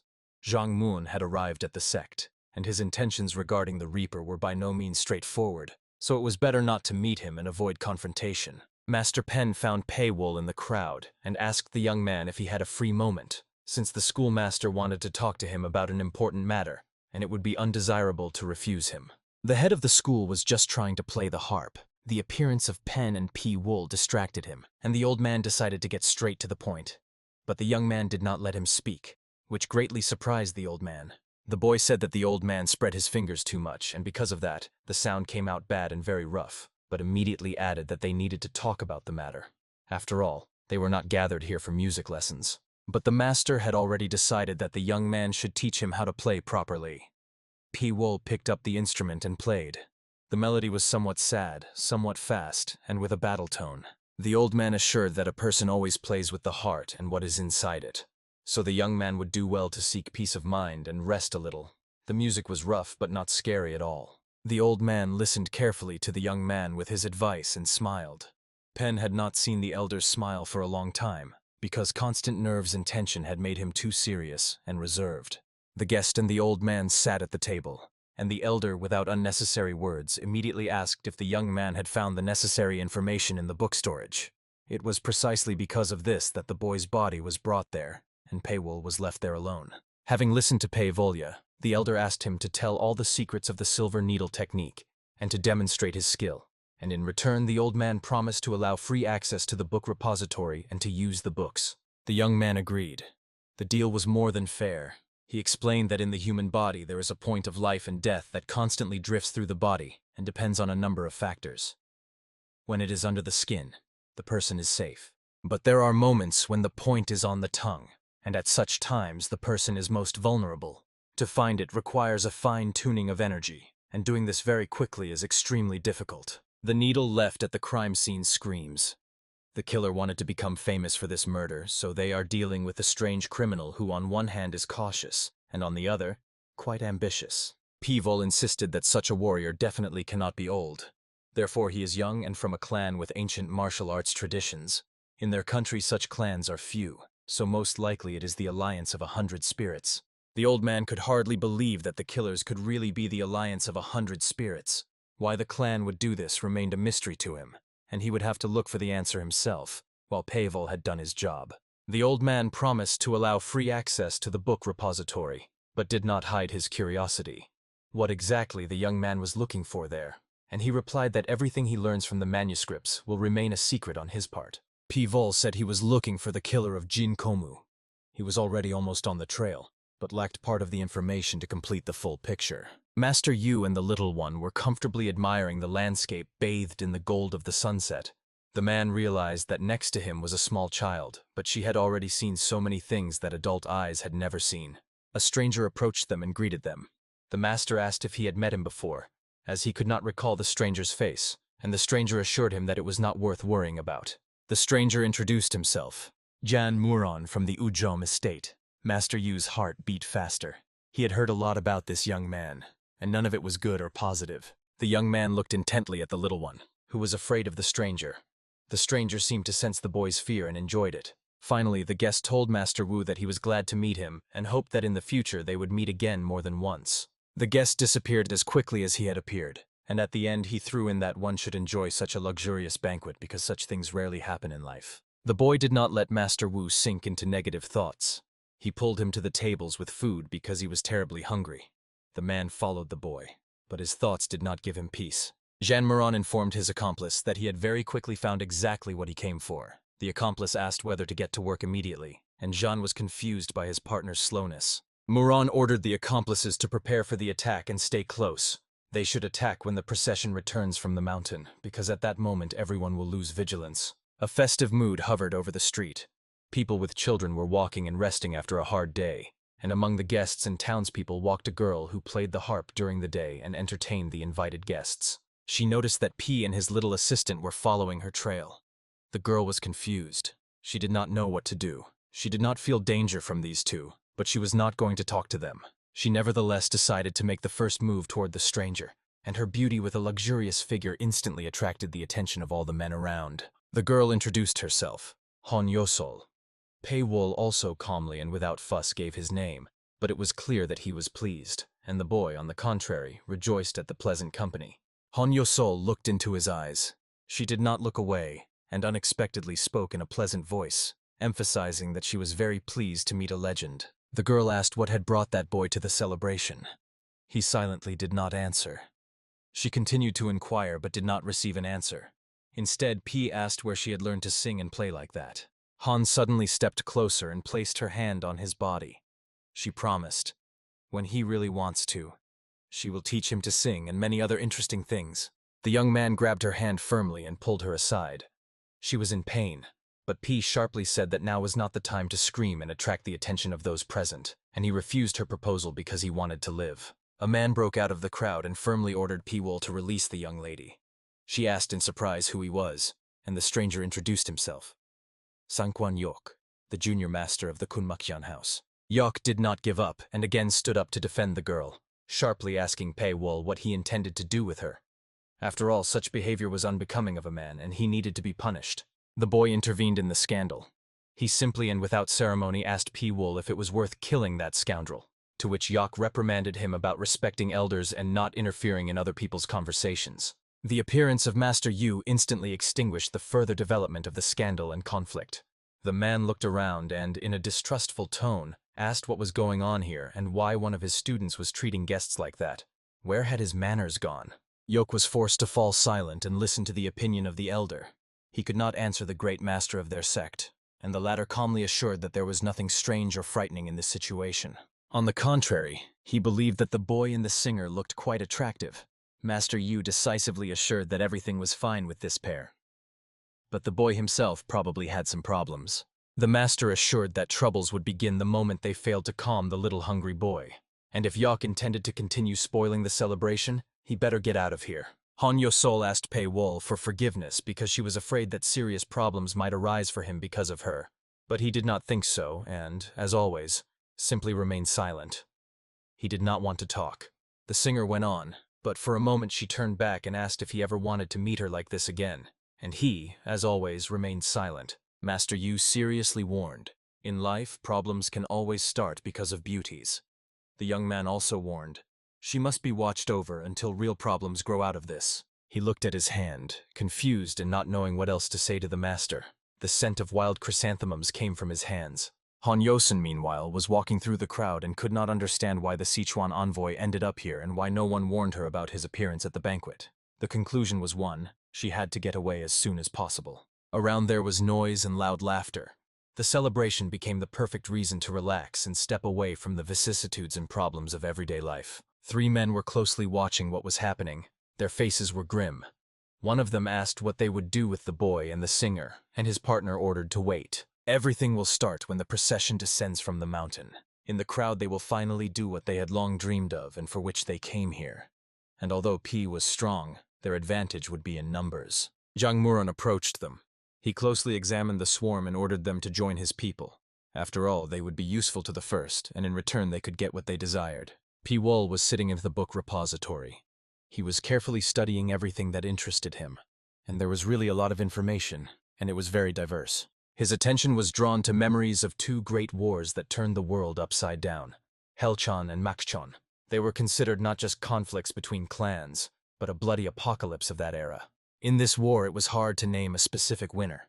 All the great clans threw themselves into battle. Some it raised to the heights, some it threw into the abyss, and only Gu Rion remained a mystery. Jin Jimu was hunting this organization. He certainly would not do this just like that, so they were the greatest threat to the region, and they were the ones he wanted to stop. Throughout the whole story there was not a word about them, but one small detail still survived, and most likely Jin Gemu was killed precisely because he learned what was better left unsaid. He kept silent. He was forced. It seems the organization emerged victorious from both armed conflicts. Numerous casualties on both sides gave the secret group the opportunity to strengthen and consolidate their positions. Gu Ryan could actually mean a lot. Some saw in it a union of clans, and others just a group of warriors who trained together and practiced martial arts. In any case, it was a force that no one could predict. Without the slightest bit of information, it was difficult to assess their influence, and most likely even lower-ranked disciples knew nothing about it. Unlike demonic cults, this group leaves nothing behind. It is hard to learn about them, and extremely difficult to oppose them, so preparing specifically for a clash with them made no sense. Pei Wol was walking through the temple courtyard when one of the monks from the training hall reported that a murder had occurred. It was hard to believe that such a thing happened in such a quiet, peaceful place. Everyone present was intently staring at the body of the man lying on the courtyard slabs. His face was covered in blood, and his posture was unnatural for a human. P felt uneasy about this murder. He sharply asked the young assistant what had happened here. The boy stood holding a bloodied knife. The boy swore he had done nothing.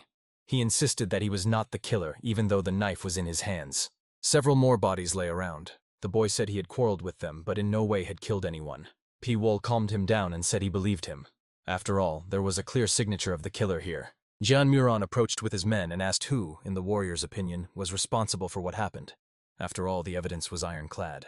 The boy quarreled with the men, killed them, and was now holding a bloodied knife. Jan Muron hotly complained to the temple guards that the boy had killed men in the Hall of Peace. Such a thing could not be left unpunished, and severe punishment awaited him for such an act. Everyone around pounced on the boy with reproaches and accusations. No one believed in his innocence. All fervently wanted revenge, because Jan Muron was an influential young man whom no one dared to contradict. The boy began to get nervous, trying to restrain the essence inside himself. He was getting worse and worse at it, but he could not let down Paywol, his master. Paywol, in turn, indignantly asked, "Has the Ujan sect become so petty that it is ready to accuse a little boy of murder without first finding out what really happened?" Elder Gonjin stopped the crowd and asked what was going on here at all, and when he learned that everyone wanted to punish the boy, whom they considered a true demon, he became angry. Gon glanced at Paywolya and thought that with the appearance of this young man, only problems began, so he ordered not to raise unnecessary noise and placed the sect in control of this matter until the court's decision. But Petvol was not going to give up. He indignantly asked since when the case of some master's ward falls under the sect's jurisdiction, and whether the people of Udan are really so thick-headed that they cannot distinguish truth from fiction. Gon became furious. He could not tolerate that his sect and subordinates were humiliated in front of guests, so the man threatened a duel if the young man did not apologize for his words. Paywol, with one sharp movement, found himself near Gon. The young man ordered him to open his eyes wide and look the truth straight in the eyes. Little Soma would never have been able to do this with adult men. There were no fatal wounds on the bodies of the people. Several injuries rather resembled scratches, yet blood flowed from all the openings. And this meant only one thing: they died from internal organ rupture. Soma is not capable of that. It was simply convenient to blame him and shift all the guilt onto the defenseless little one. The young man was pulling a knife from his sleeve, intending to perform an autopsy to prove his point. But Mentor Gon stopped him. A healer was soon to arrive who would do everything independently. The doctor was walking through the yard, and everyone parted before him. Healer Shim was considered a master of his craft, and his words regarding medical conclusions were fully and unquestionably trusted. The man sat down near one of the wounded. After a brief examination, he confirmed. The young man was right. The sword wounds were shallow. These wounds could not kill, but the internal organs were torn. The healer said in a firm voice that the liver was severely damaged, and this could mean only one thing. The people were poisoned before death. The liver could not withstand and ruptured. Poison of this type causes an explosion of internal energy. Just before death, the men could neither move nor utter a word. They could not even call for help. Gon asked if the little one could have used one of the forbidden techniques for killing. The young man assured that no, such techniques rather affect the stomach, but here the liver was damaged. The healer emphasized that a complex poison was used here. It does not act while the blood in the body is relatively calm. As soon as the body starts moving, the substance awakens and begins to act. Gon asked who could have done this to the people of the Udan sect. Such acts are punishable by death, and it is not worth thinking that the sect will let this matter pass without a trace. Paywol asked if it was not worth first apologizing to the boy. Soma did not expect this from his mentor. Even more surprising to him was that Gon and his people bowed to Soma. Jan Maron now bitterly regretted that his perfect plan had failed. Feeding with drops of black blood was a brilliant idea, but this young man with his little boy stood in the way. Paywol approached Jan Maron. A familiar smell hit his nose, and suddenly the Reaper remembered that he had already sensed the same aroma from the girl Han Yosol, a dangerous stranger. He openly asked, could it be that the boy was with her? He exploded with rage, but it was clear that he was terribly nervous. Paywol guessed he had hit exactly where he needed to. He called Soma and loudly announced so that everyone could hear that they were now heading to Bigo, said deliberately. Gon understood the hint and immediately began gathering his people, ordering them to move towards Bigo at once. Meanwhile, Paywol called his assistant and decisively said that they would take another route, and no one would stand in the way of their plan. In the secret vault of the Thehua Palace, everything was covered with human remains and bloody traces of the massacre. Bodies lay everywhere. The floor was completely covered with them. The guards who arrived at the scene were frozen in shock. They could not believe what had happened here. The commander immediately gave orders to his men to check the entire vault to see if any precious manuscripts were missing. The people carefully examined every shelf, because even the simplest treatise that disappears from the library can shake the whole world. The secrets of the books are not for the masses. An elder arrived into the vault. He looked around everything that was happening with fear. One of the people fearfully reported that one of the important folios was missing, and another book contained information about demons. The lost treatise turned out to be the demonic breath of the ancestress. The enemies advanced stealthily. They killed in the temple courtyard, distracted everyone, and took the books from the vault. The demonic breath was the most dangerous technique last mastered by the great king of ghost demons. And it was he who conquered the ancient art of killing. It was forbidden to let the technique fall into the hands of people who could harm the entire state. And the elder recalled how Paywol warned him not to be swayed by the charm of a beautiful girl and to be cautious with her. The elder strictly ordered his assistant to take 7 swords and track Hon Yosol, for she could be the one who stole the book from the vault. The girl most resembled an agent. The old man realized that Maron also needed to be caught, but that could provoke a clash. Then war would be unavoidable, so the elder ordered not to touch Jan. Paywol would handle him. Jan Maron suddenly realized he had just been used. He could not forgive the girl who gained his trust and then cynically abandoned him by stealing the books and making him guilty. At the time of the agreement, the girl behaved very tenderly and was friendly to him. She knew his goal was to seize that mysterious sword, so she played on that. Jan ordered to assemble the White Tiger squad. They needed to find the girl and take from her what she had seized, because otherwise Abtko would be angry with him and erase him from the list of heirs. To obtain Gumbu, that was the only way out of that mess. There was no other option. The young man summoned his people and ordered to find the boy Soma and take the sword from him at any cost. Jan gave the final orders. Brief and decisive. He insisted no one should hold back. The Udan clan had no interest in disclosing problems on their territory, so everything that happened would be kept silent. Muron's people prowled the forest, splitting into small groups and scattering into all its corners. In the darkness among the trees, almost nothing was visible, but the master's order had to be fulfilled. Suddenly, one of the scoundrels flew past his comrade and, splattered with bloody splashes, crashed right into a tree. The man was seriously frightened. The enemy was not visible, but he was already attacking. Among the trees, a sinister gaze fell upon them. The stranger firmly said that his little brother was right. The soldiers rushed after them to catch up and take the sword. Panic gripped the squad. Soldiers disappeared one by one, and it was not even clear who they were fighting against. The men shouted loudly, trying to encourage themselves, but their cries led to nothing. Jan Muron listened to the message from his assistant.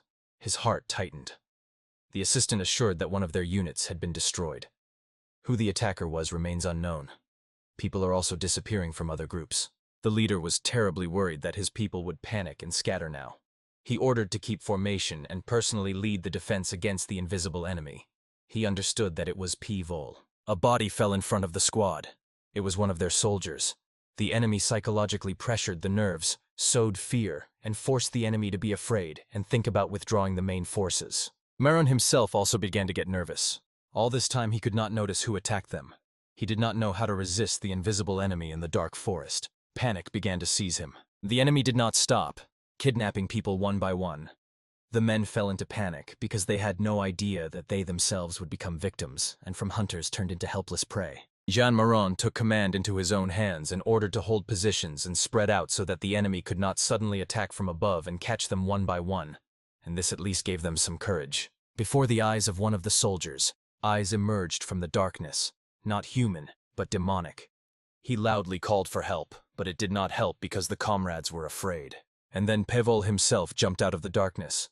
Like lightning, he attacked the enemy, who did not expect this. He did not even try to defend himself, and a stream of blood burst from the company. With his last strength, the man held the enemy, just so that reinforcements could arrive. Maron's soldiers were already rushing through the forest. They drew their weapons and all together wanted to deal with the enemy. Paywol stood over the enemy's body. Blood and mana swirled around him. The battle was fierce. He left nothing of the White Tiger squad. The father will be angry with Maron. The young man could not hold back and, overcome with anger, rushed at him. Angry shouts and threats spread around, and the boy sternly warned the scoundrel, "Get out and don't interfere with me doing my business." Jan Maron raised the Hua sword to attack the enemy, but nothing came of it. Fire blazed around and destruction reigned. The enemy was nowhere to be seen, as if he had disappeared somewhere. Paywol appeared as if out of nowhere and lunged at the enemy, but Jan managed to raise his sword against him and avoided a deadly wound while Maron charged in attack, seeking revenge. The young man dodged the enemy's attacks, and Maron raged, not understanding how to end the fight, since Paywol constantly avoided direct confrontation with him and hid from the attack. Maron felt the duel had to be finished. His magic would run out much faster, and the opponent was deliberately dragging him into exhaustion. Paywol looked intently at his opponent and warned that he was trying in vain. His swordsmanship was simply a farce and had nothing to do with a real fight. P-Wall suddenly appeared next to his opponent so incredibly fast that he could do nothing, only helplessly looked at the hand frozen right in front of him. P-Wall held his hand near the opponent's chin. The young man looked at him questioningly and asked, could such a famous enemy really be afraid of his sect? But he did it in vain. But in a moment Jan Maron was lying at the enemy's feet, and all his words and threats proved useless against this dangerous opponent who feared neither Maron's family nor sect. P-Wall thought that his comrade should have already finished dealing with the enemies, but this time he had to be careful, and suddenly he felt the mana of someone else, not his comrade. The young man rushed to help Soma, thinking he was in danger, and it was worth rescuing his comrade from trouble. It seemed they had fallen into a cleverly planned trap. In the middle of a clearing, bathed in moonlight, stood Soma, a sword in his hands, human bodies around, and the boy thought that he was indeed more comfortable with a chakram than with a sword. Soma held the sword in his hands and was simply delighted. The magical energy under his control felt pleasant and gave a sense of power, and then a voice sounded behind him. When the boy turned around, far away, near the very forest, he saw a stranger in strange armor. The stranger asked Soma to come closer to examine his weapon and touch it. The stranger, who looked old, promised to show how to properly wield the sword, and the boy would feel an even greater surge of strength and energy from wielding it. The uninvited guest rose from his seat and extended his hand toward the boy, ordering him to give the sword, and Soma asked in surprise who this stranger was, giving orders and instructions. The old man said his name was Kujinwan, the Wolf King, one of the 7 great swordsmen. But the boy was in any case not ready to wield the sword.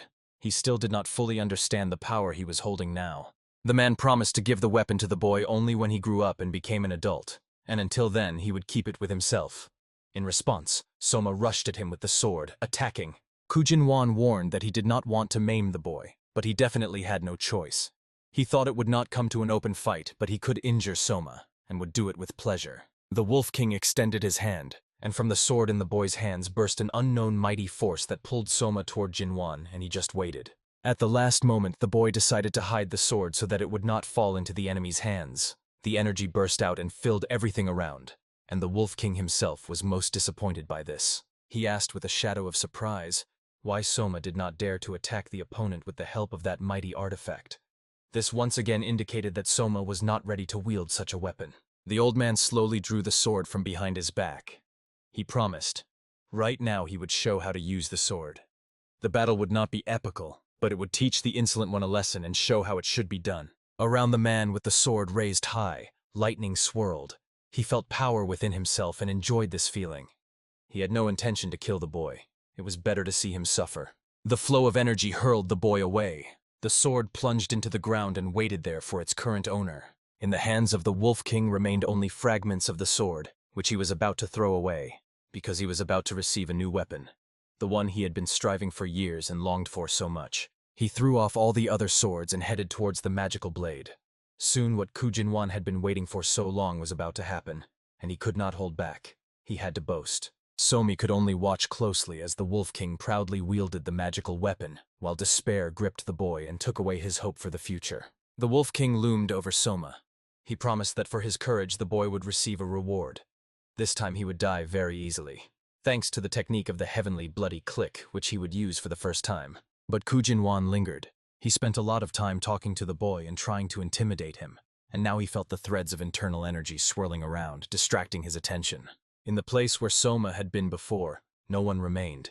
The unfamiliar sudden opponent managed to escape from the boy, and the king felt this was a true warrior, a real killer. The man sharpened his wolf-like sense of smell, and catching the scent of Soma's blood dripping from the boy's body, tried to find the opponent hiding from him. But everything around was silent, as if there was no one else but him. P-Wall stood opposite the enemy, staring intently at the wolf and understanding. This was not the opponent because of whom he could not protect Soma, and the boy had disappeared somewhere. The king stood like a verdict, holding out his hand in front of him, on which was his own blood. The man asked himself how many years had passed since he was last wounded. The man attacked the opponent, and Pei-Wul, dodging the attacks, felt more and more each time. This time the stronger one could not be defeated just like that. His usual strategy would not work this time. He had to invent another way to win over the deadly enemy. In this battle, only one must survive, and Ku praised his opponent. P-Wul remembered how the snake crawled over his body, and he was defenseless, unable to do anything. He had not experienced that feeling for a long time, but this time he managed to direct it in the right direction. The boy was tensely preparing for battle. He was completely focused on the opponent, and the Wolf King praised him for his determination. Finally, he would have a worthy opponent to take his place in the alliance of 100 demons. White snake with red eyes silently emerged from the darkness. Her scaly body coiled around the arm of the sleeping youth. Pio Vol sharply opened his eyes. In the darkness, his snake-like gaze flashed predatory. The air was torn by the crack of blue lightning. The youth focused his strength and unleashed the technique of the law of the soul of the snake thunder. From the sparks, a giant phantom snake was woven and hovered over the gray-haired opponent. The old warrior responded by exploding with a pillar of dense green aura. The energy took the form of an enraged wolf, and the gray-haired man rushed into attack. He swung the weapon and brought down his blade directly on Piovolya. The blades clashed. They locked in a death grip under a shower of sparks. Piovolya threw back the enemy, piercing the space with electric discharges. The young man gracefully jumped back, deftly spinning the dagger, while the old man only grimaced. The gray-haired man easily parried a series of attacks, mocking his weapon. With a cry of the end, he raised his arm for the final strike. Piovolya instantly threw several dark daggers towards him. The warrior sharply bent in the air. The blades whistled millimeters from his face. Suddenly, he noticed a gleam in the air, and with horror recognized the threads of the Kya. Piovol already twitched the invisible strings, controlling the flight of the weapon. He danced in the air, weaving a deadly web. The daggers spun around the old man, as if alive. But he only laughed loudly and began to wildly parry the steel. The gray-haired man spun the sword, creating a whirlwind that scattered all the blades. He raised the weapon, and his blade filled with pulsating green power. A series of sweeping strikes released destructive energy waves. Piovol held back the cross-strike with his blades. He instantly formed a seal. Dozens of new threads shot radially towards the enemy. The old man frankly got bored of the familiar trick. With a threat, he rushed forward. The warrior easily cut through the net, but suddenly his weapon got stuck tight. The old man's eyes widened.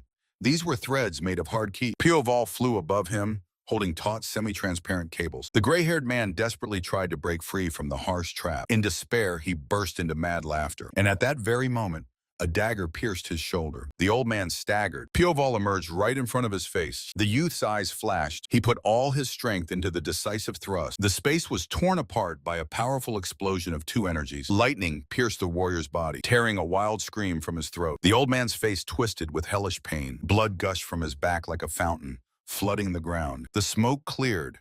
Piowol stood over the defeated one, who fell to his knees. Despite the wounds, the bloodied warrior burst into maniacal laughter again. Piowol looked at him without a trace of emotion. The old man spat blood and said with annoyance that the cursed old man is coming here. He turned around and asked the name of his victor. The young man calmly replied, Piowol. Sivi called himself the King of Wolves, Gujinwang, and promised to repay the debt at the next meeting. He said he would have finished it off the young man if not for the approach of the pursuer. Piowol squinted. Gujinwang sprang from the spot into the forest, and the young man immediately rushed after him. Night came, and he silently slipped through the thickets. Suddenly, he sharply stopped.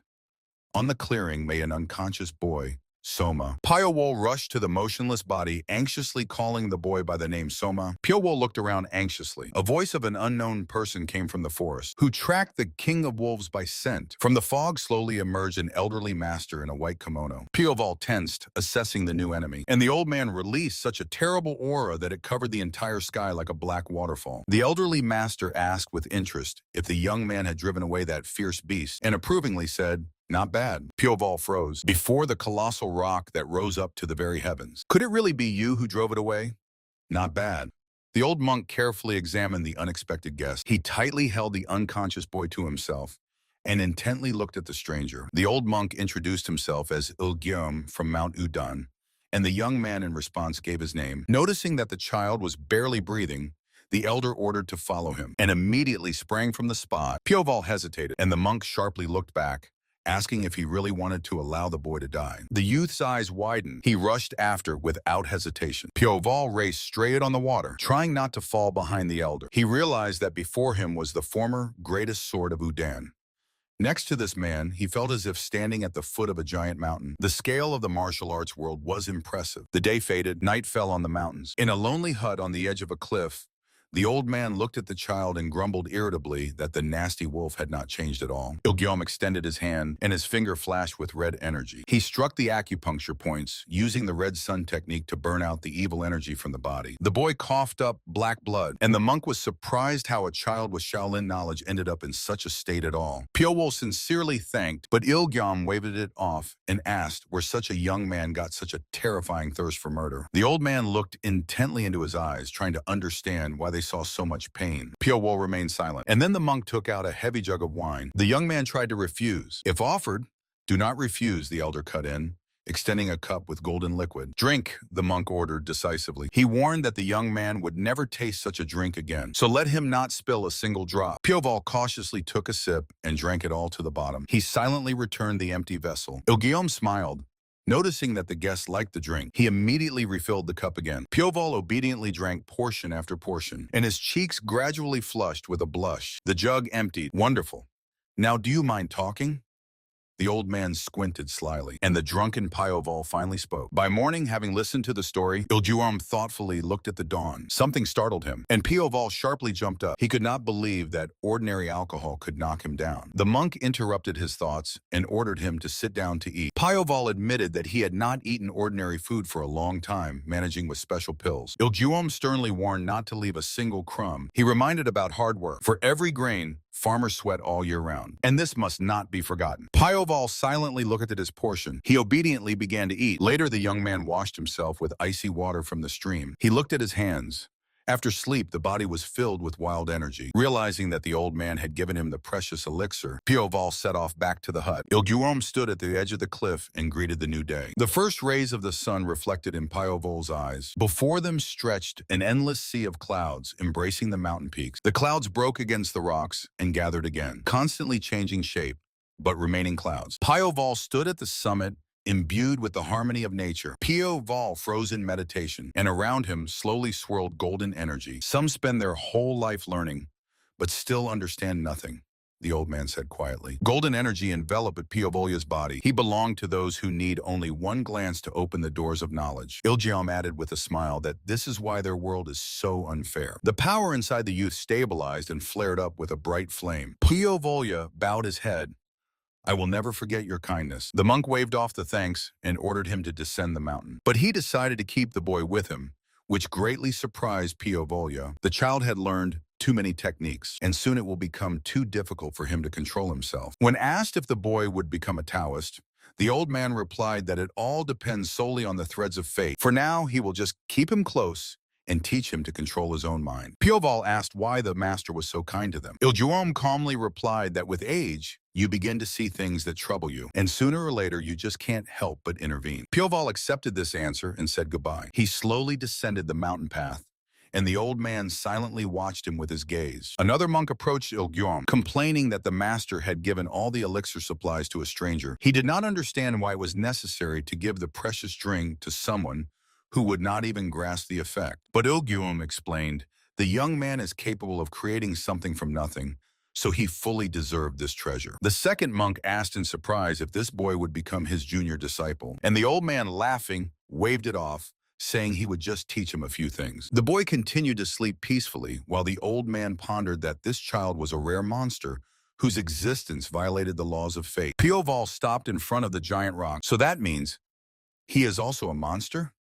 Ilgyom recalled his night guest. The young man respectfully bowed to Mount Udan as a sign of gratitude. The old master stood on the summit and watched him go. Pyoval dissolved into the twilight of the forest, and Ilgyom mentally finished the phrase, this guy is something much scarier than a monster. At the noisy market, the seller was praising legendary steeds until a man in a cloak approached them. Hey, come here.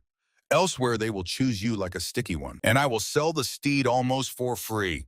The seller enticed. The blond young man confidently turned around, introducing himself as Sangwan. From under the hood, icy red eyes looked at him. Comrade Sangwan sharply confronted the stranger and called him a ragamuffin. A ringing slap knocked the impudent man off his feet. Sangwan turned pale with horror and hissed to his comrade that this man personally slaughtered an entire white tiger squad. Trembling, He cautiously asked what the great hero desired, to which he calmly requested a normal horse. Pyo-wol left the market, riding a luxurious black stallion. Sanguine sighed with relief. Although he understood, the estate would not leave it like that. Night sky. In the middle of the devastated yard, strewn with corpses, a woman was breathing heavily. She said irritably that the employers decided to kill her, to hide the traces of the order. Suddenly, a sharp pain pierced her chest. The memory of the clash with the Taoists of Wudong struck her head. The reckoning turned out to be more terrible than she thought. The woman tore off her disguise, letting down her long hair. From the darkness behind her, Pyo-wol silently watched. The city of Nanyang slept under the light of the full moon. Pyo-wol was having dinner in a local tavern. Nearby, a girl was loudly arguing, irritated by the slow service. Her companion sharply snapped at her. The couple froze, suddenly recognizing the neighbor. The girl instantly broke into a smile and happily asked to join his table. Pyo-wol calmly allowed them to sit. She bombarded him with questions,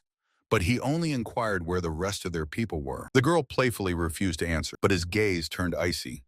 He directly asked if their leader had arrived. The man nearby nervously said that if the boss were here, the tavern would already be drowning in blood. Pyo-wol silently understood. After the heavy losses of the Black Cloud Squad, their leader was now furious. Without saying another word, he stood up and left. Meanwhile, in a wealthy estate, the cunning creditor was thrusting a debt note into the young man's face. The boy looked at the seal and could not believe that his mighty grandfather had taken money from some bandits. The insolent guest reminded about the huge interest and simply laughed in response to accusations of threats. He sweetly hinted that this piece of paper could cause trouble in the wrong hands. The mention of the Hall of Snowblades made the young man turn pale with horror. The creditor smugly moved towards the exit. At the end, he said that everything would be fine if the debt was repaid by the end of next month. The desperate boy approached the incense burner. His completely paralyzed grandfather lay on the bed, punctured with acupuncture needles. A storm approached. A lightning bolt pierced the wall of rain. Pyo-wol sat in a dry cave, warming himself by the fire. Suddenly, a crowd of soaked travelers burst in with cries. A big man with a thick beard rejoiced at the fire and called himself Yan Shkolwan. His companion introduced herself as Han Buyon, to which the swordsman simply cut off his own name. Pyo-wol added firewood, and the bearded man asked if the new acquaintance was heading to Yenem. The big man immediately warned to stay away from the Jin family, because their end was near. To Pyo-wol's question, he answered directly. The true masters of the mountain, the Hall of Snowblades, have returned. Seeing misunderstanding in the interlocutor's eyes, the bearded man decided to tell everything in exchange for warmth from the fire. The Jin family once expelled the Hall of Snowblades, but they secretly regained strength and came to take what was theirs. While the bearded man was telling how tightly the Jin family was gripped, Pyo-wol began to suspect something. Suddenly he flashed back. Thick black smoke burst from the fire. Through the poisonous veil, predatory, malicious smiles of accidental acquaintances looked at him, and Pyo-wol met this gaze coldly. In a dark cave near the blazing fire sat Pyo-wol, lowering his head low. A gang of robbers silently surrounded their sleeping victim. The leader grinned contentedly. Even a bull would fall asleep from their soporific incense, let alone this weak youth. The woman sighed with regret over the handsome face, but the bald man ordered to finish with him quickly. Suddenly, a disgusting crunch sounded, and two bandits behind froze with their throats cut. Blood spurted like a fountain onto the walls, and Pyo-wol, without even moving from his place, calmly blew on the ember. From the darkness behind the woman, demonic red eyes flashed, and a cold blade pressed against her neck. Someone's hand unnaturally twisted with a terrible crack. The woman screamed wildly, falling to the ground with broken limbs. The final blow hit the target, and her body weakly went limp in a puddle of her own blood. The fox leader roared fiercely and rushed forward, threatening to crush the impudent one to fluff. Red eyes flared again in the darkness, and the body of the giant was pierced by a lightning attack. In shock, the leader only managed to quietly moan. A dark silhouette flashed and mercilessly cut the enemy in half. "That's all?" Pyo-wol said coldly, looking at the mutilated corpses. The next day, he was already sitting in a noisy tea house of the big city. A familiar voice suddenly interrupted his thoughts. The young man looked up in surprise. A mysterious girl in a dark cloak stood before him. He silently gestured for her to sit down. She sat opposite and with a smile complained that because of him, she got into quite a mess. Thanks to his hint, she managed to deceive the enemy and escape alive. The girl tried to flirt, hinting at fate, but Pyo-wol sharply interrupted her, naming the real titles, envoy of death from Sando. At these words, her playful smile instantly disappeared. The young man figured everything out. Her assassination technique and reconnaissance, as well as affiliation with the shadow organization Pekurion. She smiled slyly again and directly offered him to join their ranks. Pyo-wol refused without any hesitation. Having been refused, the girl did not get upset and said that the offer still stands. Upon parting, she threw a thick book on his table. It was a stolen treatise of demonic art of the mighty Udan sect. The girl approached his face and whispered that this technique drives people insane, so she herself did not need it. Winking, she declared that such madness would suit him perfectly and walked away. Anyway, it's a gift. We'll see each other again, she said at last and disappeared. Barely touching the cover, Pyo-wol felt a strange dark aura. The book was imbued with a special aroma, a tracking mark for 1,000 li, which cannot be washed off. Just applied, the aroma clings tightly. It cannot be washed off, and feeling the mark without special technique is impossible. He only gave a crooked smile. The cunning assassin decided to keep him on the hook. Soon his path led to the majestic Tianzhong mountain. Pyo-wol was riding slowly along the forest trail. His sharp eyes immediately noticed an ambush. More than 10 armed men were hiding in the thicket,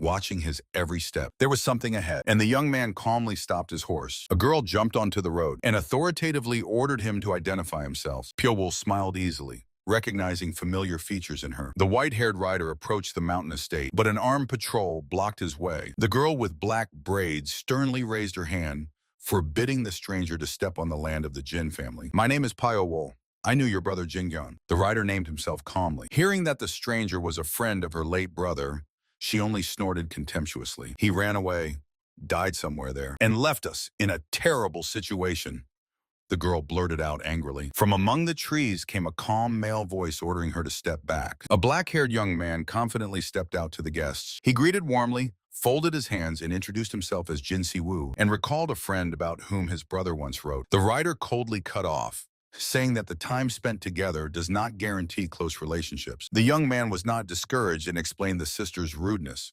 The brother was the dearest to her, so the loss hit her the hardest. Sale blushed deeply, shouted that she never loved this liar, and sharply turned away. Siwoo apologized for the scene, invited the guest inside, and gently suggested addressing him simply by his first name. The rider slightly nodded. Meanwhile, in the yard of a completely different clan, a heavy, oppressive silence prevailed. A mustached man knelt before his people, desperately shouting that he did not deserve forgiveness. He begged the leader for the harshest punishment. Gray old man looked at the subordinate with frank fatigue. "Punish me!" The warrior continued to strain. The leader sighed heavily. Sanjin had long stopped developing. He just needed time to think. He sentenced the warrior to a year of meditation facing the wall, and he obediently bowed his head, accepting the order. As soon as the door slid shut, the old man exhaled with relief, but the calm was instantly dispelled. The assistant anxiously reported the arrival of guests from Wusord Mountain. Zhang Hoyong, the eldest son of the clan, quickly entered the room. The old man thanked the young man for helping to restore the body of the younger brother. Zhang Hoyong abruptly got to the point. He needed the name of the one who did it. The leader flinched, seeing how behind the polite smile a terrifying red aura of the killer flared up. Realizing that the guest would not back down, the old man nervously admitted that he himself knew very little. He gave the only clue, Henan Province. Having received what he wanted, the young man smiled fiercely and left the hall. On the street, he immediately ordered his men to pass the assignment to the Hao clan scouts. The old leader silently looked at the sky, feeling the inevitable storm swirling. Back at the Jin estate, the guest sat in a room bathed in evening sunlight, sipping tea. He caught a barely audible rustle behind the door. Without turning his head, he warned not to sneak up so quietly if she did not plan to attack. The girl burst inside and defiantly asked if he was really her brother's friend. The girl could not believe her ears. She had never heard her brother make friends with someone like that. The man indifferently said that he himself was hearing about the existence of a younger sister for the first time. Sale flared up indignantly, to which the guest calmly advised her to go train and not block the sun. The girl clenched her teeth painfully, barely holding back sobs from such coldness. Heavy tears fell one after another from her cheeks. She raised her wet face and with tears asked to tell at least something about the deceased. The white-haired man froze, then quietly began to recall their first meeting. Meanwhile, in the yard, Siwoo sincerely thanked the relatives from the collateral branch who risked coming to help the clan. All the collateral branches of the Jin family gathered, and what until recently seemed impossible no longer looked so hopeless. Suddenly, from the guest house window, a clear, sincere laugh rang out. The young man raised his head in amazement. He had not heard his sister laugh like that for a long time. In the room, Sale was laughing cheerfully. Listening to the white-haired one's stories about the clumsy brother, a warm but bitter sadness flashed across Siwoo's face. Saul timidly moved closer and asked for permission to listen to the story as well. The memory cut sharply through consciousness like a blade. Two figures froze facing each other in the blue fog. The white-haired warrior carefully held a bloodied woman in his arms. While a blizzard raged around, he bowed his head. His eyes were closed in silent pain. A lightning-fast sword swing and a dazzling flash of the strike tore through the darkness. Siwoo only quietly smiled at his own thoughts, looking at the night sky. And at the same time, far in the mountains, a completely different game was unfolding. Fatso Sol Hanyon, master of the Soldo clan, grinned smugly. The Jin family is trying to resist with their last strength. He lazily inquired of the manager how the recruitment of new talents was going. The latter respectfully assured that everything was going according to plan and there was nothing to worry about. The master laughed heartily. With a crack, crushing the wooden armrest, he hissed that soon they will return their rightful lands, turning enemies to ashes. Raising his gaze to the battle flag, he promised to throw out the miserable descendants of Jin and raise the Soldo banner at the very top of the mountain. The best doctors of the district never figured out the cause of the illness. The pale man's face was densely covered with acupuncture needles. The young Siwoo remained cheerful. He had already gathered relatives and sent letters to all acquaintances. The white-haired woman praised the young man and assured that the Jin family would not fall just like that. Suddenly, a servant reported about the arrival of a guest from the Jimcheon Association. At the threshold with open arms stood the green-haired Namgunwol. He apologetically explained that the news of the tragedy reached him too late. Wol lowered his gaze and admitted that he came alone. The association is currently unable to help with anything. Siwoo sincerely rejoiced even at such support. The guest introduced his companions, Ojuhan and Yuk-Samyun, for whom the late Gemu was a true ray of light. Wol firmly promised to do everything for the Jin family. The woman scrutinized the guest, and Siwoo called his name. As soon as it was announced that the boy was from Sando, Wol froze in confusion, suddenly recognizing her. This boy is far from an ordinary martial artist. Flashed through the mind of the stunned Wol. Deep night fell on the mansion by the river. To the mustached steward approached the painted fat man Sol Guanho. He brazenly demanded to transfer the new girl to his personal squad. The steward only coldly glanced at him. Guanho instantly boiled over and reproached him for being arrogant only because of the leader's trust. The man calmly replied that he heard the request and reminded the fat man of his past mistakes because of women. Satisfied, Guanho familiarly patted him on the chest and cheerfully walked away. The steward remained standing alone. In the room, the gray-haired young man, Baek Do-hyun, reported the statistics. Out of the entire Soldo clan, only 5 fighters were missing. The missing were Yang Chul-hwan and his sworn brothers. Usun frowned. Greedy Yang would never refuse the clan's offer. He immediately ordered to find out what happened to them. Moving on to the enemies, Do-hyun reported that around the Jin family, 300 people had already gathered. Vusan acknowledged the strength of their ties, and the young man immediately suggested striking first. But the leader refused to waste strength. Time to focus on strengthening his own clan. He silently bowed to General. Their peaceful time has dragged on too long, Vusan said gloomily. Meanwhile, the white-haired woman stood on a high cliff under the night sky. Ojugan approached her, constantly taking swigs from a bottle. The drunken young man complained about the noise below and offered her a drink. The woman refused and coldly reproached him for drinking. Jugan burst out. With tears in his eyes, he exclaimed that he had promised Gemu to drink with him for 3 days and 3 nights straight. In a fit of despair, he poured the remaining alcohol directly onto the stones. In memory of a friend, the woman silently helped the drunk man descend the steep stairs. A frightened Vol ran out to meet them. He began to feverishly apologize for his friend's behavior, but the woman calmly stopped him. They silently watched Jugan's back, who simply could not come to terms with Gemu's death. The woman suddenly asked Vol, why did he come alone if the official support of the association would have resolved everything much faster? Vol darkened and remembered the War of the Bloody Skies in the vanished Shinma Union, which left deep scars behind. That war disturbed the balance of the world. Countless people died, and the Shinma Union, which ignited it, disappeared without a trace, as if erased from all maps. Then their association almost disappeared forever, and now they panic and avoid any conflicts. All sects understand the spark between Jin and Soldo will inevitably ignite a new war. How everything has become complicated, Vol bitterly muttered. For once in the world of martial arts, everything was simpler. People still sing of freedom and righteousness, but the current world that is becoming more and more prudent and selfish. It was the past war that made it so. The woman listened to him attentively and then asked to hear Vol's personal story. What brought the envoy of Sando to the Jin family? She struck with a direct question. Vol was surprised by her awareness, but frankly admitted that he was also closely connected with Gemu. She nodded. Every major sect gathers rumors, and now she wanted to hear the truth. Vol shook his head. He took no orders. It was purely a personal matter. The woman directly added that she wanted to hear about his work as an assassin. Vol awkwardly apologized for his sharp reaction and asked not to cross the line anymore. Their conversation was interrupted by a panicked scream. They were calling a doctor. On the ground lay a beaten, bloodied man. Dripping with blood, he croaked that he was attacked by freaks from Soldo. Meanwhile, mercenaries confident in the swift victory of the Jin family were gathering in the city of Yeonam. In one of the taverns, men were loudly laughing, discussing how easily they would crush the Soldo clan. Suddenly, an angry stranger jumped up to their table. One of the visitors mockingly said, "If he is from Soldo, let him try to settle it personally." The stranger drew a sword, and the words instantly turned into blood. A brutal mass fight broke out in the tavern. This was only the beginning, and such bloody clashes were already flaring up all over Yeonam. The young master assessed the scale of losses. 70 wounded warriors, and if this is swallowed, the fighting spirit of the Jin family will fall to the very bottom. He sent Uncle Yu-san to demand apologies, hoping as a first step to pull the righteous Murim on his side. Uncle agreed, mentally recalling the former leader.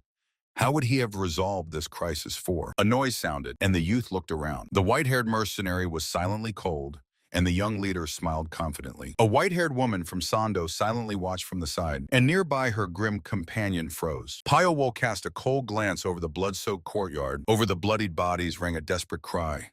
Blood for blood. The cry was taken up by other warriors, flaring with a thirst for revenge. The call, blood for blood, death for death. The crowd rolled louder and louder. The white-haired man grew sullen, understanding that this madness would soon drown the entire province in slaughter. The bloody sunset ominously reflected in the river waters. Suddenly a guard's cry rang out. The elder returned. The young man rushed headlong to meet his uncle. He was stunned. The messenger was beaten half to death, hiding behind some old debt. The uncle croaked that instead of apologies, they simply began demanding money from him, and then attacked. The young man cursed. Now the enemies had an official reason to destroy them. He waved his hand and ordered the wounded to be immediately taken inside, and he fiercely glared beyond the gates and shouted for the attackers to come out. Two mercenaries brazenly entered the courtyard, Dragon Slayer and Mystic Witch. The young man sharply snatched the debt note from their hands. Eyes popped out.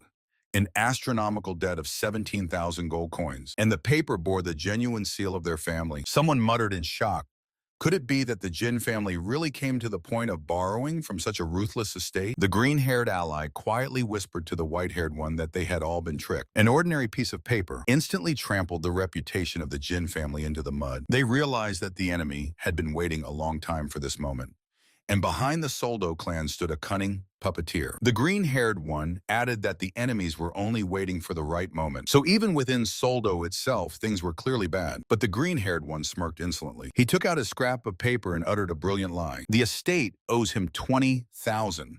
So the mercenaries still have to return 3,000 and change. He mockingly threw the counterfeit at the feet of the enraged mercenary. The Jin warriors erupted with a victorious roar. The young master looked at his savior with admiration. The Dragon Slayer gritted his teeth in rage. The green-haired one looked at him with absolute calm. The humiliated mercenaries retreated into the thicket, cursing his failure. The mercenaries muttered confusedly that they were afraid even to look the leader in the eyes, and had no idea what they would now say to the chief administrator. The white-haired man silently watched them from behind the trunk. As soon as the yard emptied, he sprang from his place. His eyes gleamed predatorily, and his body was enveloped in dark energy. A gesture of the hand, and the technology was activated. Meanwhile, an unknown dark-haired boy approached the locked doors of the manor. The dark-haired boy confidently moved past the bewildered guard into the depths of the courtyard. With a carefree smile, he lied to the guards that he had brought forgotten papers. While those around fussed over the wounded, he calmly walked inside. The white-haired one immediately sensed a foreign presence. Amid the smell of blood and medicine, he caught a faint scent of Sao Kyon powder. The dark-haired one activated the phantom breathing technique. Enveloping himself in a blue mist, he passed by the guard like a true ghost. No one noticed him. A silent dash through the corridor. He thought with satisfaction that it was so quiet here that he could drop the disguise. He froze. Suddenly an icy horror pierced him. He barely dodged a hail of flying blades, feeling a dreadful thirst for murder. From the shadow, a white-haired one swiftly flew out at him. His hand blazed with destructive violet light. A deadly lunge. The dark-haired one instantly threw forward blue energy for protection. Two elements clashed with a crack, sparking lightning. The white-haired one caught the enemy's hand with a death grip. They collided, and a powerful wave tore the space between them. The dark-haired one was stunned. Someone blocked his extreme yin barehanded. The white-haired one burned him with a fierce gaze and barked, "Who are you?" Two figures froze facing each other in a narrow stone alley. He asked coldly if Isol had really taken on the assignment from the Soldo clan. Pioval coldly remarked, "Her employer is probably the same person who already tried to pressure the Jin family through Gunsan. And everything is getting more and more interesting." Something changed, and the girl instantly became alert. A pillar of destructive dark energy suddenly burst from the ground. Red-black tentacles of the aura tore through space with a crack. She immediately recognized the death demon technique and shouted at him not to interfere with her work. But he had already rushed forward. The ground shook from a terrible blood-red strike. Above them, people in mass silently watched. The boy softly landed in the middle of the yard. Armed guards of the estate immediately ran towards the noise. While the guard was shouting about the attack, a new black spike burst out from under the ground. A moment of silence came. Everyone froze in shock. In an instant, he simply vanished into the air, leaving the guards in panic. The client accused Isol of bringing a tale, but she dryly cut off that she herself had cornered the prey. The girl got angry because there was not a single word about other mercenaries in the contract. The man indifferently replied that he did it just to be sure. Then she turned around and directly asked if their organization always conducts business so dirty. The girl coldly reminded that he was the first to break the rules, and her employer guaranteed her complete freedom of action. The client merely snorted, and the girl instantly disappeared from the roof. He watched her go and quietly muttered about the audacity of a miserable killer. Meanwhile, Isol was rapidly rushing through the dense forest. She understood that stranger was too fast even for the death demon. The girl reluctantly took out the essence of the lightning hound, which sharpens the sense of smell for a whole 10 days. She deeply inhaled the vapors to take his trail. Her eyes flashed, and her senses were greatly enhanced. Among the trees, a bright magical trail clearly appeared. The scent led her to an abandoned building where a gray-haired boy was sitting by the fire. The abandoned building stood immersed in darkness, and only the bonfire from inside cast a dim light. While some notebook was burning out in the fire, she stepped out of the shadow and mockingly called him. She took a step forward. Isol smiled confidently. "Do you really hope that I will answer?" she said playfully. Suddenly, she threw a bomb, but the guy swiftly deflected it. An explosion sounded. A thick cloud of smoke rose. He calmly stood on the roof, while the girl hid behind a stone column. She tensed, realizing that he perfectly sensed her presence. Isol spread a dense web of invisible threads all over the room. Thin threads silently spread throughout the room, entwining every corner. Now, every smallest movement of his had to immediately reveal his position. Everything froze. A dead silence reigned around. Time passed, and the girl began to doubt whether he had escaped unnoticed. Suddenly, one of the threads twitched faintly. Rejoicing, she swiftly attacked in the direction of the sound. But under the cloak, no one was found. And behind her back, an eye flared up eerily. The boy delivered a sharp blow from behind. The blade plunged into her shoulder and knocked her off her feet. Falling, she sprinkled him with poisonous sand that burns the insides. The girl smiled triumphantly. But at that very moment, her legs were tightly entangled by threads. An invisible force with a powerful jerk hung her upside down. She realized in horror that the poison did not affect him at all. The threads broke, and Isol helplessly fell to the ground. In panic, she promised to tell everything, but the boy only coldly suspected a trap. "What trick? I don't have any special secrets anyway. I will tell everything I know, so there is no need to be so scared," she smiled. Then she shed a tear, trying to soften him with a sweet face. The trick didn't work. He pressed a dagger to her throat and ordered her to name the client. They began discussing the mysterious employer who constantly uses the services of killers. She admitted that even Vishki Ryan does not know the identity of the employer. Despite all the investigations, he remains a mystery, and the employer hires killers of such a level for the first time. Isol confessed that she is seeing a case of such importance for the first time, for which the best were gathered. She easily spilled all the information because the employer himself broke the rules of their world and acted behind her back. Having laid out everything as it is, the girl calmly turned around. At the end, she warned the boy not to relax, as the clan will definitely send new people. Saying goodbye, she disappeared into the darkness. The boy was left alone with his thoughts about the dirty methods of their organization. He decided to beat the rest of the answers out of other mercenaries when he catches them. Meanwhile, at the estate, the mustached client gloomily received a report from his men. The mercenaries in red masks justified themselves, saying their target turned out to be a monster with incredible speed. The client reproached them for the failure and was surprised that such strong fighters existed outside their guild. He coldly dismissed the killers. The man took up the brush, puzzling over how the enemies managed to find such a pro. Suddenly, a terrible suspicion flashed. Could it be the Sichuan Reaper after all? If so, he would have to completely change the strategy. At that very moment, a black falcon landed on the window with a cry. The man narrowed his eyes, predatory, and decided to hire the one who hunts other killers perfectly. A disturbing message arrived at the main branch of the Hao clan. Countless martial arts masters headed to Yonam. The subordinate cautiously asked the leader of the investigation hall whether all the powerful clans were really searching for one single person. The Soldo clan, the mountain estate of Wugyeon, and many other assignments, and only one name kept appearing everywhere. The list contained only one name, Pyo-wol. The leader recalled of the past. Once Jingamu met this person in Sichuan and soon after died under mysterious circumstances. Once Jingamu spent time in Sichuan, apparently that is where they met, and soon after he died under unexplained circumstances, he decided to personally take on the case, since ordinary spies could not get close to such a target. When questioned by his subordinate, he confidently answered that Pyo-wol could only be in one place. The subordinate anxiously reported that Shaolin had also stirred and sent out its warrior monks. The leader froze. If this was true, everything was much more serious than it seemed. He grimly admitted that the hostility of the monks towards heretics was quite understandable. He thought with anxiety about the possible intervention of Shaolin. Meanwhile, above the mountains, the clouds floated carefreely. Near the mountain estate stood the white-haired Pyo-wol. He was joyfully greeted by a familiar young man who asked if he too had been unable to sleep. The boy awkwardly apologized for his past behavior, showing a bottle of wine. Pyo-wol reproached him for the morning drinking, but the conversation was abruptly interrupted by a loud cry from outside. The young man interestedly suggested going to check the guests. Pyo-wol silently became alert. They went out to the yard to the joyful crowd of local students. Suddenly, the space was torn by a powerful flash of blue energy. In the center of the yard stood a bearded man with a sword on his back. The crowd enthusiastically greeted the arrival, hoping for the help of the great hero. The respected swordsman, Han Yu-cheon, only snorted disdainfully. His gaze instantly caught the unshaken Pyo-wol from the crowd. The guest was slightly confused. Han Yu-cheon squinted fiercely and his aura flared even brighter. He released a force wave,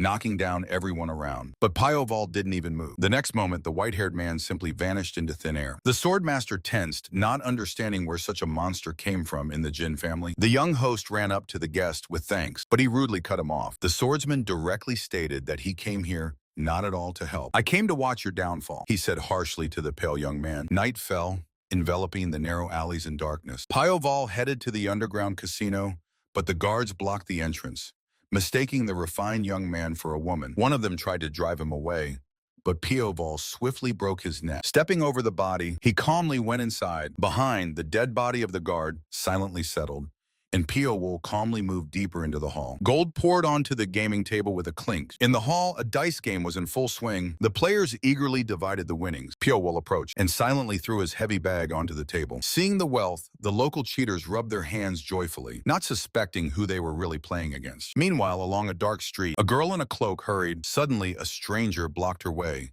calling her by name. Honey Soul. She recognized Black Tiger in him, her old acquaintance. The girl asked cautiously if he came to intercept her mission, to which the mercenary nodded smugly. She tried to challenge him, but Black Tiger made it clear that he did not come alone. He admitted that other powerful assassins were already in the city. Bin Sal and Amgi are not sitting idle either, Black Tiger said. Han Yi-sol asked confusedly, what made everyone so interested in this contract? Grinning fiercely, the mercenary replied that the main target was the assassin she had been hunting for so long. The girl tensed and fell silent. Black Tiger, Bin Sal, Amgi, and if the death demon of the Crimson Lotus joins them, they will grind anyone to dust, she thought tensely. The woman in the hood glared fiercely at her interlocutor when he mentioned the mysterious assassin. The man with the scar smiled crookedly, reminding that she still couldn't catch this very target. He is definitely not an easy prey, she cut gloomily. The mercenary was only amused by this. He disdainfully threw that he never runs away from danger. He smugly reminded how she had already faced this enemy and shamefully fled the battlefield. At her threats, the mercenary grinned even wider.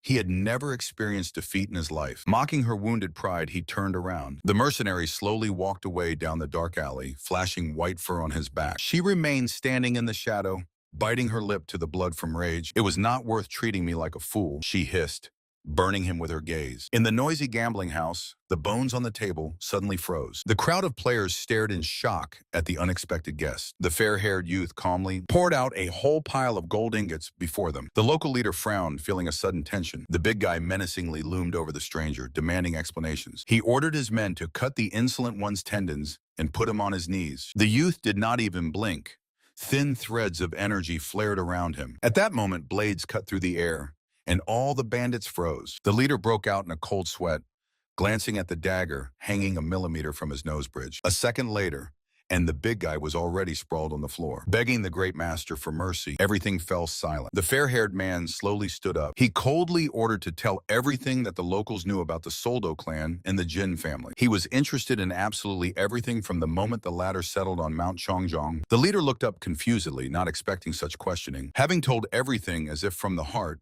he swore that he knew nothing more. The young man calmly sat back down on the chair. This information somewhat clarified the situation. He decided to stay with the Jin family for now and ordered to report on all suspicious persons. The trembling thug asked what to do with the 1 gold and received an unexpected order to exchange part for paper money and take the rest. The leader almost cried from such a generous gift, pouring out thanks. The young man's eye flashed eerily. He warned that this conversation must remain in absolute secrecy. The bandits convulsively swallowed air, swearing to keep silent for life. The next day, the delegation of Shaolin monks finally reached Henan province. The young novice monk thanked the senior mentor with relief for the long journey. However, the old man's face remained stern. He felt that the conflict between the local clans was about to explode into a great war. Looking at the majestic mountain residence, the monks sincerely hoped for a peaceful resolution. At the gates, they were respectfully greeted by the leader of the external detachment of the Soldo clan. The monk directly stated that he had come to the head of the clan. Since the matter was urgent, the detachment leader asked to wait and hurried inside. He entered the office and reported to his lord about the arrival of the Shaolin master. The head of the clan only closed his eyes. The intervention of the monks fit perfectly into his plans. He ordered his subordinate to receive the guests so hospitably that they would feel strong psychological pressure. Suddenly, the subordinate reported about the arrival of yet another invited guest. The commander of the Black Cloud squad confidently entered the room. The silver-haired warrior respectfully folded his arms on his chest. Meanwhile, the fair-haired young man quietly sat in the tavern, while the other mercenaries nearby received orders to rest. Rest well until the commander's return, and don't drink too much, they said nearby. Suddenly, 3 of them noticed him and raised a commotion. 3 mercenaries froze, not believing their eyes. When they recognized their prey in the fair-haired man, they were sharply stopped by a bearded man. He was genuinely surprised by the meeting, noting that their paths had crossed again. The fair-haired man indifferently suggested that work had brought them here. Bordon assured that he was just passing by and received the same lying answer from the young man. The red-haired companion playfully called it an incredible coincidence. Her partner mentally cursed the idiot who could ruin everything because of a pretty face. The woman really could not take her eyes off, although she was well aware of the danger of attracting attention. However, cold reason prevailed. The safest way out was to quickly finish him off. Leaning closer, she sharply changed her tone and ordered him to leave immediately. The young man instantly saw through her. Killers of this level do not stay in one place without a reason. To the direct question about his employers, he calmly repeated the story about the passerby. This finally drove her mad. The woman struck the table fiercely. Borden rushed to calm his partner, but suddenly looked stunned at the door. The blonde-haired man calmly continued sitting in his place. At the threshold of the tavern, the very same woman in a black cloak appeared dramatically. A luxurious woman in black and red attire briskly entered the room and playfully asked if he had forgotten about their joint dinner. She stood next to Paval and sweetly complained that she had been waiting for him. Lanju and Borden at the table exchanged shocked glances. They had no idea about the guy's other plans. The stranger smiled slyly. She whispered that a person grows only through communication with equals, which finally angered Lanju. "Who do you think you are?" Lanju shouted, jumping up from her seat. The woman pressed against Piwol's pale face and confidently declared that she was his girlfriend. Lanju's face twisted in shock. An awkward silence fell over the table. The rival barely squeezed out the word girlfriend, and the bearded man indignantly suggested that Piwol had stayed in the city only for her. Lanju was trembling when someone in the group melancholically remarked that men tend to be drawn to beautiful women. The redhead cast her an indulgent look and condescendingly cut in that she wouldn't understand that. Lanju bared her teeth, spitting out the insult. Her aura flared with anger. She shouted that some prostitute dared to look down on her. While the men rushed to hold her back, Lanju desperately struggled, hurling threats, while the stranger just laughed loudly. Piwol calmly asked the woman what she was thinking at all, to which she carelessly replied that she just wanted to have fun. Her tone sharply became serious. She warned that a replacement for her had arrived in Enam, and the true target of the newcomer was Piwol himself. The killer's red eye narrowed with suspicion. The woman quickly kissed him on the cheek. She smiled gently and confessed that she would be very upset if he were killed. so she was warning him. Having said this, she turned around and walked away. P-Wol pondered, if the newcomer replaces Honye Sol, then he definitely belongs to the 10 Bloody Killers. The young man realized that the Soldo clan is financed by the same puppeteer who brought the Black Cloud Squad here. This unknown enemy was not satisfied with the Jin family. He is looking for a much more significant reason for full control over Mount Chongjong. High in the mountains spread a mansion bathed in morning sunlight. P-Wol silently walked along the shady forest path. Under the tree, a bearded swordsman was already waiting for him. The warrior's eyes flashed. He recognized in P-Wol the young man who had been watching him from the crowd. The swordsman instantly drew a blade wrapped in a swirling blue aura. He rushed into attack, but P-Wol met the strike with icy calm. The heavy blade sliced through the air with a whistle, a millimeter from the youth's face. A furious fight began. The swordsman attacked relentlessly, but P-Wol deflected every attack with perfect precision. They grappled in the air, turning into a blurred whirlpool of steel. From their strike, a devastating wave spread in all directions. Raising dust, the swordsman froze, struck by how easily the opponent read the movements of his weapon. He asked the boy's name, and hearing the answer, nodded.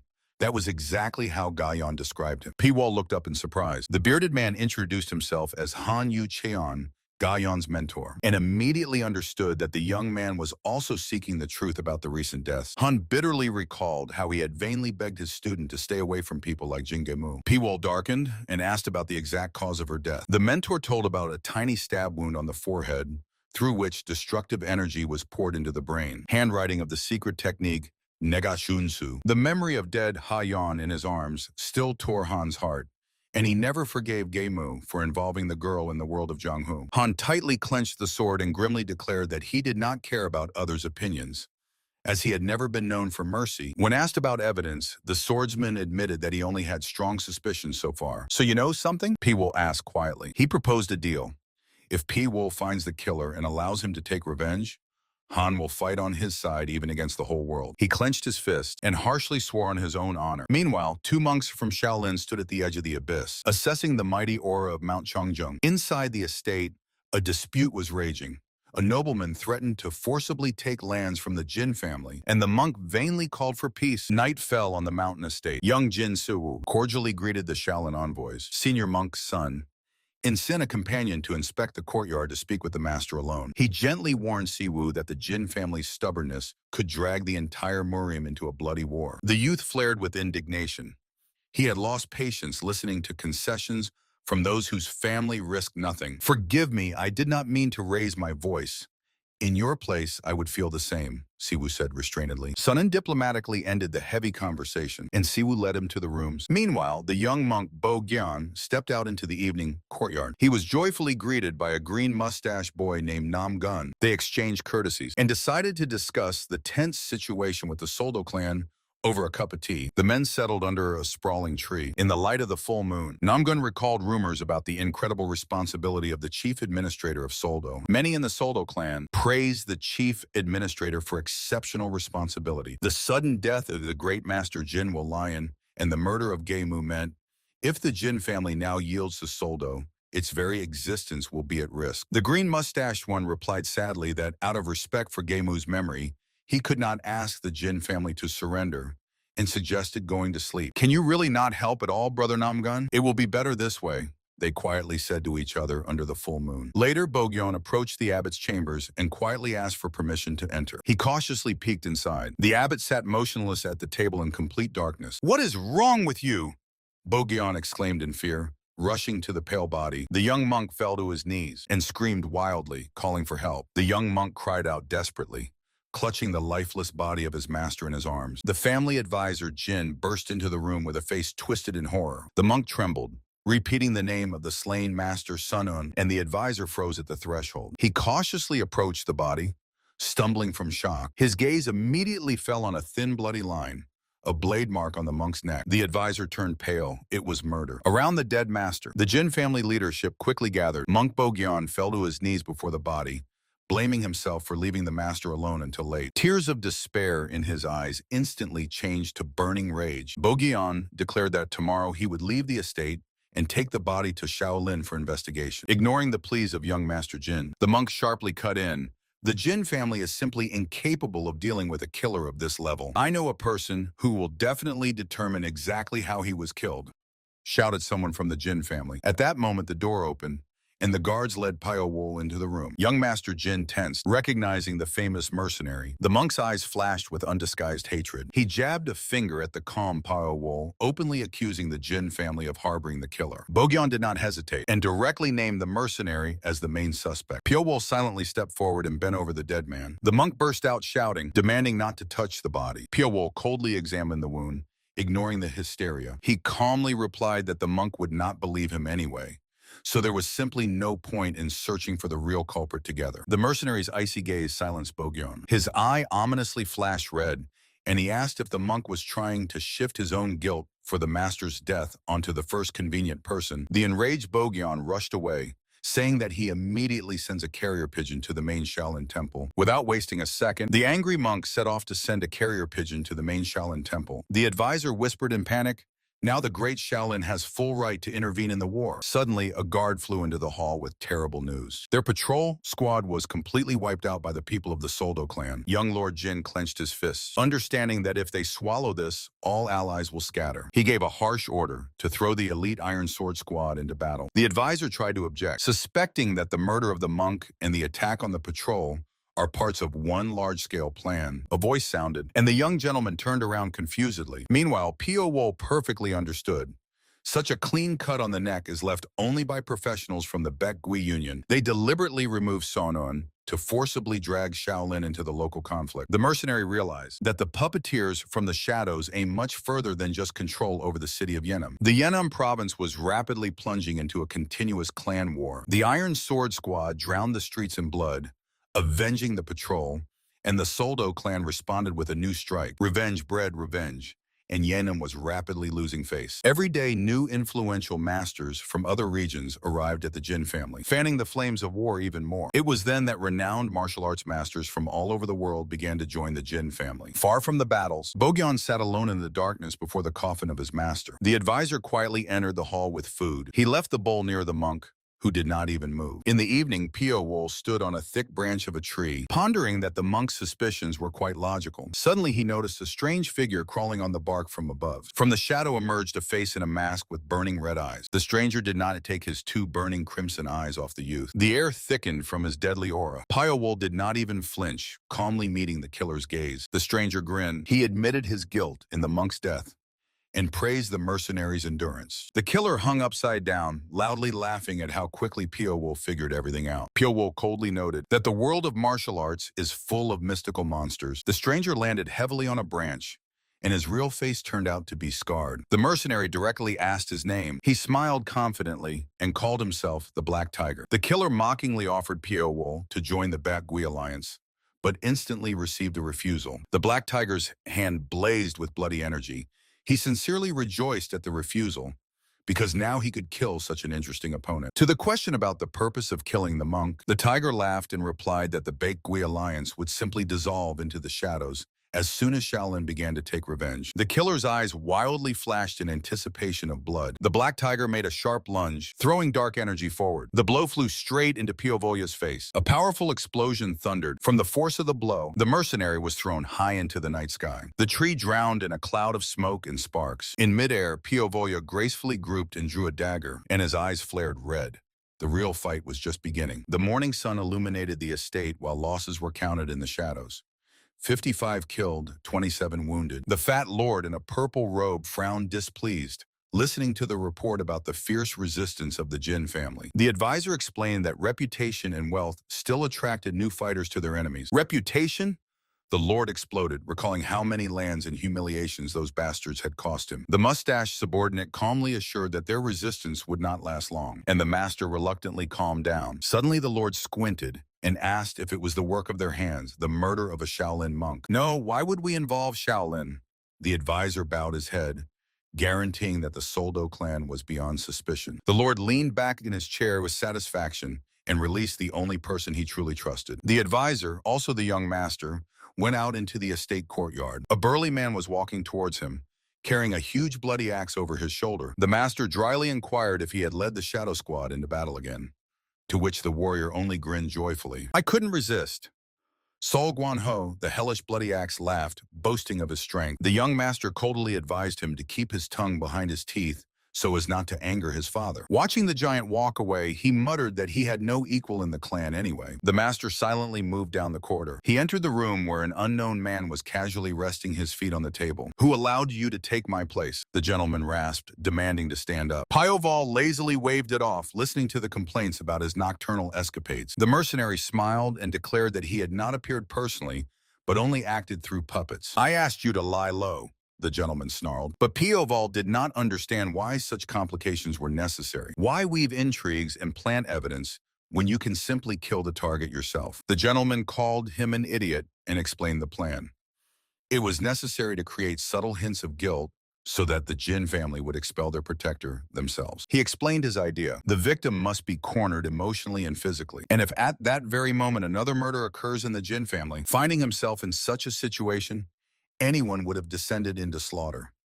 The Jin family simply would have no choice left. Pyowol grinned bloodthirstily, imagining how he would have slaughtered everyone who dared to accuse him. "Exactly," the master confirmed coldly. "They will make him the enemy of the entire martial world." Meanwhile, clouds were gathering over the majestic mountains. The delegation of Shaolin monks walked forward sternly and silently. "Son, Un is dead," the old master Yin.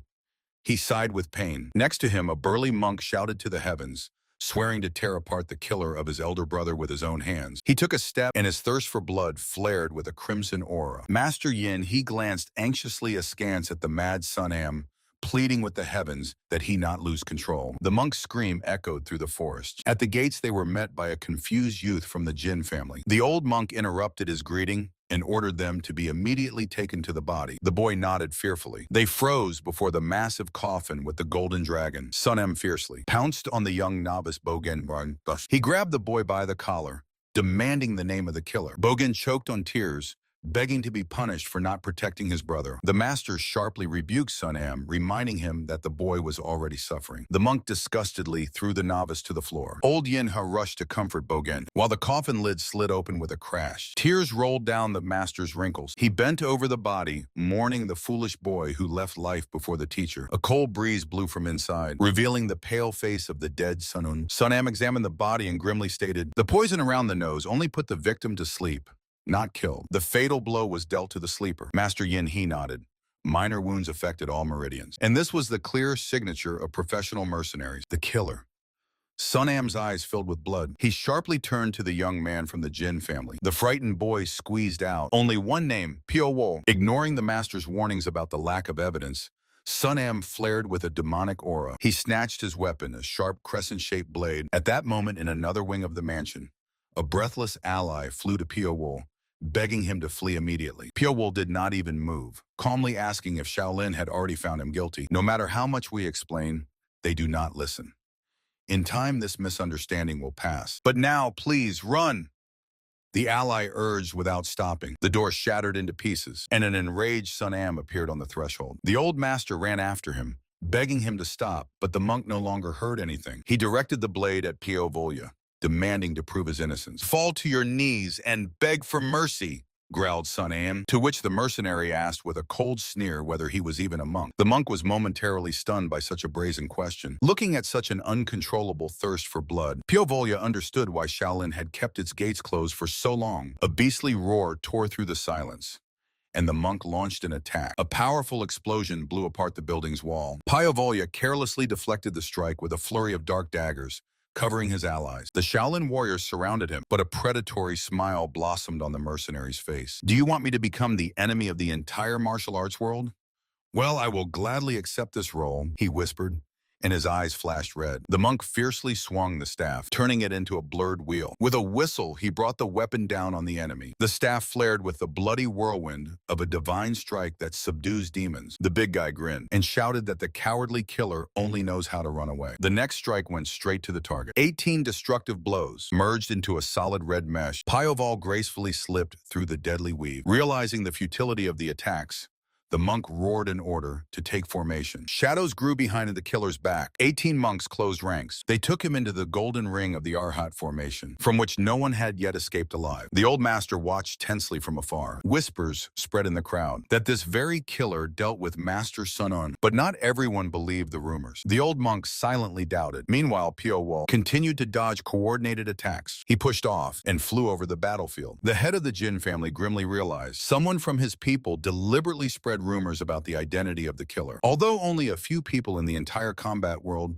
knew that he was the killer, this news somehow spread specifically among the Jin family. He just could not understand why the boy openly provoked Shaolin. Another barrage of attacks. Pyo clearly felt hostility from everywhere. The unknown puppeteer really decided to set the whole world against him. His eyes flashed dangerously. It was time to end this performance. Space was torn apart by a black lightning bolt. The gaze flared with icy light, and dark energy exploded around. He rushed forward. He clenched his hand, and a blue aura tightly wrapped the fist. The monk's face twisted in shock. He rushed forward, and the blow flew straight into the outstretched staff. A crack sounded. The strong weapon shattered into pieces. The killer instantly folded fingers for new technique. Dazzling beam pierced the monk's chest through and through. The strong man screamed madly from hellish pain. Two other servants panicked and rushed to help. Pioval coldly released phantom daggers into the air. Blades hung in the air and rained down on the enemies. Thin energy threads mercilessly cut through space. Monks fell to the ground, unable to take a step. Everything ended instantly. The legendary formation was destroyed in a matter of seconds. The old monk and Jin's leader froze. The green-haired warrior exhaled in shock, not believing that such power could be overcome at all. "I will never forgive you for this.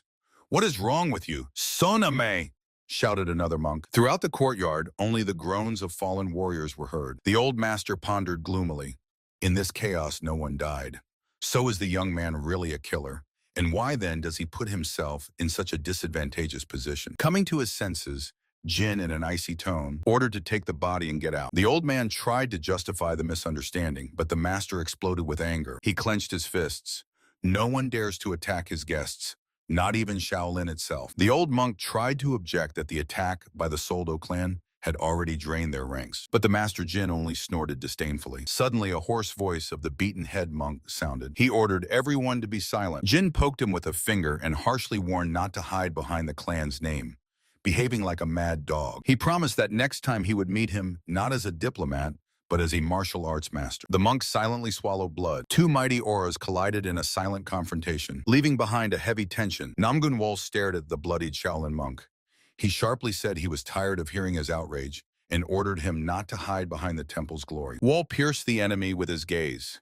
He warned that he would fight not as a messenger, but as a true warrior. The bald monk snarled with rage. His eyes flashed with white light. The monk exploded with a red aura, ready to tear the impudent one apart, when suddenly the strict order of the mentor to stop rang out. The old monk approached with burning yellow eyes. He asked if the disciple dared to ignore his word. At a single glance from Master Sonam, he turned pale and broke out in a cold sweat. The elder unequivocally declared that they were leaving. Vol and his partner silently watched the column of monks with their eyes. Everything indicated that Shaolin had indeed expelled Brother Fio. The partner frowned. He felt that someone had deliberately set a trap for Master Fio. However, the partner decided not to worry too much. It seemed that Master Fio himself had some plan. Meanwhile, far away, another game was already unfolding. The luxurious estate of the Golden Mountain was basking in the rays of the sun. The head of the estate, Kim Sinchun, was leisurely having lunch. His daughter Suryan boasted about the new cook, but the father only joked about the high salary. The girl was outraged. She explained that true talents cost a lot. Sinchun suddenly put down the chopsticks. He was worried that the huge debt note of the Soldo sect had turned into an ordinary piece of paper. Suryan blinked in surprise. She reminded that the money was returned with interest. The father darkened. He borrowed such money not for the sake of miserable interest and did not understand why the Soldo leader so easily gave the note to some manager. Sinchun looked intently at his daughter. She tensed, waiting for an answer. The old man warned, "In the world of martial arts, the most dangerous thing is what you do not see." Suryon confusedly pondered who this mysterious manager Yule really is. Night fell on the roofs of the city. Fiowol carefully studied the note in his hands. His crimson eyes flashed in the darkness. He understood that Shaolin would not defeat him alone, but could cause serious trouble. The monks would not have attacked so recklessly if they knew his true strength. Rumors were already spreading through the city about a handsome demon of death who killed a Shaolin monk. Vol realized someone was deliberately cornering him, nullifying all intelligence efforts to hide the traces. The faces of the head of Soldo and his son surfaced in his memory. They were too straightforward for such intrigue. Behind it all stood Yule, the gray cardinal who quietly elevated the sect to the heavens. Fioval squinted. There was no information about this man's past or skills, even among the most talented spies. A man with such talents was clearly planning a large-scale game, not just counting money. Wall stood shoulder to shoulder with Scout Han Yusin. It became clear that the Hellman organization was also closely monitoring the situation in the region. Wall mentally counted the figures on the board. Union of the 100 Ghosts, Black Cloud Squad, Namgun Wall, Holy Sword, Shaolin, and Howman. This was no longer an ordinary struggle for power. Yule dragged everyone into the war, skillfully removing enemies with other people's hands. Suddenly, a girl with 2 ponytails appeared before Yusin's face. Han Yasol. She smiled playfully. The girl said she recognized him at first sight. Yasol winked, joking about their perfect compatibility. Yusin indifferently raised his sleeve to his nose. He felt her signature marker on him. The scent of pursuit for 1,000 le. Yesol sighed in disappointment, realizing the trick had failed. The scout calmly asked where such interest in him came from, and the girl quickly changed the subject. The girl purred that he interested her greatly and playfully asked if he was interested in her in return. Yusin harshly ordered her to first show her true face. She cunningly squinted. The girl's body changed, transforming into a mature, seductive woman. However, Yusin coldly cut off, saying that this appearance was also fake. Yasol feigned outrage when he ordered her to go away.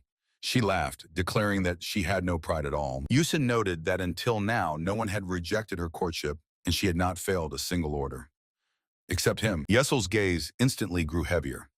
She advised him to calm his thirst for revenge. The woman reluctantly admitted he was right. Finally, she smiled fiercely and promised that next time she would not let go so easily. As soon as she disappeared, Yusin flared with a blue aura, burning away the remnants of her mark. He silently watched the girl's silhouette dissolve into the night crowd. From the high roof across the street, a spy watched intently. He mentally confirmed the informant's words. Yesol really had a secret meeting. The spy assessed Yusin's unremarkable appearance, understanding that the girl would not waste time on just anyone. Suddenly, he was stunned. Another silhouette he was watching disappeared from the roof. The spy blanched.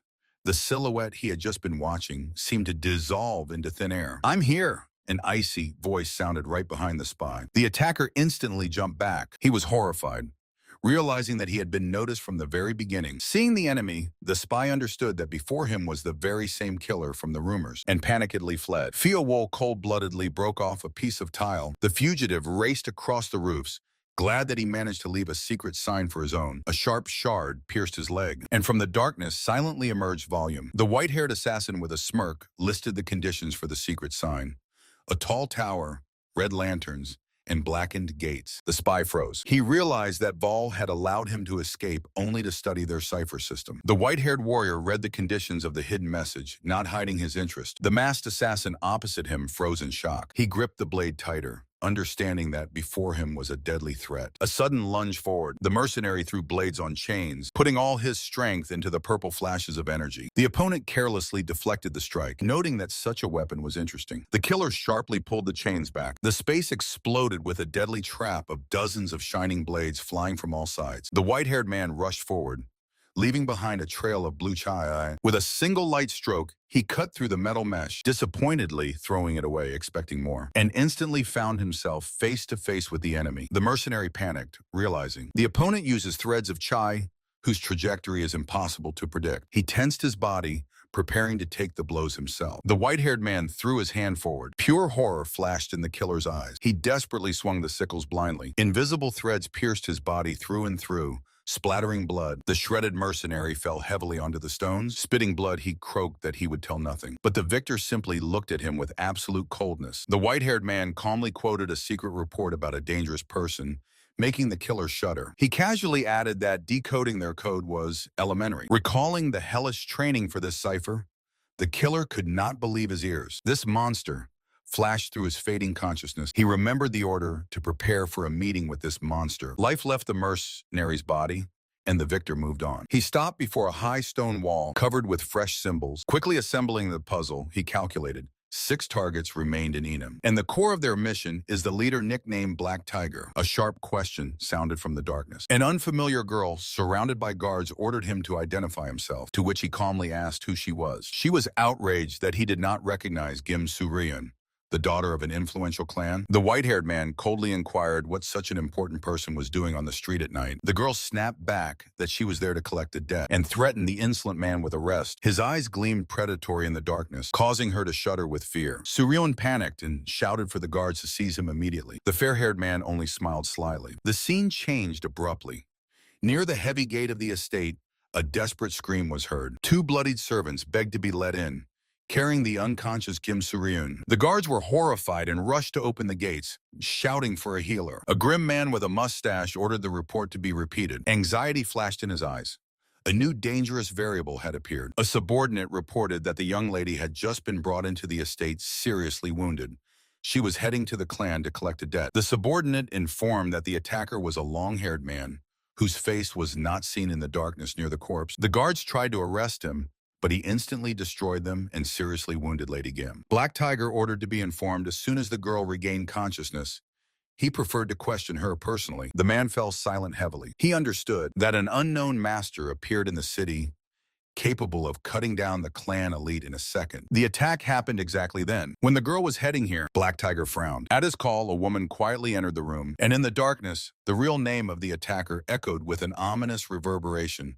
Pio. The old monk stood in the middle of the quiet forest, monotonously whispering prayers. He scolded himself. Shaolin was supposed to maintain neutrality between the Soldo clan and the Jin family, but instead the conflict only grew. Another monk approached him and mockingly said that he literally feels his mind boiling. The old man addressed him as Senior Khan. Khan squinted, noticing that due to constant pondering, the monk had aged about 30 years. The monk calmly replied that he ages according to the laws of nature, while his interlocutor looks too young. The Khan waved it off. The old man was to blame for everything because he interfered for no reason and allowed the fugitive to escape. The monk tensed and asked why the Khan was so interested in this killer. The Khan grimly reminded that he was not just a killer. If he set an ambush, he could not be stopped. He harshly mocked Shaolin for the thoughtless attack on Pio. According to him, the monks not only got involved without a good reason, but also allowed the enemy to escape, which would not have happened if Unsun had been present. The Khan added, if Unsun had been there at the time, the fugitive would never have slipped away. The Khan's eyes flashed with energy. He ordered Sun Am to be brought to him, promising to make his life hell on earth. Suddenly, a desperate cry rang out.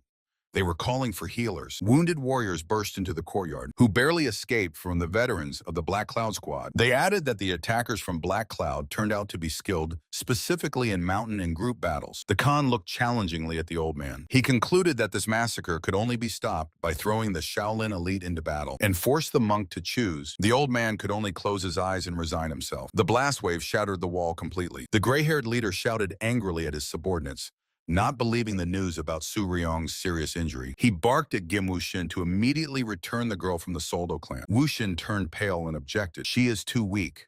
The road will kill her. The leader jabbed a finger at him, ordering him to go there and protect her at the cost of his own life. Then go! The old man burst out with a roar, his face twisted with rage. He swore to skin the culprit alive. Meanwhile, in the luxurious Vugyom estate, the young Jang Hoyan greeted the hero Sol. The boy smiled slyly and stated that Sol smiled broadly, exchanging flattery with the guest about the greatness of his father. But the host quickly got to the point, understanding that the visit was not merely friendly. Hoyan stopped playing and admitted that he had a request. His younger brother was killed, and the family sword Gunpo was stolen. Sol laughed, not believing that anyone would dare go against the Vugyum estate, until he heard the name Pyo-wol. Hoyan proposed a deal. If they helped find the killer, his family would throw all their strength behind supporting the Soldo clan. Sol clarified whether this could be considered the word of the father himself, and the boy confirmed. The host agreed because even a public declaration of their alliance would provide an advantage, and directed the young man to the chief administrator for information. Hoyan bowed as a sign of gratitude. Stepping onto the street, the boy thought with satisfaction that the Soldo clan was a much more convenient ally than the Jin family. The day faded. Night came. The night patrol warmly greeted the warrior, asking about his well-being. One of the warriors received praise from the patrol for saving the young lady of the estate. The guards happily reported that the master had ordered a table set for him. On the way, he replayed in his mind what he had heard.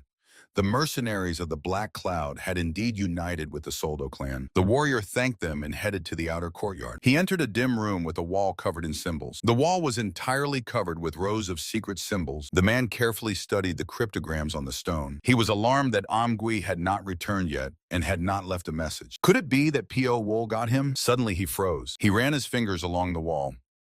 Part of the record was deliberately erased by internal energy, and nearby there were bloody traces of a fight left by several people at once. In his memory surfaced the image of the wounded Him Surayun.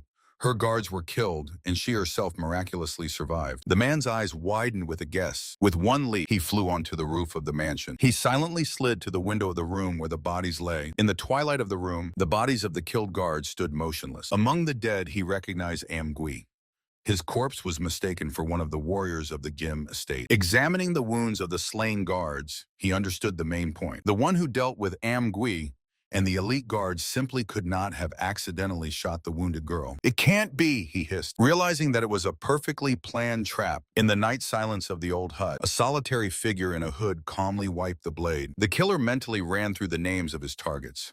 A dozen bloody henchmen of Binsal. Suddenly a thin shining thread with a death grip wrapped around his neck. He gasped, vainly trying to feel the enemy in the darkness. A stranger's hand grabbed his face harshly. A sharp crunch, the last thing the victim saw before death. The attacker had exactly the same face as he did. The thread tightened. A bloody streak flashed. Meanwhile, in the clan's yard, someone was demanding the steward. The warrior with a scar fiercely attacked the mustached man, demanding to hand over the servant who brought the daughter of the manor's head, Jim. The steward silently turned around and ordered to follow him. They burst into the room where the scarred man immediately asked about the whereabouts of the mysterious rescuer. The blonde aristocrat Wu Xin glanced irritably at the uninvited guest. Wu Xin disdainfully said that he had no time to mess around with ruffians, so let them speak directly. Without wasting time, the scarred man flew up and gripped his throat with a death grip. Wu Xin croaked painfully. Choking, he pointed with a trembling hand to the neighboring door. The warrior threw him off and sharply pulled the doors open. The room was empty. To the steward's question, the scarred man shouted fiercely that the girl was brought by P.O. Wool himself. The mustached man froze in shock. He remembered P.O. Wool well, the only person whose actions were impossible to predict. The steward froze for a moment,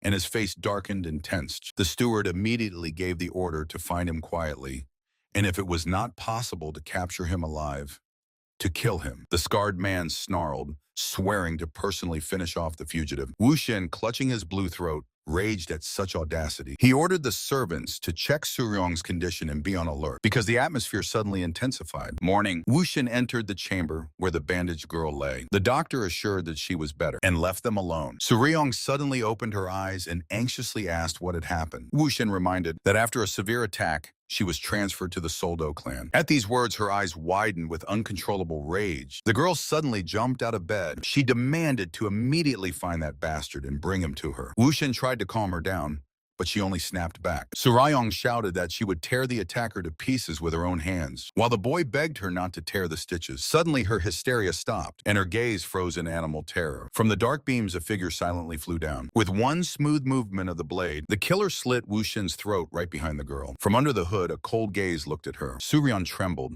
immediately recognizing those red eyes. The stranger slowly removed his camouflage. The figure stepped into the light. It was P.O. Wool. Forgetting about rage, Surayun pitifully begged for mercy, offering any money. P.O. Wool silently towered over her with a spear. Flooded with tears, the proud daughter of the leader promised to become his obedient dog. The spear mercilessly pierced her chest through and through. At her dying gasp, P.O. Wool calmly replied that he needed not a dog, but a sacrifice. Blood flowed from Suryun's lips, while the killer indifferently watched her life fade away. Near the bloodied bed, a blonde warrior hurriedly bandaged the wounded arm, while behind him they silently watched. The mustached man frowned, demanding explanations. The blonde gritted his teeth and said that a mercenary with a spear attacked him. The ice killer?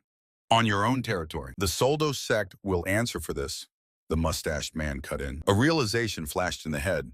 It was P.O. Wool who finished off the ice killer and seized his weapon. The eye narrowed maliciously, calculating a plan. He coldly considered the next move. The mustached man ordered the cargo to be immediately transported. It was unknown when they would be exposed. The mustached man nervously said that this guy was snooping around, threatening to expose them. He ordered to immediately summon his people. If Zalota Hora finds out about the mercenary, we won't get away with just canceling support.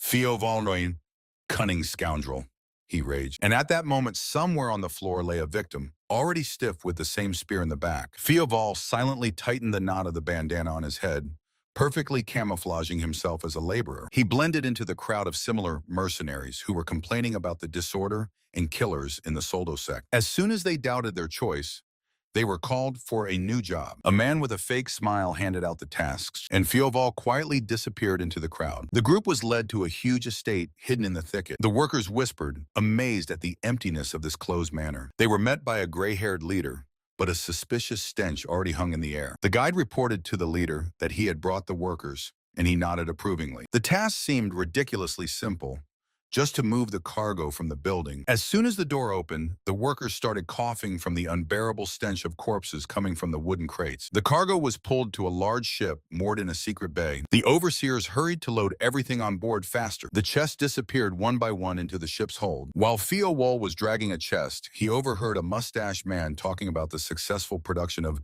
demonization pills right in Soldo. When the work was finished, the smiling overseer came out to the laborers with praise. You have earned a reward, he said softly, and the blade quietly slid out of its sheath. Blood splattered. The overseer mercilessly slit the throat of one of the workers. Run! The dying man rasped in the arms of his stunned comrade. The killer smiled sadistically, preparing to finish off the next one, but noticed the fugitive. A moment, and Fioval sprang from his place. You think you'll survive? The overseer roared, bringing down a shining sword on him. Fioval smoothly slid aside, allowing the blade to pass a millimeter from him. Deliberately exposing himself to a light strike, he ran and flew from the pier straight into the water. The body silently submerged under the dark water. The overseer self-satisfiedly lowered the sword, looking at the bloody spot among the waves. Having made sure there were no witnesses left, the leaders ordered to sail away. The elder on the ship praised that the cargo was delivered without incident and commanded to set off. But beneath the water's surface, Fioval, alive and unharmed, silently swam following the ship's hull. With a blue flash of energy, he instantly healed the wound. Demonization pills.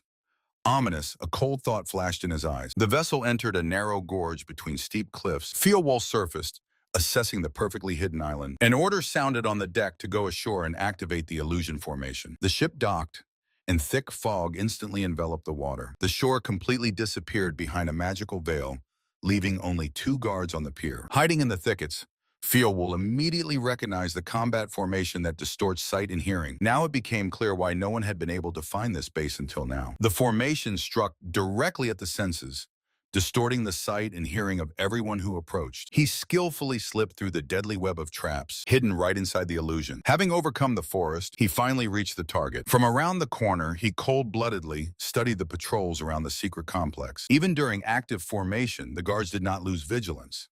They were true elite. So he decided to wait for the right moment. Deep night fell on the island. Fioval, like a silent shadow, secured himself on the roof, peering into the illuminated windows. Below, masters sat deeply immersed in meditation, 4 in each house. About 40 in total, he counted. How did such an army of experienced fighters manage not to be exposed in Kanho? His eye flashed, and the roof beneath him shattered into pieces from a devastating blow. Fioval, like a black meteor, fell straight into the epicenter of chaos. The old warrior instantly blocked the attack with a shining blade, roaring, "Who are you? How did you get here?" The bearded leader suspiciously squinted, demanding to say who he was and where from. Fioval coldly watched them from the roof. A dozen killers below did not even move despite the sudden appearance of a stranger. Their heavy aura revealed veterans of bloody battles whom the Central Plains had not seen for decades. It turns out these hardened fighters came not from the Central Plains at all. The young man calmly asked what exactly Yahello promised them for such a long journey. The leader snarled fiercely and offered a deal, realizing that before him was a too knowledgeable enemy. Fioval cut in that it was impossible. When the bearded man threatened him with death, the young man mockingly said that would be problematic. Negotiations ended. The leader gave the order, and the archers drew their bows. Fioval leapt from his place, raising dust on the tiles. He pushed off and fell like a stone into the very midst of the enemy crowd. Blades clashed, a sharp clang of steel rang out. In the heat of battle, the mask flew off his face, releasing a waterfall of silver hair. The young man raised his head, and his eyes flashed with crimson light. The killers were stunned. His fierce aura became like theirs. Fioval landed, deflecting a hail of flying daggers with his bare hands. Fioval realized these were not ordinary bandits, but battle-hardened mercenaries. In skill with weapons, they surpassed the elite of Orthodox sects, And in group combat, their power was multiplied by coordinated strategy. The mercenaries anxiously asked the leader if he knew who this was. Despite the shock, the mercenaries decided to immediately destroy such a unique target. But the bearded commander suddenly went pale, recognizing that face. His subordinate broke out in a cold sweat. Before them stood Pio Wool himself, the most dangerous man in Marim. And the young man had already released deadly threads of chi from his fingers. The blue lines instantly cut through the night air. Flash, and two mercenaries fell dead with pierced heads. The survivors screamed in panic,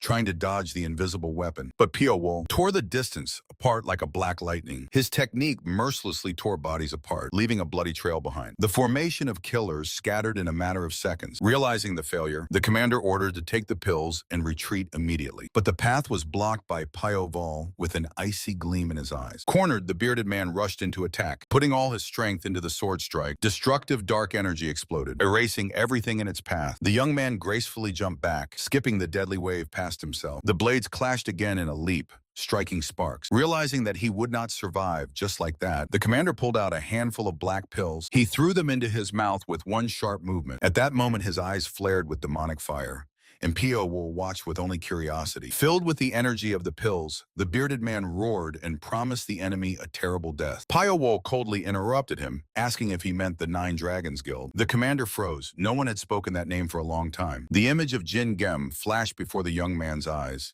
igniting old anger. The enraged leader exploded with a pillar of bloody aura. He unleashed all his power. In a massive crimson salvo, Pio Wool calmly intertwined his fingers, concentrating chi into giant light rings. The crimson stream hit his position at full speed. The young man stood unshaken in the very center of the firestorm. His green snake technique finally broke free. Two gigantic blue streams collided head-on with the red energy. The blue snake pierced the crimson wave through and struck the commander in the chest. While Pio Wool quietly whispered his verdict, a deafening explosion rang out. Pio Wool calmly watched the result of the battle through the smoke. The mutilated body of the leader broke through the roof tiles and fell into the building's abyss. Somewhere nearby, hidden in the water, the observer whispered a report about the retreat. Hidden in the dark water, the observer quietly confirmed that everything was over and it was time to sail away. His partner on the pier grimly acknowledged that the Nine Dragons Assassins Guild was not watching this target in vain. And Pio Wool stood under the full moonlight on the ruins of the roof, remembering Jingamu